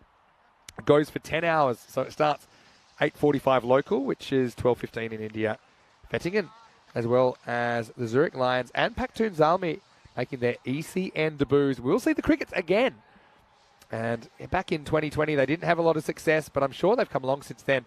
They were 0-6, so they're still without a win. So all we know, and all the winners tomorrow will be their first wins on ECN, so really exciting time for them. Join us for day 2 of 12 days of this European Cricket Series before we hit the internationals. Not this weekend, but next weekend. Canado's back. He gets the first ball whistling past the bat of Stanek Zayt. It's maybe the one for the over. I'm not convinced, though. Let's check it out. Yeah, probably one for the over. Touch and go. Canado might have been that low if you were batting, but you're not. I think it probably was the one for the over when you look at it that way. It is standing at the crease, though. Borderline. Anyway, Canado, it'd be smart to just whistle one into the stumps here, I think, anyway. Tries, doesn't get it right, and that's going to disappear. Maximo! Good batting from Raihan. I think he does go at the stumps here, Canado Fletcher. But it's not really a Yorker. It's not really a short ball. It's in between. Raihan Stanek Zayt clears the front leg and muscles it over extra cover for a Maximo. Oh, I'm loving the random questions. There's even more coming in now. Oh, okay. Well, that probably is going to be no ball because I think it's higher than the one before. Yeah, this one's definitely over the top. So it'll be a no ball. Free hit to come. Fletcher. They've poked him now. He's riled up. Throws in another short delivery. Certainly getting more out of this pitch than most of the bowlers have today. And the word is he's been bowling quick over the last couple of weeks here in Switzerland. Free hit though. Slower ball. That's so clever. It's the last thing I was expecting, to be honest, as well.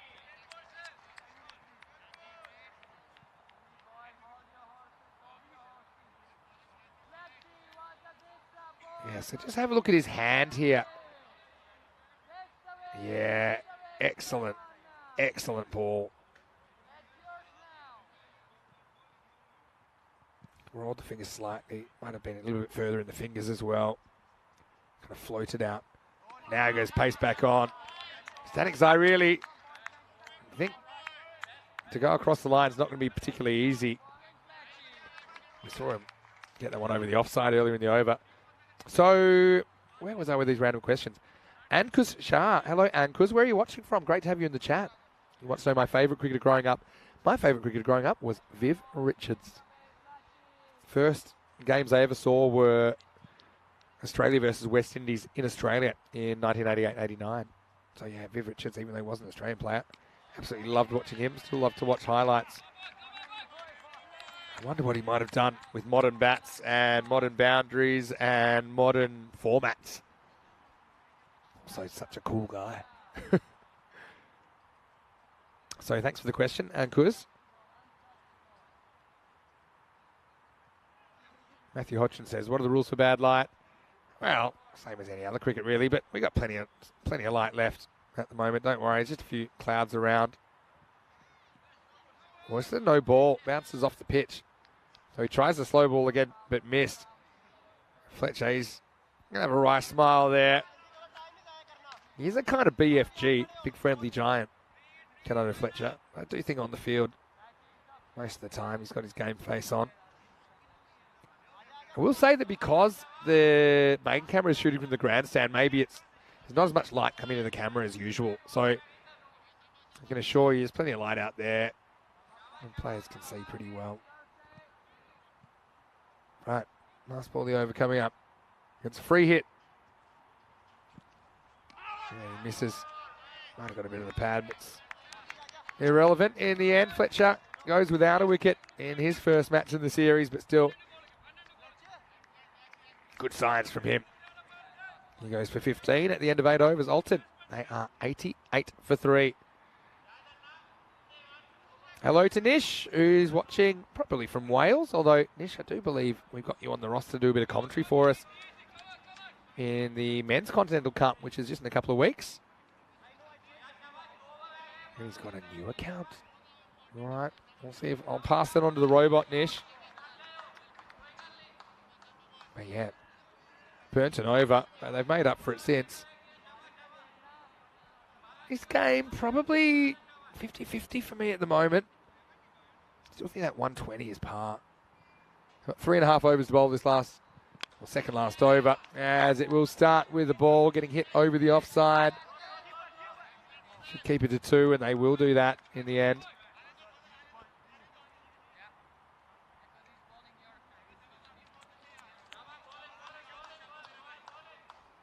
This is a guy I quite like his bowling, Samsul Safi. Bowling the 9th. Important over, really. If it gets out of hand, then Olten could still get above par. I'm putting par about 120. It's where I started. Actually, I started the day a lot less. I settled on 120 after seeing the first game, seeing how the pitch was playing. I started thinking it was about 100, but I feel that's not really enough most of the time. We'll see tomorrow, maybe more experienced teams. Well, he's bowled him. Nice one from Safi Krishnamurthy. Just misses this one. And yeah, once again, the players come together, but not in any sinister way or anything like that. Safi disturbs the stumps. And that's a big piece of the puzzle if you're going to keep Olten quiet, because Krishnamurthy's had a very good day. This time, 3 Maximos and a 4 on the way to his 26. And the score is 90 for 4.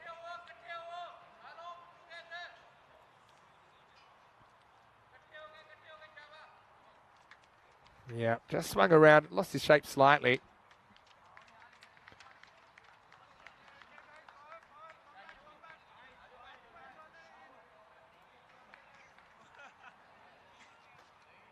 And so, new batter comes up as Pratibharaj Varadhayan.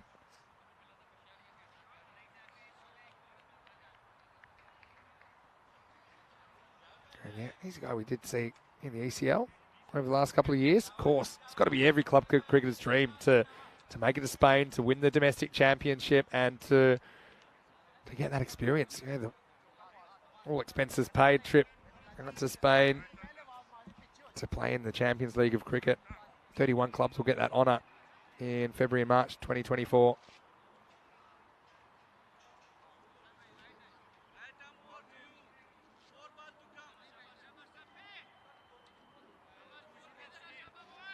Well, I don't know about the fake Nish, Wayne, but I can tell you that this is the real Nish right now. I have had issues sometimes with multiple accounts, getting locked out of accounts. Has anyone had those issues before? What are some kind of 21st century hassles? I'll give you one from the other night, actually. All right, in the air, but I don't think he's got it. Forming a queue here, and it will be taken. Slight bobble, but it is Asad Mahmood, the skipper, that will take it.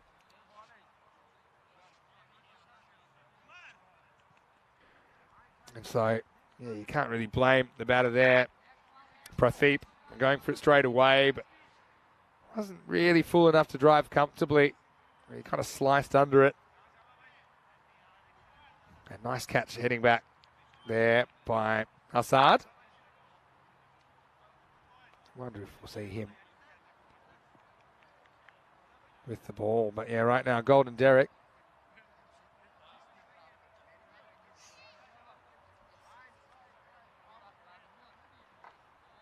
And so, I wouldn't mind hat-trick opening day.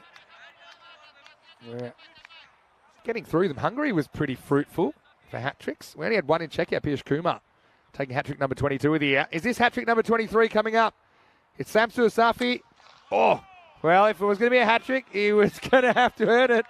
It came blasting past him, and it goes past everybody, including the 12th man, on the way to the fence. What a shot, first up. On a hat-trick, no problem at all. That had some hurt on it as well.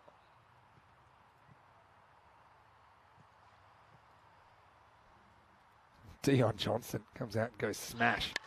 Now, this doesn't sound good. Off the end of the bats, Chima, he wants it, he takes it. So 3 and 4, not too bad. As Power, have to say they're on top of this game at the moment. Still, nose in front, but again, the power of a new batter, or getting a new batter there, if you're the fielding side, just not as comfortable with the pace of the bowler, the pace of the pitch, and the conditions in general.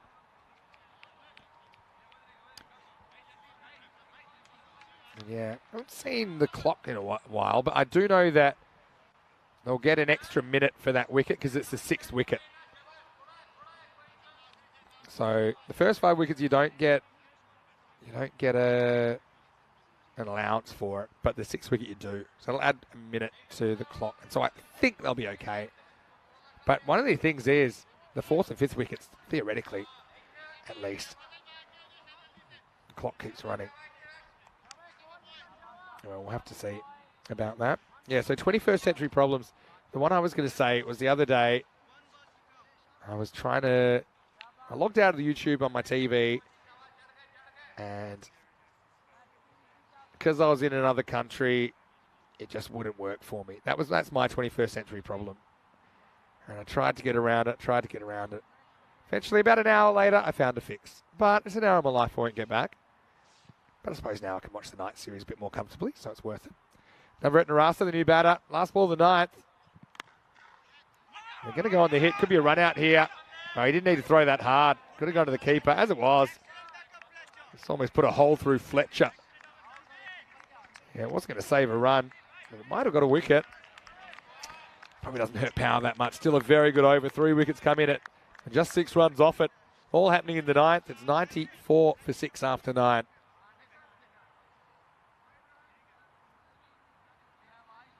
Yeah, Nish saying that that was his 21st century problem. Sam Susafi, 3 wickets all in that over, 3 for 14, steals the figures. Plenty of good performers, though, for Power. Got to say, if it is these 2 teams that are in the frame for ECL 24, whoever comes, it's going to be a really exciting adventure. And I think they'll do really well at Cartermite. Still can't believe Olten found a way to miss the final, going out in straight sets in 2022. And somehow missed the top 4 this year, despite leading the table on day 1. They had a washout that kind of cost them to an extent, although we'll never know what would happen in that game. They didn't make a huge score. It rained at half-time. All right, last overtime.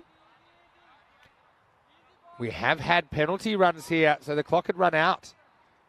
And I think it might have been those, just the fact that 9th over took so long, ended up costing him 5. So, this is a big swing and a miss.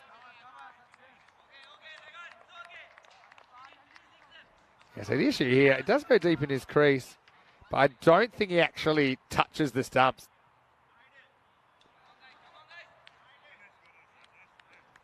Because if he was to actually touch the stumps, then it would be out, but you can see he hasn't touched them. So anyway, get on with it. Deep in the crease. Slow ball, smart bowling, a sudden mood. Just going to get the 1 over here. And that's that off cutter. Seems to be inside the tram line.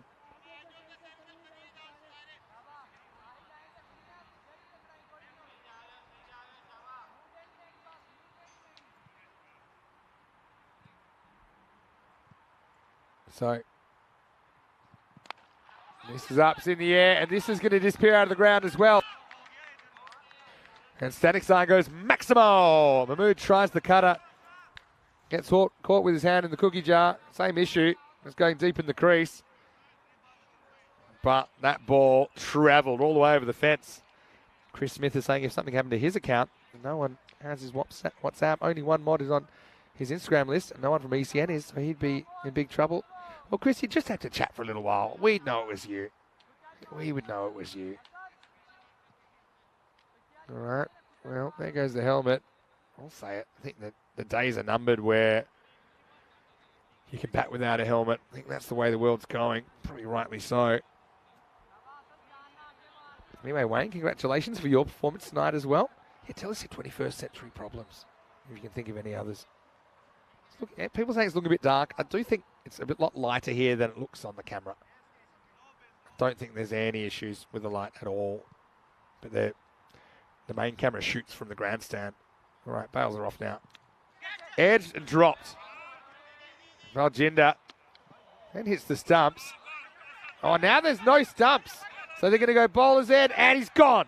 Wow, how about that for some action? So it was edged, it was dropped.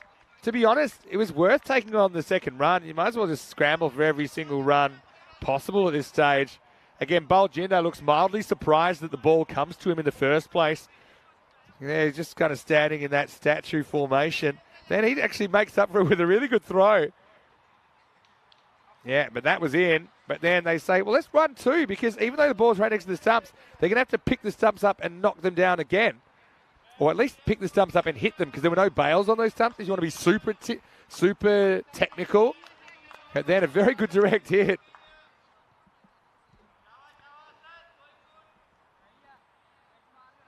So, yeah, I'm pretty sure the keeper gets half the credit for that dismissal. Anyway, 2 to come, 106. I think that 107, I'd be going here. They say, no, let's be a little bit more careful. 107 with a ball to go. So Baljinder Singh gets half the run out. And Sam Surasafi was the man that actually hit the stumps. Over at Narasa, bit stiff. He has to go for a 1-ball duck. Still win for a cracking chase after the break. Here's the last ball. Expect the unexpected. Assad, pretty good last over, all things considered. Only going for 8. Edged and gone. And this is the one that Baljinder will catch, one that's directly to him at a comfortable pace. And it's a long day even to be keeping for 30 overs. You see there, he's so still. If he was batting, I'd be saying, yeah, well done for staying so still.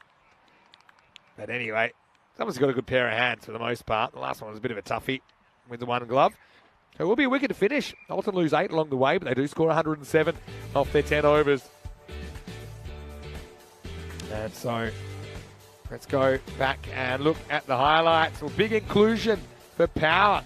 CC, Canado Fletcher, formerly of St Gallen Cricket Club, actually. Back in the 2020 series, I remember him in the green shirt. But it was a super slow start. 9 dot balls before we get going. I think that's the longest none for none I've ever seen. But Malius Danexai did whack a couple away, but that's all he got. He went for 12 off 10. And apart from that, Razak was able to get through to Vukarasa, who had made a bright start after a few dots early. He cracked 4 sixes on the way to his 27. Krunamurthy was important, and he was joined by Nanasekaram, who did crack a nice-looking 6. But again, that's all he was able to get. Plenty of dot balls in there. Krunamurthy, though, he was looking like one of the most, if not the most dangerous across the day for Olten. Meanwhile, they were trying desperately to get him. Eventually they did. So he played just outside a ball that cracked into his leg stump. And then a reasonably good comeback. It was weird. It was the beginning and the ending were fine for the fielding team. There's just 3 overs where it went crazy. So overs 3, 4, 5 was 16, 20 and 22. But the highest over apart from that was just 8. So it was kind of insane when you think about it. This was a proper ECN run out, wasn't it? Edge, keeper, hits the stumps, knocks the stumps over, pick it up, and then ends up perfectly running out. Poor Navarat Naraso did everything he could to get there. Did the right thing. It was 1+ run out, and then at the end, simple catch for Baljinder. He was the hero earlier today with the bat, as he brought up the winning runs in their first win over the Nomads. And the job will be there to do again. 3 ducks in there, but also some scores. Stanek Zai had 8 dot balls in his 10, but he did have 2 sixes, 27 through to Vukarasu off just 12 balls. And even he had a slightly slow start, but did whack 4 sixes. Krunamurthy with 26, 15 not out from Raihan Stanek Zai, including a couple of Maximos of his own. Dion smashed a 4 late in the piece, but he went straight away after that. 17, including the 5 penalty runs for time. We saw those added because they couldn't quite bowl the overs in time. Osama Mahmood started with a maiden, finished 1 for 15. Wickets also for Abdullah Rana He came back well after a magical over. Farid Ahmed with 1 for 18. Asad Mahmood 1 for 8. But Safi with a triple wicket night, 3 for 14. Great effort from him. He's kept Olten down, along with a little bit of help from his teammates, to just 107. So 108 will be the chase. We won't be too far away from a resumption back in a few minutes. We'll see if Power can make it a perfect day on their return. They just had 3 wins to the whole group stage back in 2020. Can they get 3 on the first day, or can Olten go through undefeated? Join me for the conclusion of day 1 after the break. Vinny Stander here, Mr. Maximo for ECN. We'll see you after this for more European Cricket Series Switzerland.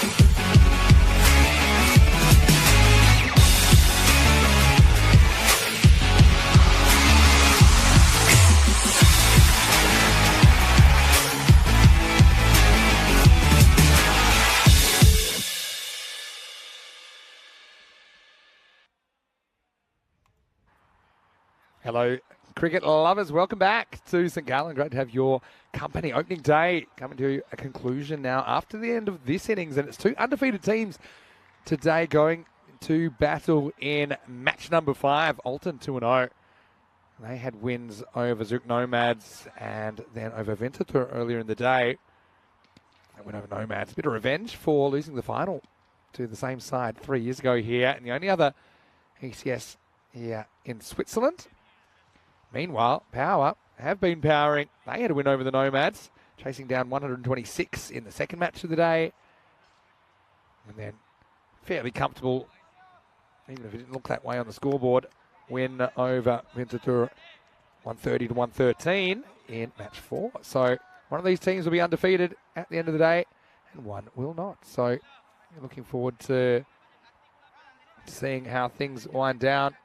Jeez, it's been a great day. I know we've seen a few things you wouldn't normally see, but you've got to realise this is the first time we've been to this venue for 3 years, and there's some real big pluses about this venue as well. You know, the pitch is something they'll work on for tomorrow, but it's actually played pretty well. That's the thing.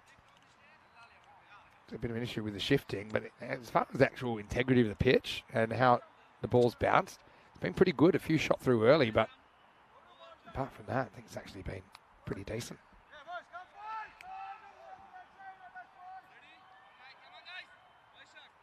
So, ready, steady, let's go.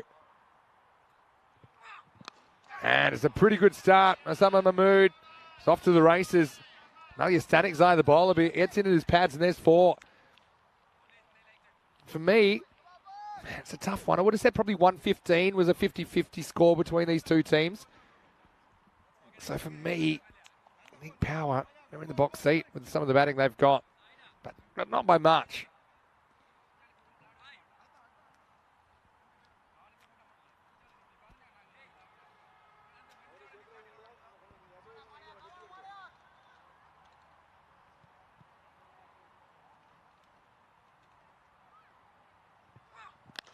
Now it goes up in the air. This could be trouble. And he's gone. So 4 and out. And if they were ahead, maybe it comes back to a 50-50 with the early wicket of Osama Mahmood. He's batted really well today. Static side, a bit more on target this time. No real timing at all from Mahmood. And that's a big wicket to get early on.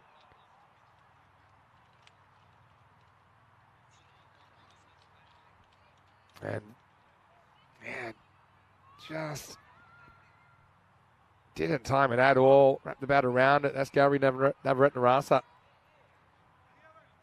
That takes the catch. But having said that, if you're going to get out early, and get out really early, don't chew up balls. He takes 4 off 2, and there's still plenty of batting to come.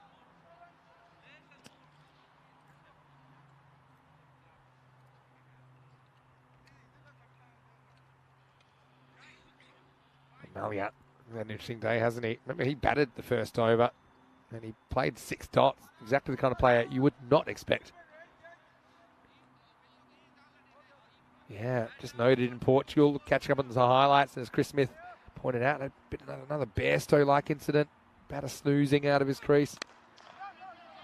Oh, they're going to go on the hit. Oh, so close. I don't know, he was so far out, I felt he might have had time to actually throw to the bowler quickly to just make the second throw a shorter one. And he would have been gone by plenty. Maybe not. The bowler didn't really make an attempt to get back to the stump at all. He puts his hand up saying, look, sorry. But the issue is the bowler to get back behind the stumps there. He's got a lot to do. He's falling way to his left. Have to get back on the other side of the pitch. Looks like they've dispensed with the bails at the keeper's end. Probably sensible. Some issues with the movement of the pitch, but I've got to say, if you're watching ECN, if you're a fan of ECN, then you would have loved today. Very different, very entertaining. This is a cracking cover drive, and it will win the race to the fence. What a shot. They've sent Shima out at number 3. That was a brilliant shot. Yeah. Chima getting the promotion. Didn't see him batting in his earlier appearance, but yeah, did very well in the field. That was a cracking shot first up. Oh, that so's that, because that is going, gone. Maximo! Michima eating up the power play here. This is just kind of half volley type length. Still had to reach for it. It's not an easy shot. Took it from outside off and made it disappear. Chima's a guy we did see in 2020. I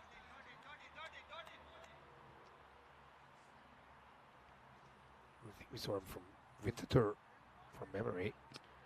High score of 23 against Cossonay. But did hit 6 big sixes in that series. But again, that's over 3 years ago now. Slow ball. Clever. Change of pace. Said at the start of the day, it's going to be super important. And I think it's proved to be the case. End of the first over. And Power CC, they are 15 for 1 after 1. So they do lose a wicket, but they do get plenty of runs in that first over. When you consider, of course, that their opposition got none in the first over. Well, 66 matches hits a golden ball.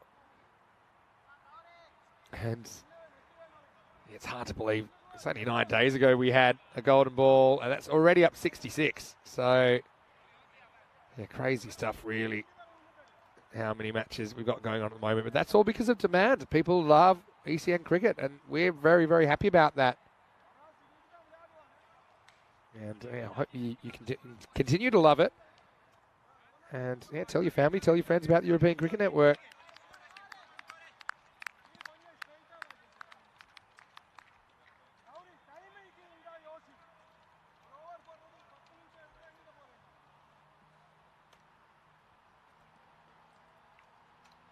So it's going to be Gowrie, Navarrete, Narasa the ball. Over number 2. Again, 2 more power play overs. That is super important. He goes after a wide one. He's hold out. Should be an easy catch with Static Zai, and he'll take it. We saw him drop a similar one earlier. He wasn't going to do that twice in a day, and that's a big wicket because that's Faraz Verik, who batted really well earlier in the day. Tried to elevate over the offside.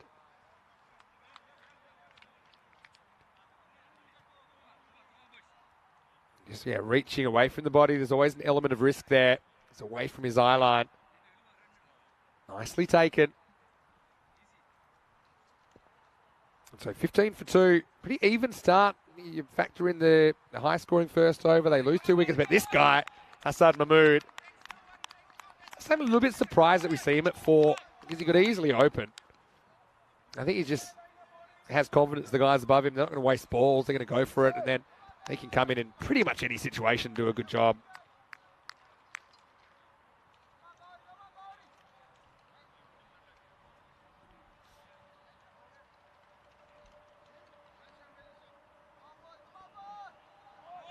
Navarrete Narasa, wicket with his very first ball. And so Hassan Mahmood, he's had a habit of banging his first ball out of the ground. Let's see what he does here. Still in the second over. Well, he tries, and he gets a fair piece of it. It'll be 1 bounce 4. Not quite off the middle, outside half of the bat, but still good enough. You can tell these guys, they're so comfortable playing the 10 over format.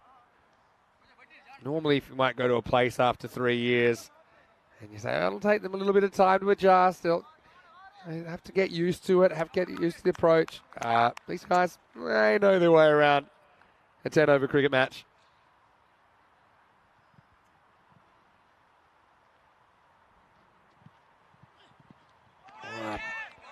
That might be crossing the line between aggression and carelessness for Hassan Mahmood.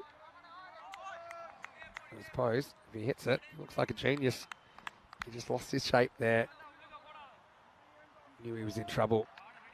I think while the ball was still on the way. Gets away with it though.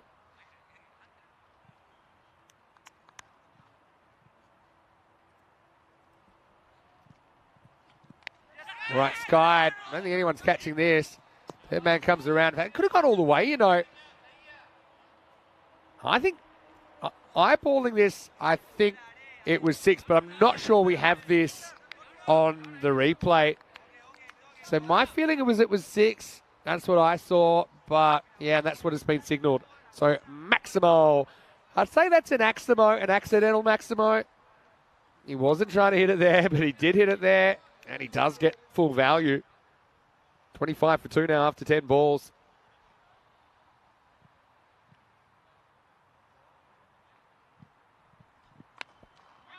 Dragged across the line. There won't be a run here. Keep an eye on that required run rate. Started at 10.8 and over.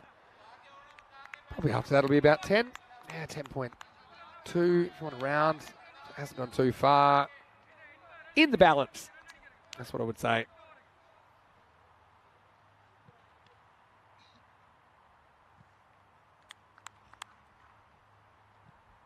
Last ball of the over coming up. Here's Gary. Takes on the pull shot, hits it into the pitch, and they don't get a run. So that's a pretty good over, all things considered, from Navaratnarasa, because it does pick up a wicket. He goes for less than the required rate, just. And the score is 25 for 2 after 2. Look at the table. This is a battle of the haves. There's a couple of have-nots down the bottom that'll be a bit frustrated, particularly the Nomads, defending champions, to be bottom of the table. Don't think anyone would have picked that. But having said that, they did look dangerous. Just we're not able to string a game together. 152, and then couldn't defend it against Olten in match 1, and scored in the 120s and went down to match 2 as well. Still random questions time. If you want to throw them in, last innings of the day. Dion Johnson to bowl over number 3. Starts with a wide.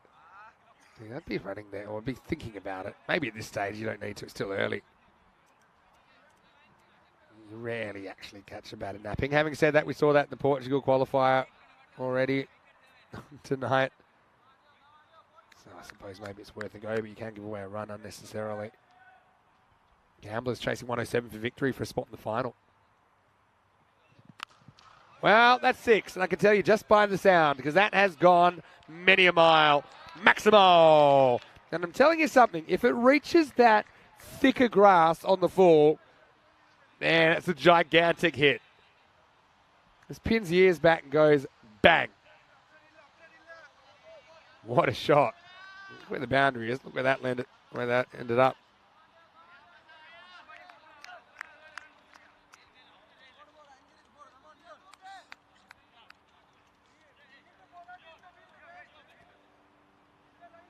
All right.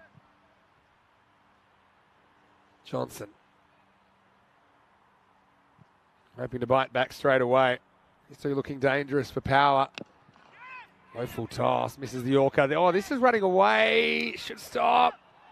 Oh, yeah. He does stop it eventually. Plays a little footsie with the ball here, doesn't he, Pradeep? Give him a little nuzzle. Foot to hand, foot to hand. Stops it in the end, that's the main thing.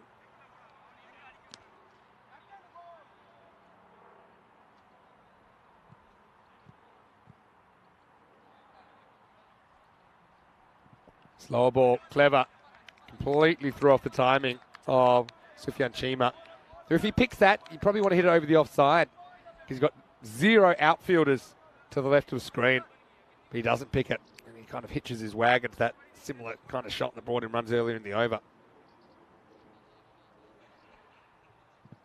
Uh-oh, that's not a good ball at all. Finds the gap, including the gap in the fence. That's 4. Cuatro caderas.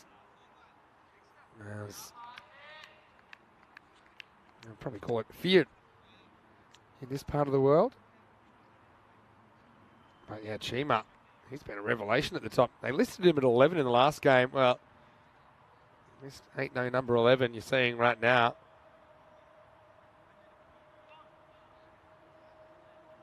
It's been outstanding day to enjoy the cricket.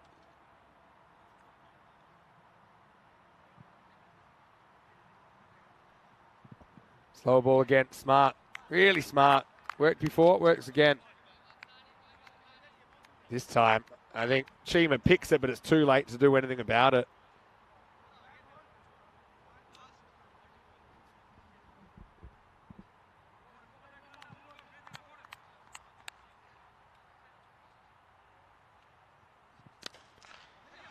Nice drive, finds the gap, that's 4.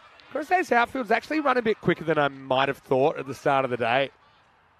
Okay, yeah, it's not lightning, but I mean, these shots on the ground, the fact you can still drive a 4 means it's decent enough. As this partnership continues to grow and cause problems for Olten. That's the end of the power play. And Power are 42 for 2 at the end of 3. So yeah, since that wicket, there's been 11 balls and there's been 27 runs. So yeah, already these two putting together pretty productive little partnership.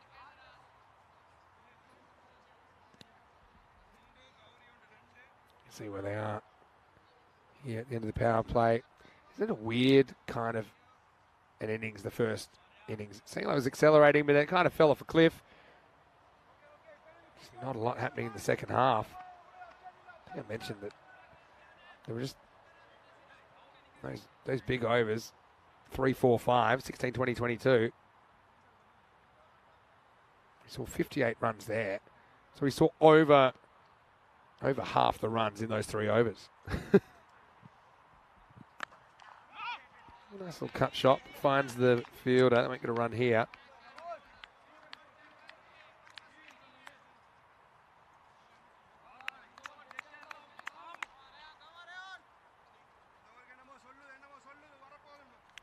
A lot of chat out there. It's been a long day for both these two teams. I know you might say, okay, it's only 30 overs of batting, 30 overs of fielding each. That doesn't sound like a long game, but it's the intensity of these games. They don't really drift. All right, if he hits, it'll be close. Oh, he does hit. I've got a feeling it's out. I mean, that's just my initial feeling. He wasn't exactly motoring, and we know it's hard to get the bat down.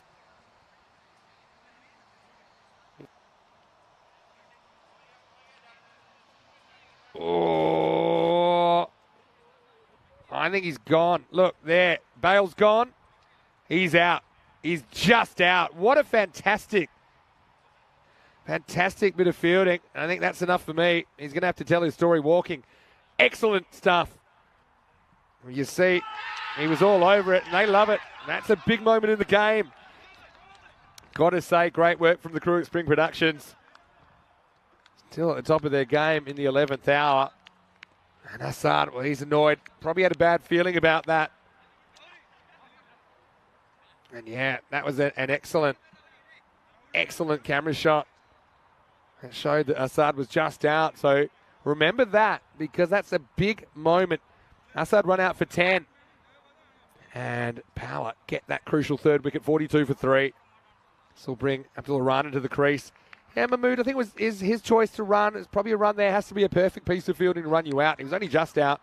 But it was Murali Nanasekharam that picked up the stumps and did not miss. Probably one thing we haven't had a lot of today is direct hits.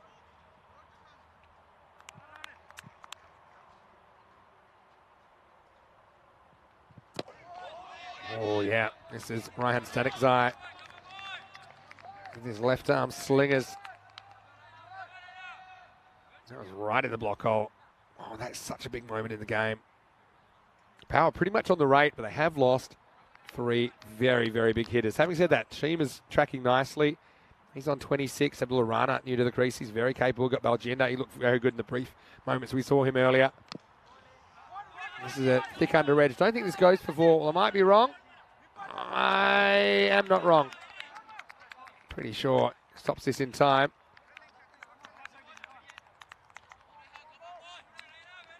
I think it'll almost stop on its own. But yeah, I think the ball's gone there and he hasn't landed. So I think that's fine. And then, oh, nice to have the banner there to stop you running too far. Oh, that almost does him. Almost does Chima. He was on the march. Again, I've seen a bit of this today. footwork away from the ball to guys that are trying to bring the ball into you. It's just not really the odds to do that.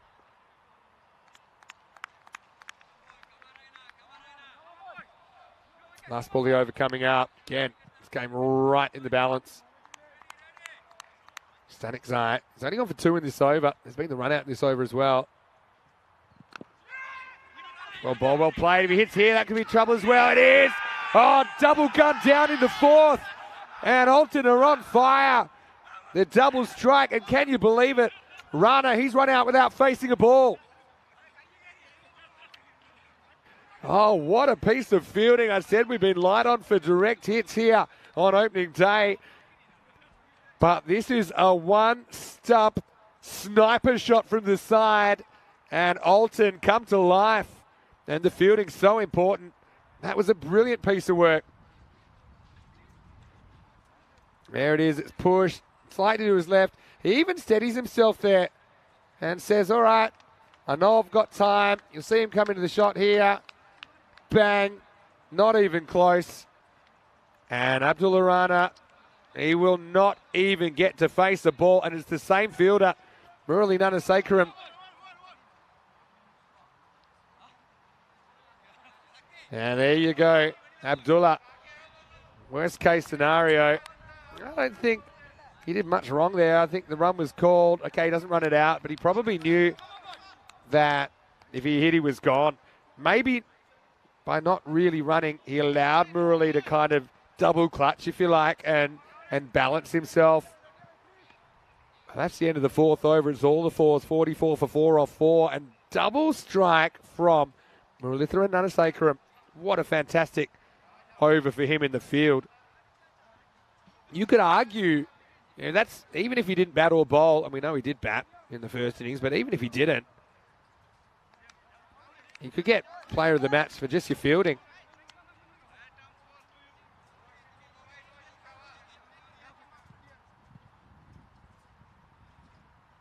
Baljinder is the new batter coming in at number 6. Hit hard. Oh, this would have been an absolute stinging catch. Oh, now we almost have another run out.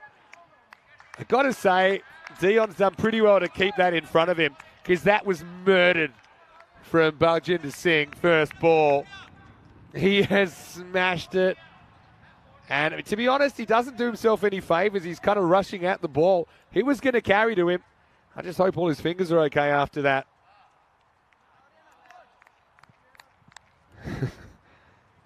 Talk about action here.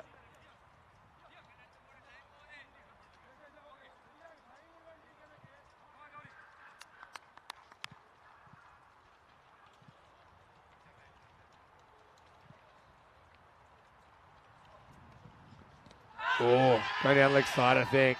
It does kick low. We haven't seen one of these for ages, and it's that middle length where the pitch can just play a few tricks. He is far back, but it's definitely missing leg stump. You're pretty much at the mercy of the gods there if you're a batter. If that's straight, it's very tough to hit.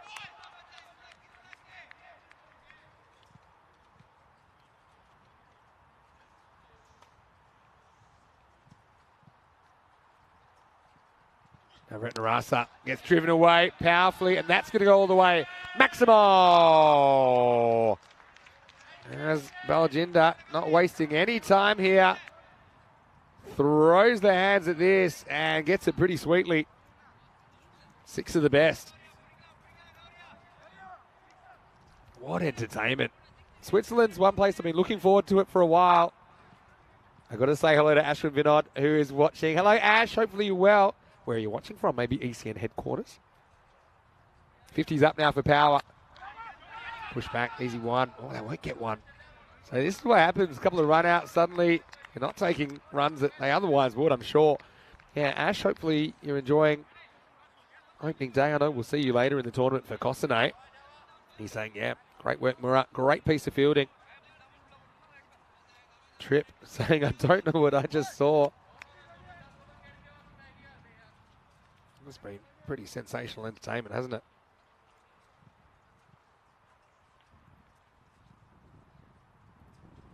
Two to come in the over. Miss hit. They will get a run.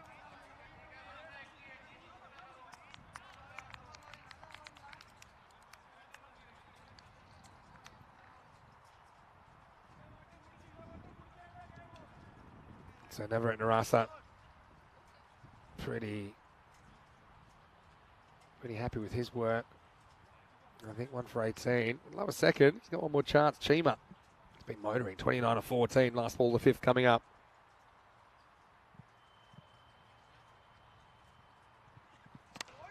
Shot. Really good shot away from the field, and that's for Chima. Keeping on target at the moment as Power CC will finish the 5th over, 56 for 4. It's been so entertaining. So far, I've been absolutely loving it. Hopefully you are too, wherever you're watching from around the world. This is a look at what's happening tonight. Right now, Gamblers chasing 107 for victory. I've got them at 21 for 1 off 3, so that'd be a big upset. If they were to win that. There's plenty of cricket to go though, so don't count them out.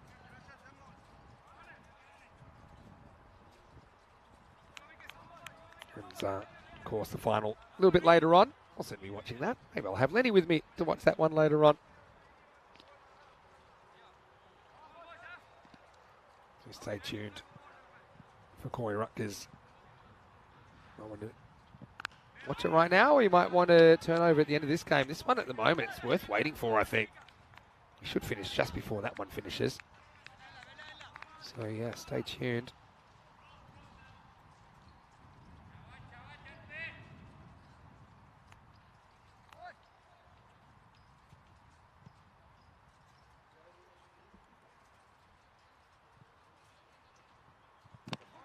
Yes, well bowled. I think Raihan's bowled really well in this period. Just going around, trying to cramp the room. But for me, he's been good because he's been full. Up in the block hole, no matter what the pitch, no matter what's going on. I think it's a good length to bowl.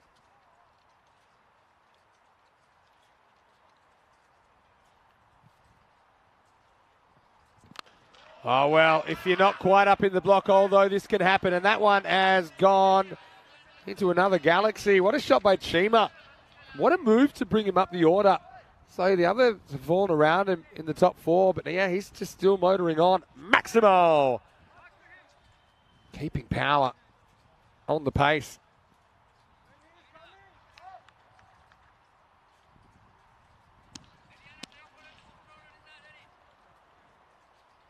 Keeping it 10 over required. Still plenty of work to do though.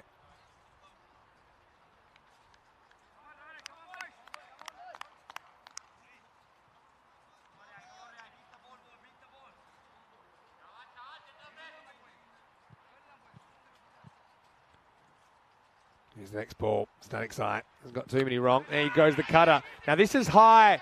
They can raffle it. 2 fielders coming together and it's taken. I've got to say the outfielder today has been very, very good in Switzerland. And this is a high catch under pressure. And yeah, that is Prathip Raj Varathayan that takes the catch. But very good piece of fielding. Check it out on the replay. Slight change of pace, I think, from Raihan. And he double dips. Doesn't get away with it. And that was good communication. They had plenty of time to organise themselves there. And that is that.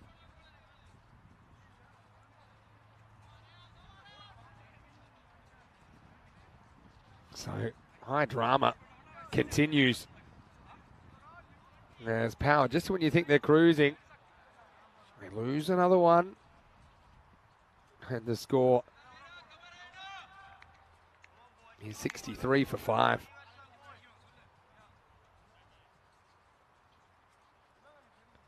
Well, what do we think of this cricket?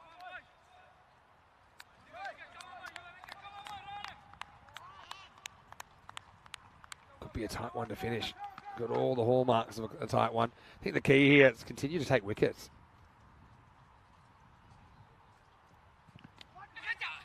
This time we see A ball deflected away, and that's going to be a boundary. This is Safi coming out, so we're kind of getting down to guys we haven't really seen bat today, but it's a very intelligent shot from Safi first up.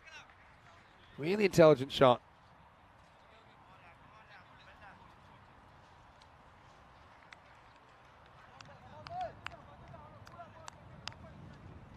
Anything's possible, we know that.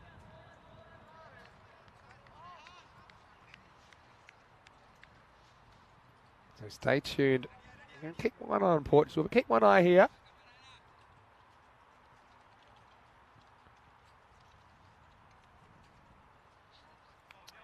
Yeah, so it's not really feeling right about that one.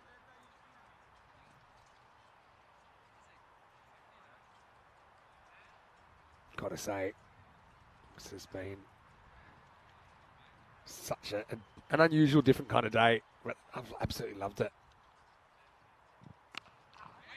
Went away straight at the fielder. So you just feel 1 wicket could change everything, 1-6 could change everything at the moment. That's the end of 6. Again, they're around that 10 and over required. They have lost 5 wickets, 67 for 5 after 6. Yes, the sun still going to be around for a while. Sets about 9 o'clock, so still about just over 2 hours of sunlight here. Sun's come out again too, which is a little bit nice.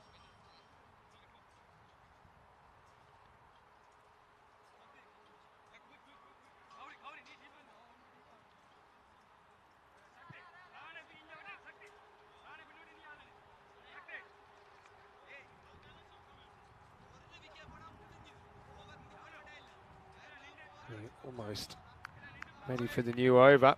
It's going to be a fight to the finish.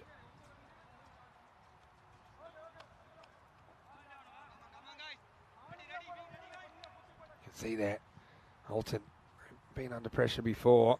They know how to handle it. The power. They're not going anywhere soon. And this ball's a handy one. Just sneaks in inside the tram line.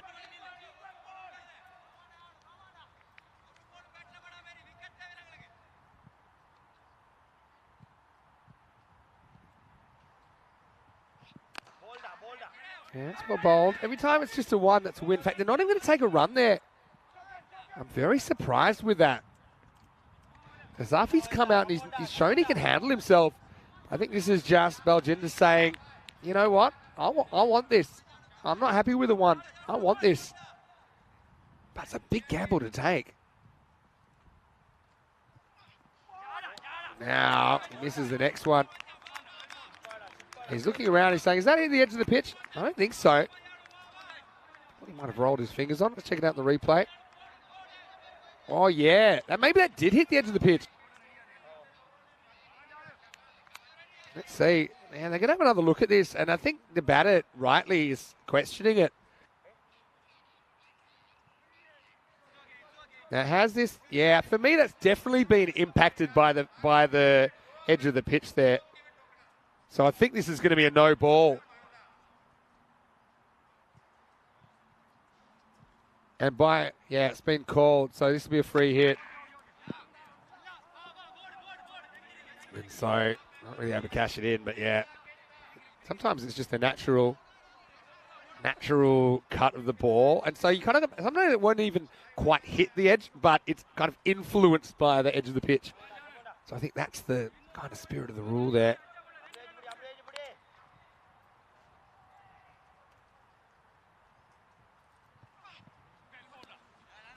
Yes, this is going to be a wide down leg side. Fairly easy call.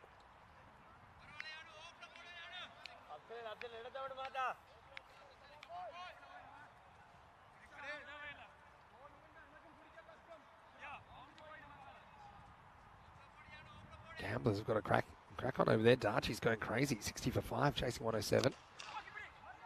Hit down the ground. Just the one though. So often runs on the board hold up in this situation with this many wickets having been lost, but time will tell.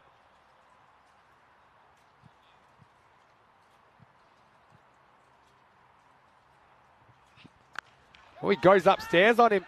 Top edge. Well, the fielder's coming around here and he takes the catch. He does. Slight fumble perhaps. from Pradeep, but he takes another good high ball. Baljinder wanted to be the man. He wanted to be on strike, but he couldn't really get anything happening. Excellent catch in the outfield, running to his right. And so, yeah, the fielding has been top class. I mean, the only one I can think of was the catch went down by Johnson at long on, but he almost lost a finger in the process. You can see there.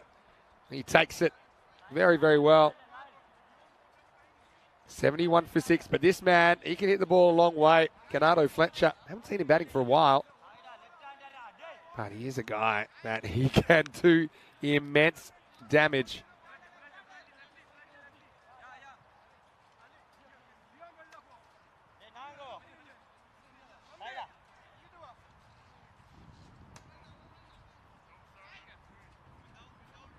A race to the finish.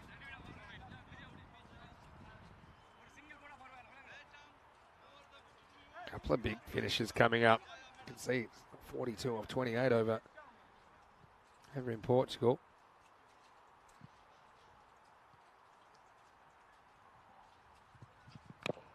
Well, Canado doesn't get a lot of the first one. I think we've seen another stumping from a keeper who's back, which is a key wicket over there. Oh, what is happening to the game? Right now, right here, it's the end of 7 overs.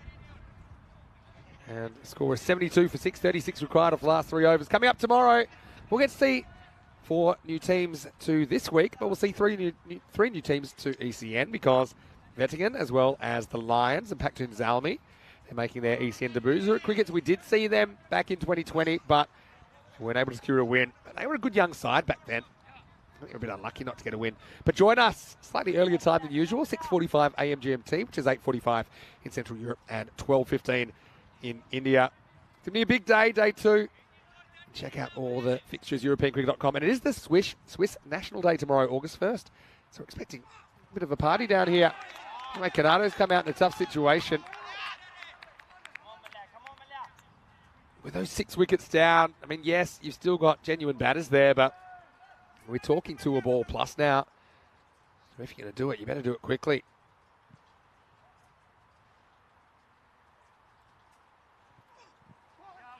Oh, this is going to be called, I think. It's a tough call, I think.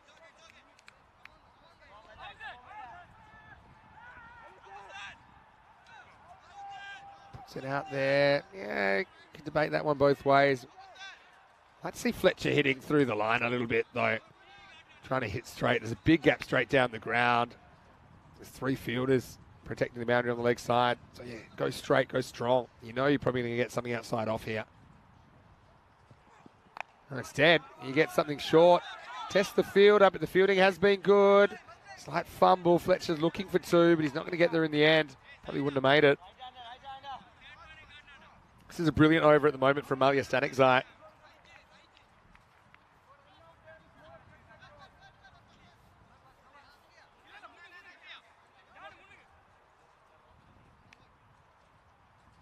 Hanging in the balance. Come on, boy. Come on, boy.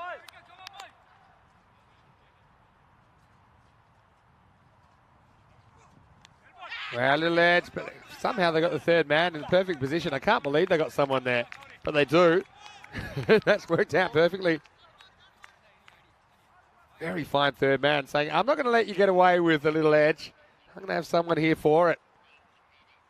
Come on, boy. Come on, boy.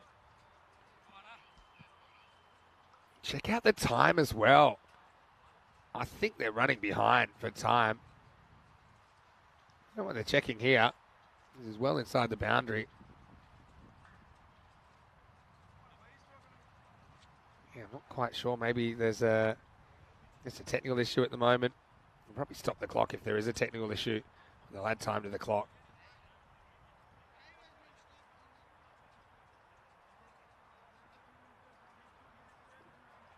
So I'm sure they'll make that adjustment after this is sorted. Yeah, right now, Gamblers over there in Portugal needing 73 off 2.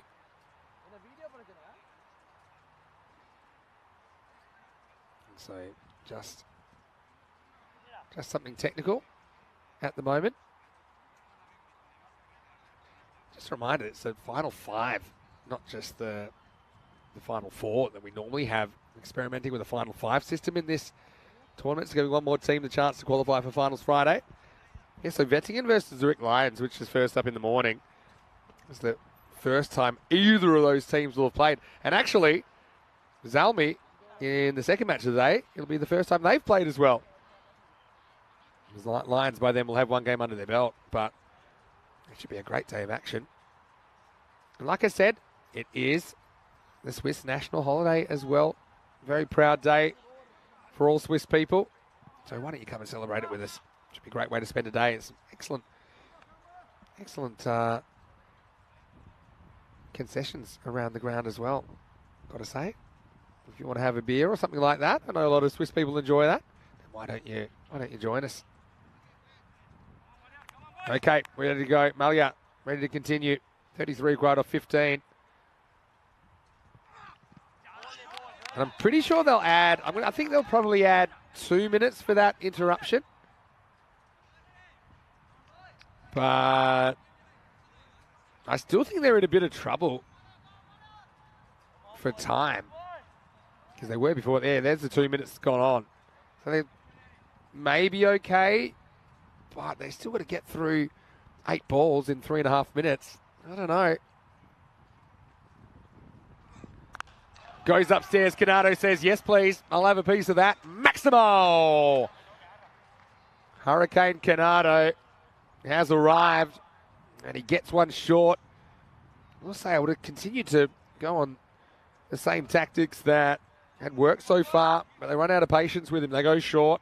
Static Zai pays the penalty. 27 off 13. You can see with these batters at the crease, they're very capable of going at the tour ball.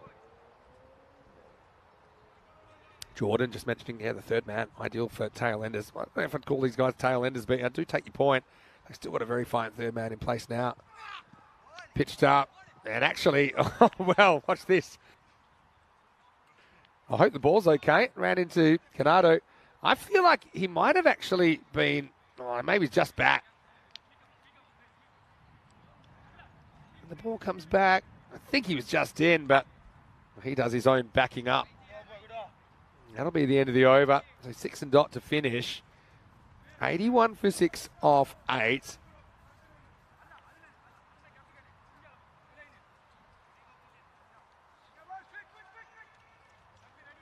Come on, boy.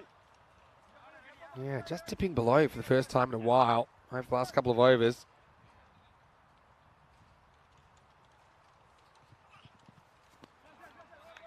This is a new over. It starts with a wide.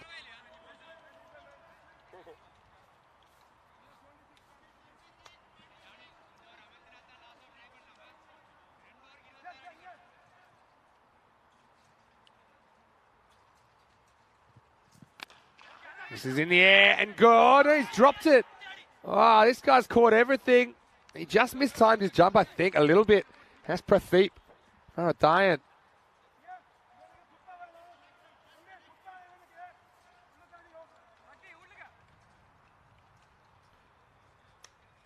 Yeah. Well, 25 off 11. We're going down to the wire.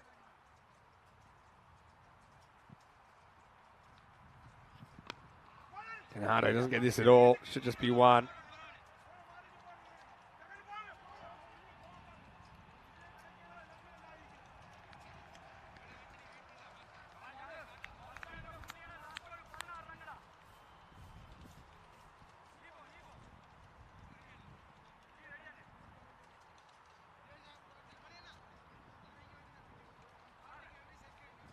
After all of the action we've had today, could we have, and you know what? I wouldn't count it out here. 24 off 10 required. Makajana bowling the ninth. As we say, it all happens in the ninth. Safi on strike, gets an edge, and once again, the third man comes into play. Excellent captaincy from Shahid Waridu. He's got the best view in the house from behind the stumps. The Olten skipper. He says, yeah, you know what? I would rather they actually hit a 4 rather than nick a 4. That's been a very good position.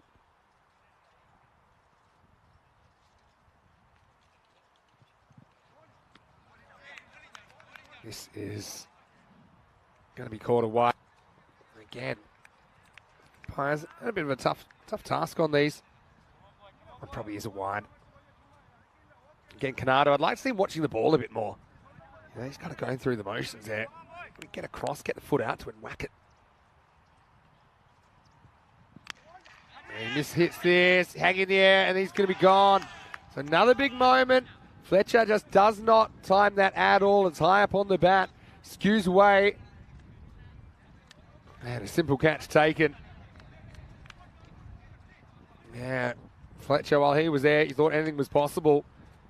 Still probably is. The right-hand standing side takes a simple catch.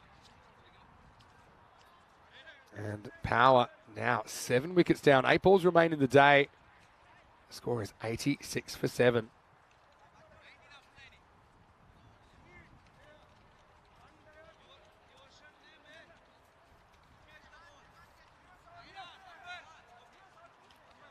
But yeah, most of these teams will bat all the way down. Fazal Amin Razak is the new batter, batting 8. Can he come out and smack a couple? It could change the face of the game right now. You would have to favour Olten.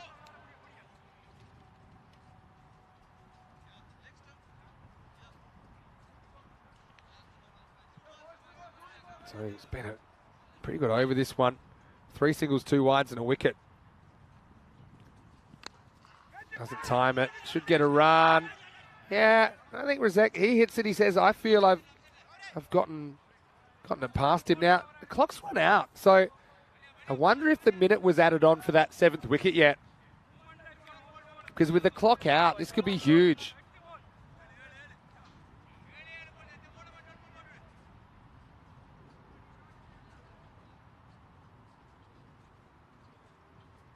Jury's out on that. Meanwhile, we'll see a ball that could run for 4. Gets a friendly hop on the first bounce, and it is 4.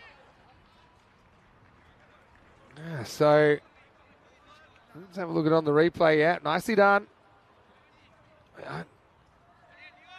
Now, the timer ran out, but remember, you do get 1 minute for that 7th wicket, and I'm not sure it had been added on yet. So, well, it is. It's 5 penalty runs, so they did add on the minute, and they were still short.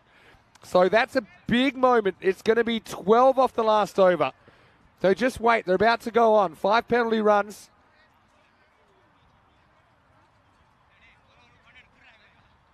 Yeah, here we go. And we'll probably see it. 5 penalty runs to the batting side.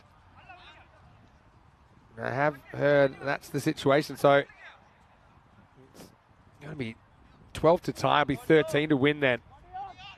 13 to... Well, hold on. Can't be 13 to win. Something's gone wrong on the score. We'll have to see what happens in a second.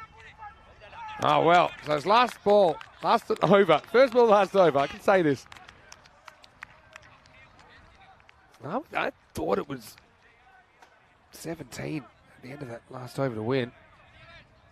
Might have just a quick delay while we sort this out. Yeah, well, Dot is registered.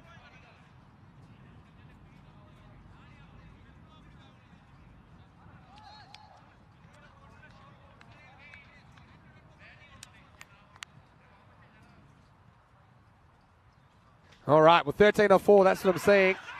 It's a big swing and a miss.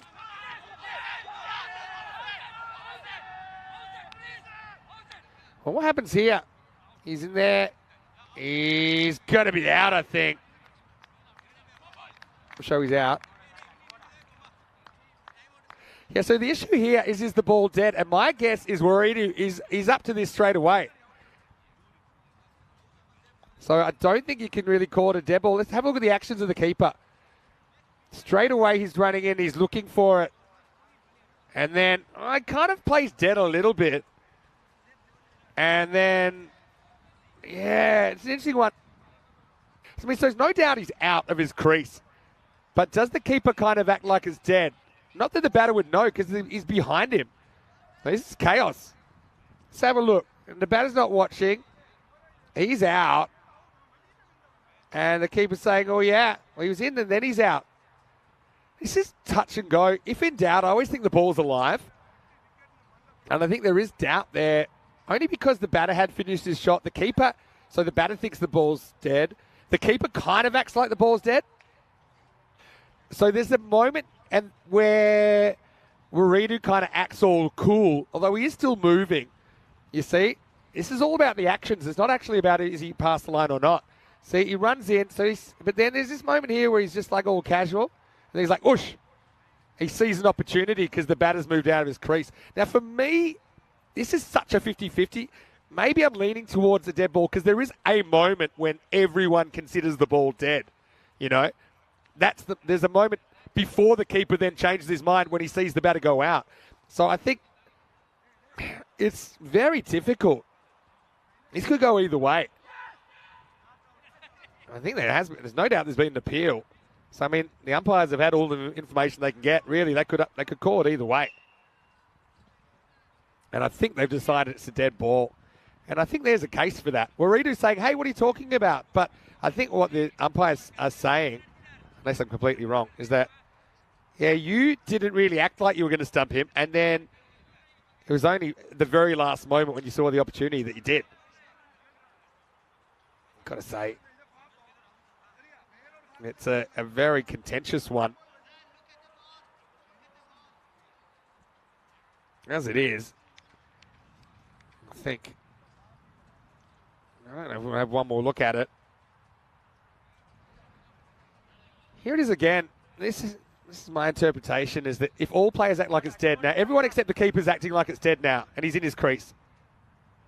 And then the keeper says, oh, you know what? Actually, if you're going to step out, I'm going to get you. So doesn't quite feel right to me. It's not one of those situations where the keeper was always looking for it. It was he was stumping curious for a while, but then the opportunity seemed to go, and then he decided at the last moment, sure. If in doubt, okay, let's go if in doubt, batter's not out. You know, if in doubt, and it doesn't matter why there's doubt, I suppose. I'd say let him bat. But there's a case to be made either way, because now you're talking, it's your judgment call. In your judgment, do you feel like there's a moment when all players have acted like the ball's dead? In my judgment, I think there is a moment where Waridu considers the ball dead and he thinks that the stumping isn't on. It was lazy batting, though, as well, to be out of your crease. Thoughts? Gamblers, by the way. They have gotten over the line, looks like. Now we might have a scoring issue as well because of the controversy.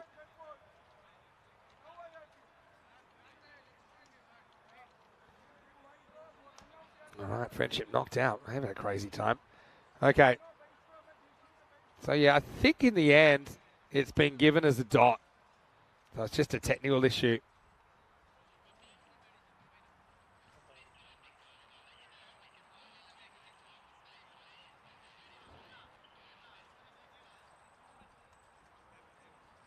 So, yeah, we've got how many balls to go? I'm going to say 4. But, yeah, this has been a crazy, crazy time.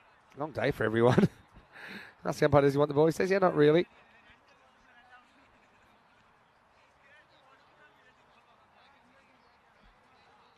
So, this is the news from over there in Portugal. And it is gamblers that are through. All crazy stuff.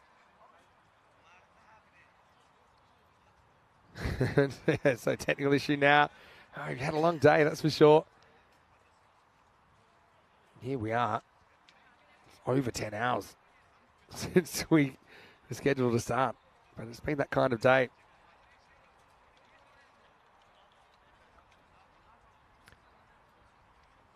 And, yeah, I think I'll sort this out fairly shortly.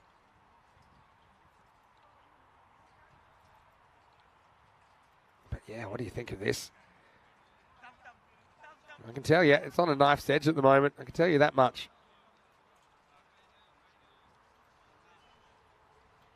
So, yeah, players taking a moment to relax. 3 games in a day, it's a lot of T10. It is a lot. And yeah, some of the surrounds, got a few people probably going home from work, looking forward to their day tomorrow. for the Swiss National Day. That's going to be something very special. Yeah, biking very popular here, of course, cycling. And so, hot air balloons are going and everything as well. It is a fantastic part of the world to visit if you do ever get a chance. Really well positioned. Yeah, the hot air balloons, I always love to see them.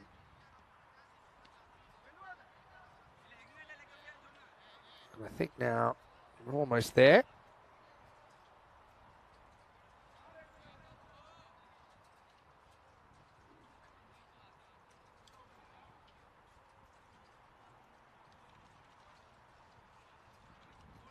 So yeah, apologies for the slight technical issue that's slowing us down at the moment. Yeah, so just confirming that the final between Marlow and Gamblers is not going to start for a little while, about an hour and 45 minutes away. So toss news will be coming pretty shortly. And yeah, we'll start at 6:45 p.m. GMT, which is 8:45 p.m. in Central Europe. 1:15 midnight in India, 1:45 in the morning in Bangladesh. So and that'll be it. The final that people probably expected, but no friendship. They were in a very good position in that qualifier. Unfortunately, they weren't able to get through. So yeah, remember we had the 5 penalty runs at the end of the night. I think things have gone haywire. Nice time to be out with the family. But I'd like to see a bit more of an even split of the pram pushing. He's carrying the water bottle, probably saying that he's doing his bit. But yeah, it's been a lovely view from up here. I think tomorrow will be even better. Looks to me like people are getting back in position, and that suits me just fine.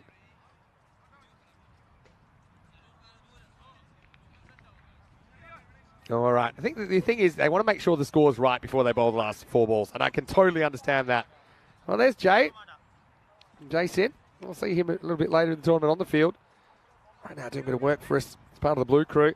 Okay, so we've got 13 off 4, and that's what we're doing. So yeah, because I remember I thought it was 13 off the last over. The score was showing 12. Something strange happened, but that's the way it goes. They've got it right now. 13 off 4.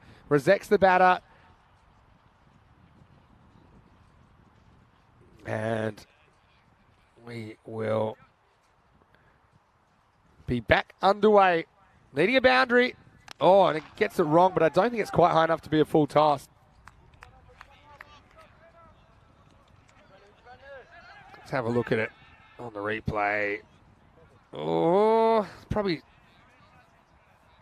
it's probably fine, but only just. He's not the biggest. Oh, I mean, it's coming in pretty...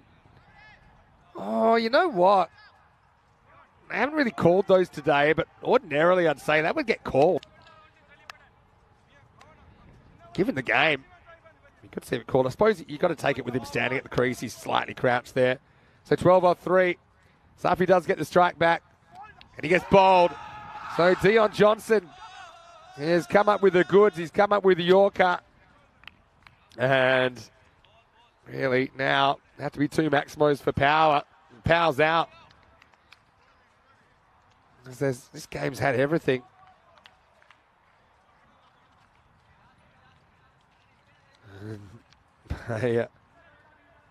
By any standards, I think this is a good ball to bowl anytime.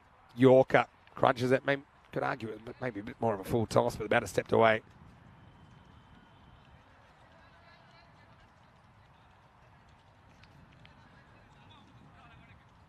So somehow we finished after that Portugal game, despite us starting a little bit before. That's the way it's gone. And yeah, just confirming, it was a technical issue with the score and communicating the score. So it wasn't actually that they were taking so long on that stumping or not. It was to do with making sure that everyone knew the correct score required. So now we know it's required. 2 sixes. Johnson loses his run. So yeah, I know that's frustrating, but I suppose it is important that everyone's aware of the situation when the ball's bowled. A 12 off 2 required. And Olten What a day they've had. Chasing down 153. It looks like they'll close this out. Johnson's lost his run again. He's probably saying, I've kept my run up the same, but maybe the pitch is in a different place. Well, I tell you what, Dion the Rock Johnson, he's bowling about as fast as a rocket at the moment. Just has to not be smoked for a Maximo. If this goes for 6, it's going to be haywire. Here we go. Perfectly bowled. Perfectly bowled. Third time's the charm for Dion. And he finds himself on a hat-trick. Last ball of the day coming up. And he's bowling at the 11. Time for a charge for Power CC. They're 96 for 9. And I think that you can put a fork in this one. Unless we get something crazy like a no ball 6.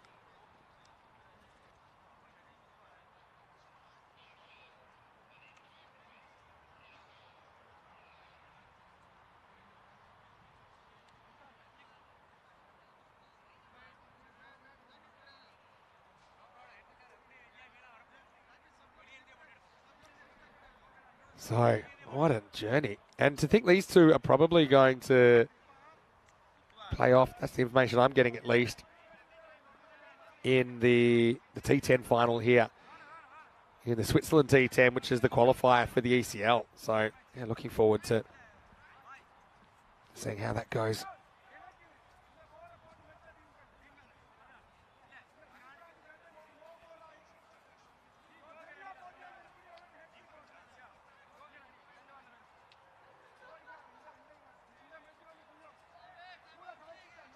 So, here we go. Last ball of the day coming up. I've probably seen a few hits that were worth 12 today, but I can't see it happening. It's also a hat-trick ball, by the way. Oh, Dion. Oh, Dion, I tell you what. We've got the grassy knoll. We've got the book depository up here. I suppose it's a hat-trick ball. Last ball of the day. It's Farid Ahmed. To be honest, I think it could be on here. Here we go. Here's Johnson on a hat-trick. Oh, and he bowls a beamer. Guess what? It's gone. No way. It's going to be a no-ball 6. No way.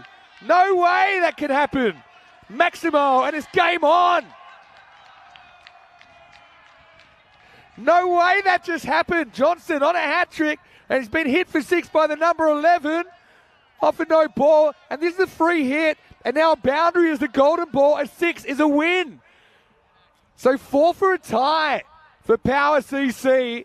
That'll be a golden ball, and a 6 would win the game for Power. And this game has actually gone longer than day 5 in the test match now, but it doesn't matter because we could have golden ball 49. What a shot, by the way. What a shot. So could we see something crazy? Yeah, so they needed 12. They could get 11 or 13 off this last ball. So 4 for a tie, which is a golden ball, 6 for a win. And I already packed up my suitcase, so in big problems if this goes the journey. Unbelievable stuff. Farid Ahmed, we're into the 11th hour here in Switzerland on day 1. Any boundary keeps the game alive. All Olten need to do, they need to keep the ball in the field of play. And Johnson, for a guy that got 2 in a row, had no rhythm. Here we go. 4 for a golden ball. 6 for the win for Power. And he misses. And he might be LBW. He is LBW, and it's game over. They're all out. They're on late drama. And really, I think a bit of emotion there as well. We had put a fork in this one. It's done. He's plumb LBW. Had to swing for the fences. It was pretty well bowled. It was full. It was very straight. 18 wickets fall in the last game of the day. And believe it or not, only 4 runs separate these two teams. And everyone that might have changed the channel when they thought there was 12 off 1, well, they were robbed of a big finish as it does go down to the very last ball of the day. Well, we'll show you some quick highlights, but before that, we'll just remind you, we'll be back here tomorrow, 6:45 a.m. GMT, which is 8:45 in Central Europe, 12:15 in India, with 3 new teams to ECN, and the cricket's returning after a 3-year absence, still searching for their first win in the European Cricket Series. Andrew Leonard will join me for day 2 and onwards through week 1. All right, well, pour yourself a little something, get the popcorn out, because this was a journey, and it was a fairly long journey in the last innings of the day. But really, Power, several times they were ahead in this game, the team in red. They looked good, but there was some key moments, I think, that you might have forgotten about them now. I certainly haven't, in particular the double strike run out of Muralitha and Nanasakaram in the fourth. And yeah, you can see there, he goes back, and that was a key wicket. That was Asad Mahmood who was out. And then we saw Abdullah Rana come out. He never gets to face the ball because he pounces, he hits, and he hits one stump. Bang! So double strike in the fourth. Excellent piece of fielding. And that just put the Power on the back foot. But there would be some drama to come. Some good catching in there as well. So for me, Olten, they kind of win this with their fielding. I think that Pradeep did very well in the outfield. Maybe a slight fumble there. Varadhayan holds on. We saw Fletcher come out. He whacked a couple around, but he was caught late in the piece. And then there was all kinds of drama. There was this, is he out, is he not? And then we saw bang, bang, 12 off the last. And there's no way that the game can be kept alive. You got the number 11 coming out. They need 11 to tie it. They need 12 to win. And so, I mean, everyone, I think they were already packing up their computers, to be honest. But then this happened. Crazy. Illegal delivery because it's too high. He hits it away for 6. And that was 7 plus an extra ball. But 4 to tie, 6 to win. He couldn't reproduce it last ball. Gets caught right in front. And Johnson with an over that seemed to take longer than most innings in the European Cricket Series. But he does hold on, only just. That had just about everything. This is what's coming up next on ECN. We're about an hour and a half away from a start in Portugal. Marlow taking on the Gamblers. So the top 2 seeds, they do make it in the end. That'll start at 6:45 p.m. GMT, which is 8:45 p.m. in Central Europe. It's 4:15 midnight in India. The top 2 teams probably deserve to be there, but Friendship, they certainly gave Gamblers a good shake in the qualifier that finished moments ago. In fact, they lapped us in the last game of the day. They started later and finished earlier. All right, let's have a look at the scorecard before we sign off for the night. Was it something that had everything? That's for sure. Thanks for sticking around. But Sufyan Chima, 39 off 18. Seems like ages ago that he was out there. Right from that, 12 for Sam Sursafi, 10 for Asad Mahmood. A couple of run-outs that made all the difference. Fletcher whacked to 6. So did Farid Ahmed from number 11. The 5 penalty runs put the game in play, but Power couldn't quite get over the line. 2 for Dion Johnson, including being on a hat-trick, but then throwing it away with a 7-2 for Makajana as well. Singles for Static Zai, Mali Static Zai that is, as well as Raihan Static Zai and Gauri Navarat Narasa. As this game has had everything. We're going to take a little bit of a break now, and by a little bit, I mean overnight, but I'll be watching in Portugal. I'll probably pop into the chat as well. Big thanks to everyone, to the Blue crew, to all the ground crew, everyone that helped, because a lot of work's gone in today to getting this ground ready. I'm sure it'll be even better tomorrow. This is Vinny Sanders, here, Mr. Maximo, for ECN, reminding you to like this video if you haven't already, subscribe to our YouTube channel, check out our website, EuropeanCricket.com, and our social media at European Cricket. And don't forget to join us tomorrow for more action from everyone here at the European Cricket Network and the European Cricket family. Hope you have a happy and a safe evening. I'm going to teleport to Portugal. Corey Ruckers is standing by. But I'll see you here tomorrow with Andrew Leonard for more European Cricket Series. We'll leave you with some big highlights from day 1 of this ECS.